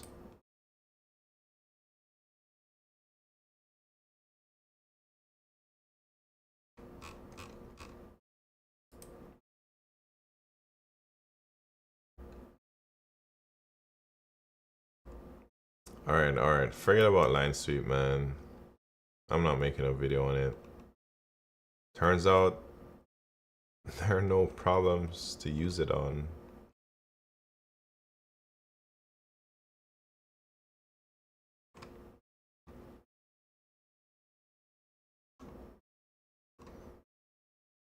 Like the most basic one, I guess it's just meeting rooms. Maybe we'll go on LeetCode. CA. Meeting rooms 2. How do you do it? You go to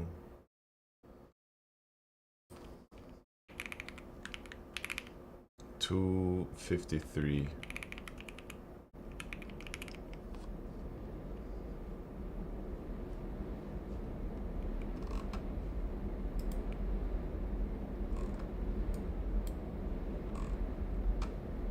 Man, this site is like a little crazy.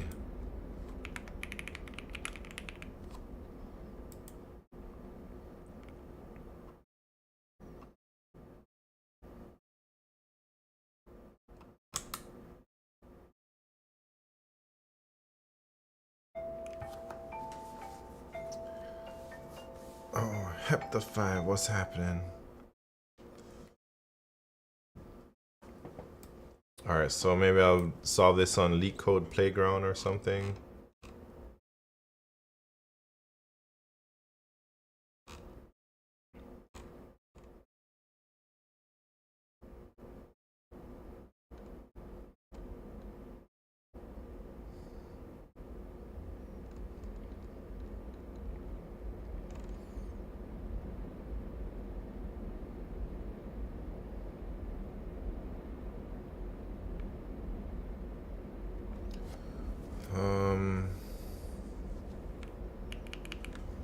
I don't even remember how to do a line sweep problem. Man, it's hot in here. I want to turn on my AC, but it makes too much noise.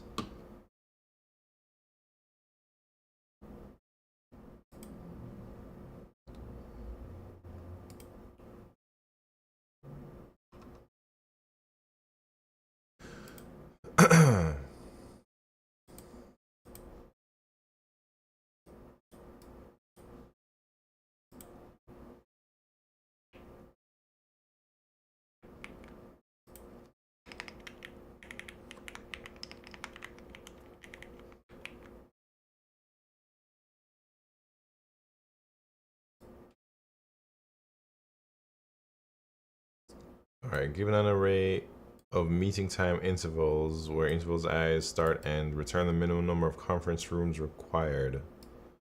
How do you even do that?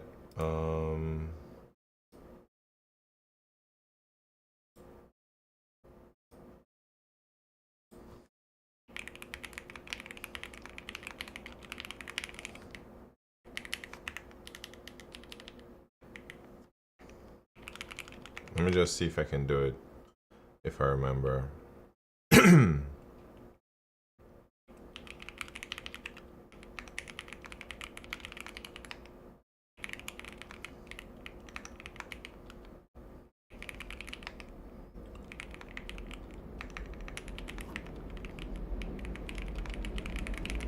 So for every intervals,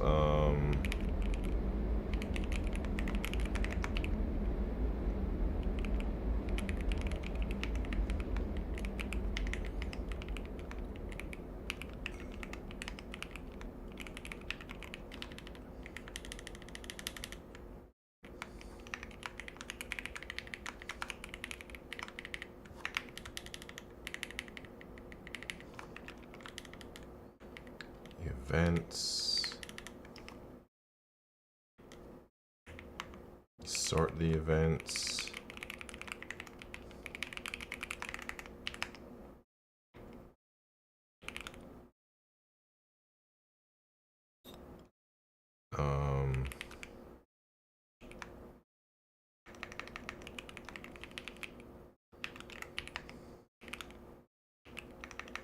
and then you iterate over the events.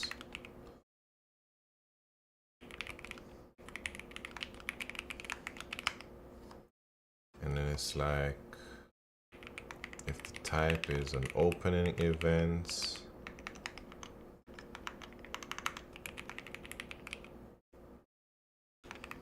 should I just get LeetCode Premium just to make this one video?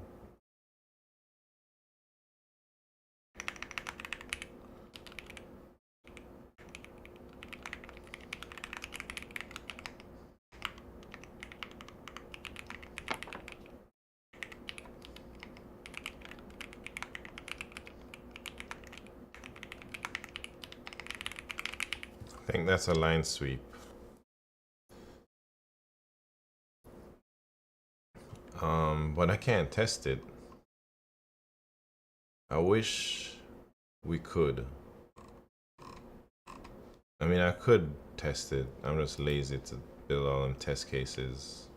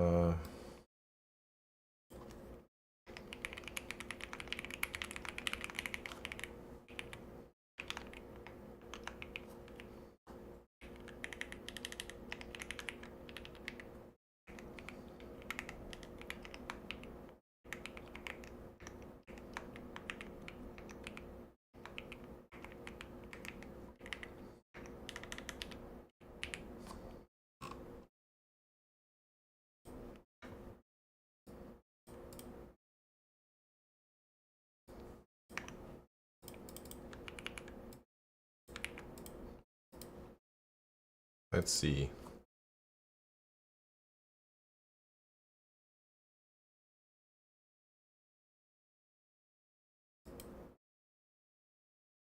What are they talking about, man?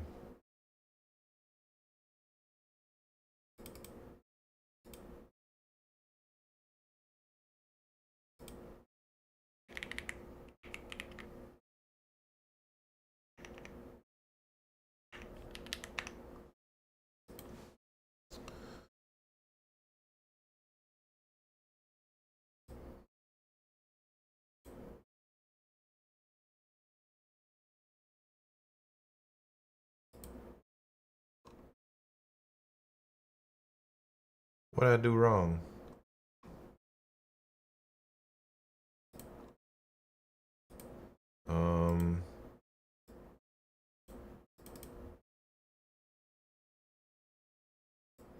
It's not even running the new code. Do I have to like save it?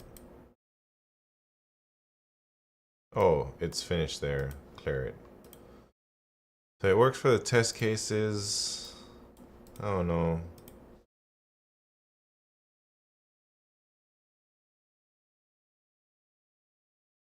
I want to make a video on that.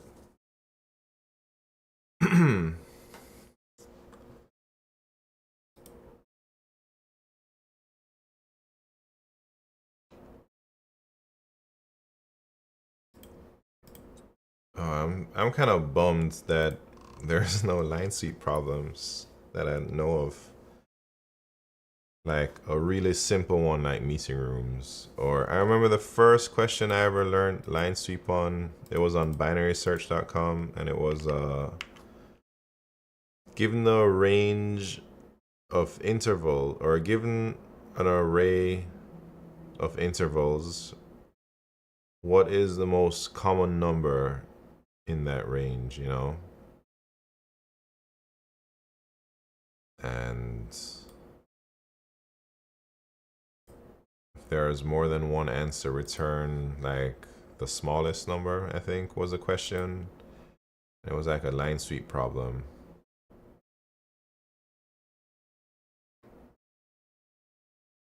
But meeting rooms also line sweep. Meeting rooms too. Well, I think, should I just get premium real quick for 1 month? Can I take it back? Pay $35 for premium just to like solve it in the LeetCode format.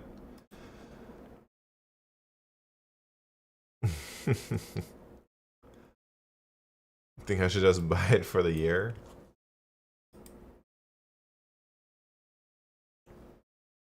I mean, if I had just ordered some different food instead of that crazy sushi.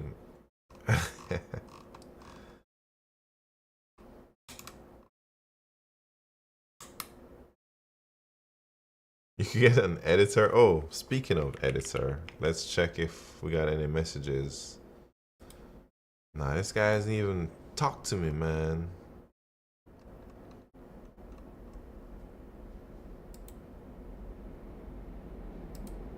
But he's seen my message.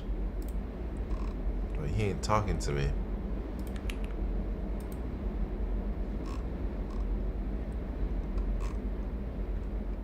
Hell nah. He doesn't want money.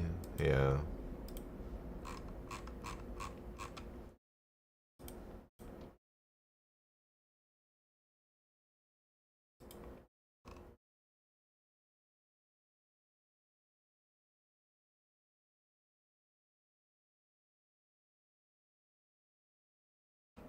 I don't know what to do. Maybe you think I should just end stream, man? I don't feel like doing anything now. Nah, I can't end stream. End stream after 9 hours? No, we gotta go all the way, man. What the heck?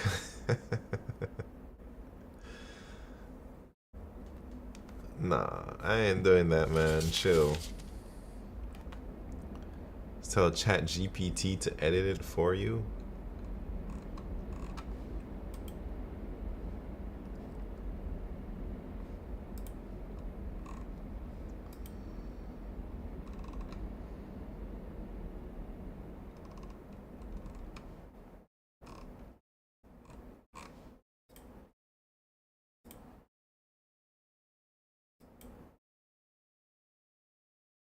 Can you view some chairs?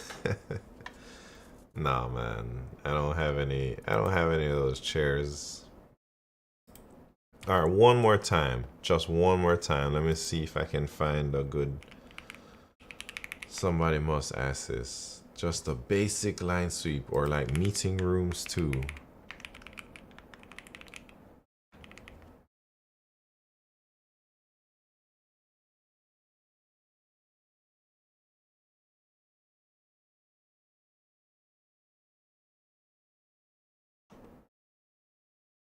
What happens if you have to go to the restroom during a phone screen, man? Hopefully you don't. Otherwise, you might fail that interview.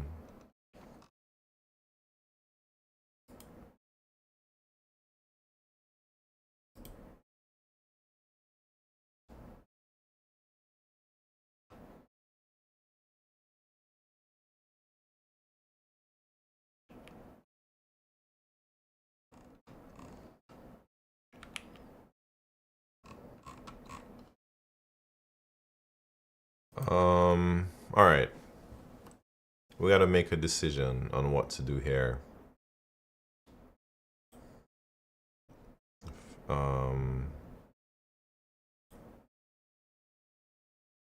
New features are coming. What new features are coming? That's all it says? When I click on try new features, and it says new features.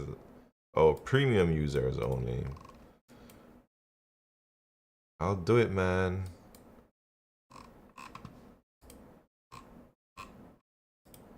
I ain't doing it.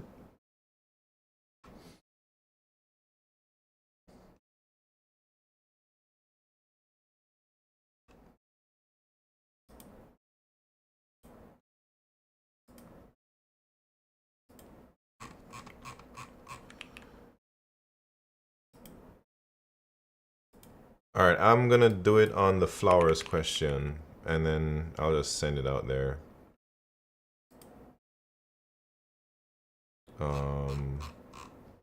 Or, ooh.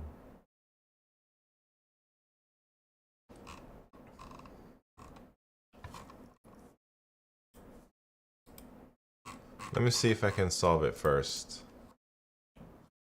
Let's read it. Number of flowers in full bloom. You're given a zero index 2D integer array flowers where flowers I equals start and end means that the ith flower will be in full bloom from start to end inclusive. You're also given a zero indexed integer array people of size n where people I is the time that the ith person will arrive to see the flowers. Return an integer array answer of size n, where answer I is the number of flowers that are in full bloom when the ith person arrives.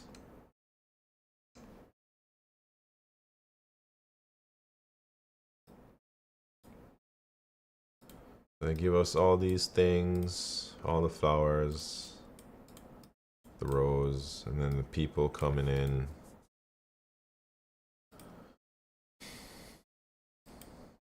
And then when this person comes in, there's one. All right, I can solve it, man. But let me just go through it like a mock. Well, not mock. Let me solve it first, and then I'll make a video on how I'm going to solve it after I solve it. All right, let me, or should I just record anyways? What do y'all think? I'm just going to record it anyways. I'm going to record. Here we go. I'm about to solve number of flowers in full bloom, and we're going to use a technique called line sweep to solve this problem. Let me read the problem for you so you know what I'm talking about, man. Number of flowers in full bloom. You are given a zero index 2D integer array flowers where flowers I is a start end means that the ith flower will be in full bloom from start to end inclusive. You're also given a zero index integer array people of size n where people I is the time that the ith person will arrive to see the flowers. Return an integer array answer of size n where answer I is the number of flowers that are in full bloom when the ith person arrives. So here's a visual representation of what this problem is saying. These are a bunch of flowers right here, and they're lined up in like a row of gardens or something. And this is the 0th person, and when he comes on day 2, there's only one flower that's bloomed. This person, there's 2 flowers right here. This person, there's 2 flowers, and this 3rd person, there's 2 flowers. So this line sweep thing is pretty cool. I learned this technique. Who cares when I learned this technique, man? Here's how we do it. So let me make this thing a little bit more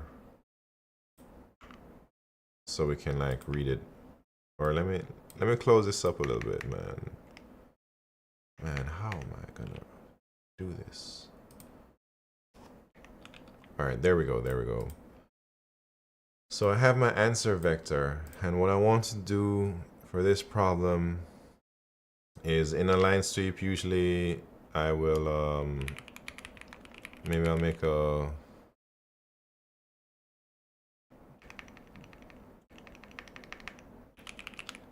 I'll use pairs, so I use PII, a pair int. And then I want a vector of, I like to call this events. I think most people call this thing events, but a vector of ints, pair ints, we'll call it events. And then these events are gonna store like every opening and closing interval. And also we're gonna store when a person arrives. So I'm gonna define an open in event as 0, closing event as 1.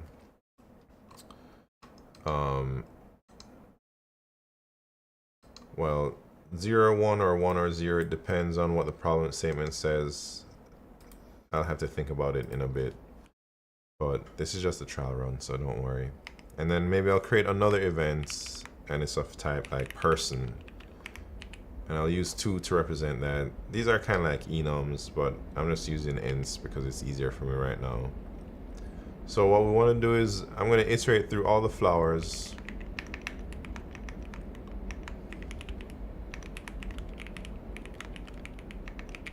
And then these flowers are given to us as intervals to say when the first day the flower will bloom and then the last day it will bloom. So we call the first day would be like an opening event and the last day is like a closing event. So let's push back flowers. The time is flowers 0.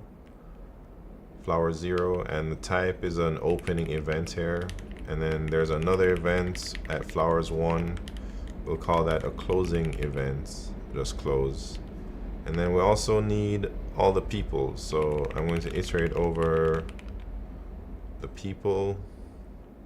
I guess we can just go like this and say events.pushback. The person, at what time the person comes is there, and it's a person event. So once we have all of these events in one list, we want to sort them.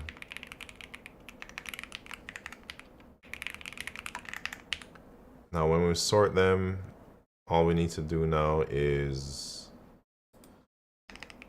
iterate over our events. So how are we going to do that? Maybe we can say like this. I'll call it EV. And then we're going to check what type of event is it and how many flowers we got. So this is how many flowers. Or I'll just call it, yeah, because flower. Or I'll call it count flowers. Or number. Man, how many flowers? That's what it's called, man. And so if the event type, well, let me do the cool thing here and say this is the time and this is the type, event type. So if the type is an opening event, then we want to increment how many flowers are available. If it's a closing event, then we decrement how many flowers are available. And then if it is a person event, that means a person is just coming to check out those flowers. Then maybe we want to just append to our answer how many flowers there are. And hopefully that's it, man. Let's see, there might be some off by 1 errors, but that's why this is a trial run. And if it works, it doesn't have to be a trial run, it could be the real thing.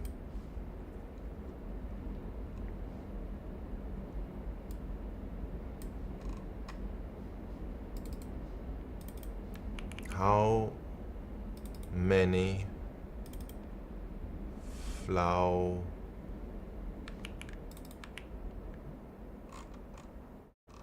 Oh, wait. We're returning the answer, not how many flowers. Like, what the hell? Alright, so something ain't right. That's okay. Maybe we need to process closing events first. Or wait, let me think about what's happening right now.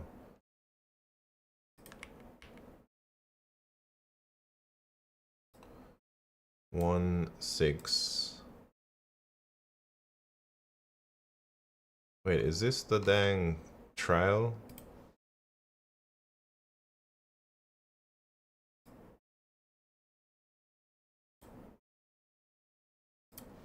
Maybe I have to do that as a closing event.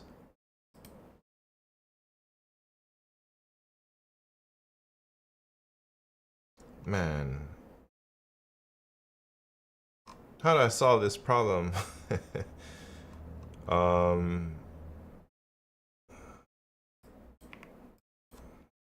I don't feel like thinking too hard about it, but I guess I should. Alright, here we go. So these are the flowers. There's a 1 opening event.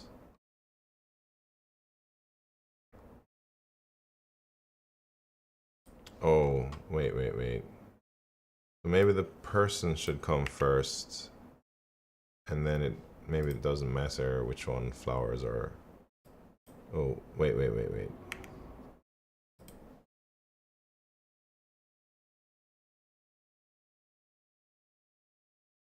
I don't know what I'm doing anymore, but I know it's like the order of some of these things going wrong.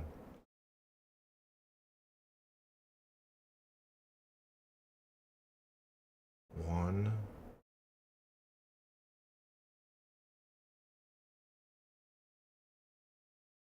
Person 3 comes at time 3 and 3. So 1, 3. Okay, so this one should be last, I think. When there's a no. And this guy comes at 7, and 7 there's a closing event there.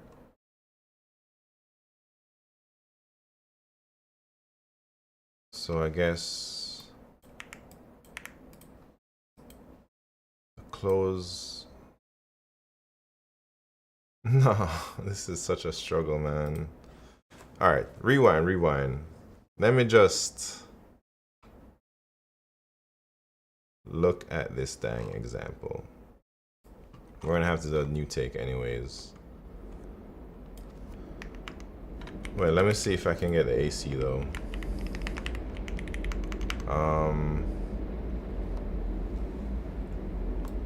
These are my events.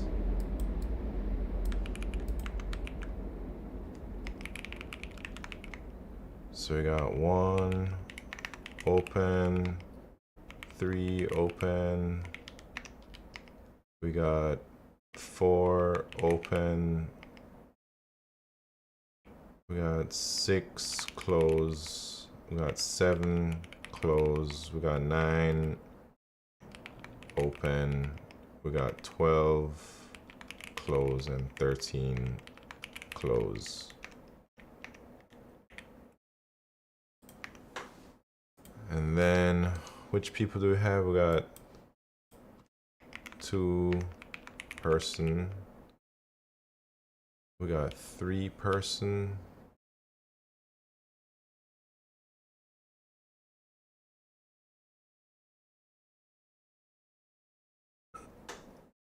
Wait, what? 1. Yeah, 3 person. 7 person. 11 person. Back open, that's 1. And then open person, that's 2. And open, that's 3. And close 4. So person comes before close.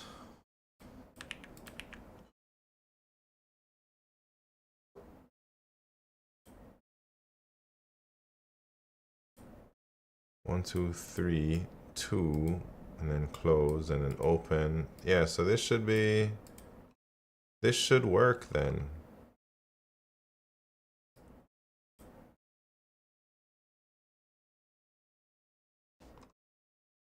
But it's telling me I'm wrong. Open event, oh, and then the open and close are in the same thing.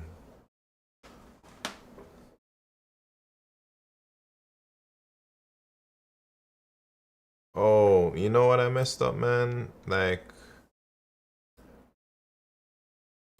the persons get out of order. So my solution is alright, but I didn't put the answer in the right order. But hold on, I gotta pee real quick.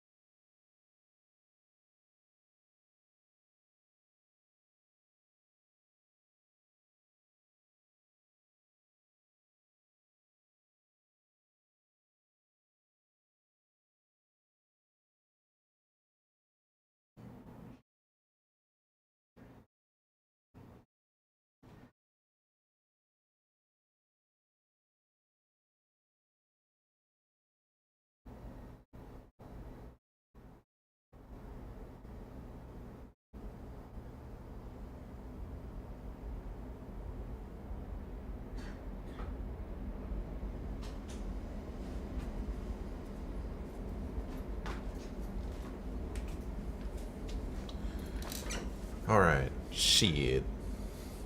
I knew my thing was okay. It's just the order that I'm pushing the answers back in, because I messed up the order once I sorted the person, so we got to put them in the right order.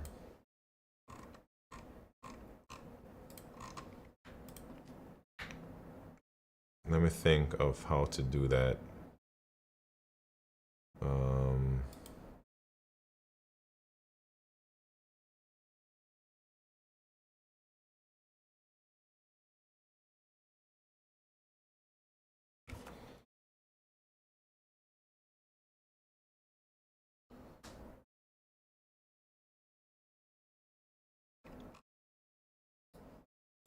How are you gonna do that, man?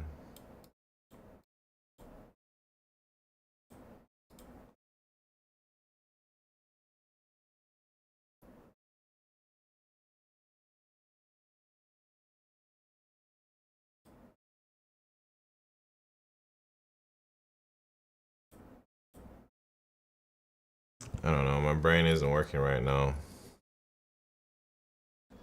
But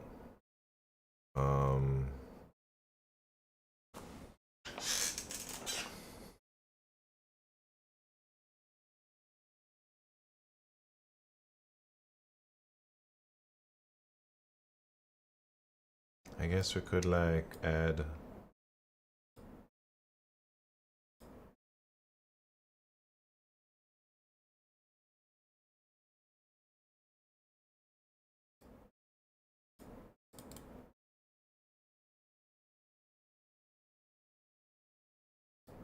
I guess we could do a little weird trick.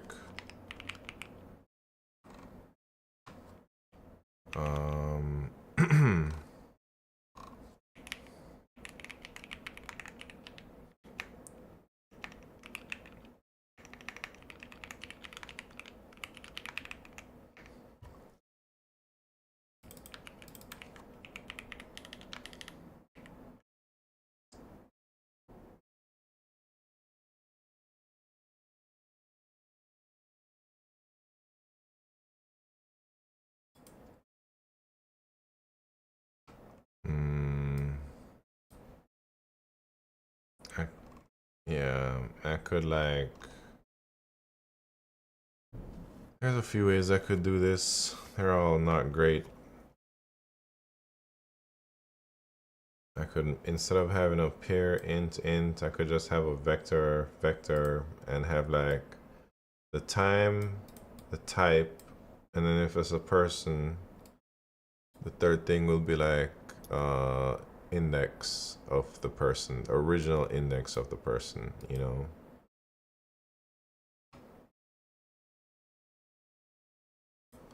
Let me do that.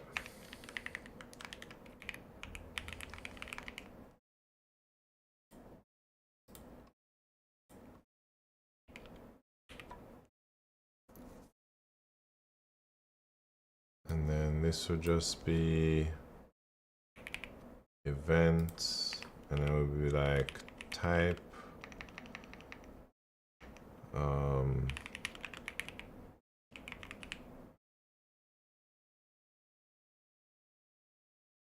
Does it work like that? Can I sort the vectors and it works?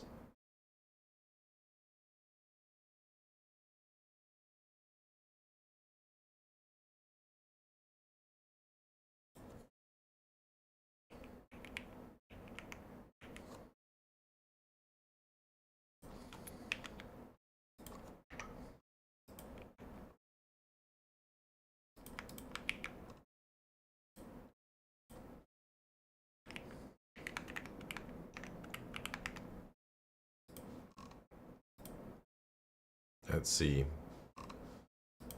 Yeah. But Percy is slow.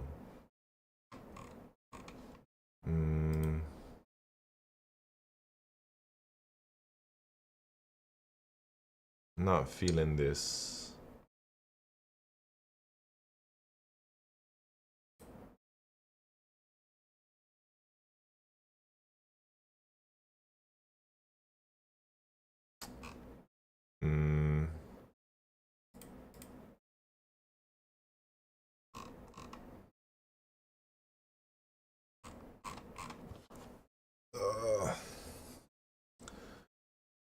Getting tired, man. What are y'all saying?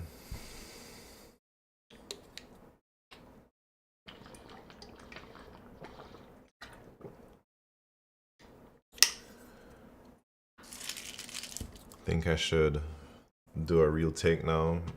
Then I've seen all the parts where I went wrong. I'm gonna look at my old solutions.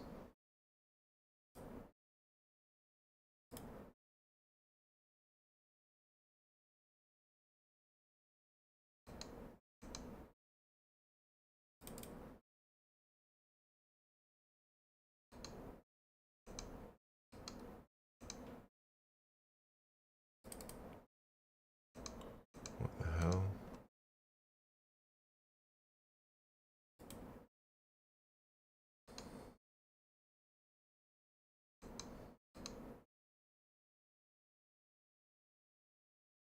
Oh, that's what I did. I guess that's nice too.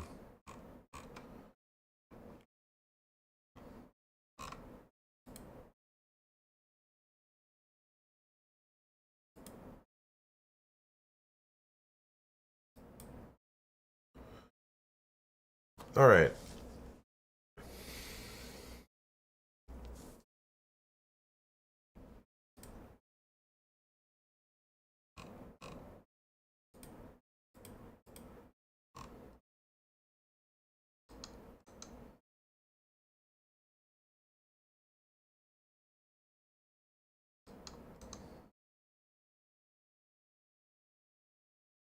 All right, let's do it. Let's do it.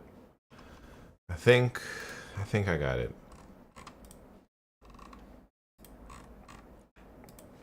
I mean, we're recording the whole time, but we'll do a real take now.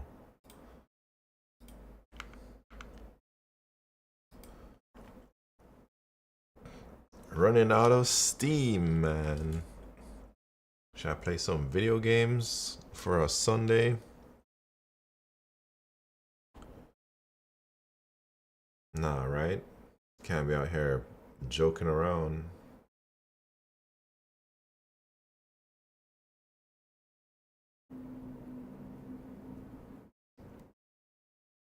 I'm gonna do this last video, not last, but I'll do it and then we'll figure out what to do next after that.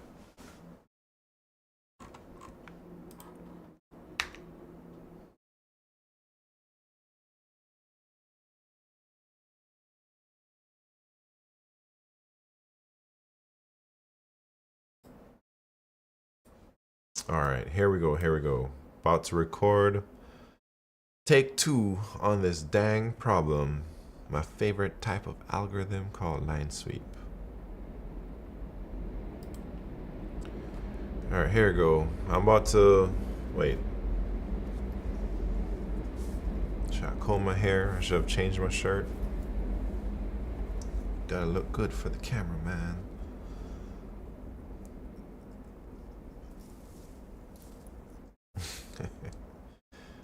Anyways. Alright, I'm about to show you how to solve this problem. Number of flowers in full bloom with a technique called line sweep. Line sweep is one of my favorite things to do. It's really fun. Is it really fun? I don't know. But here we go. So I'm gonna show you the idea behind line sweep first. So I'll show you, like, they've already given you a graphic here, but I'll make my own little ASCII art.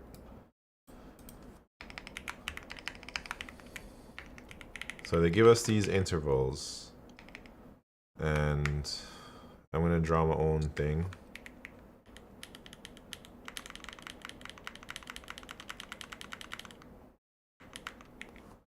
And let me put these numbers down.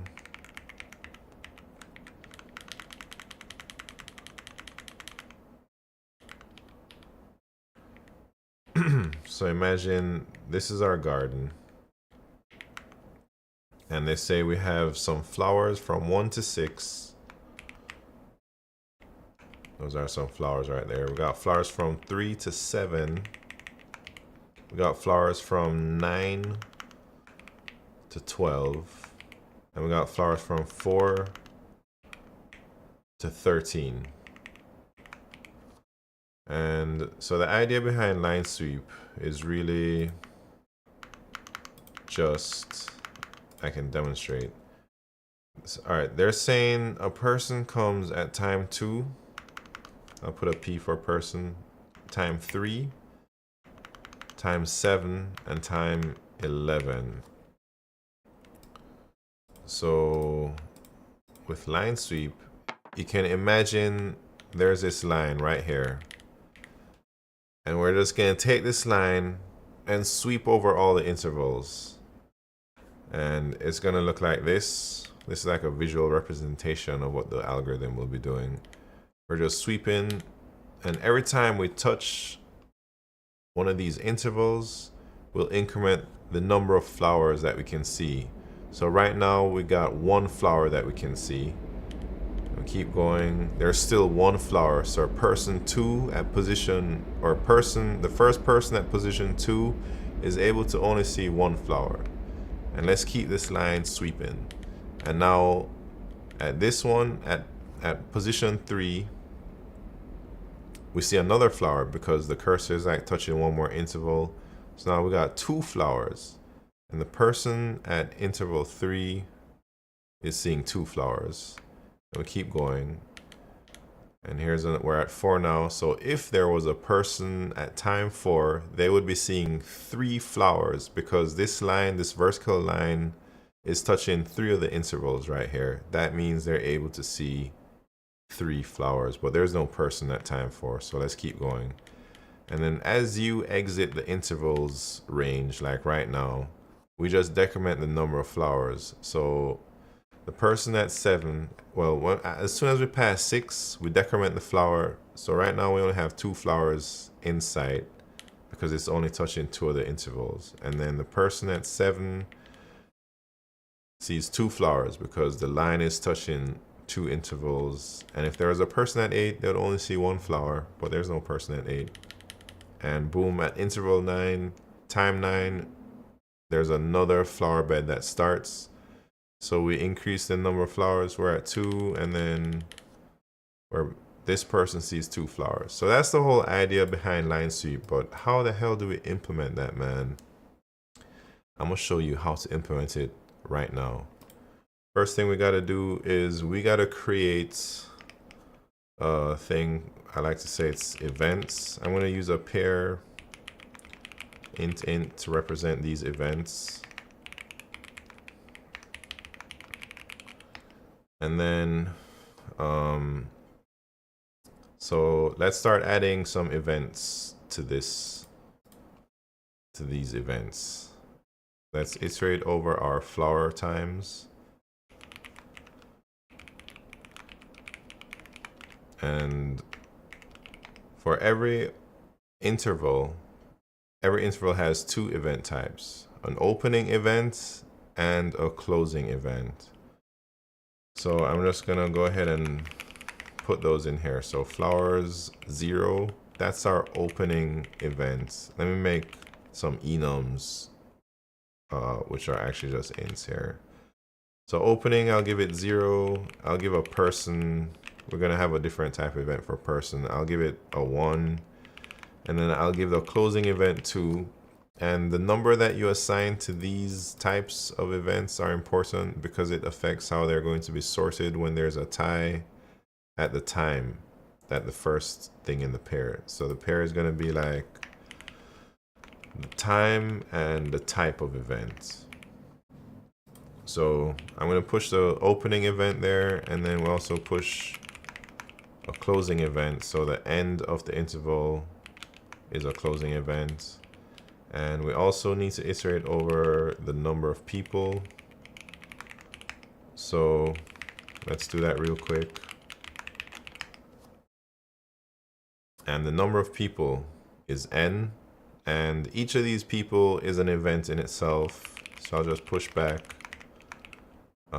people I. And what type of event is this? This is a person. And a person is coming to visit at people I time. So these are all our events. Next thing we want to do is just sort the events.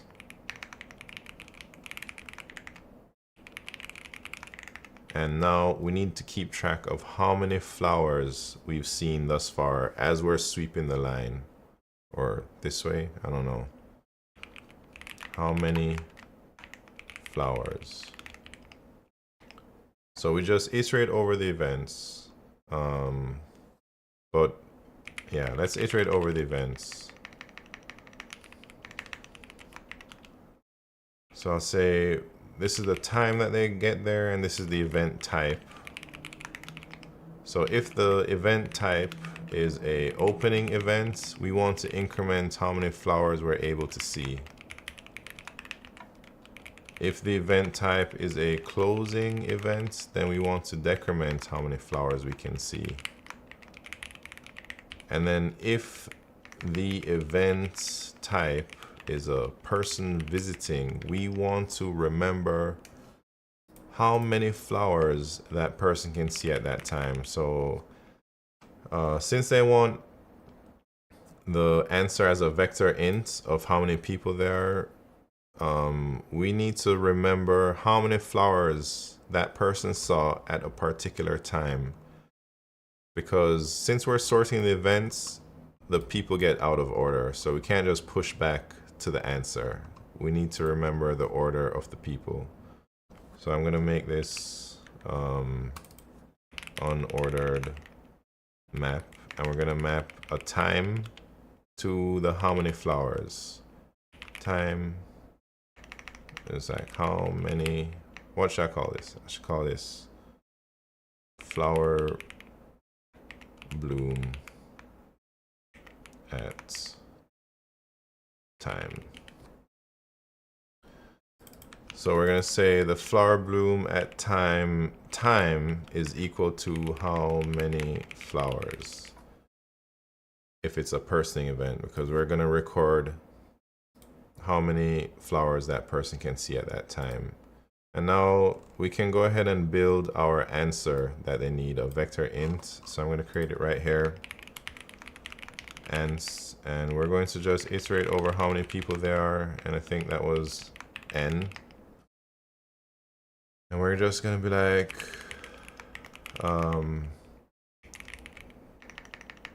what should I call it? Flower bloom at time, and then the person's time, people eye.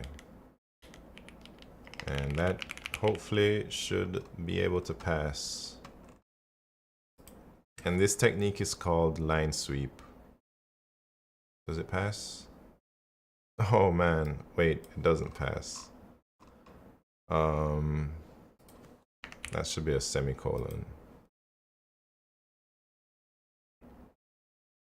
And there we go. That is the technique. Cut. Sorry, I seen your chat, Bonner Lima. What is your keyboard? I was recording a video there, so that's why I'm like, kind of not talking. And Hogwarts, KFC manager, what's happening? Wolfkan, how are you doing? Can you write algorithms in Python? Should probably leave some space between finishing and clapping. Oh yeah, maybe. Maybe. I don't really know Python. My keyboard is keyboard.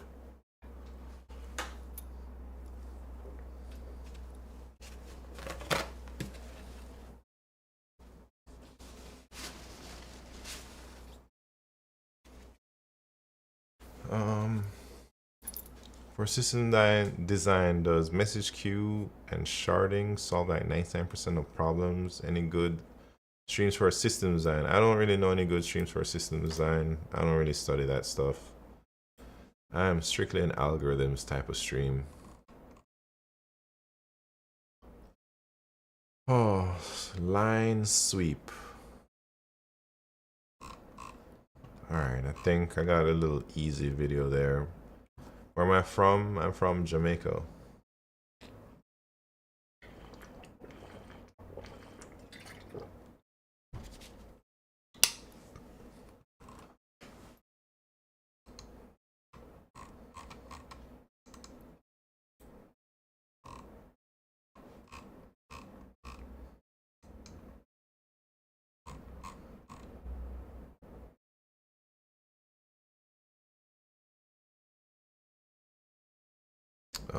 Alright, let me look at the list of things we gotta do.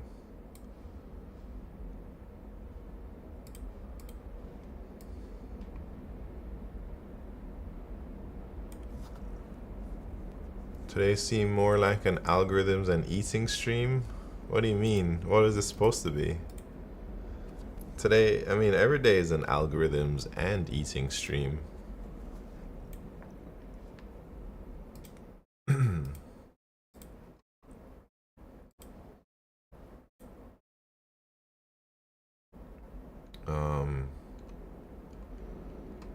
Wait, did I say something? Why are you saying that, Icy?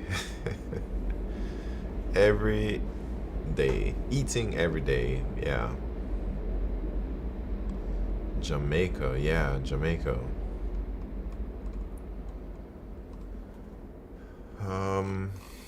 We still got one more day, man.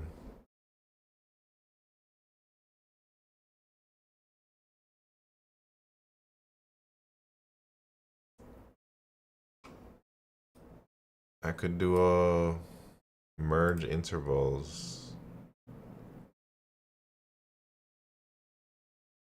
Or priority queue stuff. Monotonic stacks and queues, maybe? I ain't doing no dang A-star. Fibonacci. I think I covered a lot, man. It's not super comprehensive, but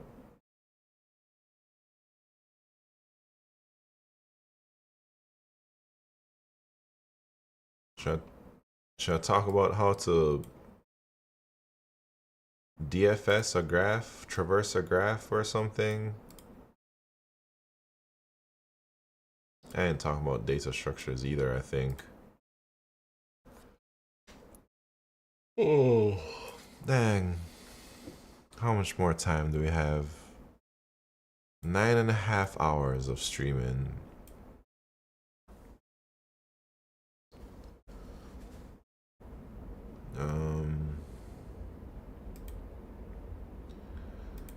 Should I play a video game?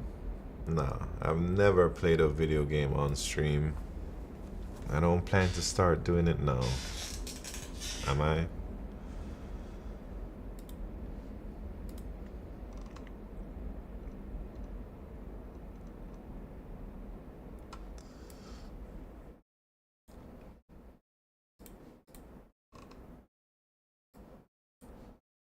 I don't know if my prefix sums video was nice.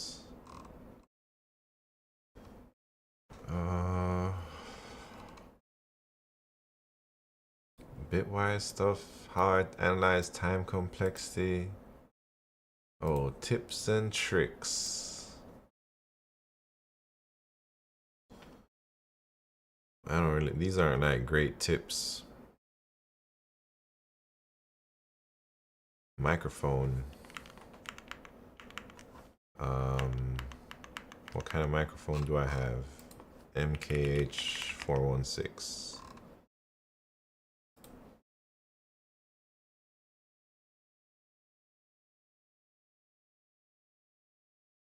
Yeah, no worries. Talk about a brief history of LeetCode streamers. Nobody wants to hear that. When is a Pat collab, man? Anytime, anywhere, any place. I'm ready. Is he on right now? Where's Pat at, man?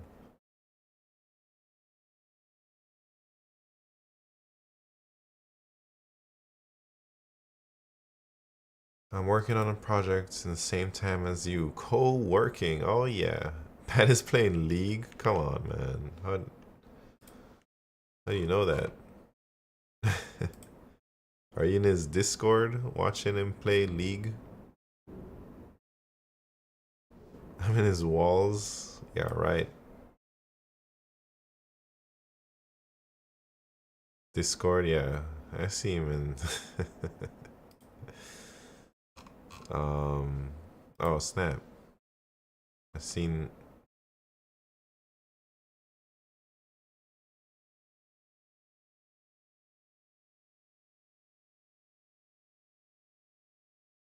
Alright. Anyways. He was really mad after the contest, couldn't solve Q2. Oh man, maybe I can go see if how I do in that contest.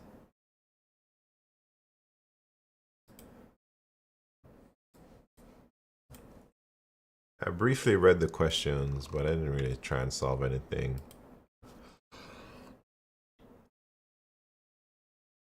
LeetCode had mental posts? What? What are they talking about?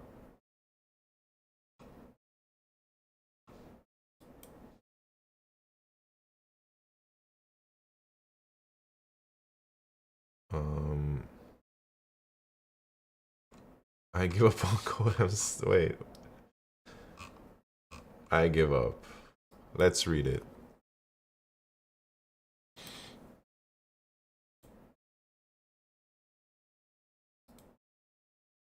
I give up. I'm giving up programming. I guess it's not for me. I've been solving questions with honesty and not cheating on LeetCode for past 1 year, and I can't even solve medium questions. I've spent a lot of time to figure out the solutions. Most of the effing time, I can't find the effing solution. And I watched the video solution and then I realized where I messed up. I've been trying not to make any mistakes what other people did when grinding their LeetCode journey. Sure, I've seen a few improvements, but I'm not wasting any time if I can't see major improvements. After today's contest, I decided to give up. Programming isn't for me, I guess. Dang.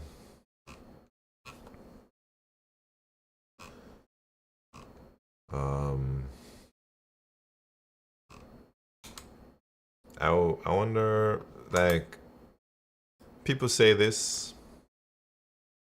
I was studying for the past year, and stuff like that.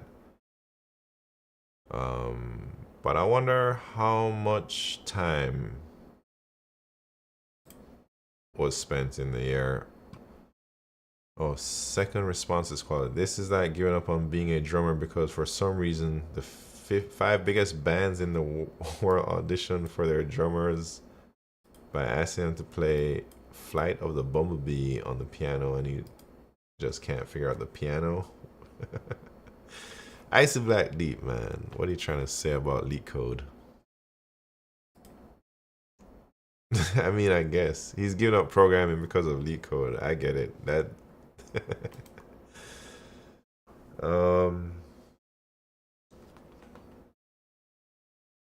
shit, they should I'm gonna snoop around. I gave up on LeetCode too, but you inspired me yesterday. Oh snap. Did like 5 today? Oh shit, you're crushing it, man.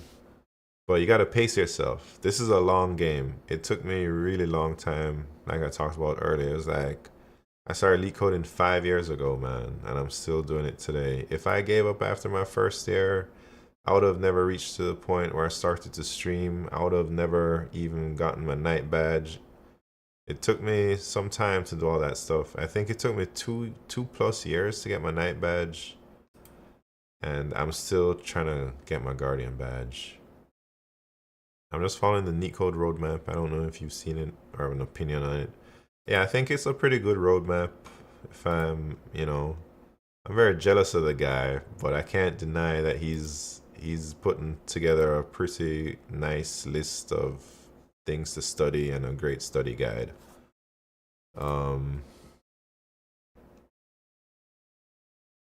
Anyways, let me see what this guy is saying. Am I wrong for using ChatGPT? Oh, this person's having trouble with everything, it seems. I can understand the assignment and I can also think of the solution, but it is very difficult for me to code. I guess because of my initial days, but maybe after some time I might get a hand of it. So I use ChatGPT for solving the assignment.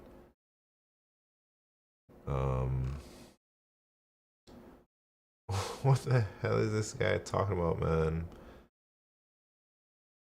What are we up to at the moment? Q, where we just did a line sweep tutorial.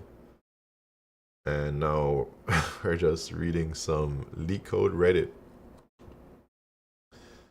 Talking about Raymond Jones just showed me some people are like being given up on LeetCode. Have these people really any passion, or are they after the cash only? Programmers must love challenges and don't give up so easily. Here's another guy after the contest. Feeling kind of depressed and mental health breaking over LeetCode. I have always wanted to get Knight so bad, and currently after 10 LeetCode contests, I am at 1420. And this 11th will be at 1400. Could not even solve Q2 today and feel like such a effing idiot. I see some people starting at 1700 and just wonder how can I even get there. I have made a goal with myself to solve an amount of problems that is greater than 1000, and if I do not accomplish this, I just quit LeetCode as I am too low IQ for it. I've taken the old SAT and scored something like a 126 on math. What is this? What kind of grades are these? And 105 on the English, but my IQ I feel is low.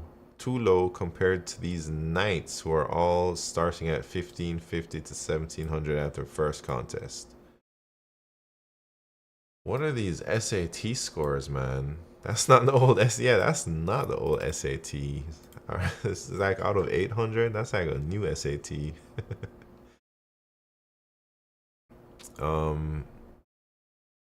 They've changed it like 3 times.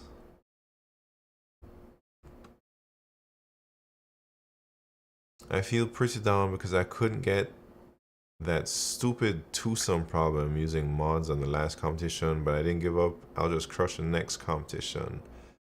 Yeah, man, I think we all have our moments where we just absolutely didn't perform. I know I have them a lot.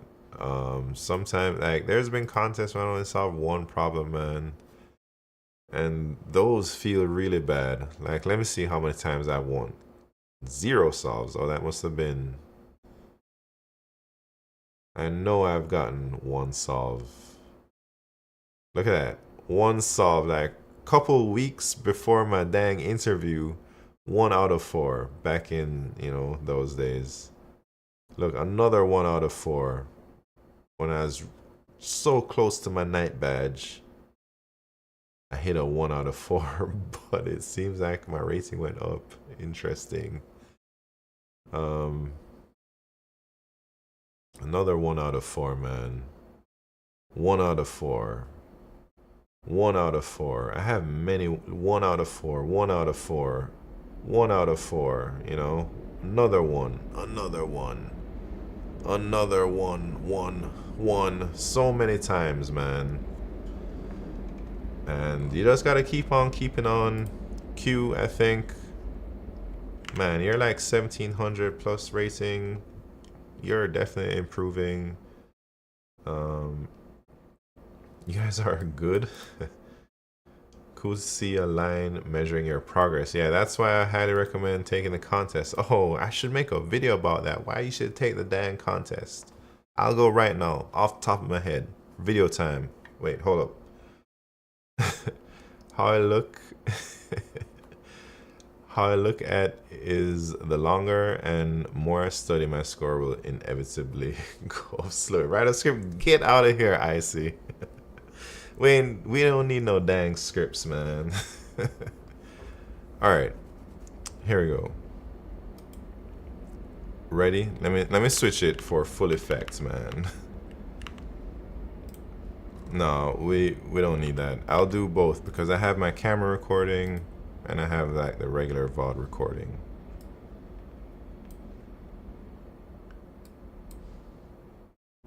TikTok, clip it and ship it. Dang, this guy got some lingo. Alright. If you practice in LeetCode and you're not taking the dang contest every week, you're joking around, man. You need to be taking that contest every single week, and I'll tell you why. First, the contest is a great way to track your progression. I've been taking the contest for the last 4 years, man, and if I haven't been doing that, there's no way I'd have been seeing my progress, and it's great to just know that your studying is working, and you can look back at your old contest performances and you can see how much you used to suck, man, and then you can see how far you've come along, and that way you know that you're studying, you know you're getting better, you know, like, you're seeing results, and it makes you want to keep on keeping on, man.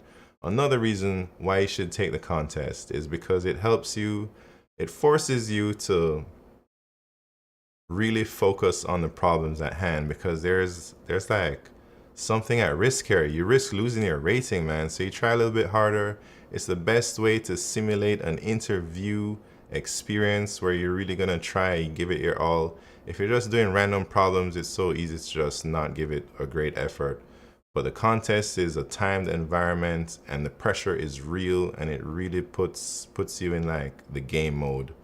So I feel like if you're not taking the contest, man, you ain't really serious about getting better at LeetCode or getting better at algorithms. Another reason why you should probably take the contest is you can see how well you stack up against other people, and sometimes maybe you say, oh, there's a lot of people cheating on LeetCode, but forget about the cheaters, man. Everyone has to deal with the cheaters, but you can see how you did compared to everyone else, generally speaking, and you'll know, like, after you take a few contests where you should be placed, like, amongst all the other people, and you can tell if you're doing good, if you're doing bad, and all that stuff. I don't even know. Anyways, that's all I gotta say. That might be in like a miscellaneous video.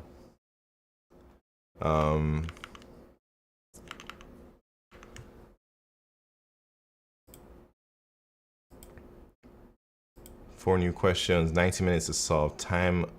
Wait, is that my script? Oh no, I just responded. Thought you were helping to write a script, I see. Is there a list of contests and do they have a difficulty level attached to them? There is a list of contests on the contest page. Every single contest that was ever done is on this page. Should have been in your script, man. It could still be in there.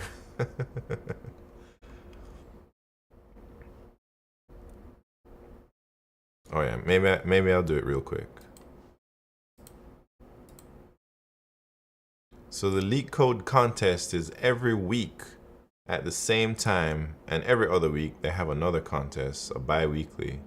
But the contest consists of 4 problems. Usually there's 1 easy, 2 mediums, and 1 hard. Each problem gets a little bit harder than the previous one, and every problem is assigned a certain amount of points, and you get points based on if you can solve the problem or not. And you get a penalty if you submit a wrong solution. You get a 5-minute penalty.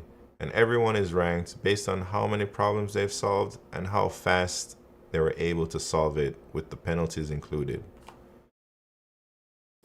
All right, that's a little clip right there. Maybe I'll just mash all of them up. Should have been in the script. Maybe add that if you do. Oh yeah. Editor's gonna love this footage. Oh yeah. All right, making a video now. Yeah, I've been making videos this whole weekend. AKSR 41. This whole thing is a video. All right, I'm gonna add that in queue. I'm gonna go right now.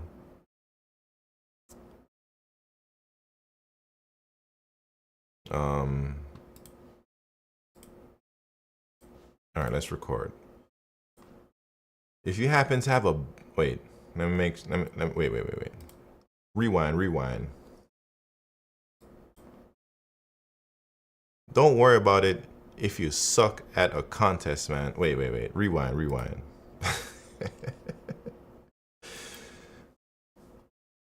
Serious.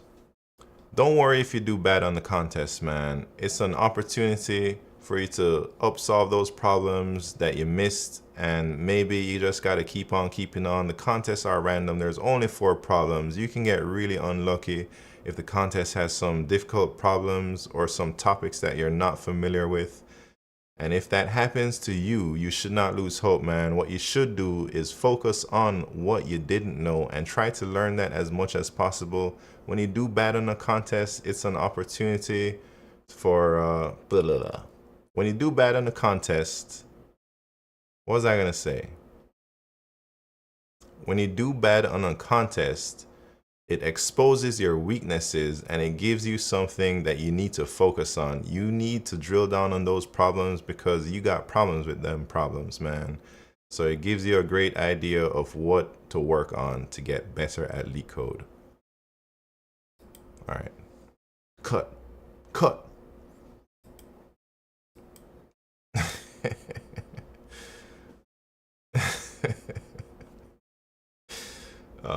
Anyways.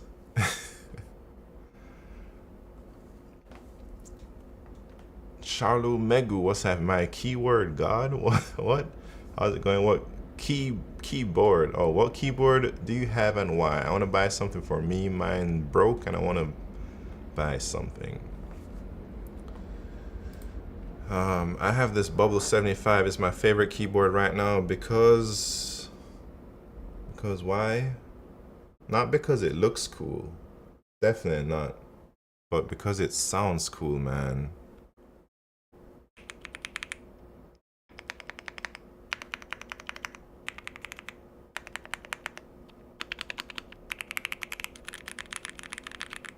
I like how that sounds, you know. That's why it's my favorite keyboard. But can you type keyboard name for sure? It's not very, it's a somewhat rare keyboard. I waited for many months to find one of these. I bought mine on Reddit. I don't think they're all sold out probably. You're not gonna be able to buy one directly. I bought mine on Reddit. Make Market. This is how I find my keyboards that I'm looking for.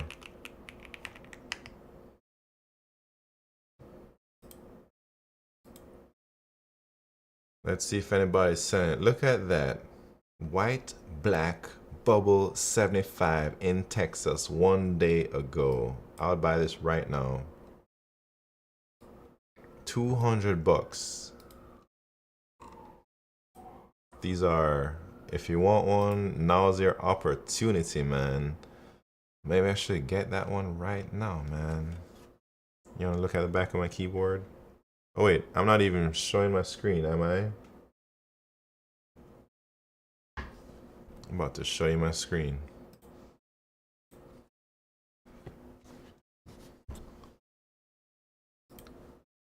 So yeah, I was saying I go to Mac Markets. Let me just do what I just did. I go to Reddit, Mac Market, and this is where all the keyboard nerds hang out and sell stuff. And then I type in which keyboard I want. I want a Bubble 75. I go here and I go buy new because I don't care about old stuff. And this person is selling. They have all these things and they want money. PayPal. Look, this person's been trying to sell it. Is this the same person? Oh, there's one in New Jersey a month ago. Icy Black Deep can probably buy that. So Bubble 75, 200 bucks, which is a good price. I think I paid $225 for mine. And there it is. It's used, you gotta build it. Oh, that's not it.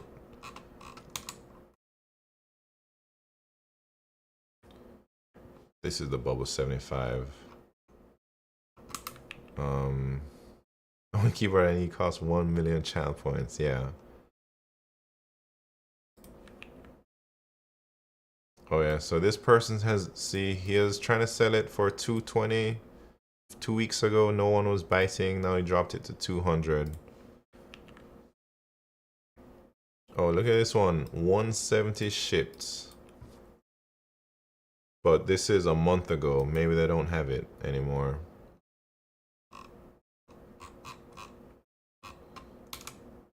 But there's a lot of other keyboards out there. Like, look at that. That's a nice Alice layout. There are so many crazy keyboards. But they're a little bit rare. So I'd say if you see one now and you want it, you might never know when it comes around again. Like, this was 3 months ago and then someone had to wait 2 months for another one to pop up. Oh, look, this person, they want the Bubble 75 and they have PayPal.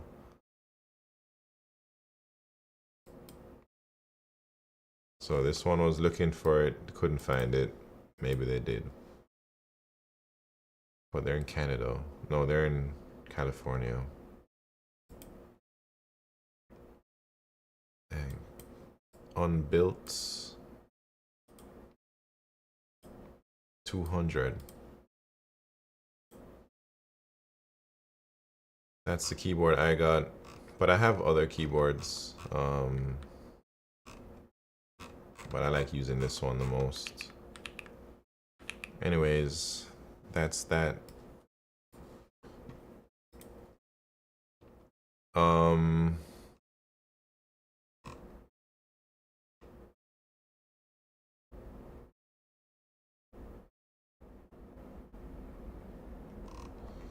LeetCode subreddit. Should I post on here? I've never really posted anything on LeetCode. It's the subreddit.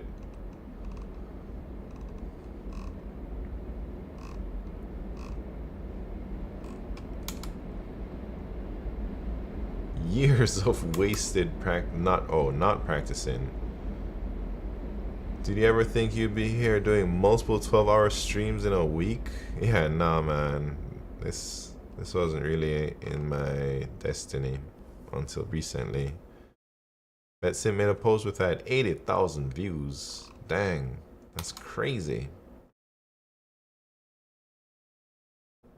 Use Reddit, it's good. Yeah, maybe I'll post one day. But I used to post some stuff in like photography things, and I got like several 100,000 views from my photography, but that's it. My post got like 10K. Wow. 22K. Bumping.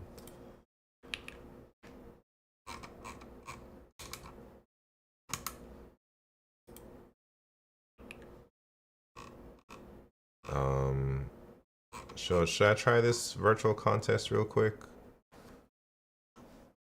Real quick. I might not give it the full time. I might not do Q4 if I even get there. Count pairs that form a complete day. Given an integer array hours representing time in hours, return an integer array denoting the number of pairs ij where Alice and J and hours I plus hours j forms a complete day. A complete day is defined as a time duration that is an exact multiple of 24 hours.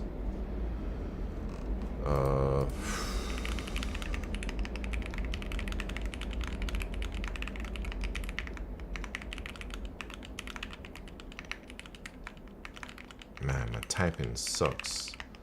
So I say hours I plus hours j.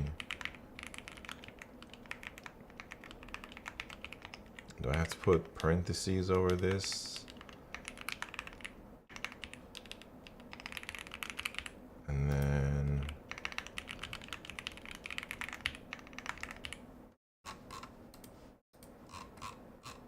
two, three, send it.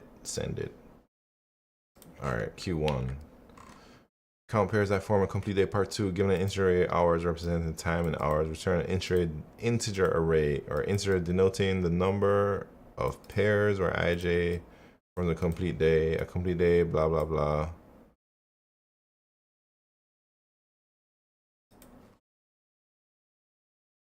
It's the same thing. Oh, but I can't brute force. Okay.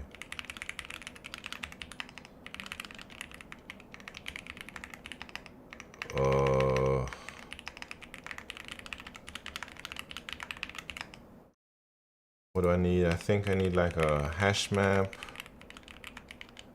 I need a target.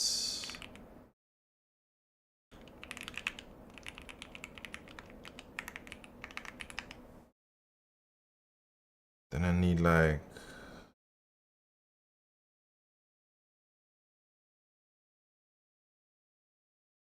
how do you do that, man?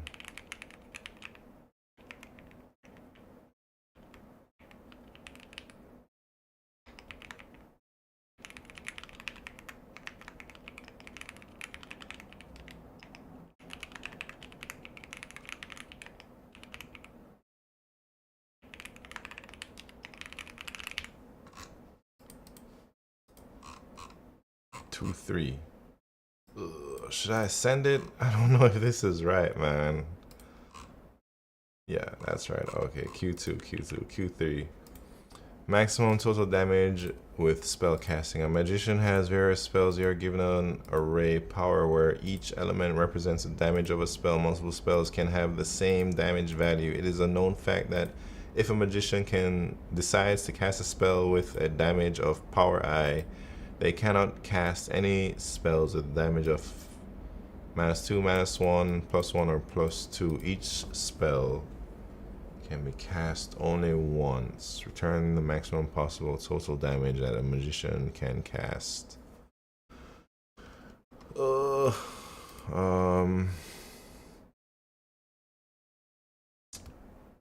Man.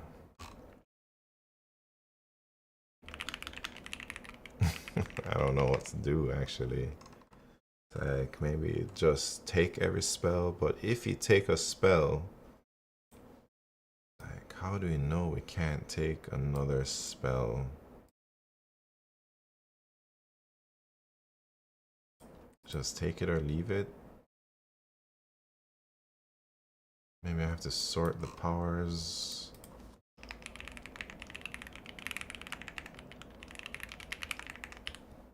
And then it's like I can just go through in order.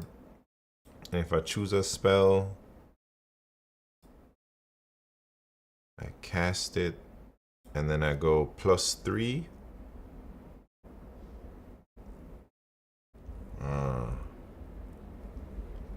Man.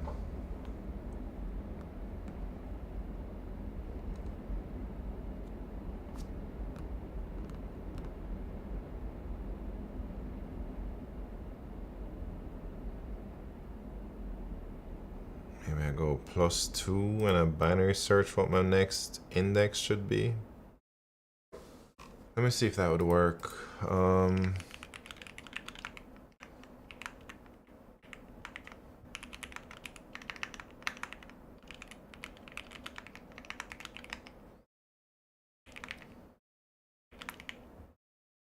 So if we're out of bounds, turn 0.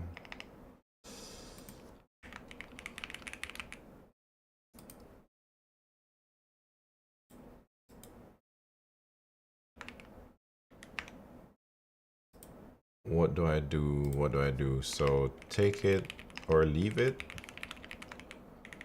So if we took it,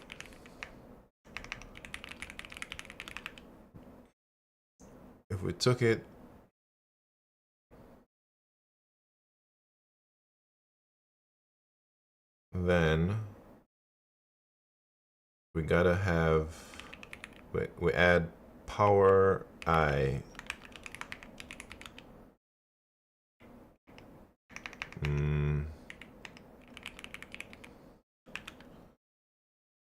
And then what? Maybe we do an upper bound.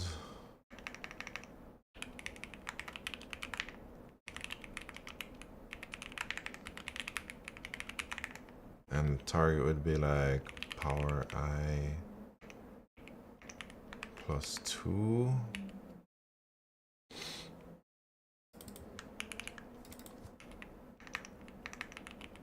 Man, did I press a weird button?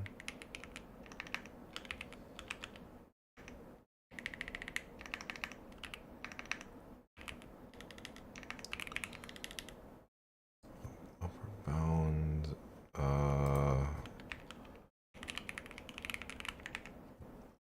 That's the next index that we can jump to. And leave it would just be like I +1.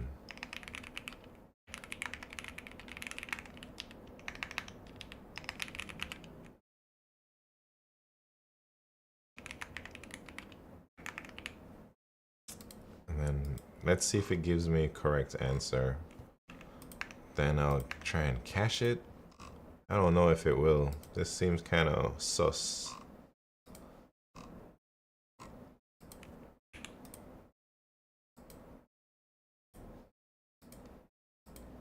Come on, man. 5, 8, 6, 13. 6, 13. 0, 1.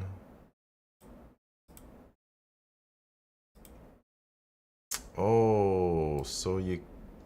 Oh, man. So you can take, like, the same spell, but you just can't take... So if we take that spell, we should take all of that spell.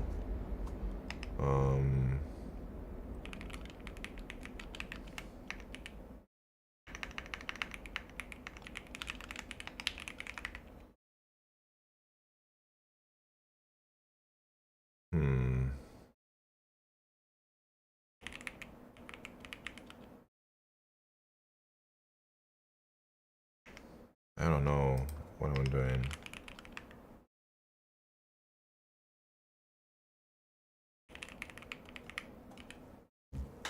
The hell these bugs, man? Get out of here.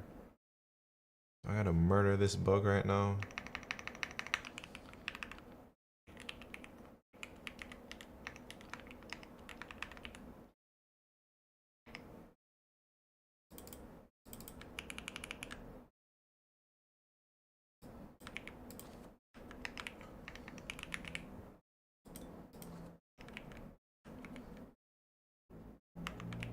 Wait.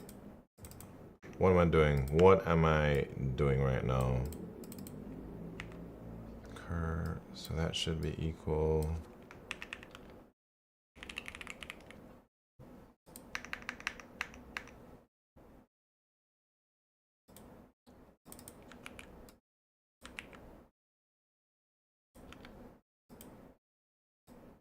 Let me see if that gives me a correct answer. No.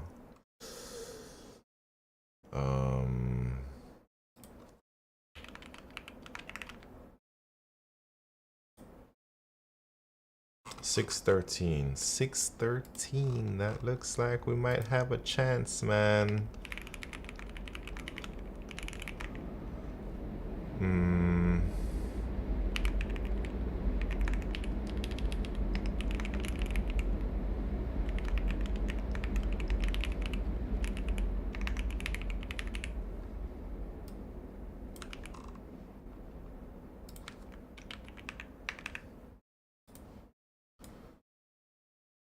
Wraith Kaiser, what's happening? Alright, I'm gonna send it. I don't know if this will pass. Nah, it's not passing. It's not passing, man. Shit. How did I get that? Alright, I just messed up the contest. That's all I got, man.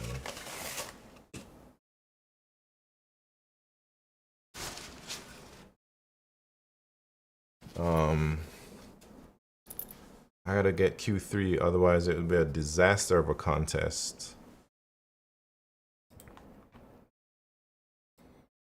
Output is 7.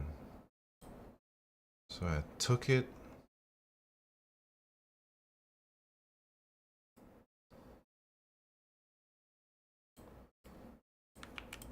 Let me sort that.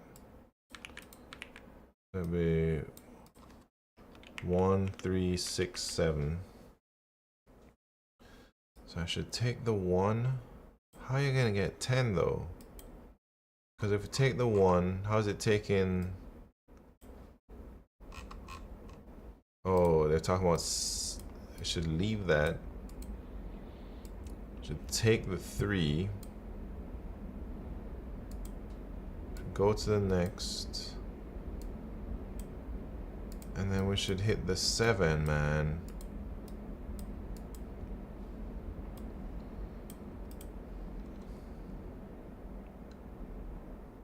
Where am I messing up?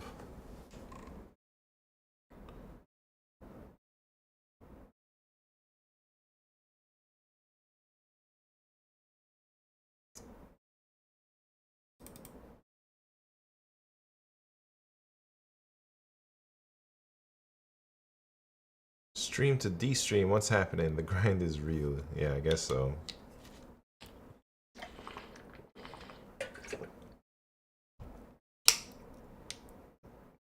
I don't understand what I'm doing incorrectly here.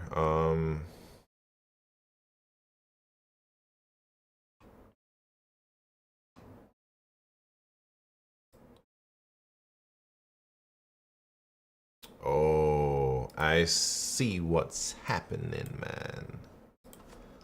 I see. OG, I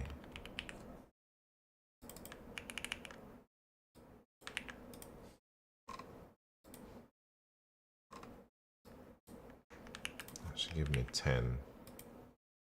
This took an actual word? No, it's not, man.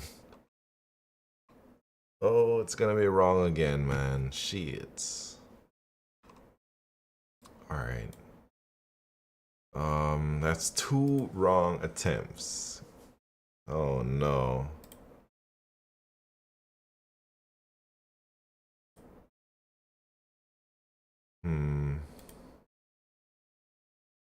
Oh, I see the bug. I see the bug. Jesus Christ, 2 bugs, man. Alright, 31. 31. Jesus Christ. Alright, gonna be wrong again? Oh no. Wait, how the hell, man?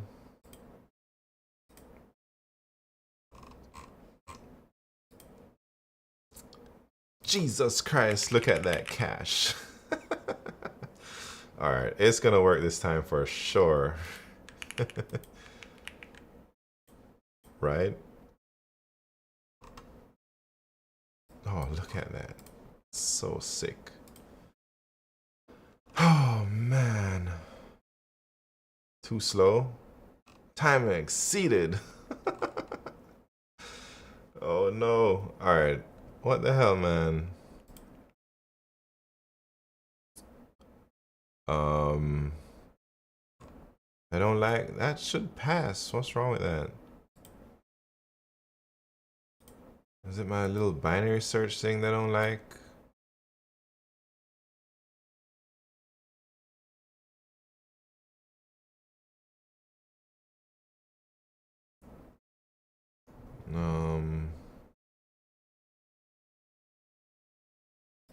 I don't know how to speed this up.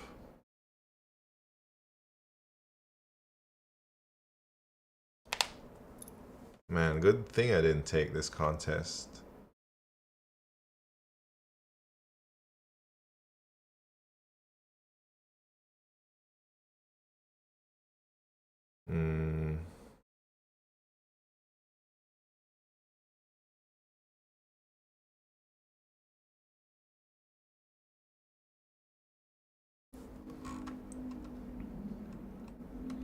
Alright, can't take...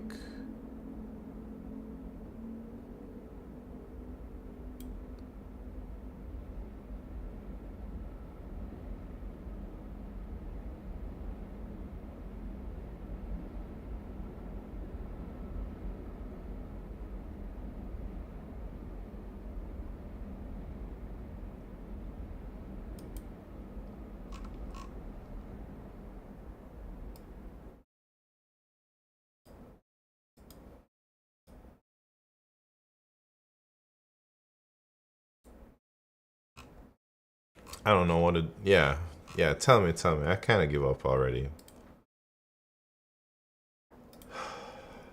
Guess I can't do binary search and sort.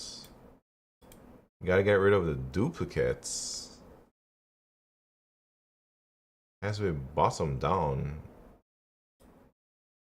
Gotta get rid of the duplicates.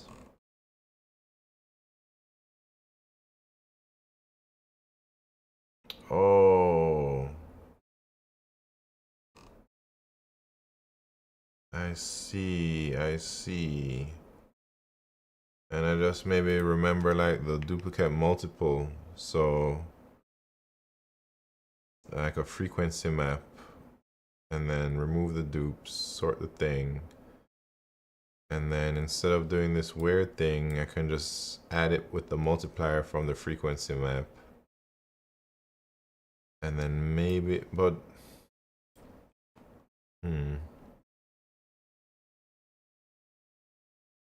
BSRax10, howdy. And you have to store all the numbers so you can iterate to them, remove duplicates. Yeah, alright. Man, I don't think I'd have thought about that.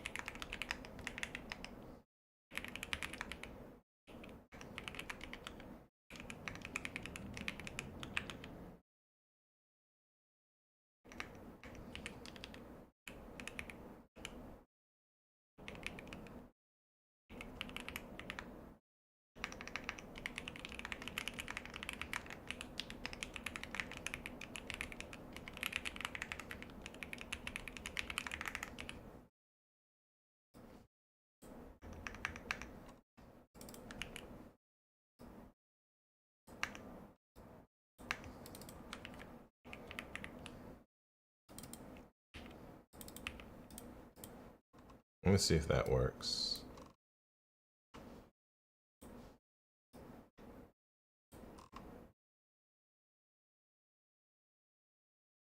It's too slow.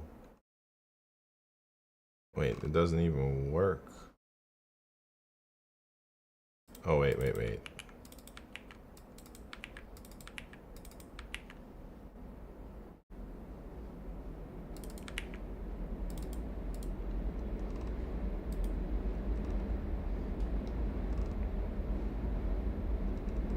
Uh-oh.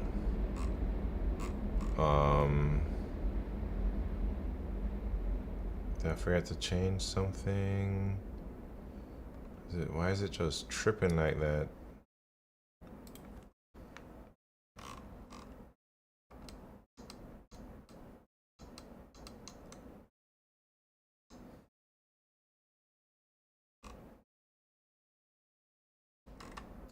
Wow, this contest gone bad for me already.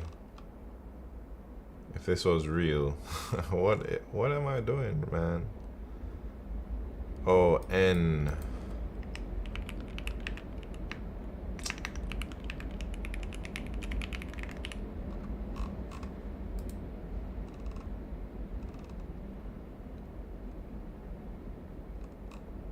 Five and 8. Oh yeah, right here.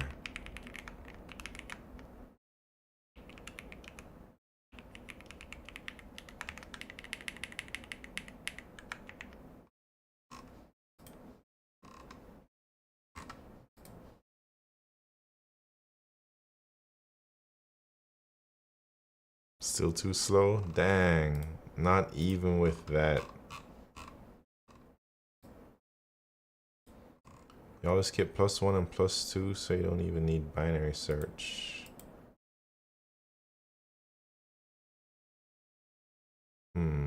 Right. So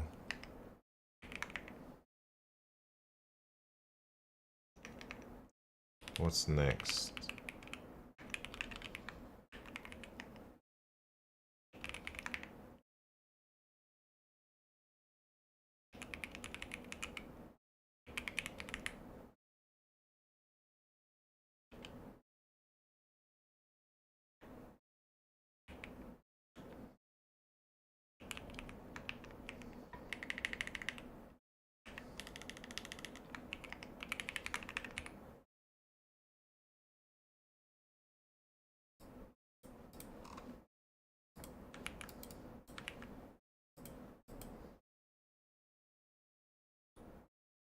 BS Rex. Hold on. I'm trying to do a little problem right here. I'm about to answer your questions. I guess how... Oh shit. I guess I just suck. Oh, maybe. Come on, man. Overflow. Jesus Christ.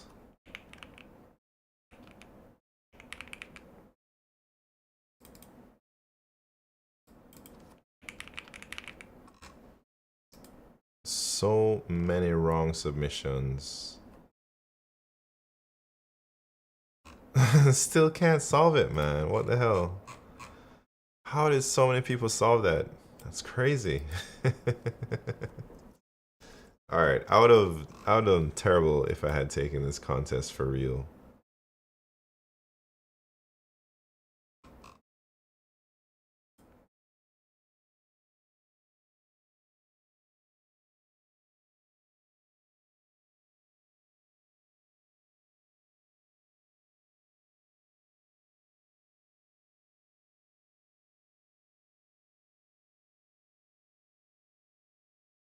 You've only been at like 10 minutes so far. Wait, what? Me? No. I have like 10 wrong submissions.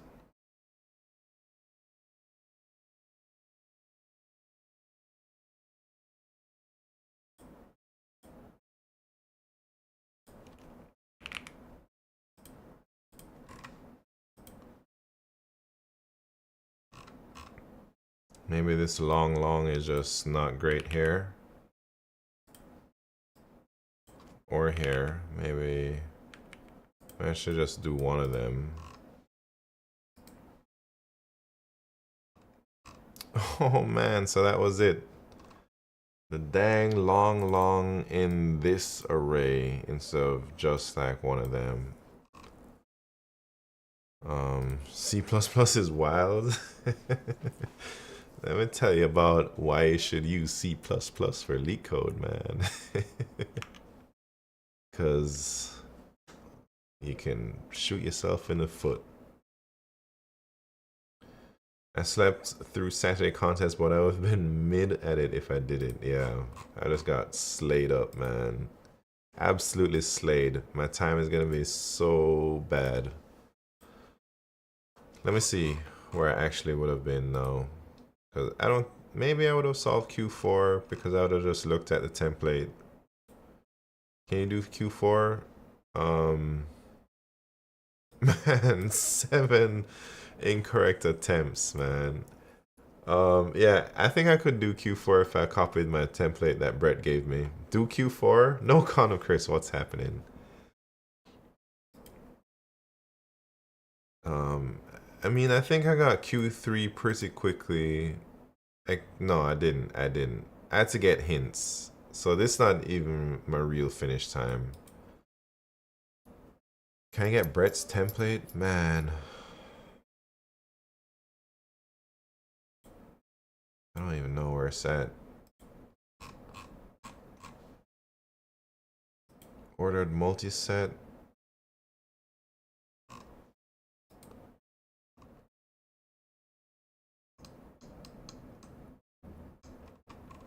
Let me see what day this was.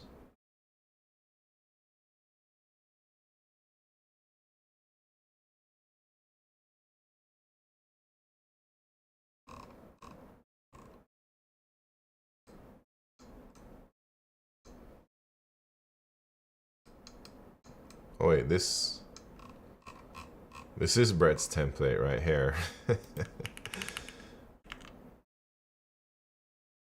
Huh? Solve Q4, we'll give you what? I don't need those things, man. Okay, BS Racks, what are you saying? I want to start LeetCode. How do I start? I'm clueless. I can code, but never done LeetCode or anything of such. BS Racks, if you're still around. I also knew how to code before I started LeetCoding. I was coding for like 6 years or something, and then I finally started LeetCode. But I'd suggest you maybe do some easy problems, see what you can do. If you're like absolutely clueless about algorithms, I think it might be beneficial to just check out some of the most common topics. I think LeetCode has a good list. LeetCode has a good list. Grant75 has a good list. Sean Prashad. They have a good list of all the topics and stuff. Here's like all the, like if you've never heard of, say, 2-pointer, fast and slow pointers, or like sliding window or stuff like that, you should probably try and learn how to implement those things. And just keep on keeping on. Do one topic at a time. Maybe spend a few days on it, each topic, or one day or a couple weeks, depending on how comfortable you feel with them. And just, it's gonna take a few months to get decent, so keep that in mind.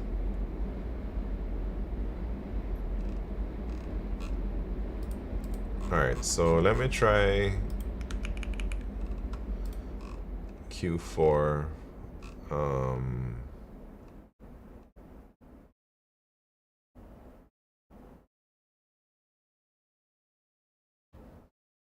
Based on just cheating on the...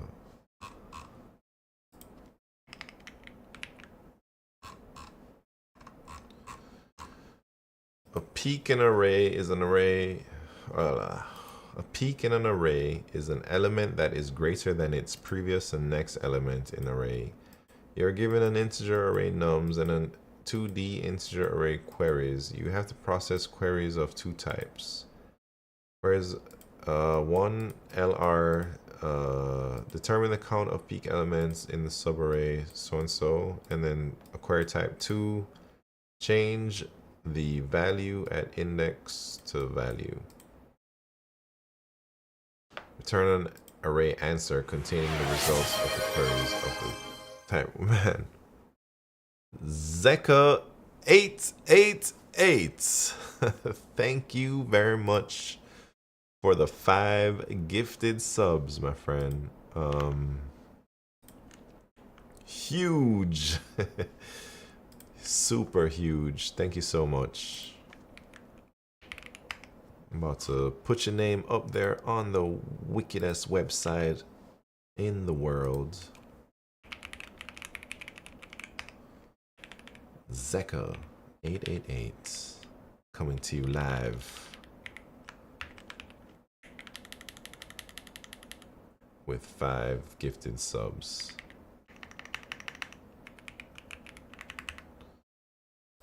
So you get 5 stars for 5 gifted subs.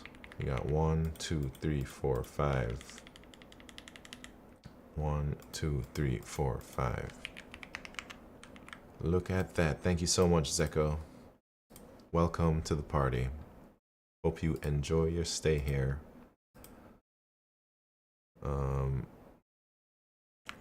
Use the same P as... Nah, what are you talking about? Ain't no same. Look at that. Make him new. Oh, man. Zeko wants more stars out here. Thank you so much. Please, yeah, hey, you don't have to apologize, man. I should be thanking you, man. You don't gotta apologize for gifting subs out here. It's a part of the experience to get your name written on the board, and I stop what I'm doing to show my appreciation, you know? Alright, 5 more stars. Here we go. 1, 2, 3, 4, 5. 1, 2, 3, 4, 5. Instant deployment. Look at that. 10 gifted subs. Zeka 888. You are too kind, my friend. Welcome to the stream.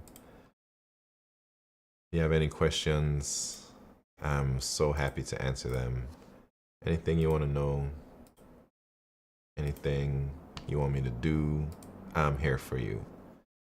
Q4, Quake 4, what? So, how are we gonna do this one? I forget how this Fenwick tree stuff works, but so there's a prefix sum.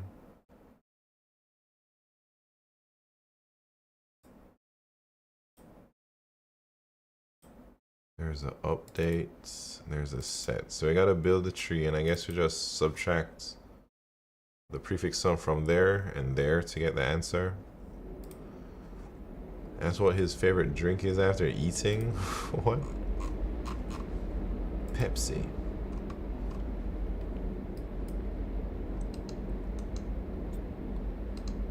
Fenwick tree. It was cold before. I was testing you, man. Oh lordy. Zeka 888. One more. Well, you just gave that one to yourself, but thank you so much for subbing. Oops.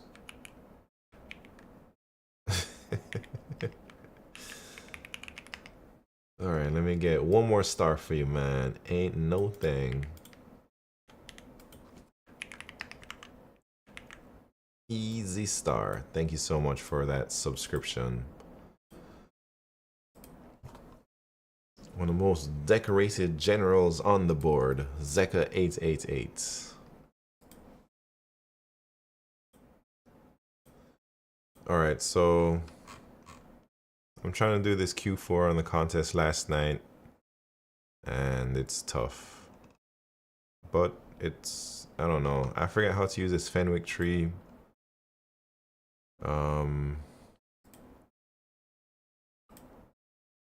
More to come in due time. I stopped by here and there. What? What do you mean, man? Have you been like a long time lurker or something? Or are you new to the stream? Or did you change your name or what? Interesting. Don't you worry. Everything's all good. I have a lot of fun streaming. And I feel like I'm super productive when I stream, you know, so I kind of do it for me. But I'm happy that everyone here enjoys it as well. So it's like a win-win for everybody.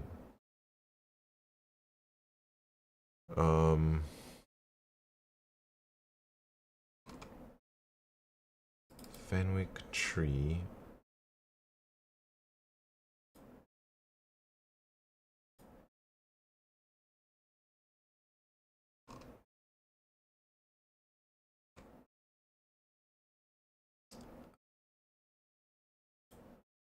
I guess this is the size of the tree that we need or something.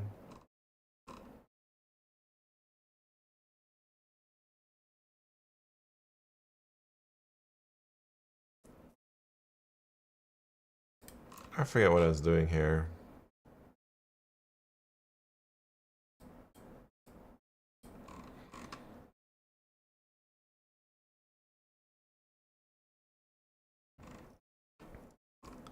Yeah, I don't know. I don't know how to solve Q4, man.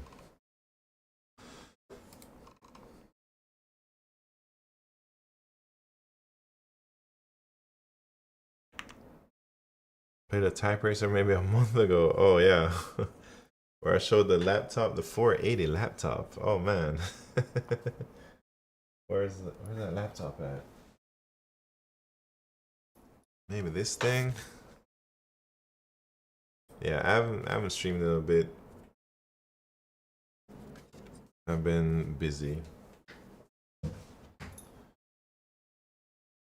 No, the laptop has a 4070. It's not a 4080. Ain't that booling. I don't really even use that laptop that much, but I guess I probably will be coming up soon.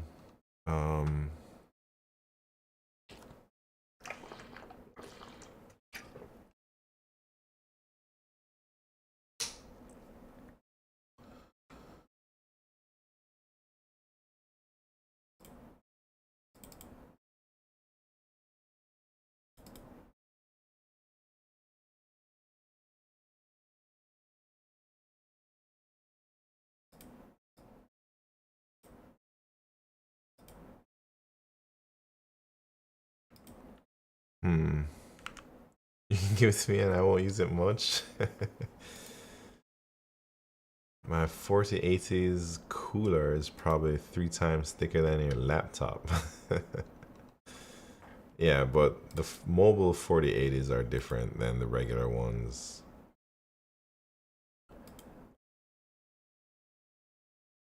Linux has been successfully installed. Internet has not been successfully connected to. What are you talking about? I don't know those vibes. Man, maybe I should go watch my video that when Brett gave me that lesson on Fenwick trees. Or maybe I should just read this problem. Smaller elements to the right.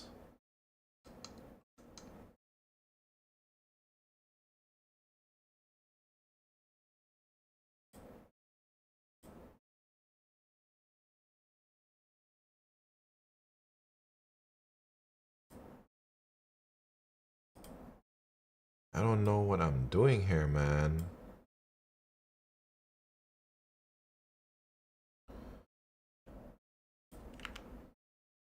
What do you think is the best way to practice is after understanding the major topics?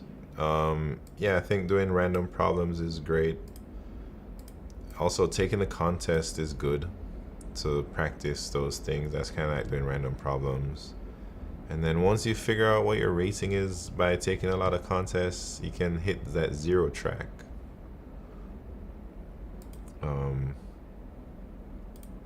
Do you have that VOD? Yeah, it's on my YouTube somewhere.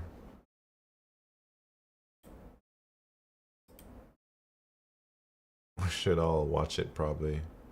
Man, that's the picture that it choose from a thing right there.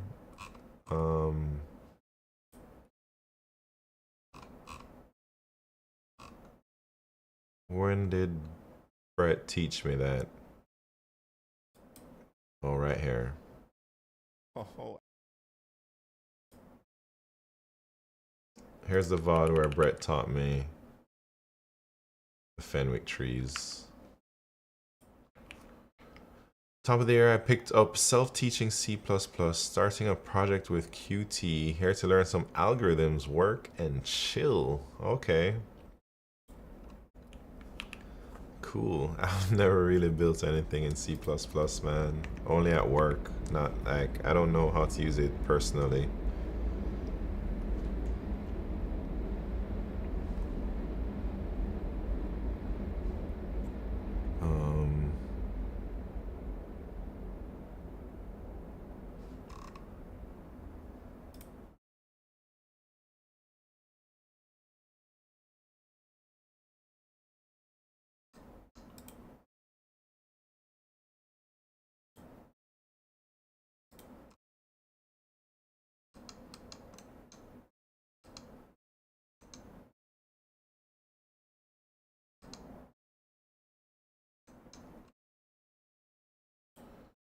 Man, what day was this? What day? March 13th. March 13th. I don't know what other problems I solved on that day. You think I can go back in my LeetCode history far enough where I can see? No. View all submissions. Maybe.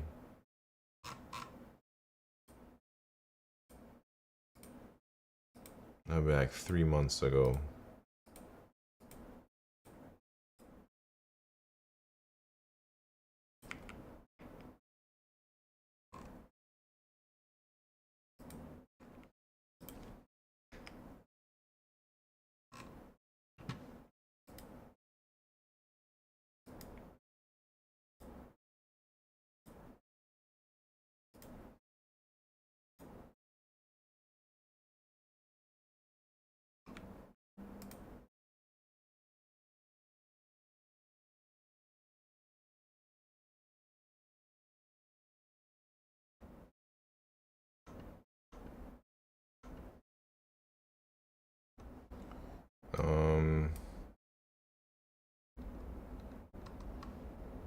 I don't remember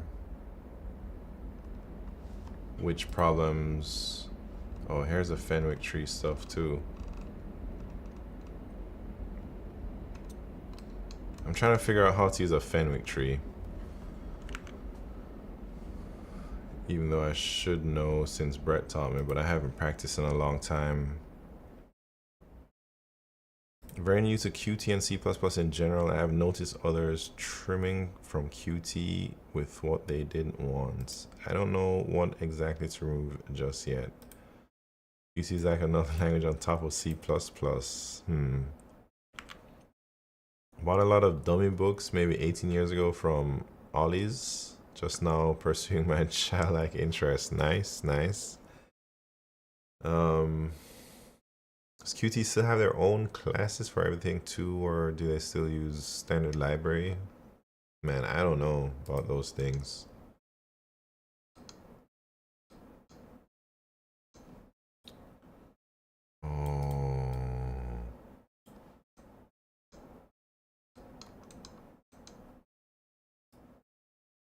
Oh, yeah,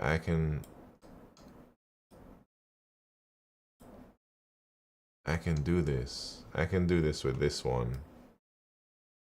All right, let's try Q4. So, all right. Let's focus on the problem at hand. So we want to know the count of peak elements from left to right. So I guess we can just build peaks or something.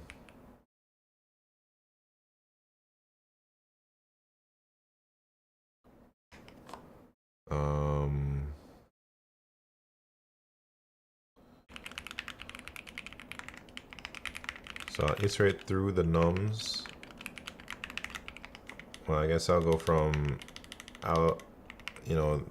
accept the ends, and I'll be like, if nums I is greater than nums I minus 1, and it's greater than nums I plus 1, then I'll say peaks push back 1, otherwise push back 0.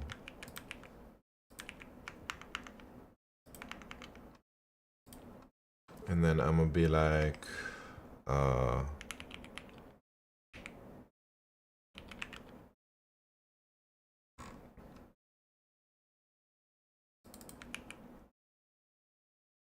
Fenwick tree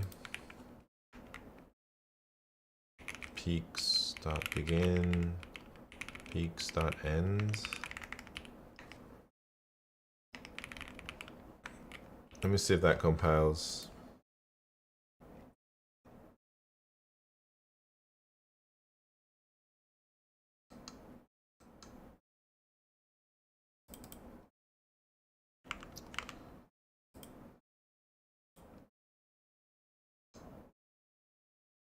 Oh, I gotta give it a type.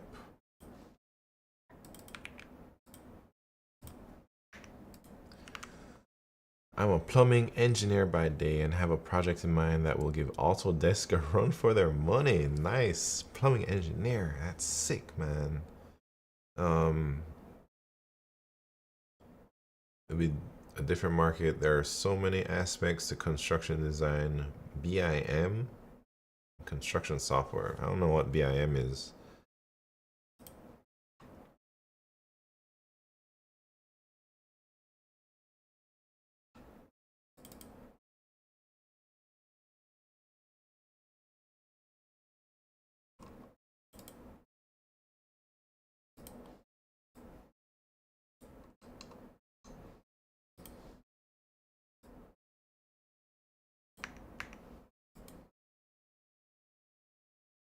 Okay, so now I'm going to iterate over my query.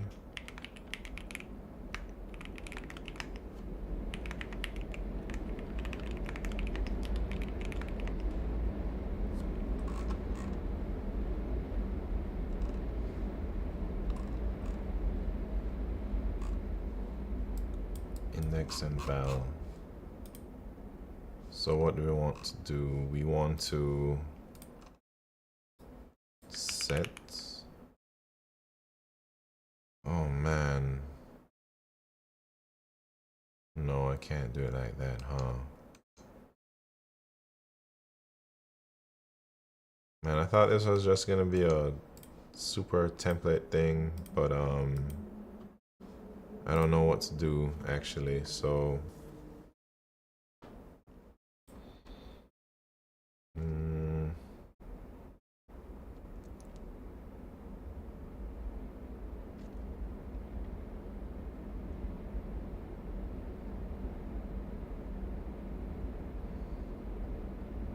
all right, I give up on this problem, man. It's out of my league. Integrated modeling, 3D rendering, and construction design for no, it's not. It's not out of my league. All right, no counter, Chris. How do I update? So I guess I was trying to build these like a 0, 1 if it's a peak or not, but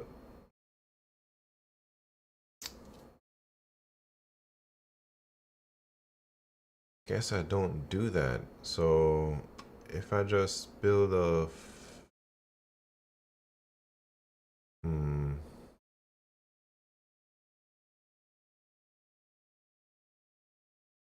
Can I solve this with the Fenwick tree like this?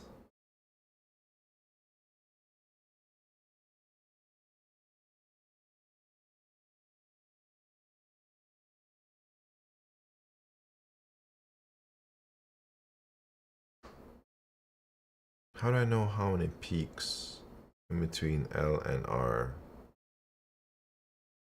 Let's say use the Fenwick tree. But is it intuitive for me to use a Fenwick tree?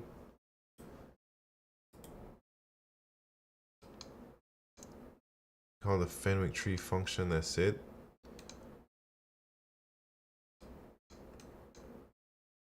But how do I figure out how many peaks in there?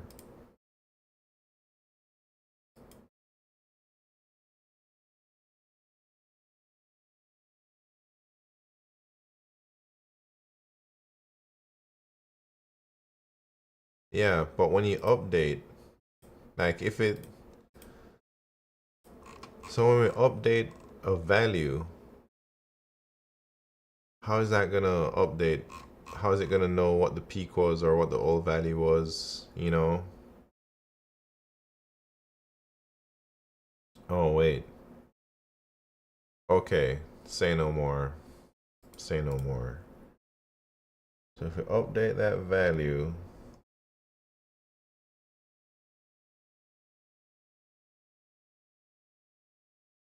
yeah. Tree only handles that. No.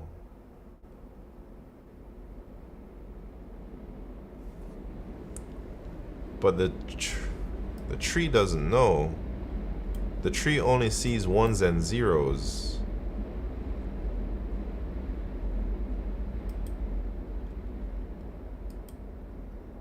So it's like, I guess I have to update a bunch of ones and zeros in the tree based on what they want me to update the nums at. I guess if the index was a peak. Okay, so it's like, all right.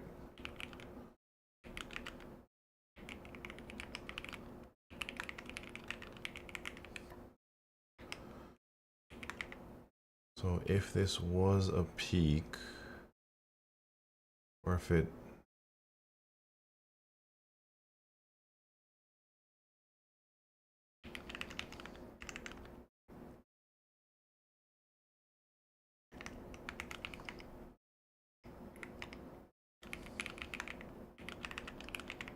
so if it's at the edges, then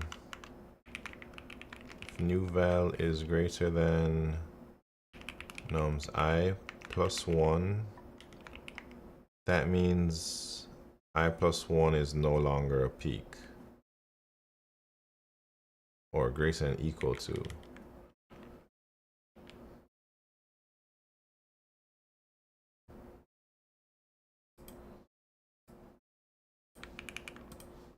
So we're gonna set at I plus 1 to 0. And then if we're at the end,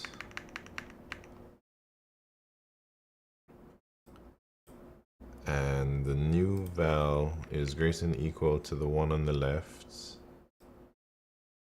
then we should set that peak to 0. And then anywhere else, if peaks, oh wait, yeah, if the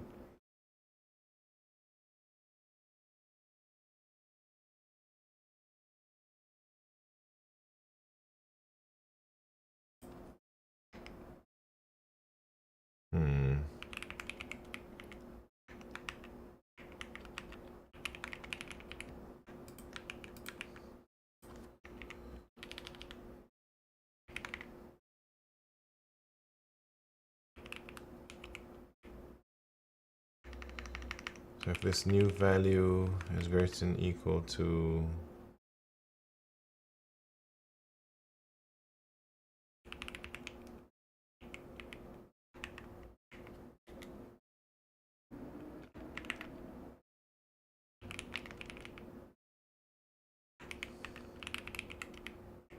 so if that is that, then this is now a peak, but we also have to check if this new val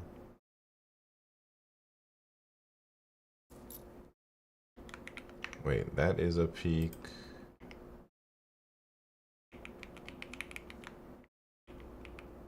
And I-1 is not a peak.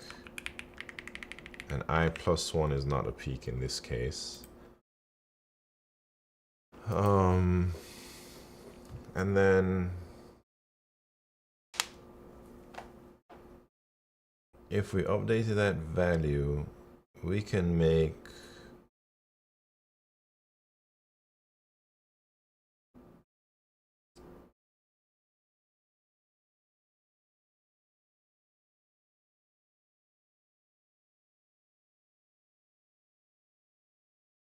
and there's a few more things I have to consider, but it's hard for me to gather my thoughts to catch all the cases.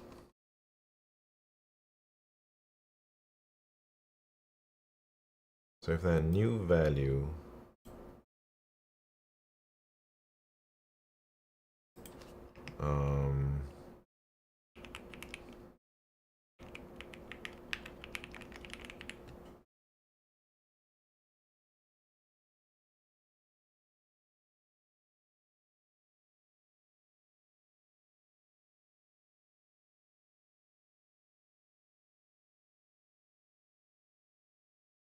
trying to think, like sometimes we can make a non-peak a peak with a new value.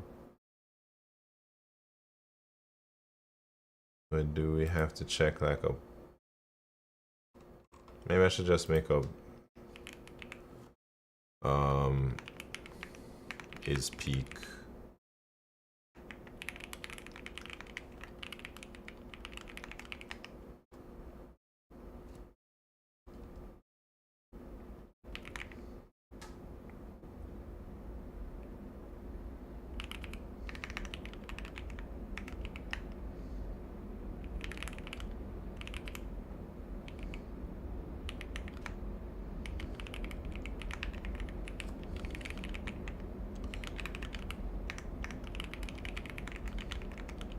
So if we're at the ends,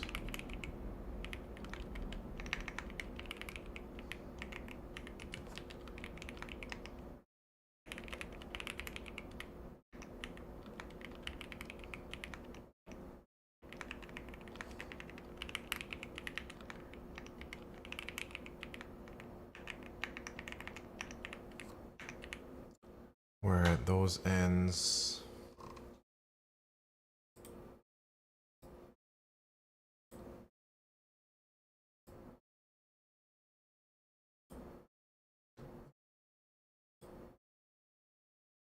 Wait, that's not right.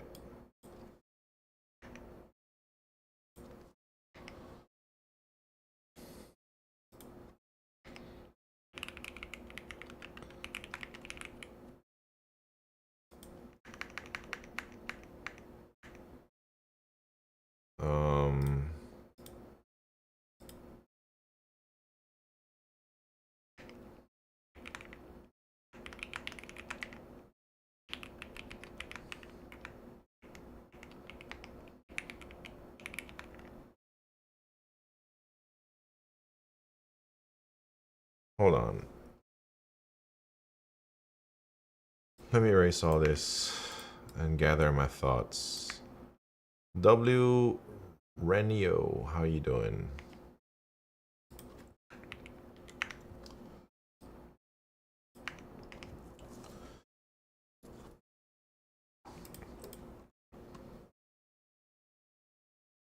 All right. So if is peak.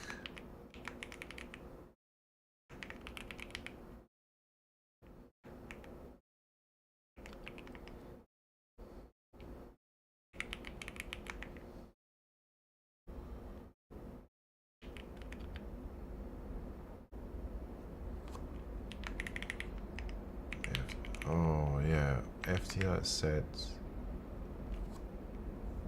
I think I got it. I'm gonna set this to is peak nums I.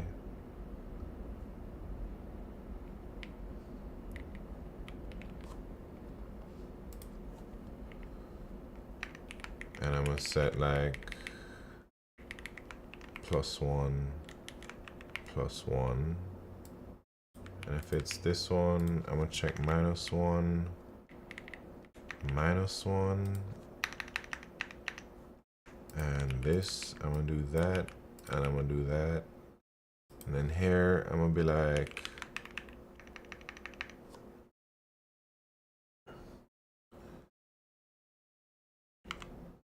oh man, I was programming and my goodness, man, was it annoying, but it was very puzzling to me. Okay. That sounds good, maybe.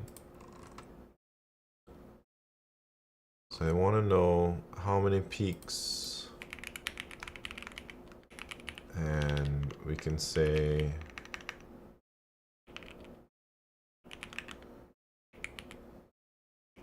what's the thing? Prefix on right minus left.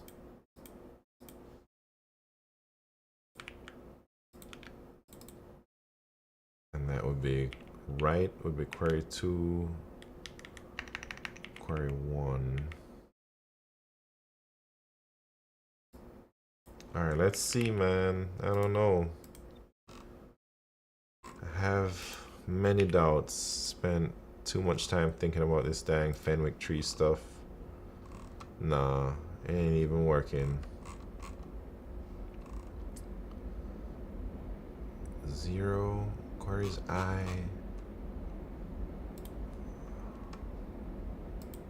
Oh.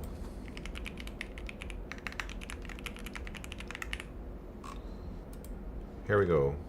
1 1. No, that ain't right.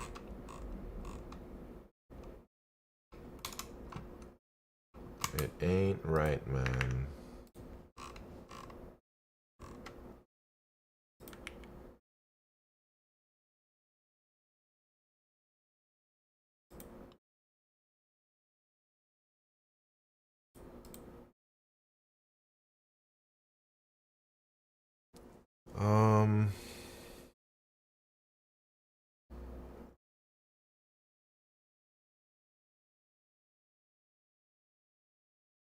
Den's OP, what's happened? Welcome to the party. 1K, yeah, I just hit 1K subs on YouTube recently. Pretty excited about that, I guess.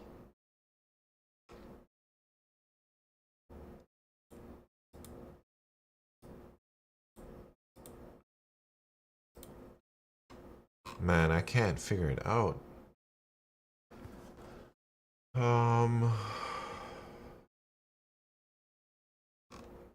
And I don't know how to debug this type of stuff.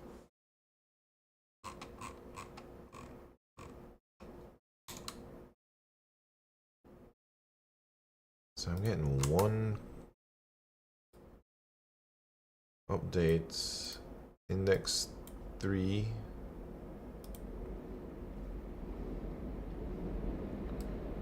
Zero, 1, 2, 3. To value 4, so that's a peak. Now that should not be a peak.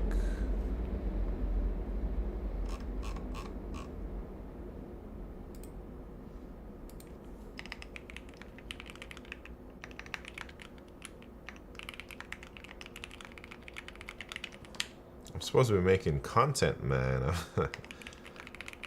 Not trying to figure out Fenwick trees, but maybe this is good for me in the long run.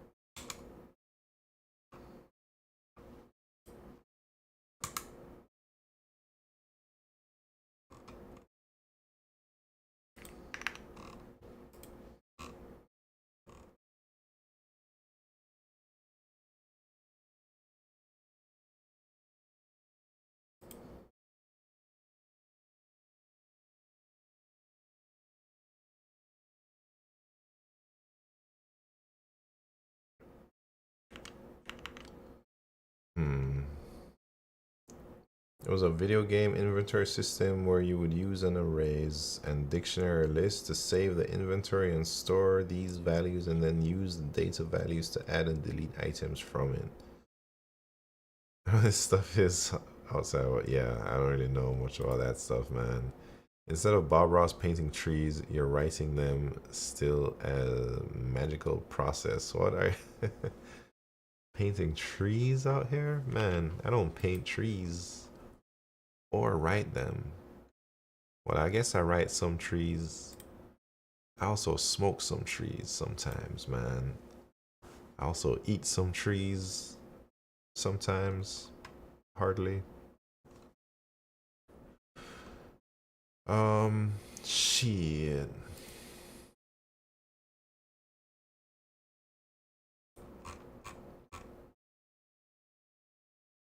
I'm not sure where I'm going wrong.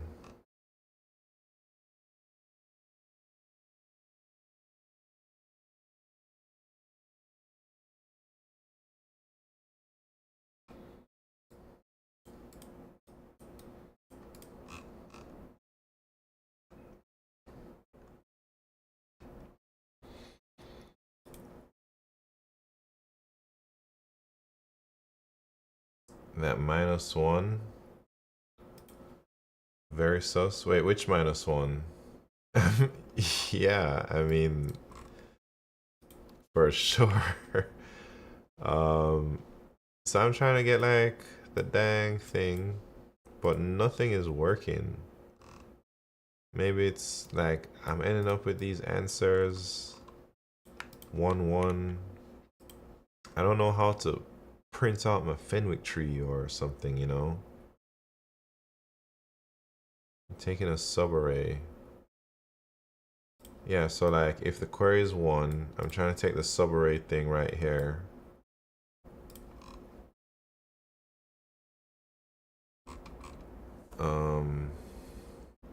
And then if it's a query type 2,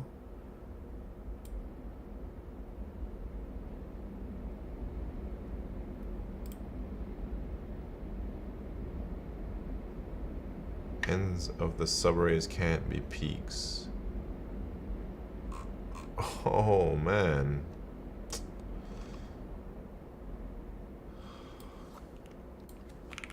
Jesus.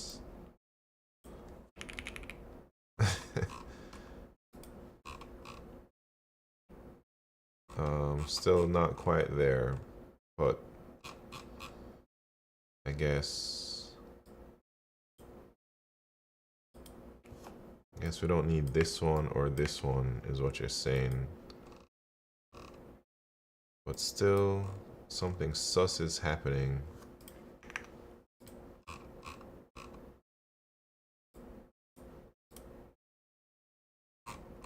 Hold on, it should be 0 and 1. For some reason I get 1 and 1.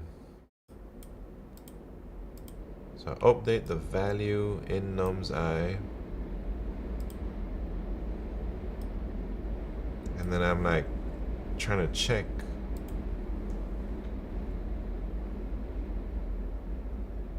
Things are peaks. Oh wait, maybe this should be still. No. It should return false if it's at the ends. Otherwise it returns if it's a peak.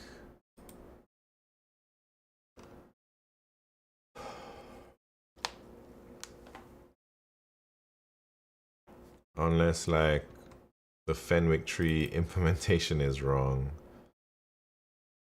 Which hopefully it's not. It's from Brett, you know.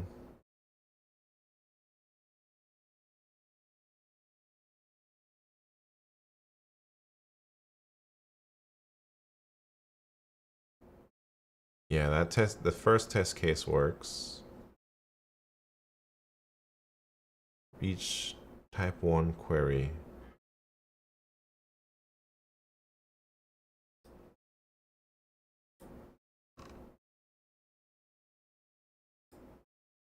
What are you talking about?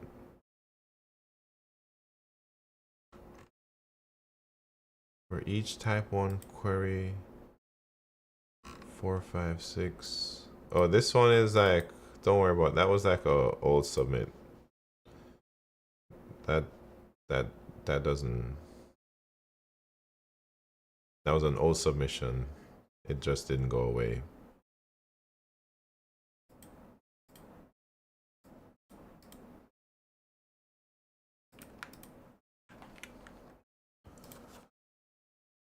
So I don't know, like,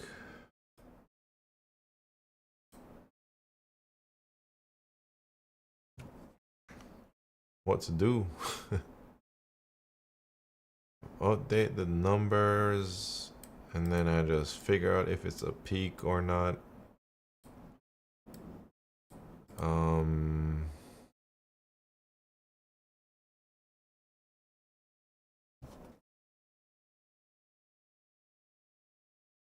So the ends are not peaks. Make it on peaks. Only if the thing is a peak, we push back a 1, otherwise push back a 0.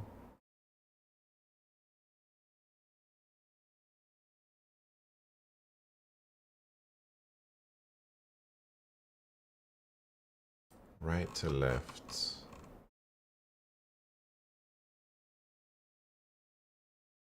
Left, right. So we subtract 2 minus L minus 1.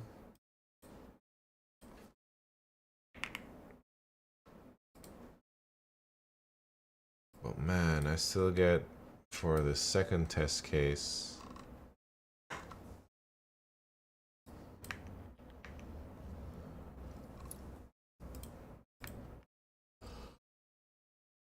oh man, I'm about to give up no condom, Chris. I really don't know what I'm doing wrong here. And it's really difficult for me to debug since I can't even peep inside the Fenwick tree to see what it looks like. I wouldn't even understand what it looks like, you know?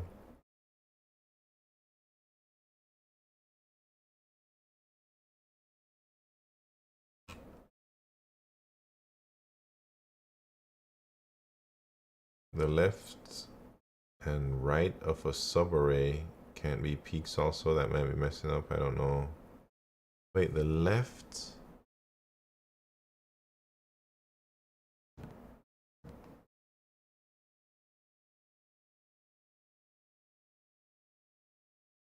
What do you mean? The left and right of a subarray.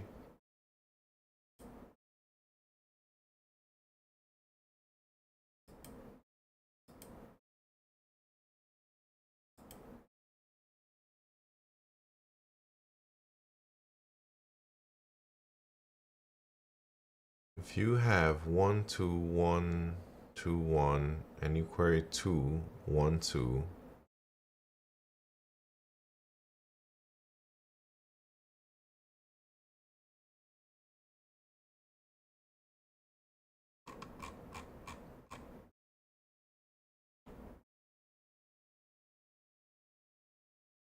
oh, how the hell, man?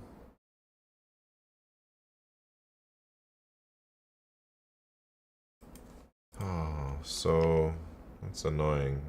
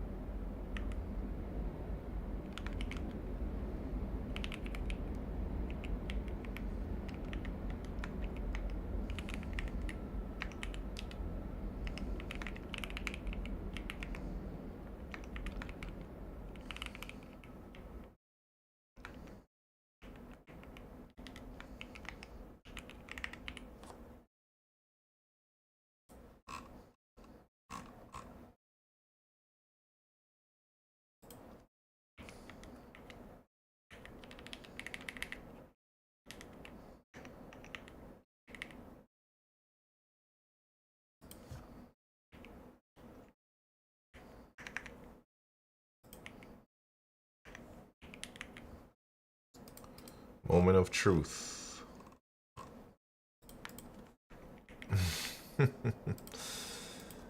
Moment. Oh lordy. -1.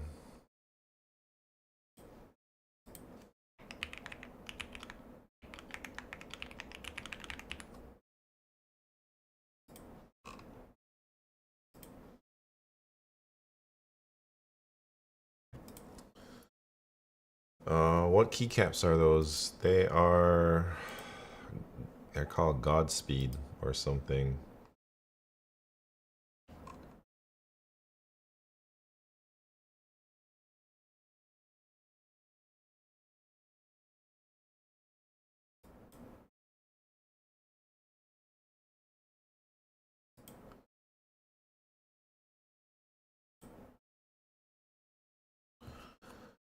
Oh lordy.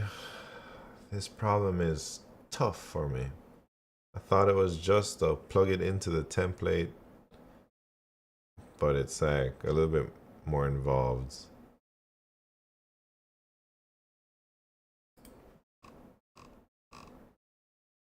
So 0.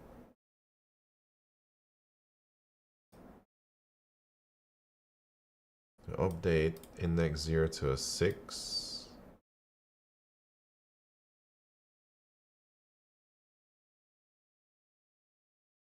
How am I getting 0 here? This doesn't make sense to me.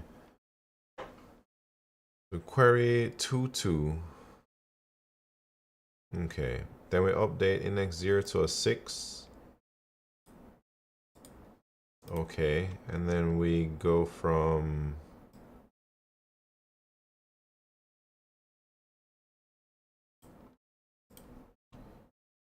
um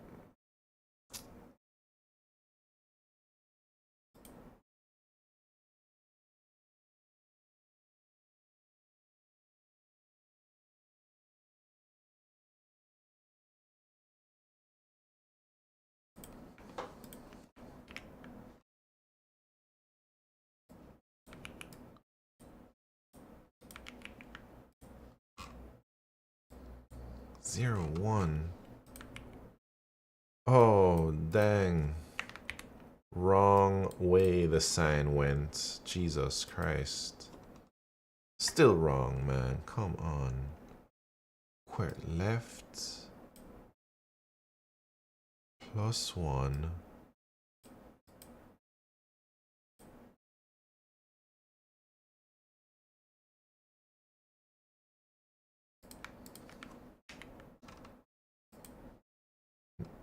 Norwegian Oiler, what's happening?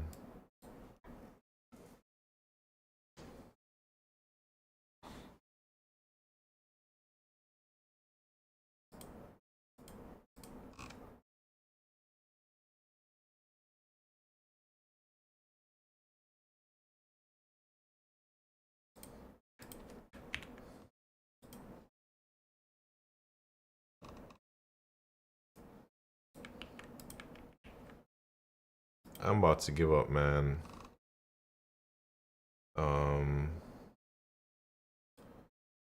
So type 2 update index 2 to a 4. It's already a 4. Type 1 0 to 2. No peaks. Okay. Type 1 0 2 3 4.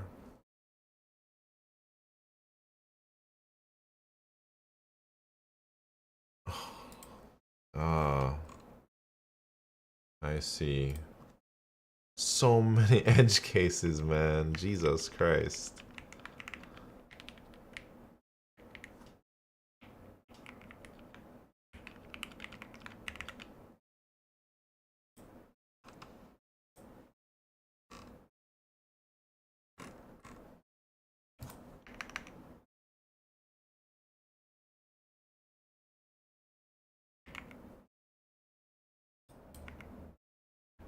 Oh man.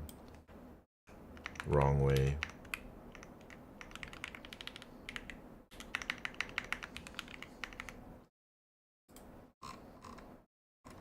here it is. This is gonna work now.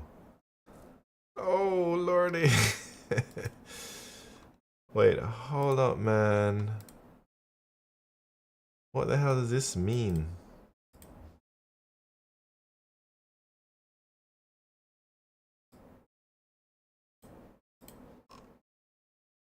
I must have been going out of bounds somewhere.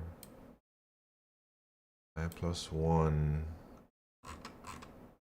Oh, yeah, no. That should be inbounds. Let's see how many bugs. There's gonna be a lot of bugs, man.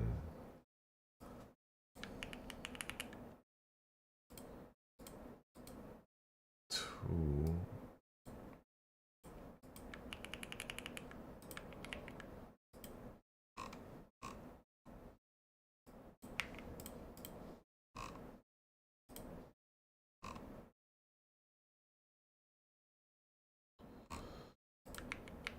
Alright, so it's like maybe this is tripping right here.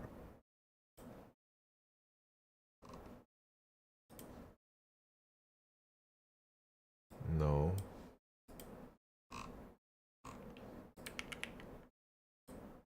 Zero, zero.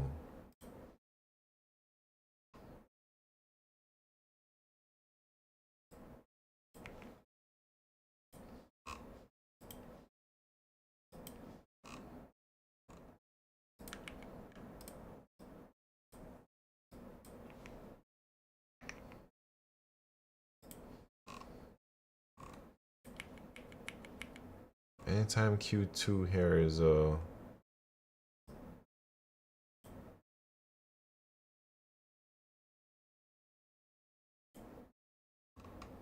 zero, zero.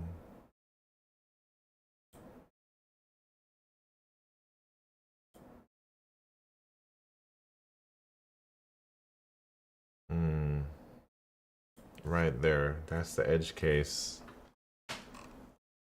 Oh, so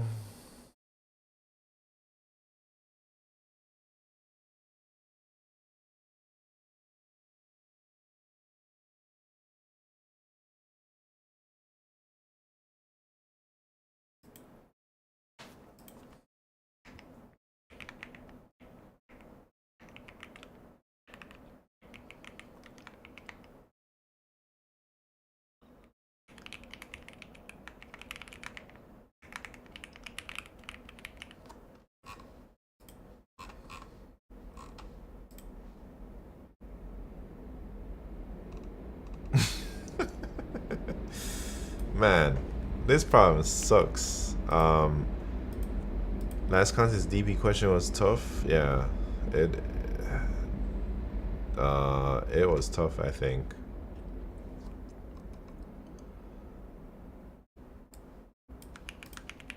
I think Douche said he had like 7 wrong submits for Q4, like this one.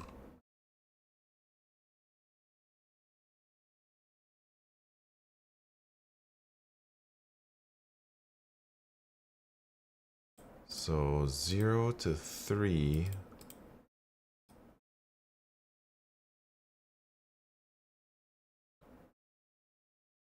How is that? What do you mean? Oh, 0 to 3. 3. But then you update value of 0 to 2. So we should get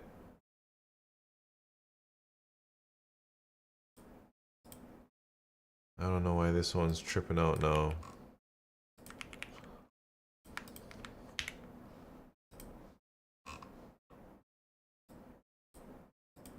There should be one right there, but it's not picking up. Because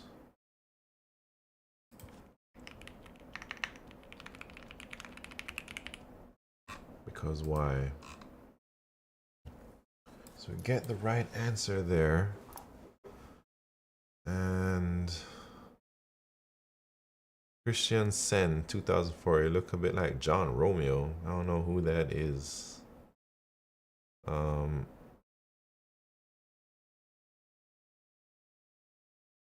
think you can remove the noise gates.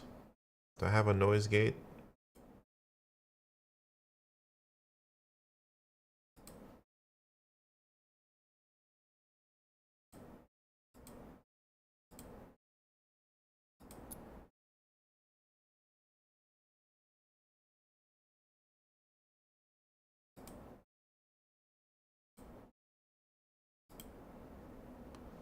Man, usually it's not on. I don't know how it got turned on. I hope I didn't mess up all my videos. Because usually I don't have that thing on. I must have pressed some key. Thanks, Andy.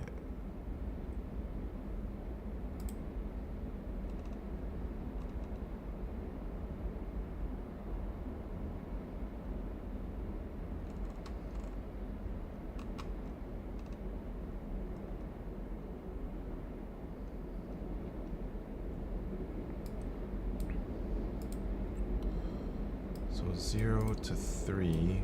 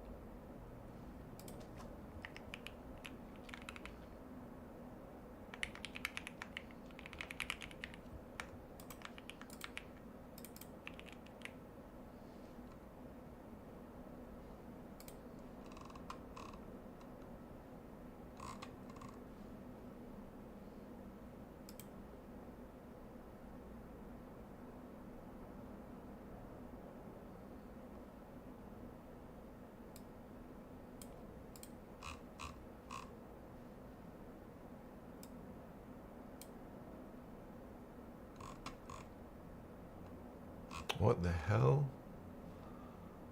That doesn't make sense. Q1 greater than 0. That's not true though.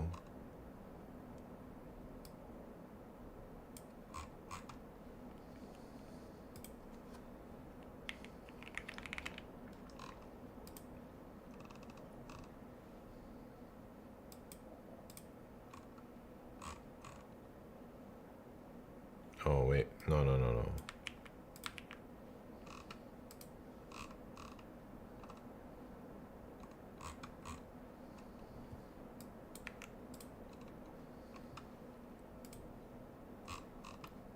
1, 2, 3, 0, 1, 2, 3.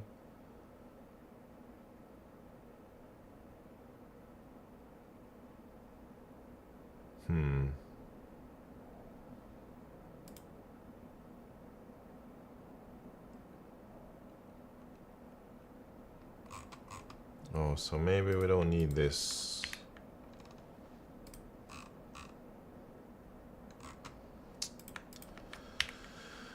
Oh, I give up, man.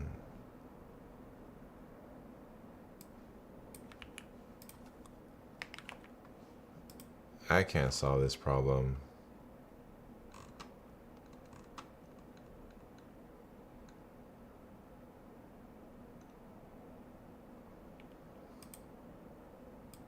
I actually want L to R minus 1.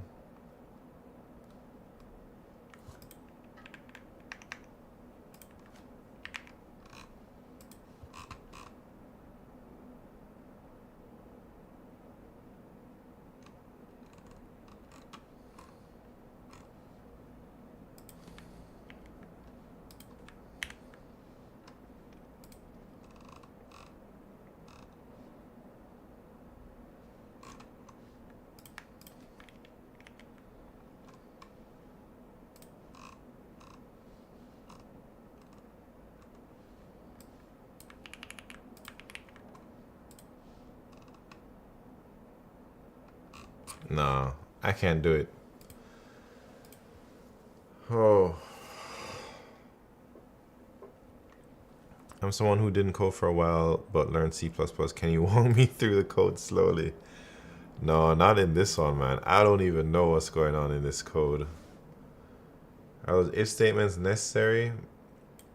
Man, I thought so because they're talking about the end of the subray can't be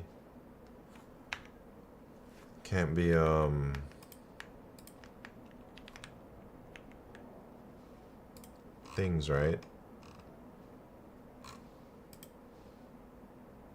Jan, so I guess it's just the thing right here.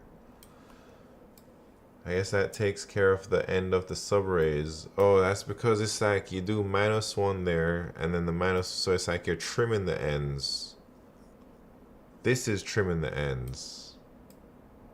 Oh, I see that. Instead of doing these if statements, we do it up here. Makes sense, makes sense. Thank you, Obes. Thank you, No Condom Chris. That was really tough. I had to dig deep, but I didn't even really know what I was doing, man. I guess I kind of had an idea of what I was doing, but... Oh, shit. Let's see. I think the time is up on the contest, though. I'm pretty sure I didn't finish it in time for the virtual. Let's see if I can...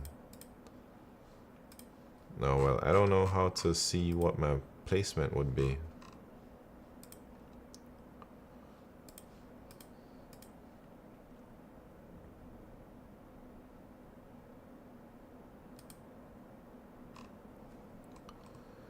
Alright. Alright, I think I'm out of juice, but I gotta go for a little bit longer. Dang, 34,000 people took this contest. It doesn't show me like how many wrong submits. Does it? I guess not. Food? Nah, I've eaten too much today, smart coder. But I guess that was good. That was a good workout. Oh, submissions. That was a good mental workout. I'm definitely stronger.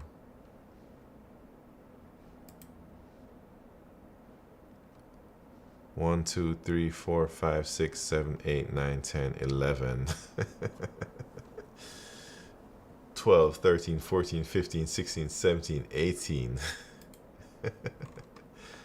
18 wrong answers. That would have been crazy.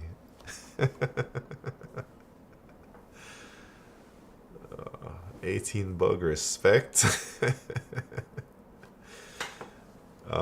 Man, I can't believe I had that noise gate junk on. I'm so happy somebody told me. I was looking at my audio levels and I saw that they're a little bit weird, but I didn't really think anything of it. Can we see our spell casting solution? Man, my spell casting is whack.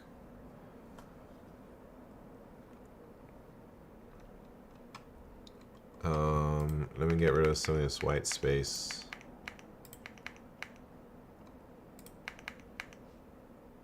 I guess I can like just send you the submission.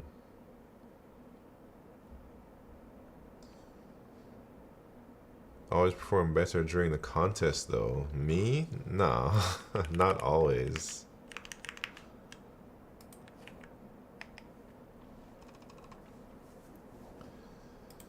But I'm glad I upsolved this contest because I think it was good. I don't think I'd have solved anything. I think I'd have just gotten 2 out of 4 in the contest, man. Because I probably wouldn't have gotten Q3. I had to take some big hints about deduping. And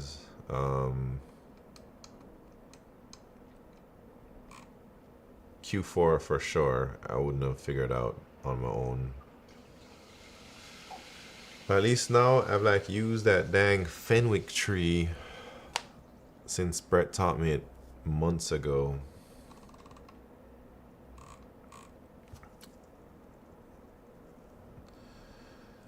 It's almost 12 hours I've been streaming for. I guess we can just chill for now. I'm definitely not making any videos.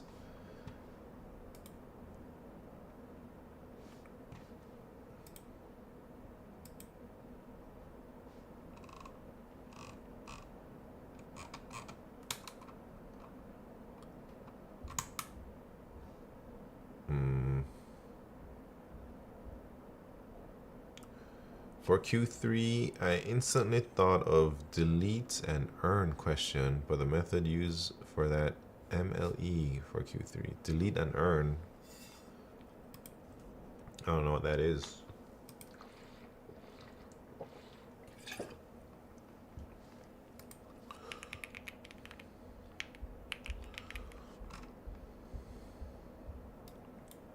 Problem I wasn't able to solve. Given an integer array nums, you want to maximize the number of points you get by performing the following operation any number of times. Pick any number I and delete it to earn nums I points. Afterwards, you must delete every element equal to nums I minus 1 and every element equal to nums I plus 1. Return the maximum number of points you can earn by applying the above operation some number of times.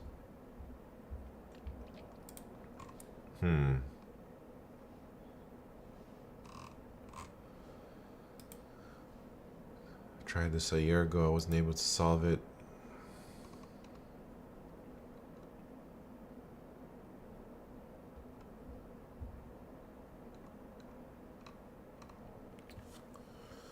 LeetCode just copy and paste in old questions. I mean, they have so many questions. I guess they're bound to have some repeats or some similars.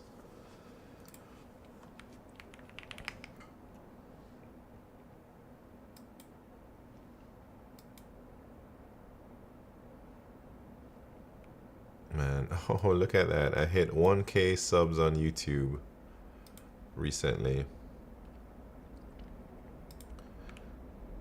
I guess that's a little milestone for me.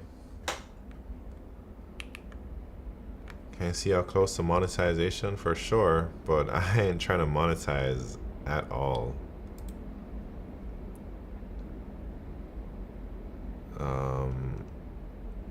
Where do you want to see? How do I do that? I don't even know where that is. Hours on watch videos.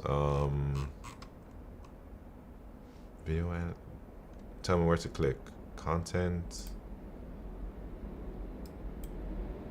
Watch time. 28 days. Watch hours. Last lifetime. Wait, watch hours overview. Hold on. Tell me where on the screen. Lifetime. Okay. And then, man, I made this channel so long ago. Oh, 2.2K. How many hours to monetization?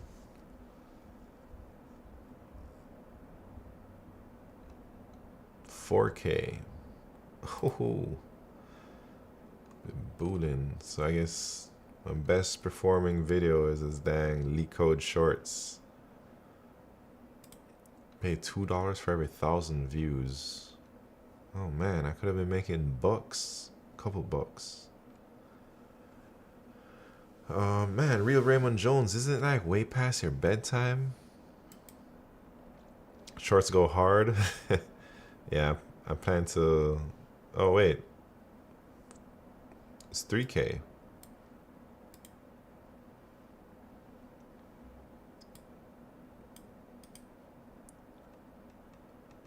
Oh, 4K for down here.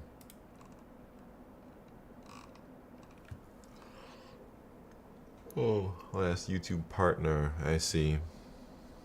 How close are you? Are you pretty close?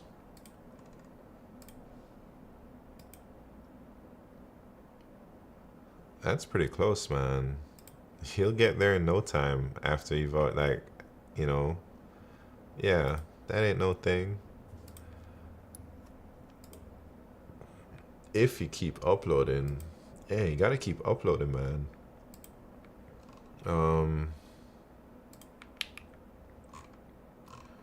Well, I think it's been a somewhat productive day. We got a lot done, I feel. The biggest thing was I told my whole story. I don't know if you were here earlier, No Condom Chris, or if you're curious to know my full story. I've never told my full story on stream or anywhere like I did earlier today. I took it from everything, man, from primary school or elementary school to my high school, to moving to America, to moving, I told which university I went to my troubles in university, to after university, to all the bad things I did to get paid and, you know, survive. You donate when you donated your Lambo to that homeless person. I almost cried. Yeah, right, man. I would never have a Lambo, man. Where are you originally from? I'm from Jamaica.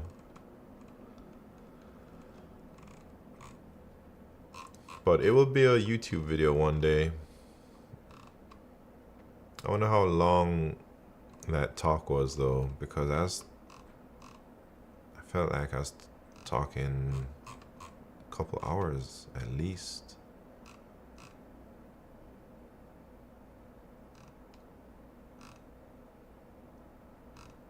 I was talking for an hour and 43 minutes, man. That's insane. Let me see. Let me put my headphones on real quick.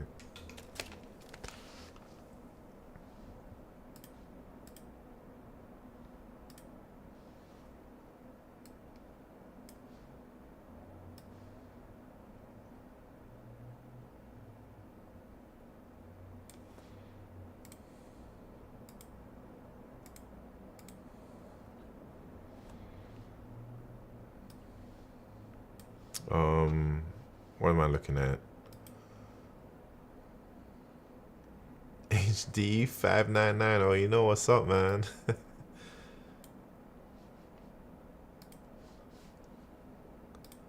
I don't even know what headphones they are.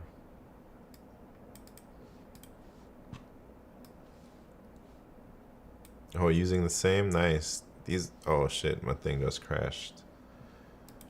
Yeah, these are my first open back headphones, and I vibe with them, man. They are super comfy. They're like lightweight on my head, and then I can hear things going on, which is nice. Like, you know, so it feels weird when I don't use open back headphones now.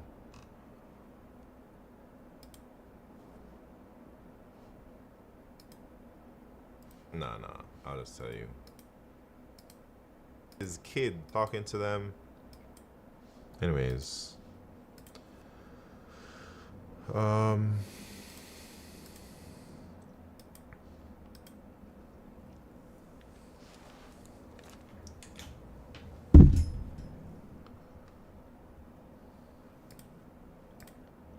My alts are DT770 Pro. Those just squeeze your head in 30 minutes. Man, we got 13 more minutes to go before I'm out of here. I'm just trying to make it 12 hours. This will be my third day 12-hour stream. Was it 3 days? On Thursday, I did a 6-hour. Friday, I did 12 hours. Yesterday, I did 12 hours.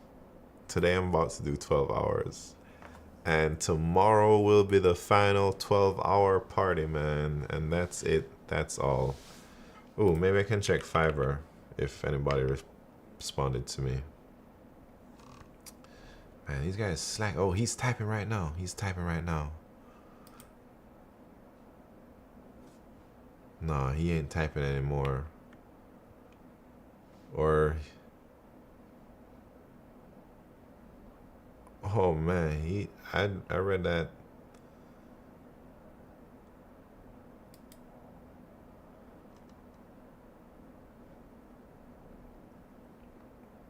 He might be in the stream. No, I didn't link my thing, but I guess there's a big sign that says Midnight Simon on top.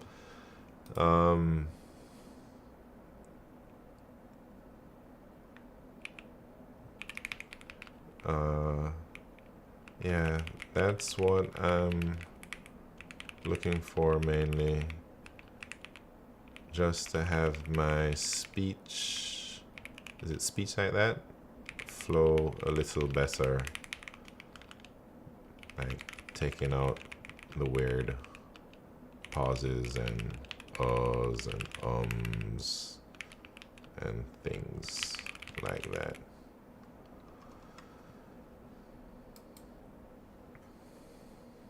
And likes. All right. So this guy responded 20-minute Elder Ring PvP. I don't have that game. What about all the included animations and transitions? No, this guy doesn't do that. I'm gonna have to take I don't know. I just want to see, maybe if I just remove all the filler words and then I can send it to somebody else or something. Be right back. I gotta pee.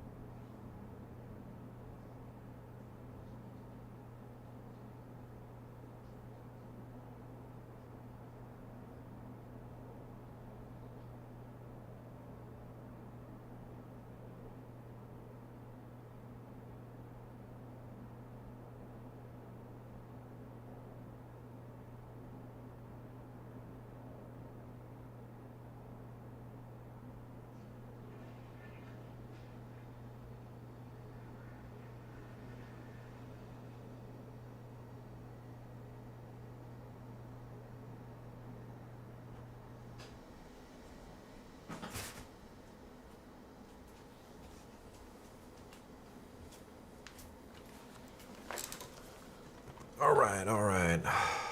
Oh, Hefta 5 back in the house.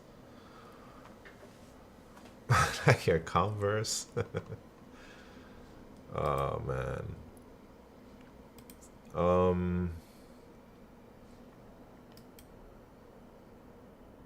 Oh, so MJ's online too.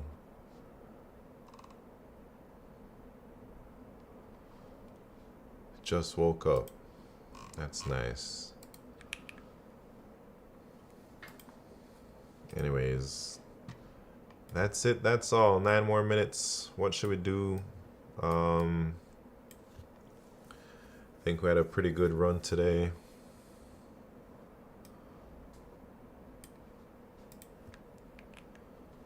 I think.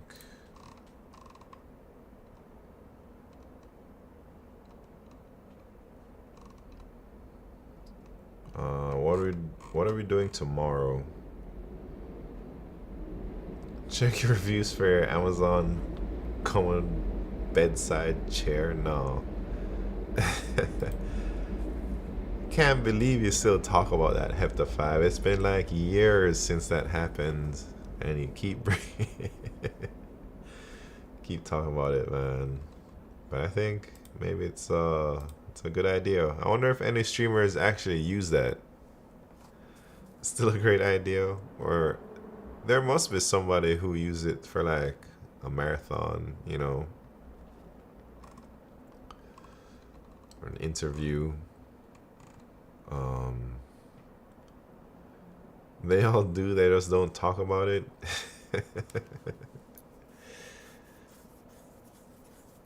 Yeah, maybe I can make a modified one that looks like a Herman Miller, but you can just use the bathroom on it. Doesn't OBS filter those noises? Yeah, sometimes. Apparently I had my noise gate on, and I think I recorded some videos with the noise gate. Well, I hope I didn't.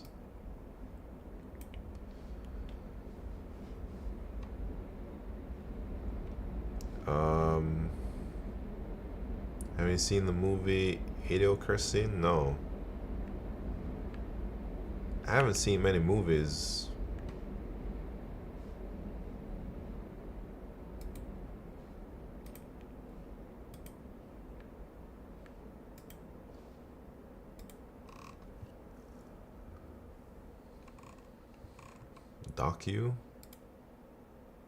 documentary.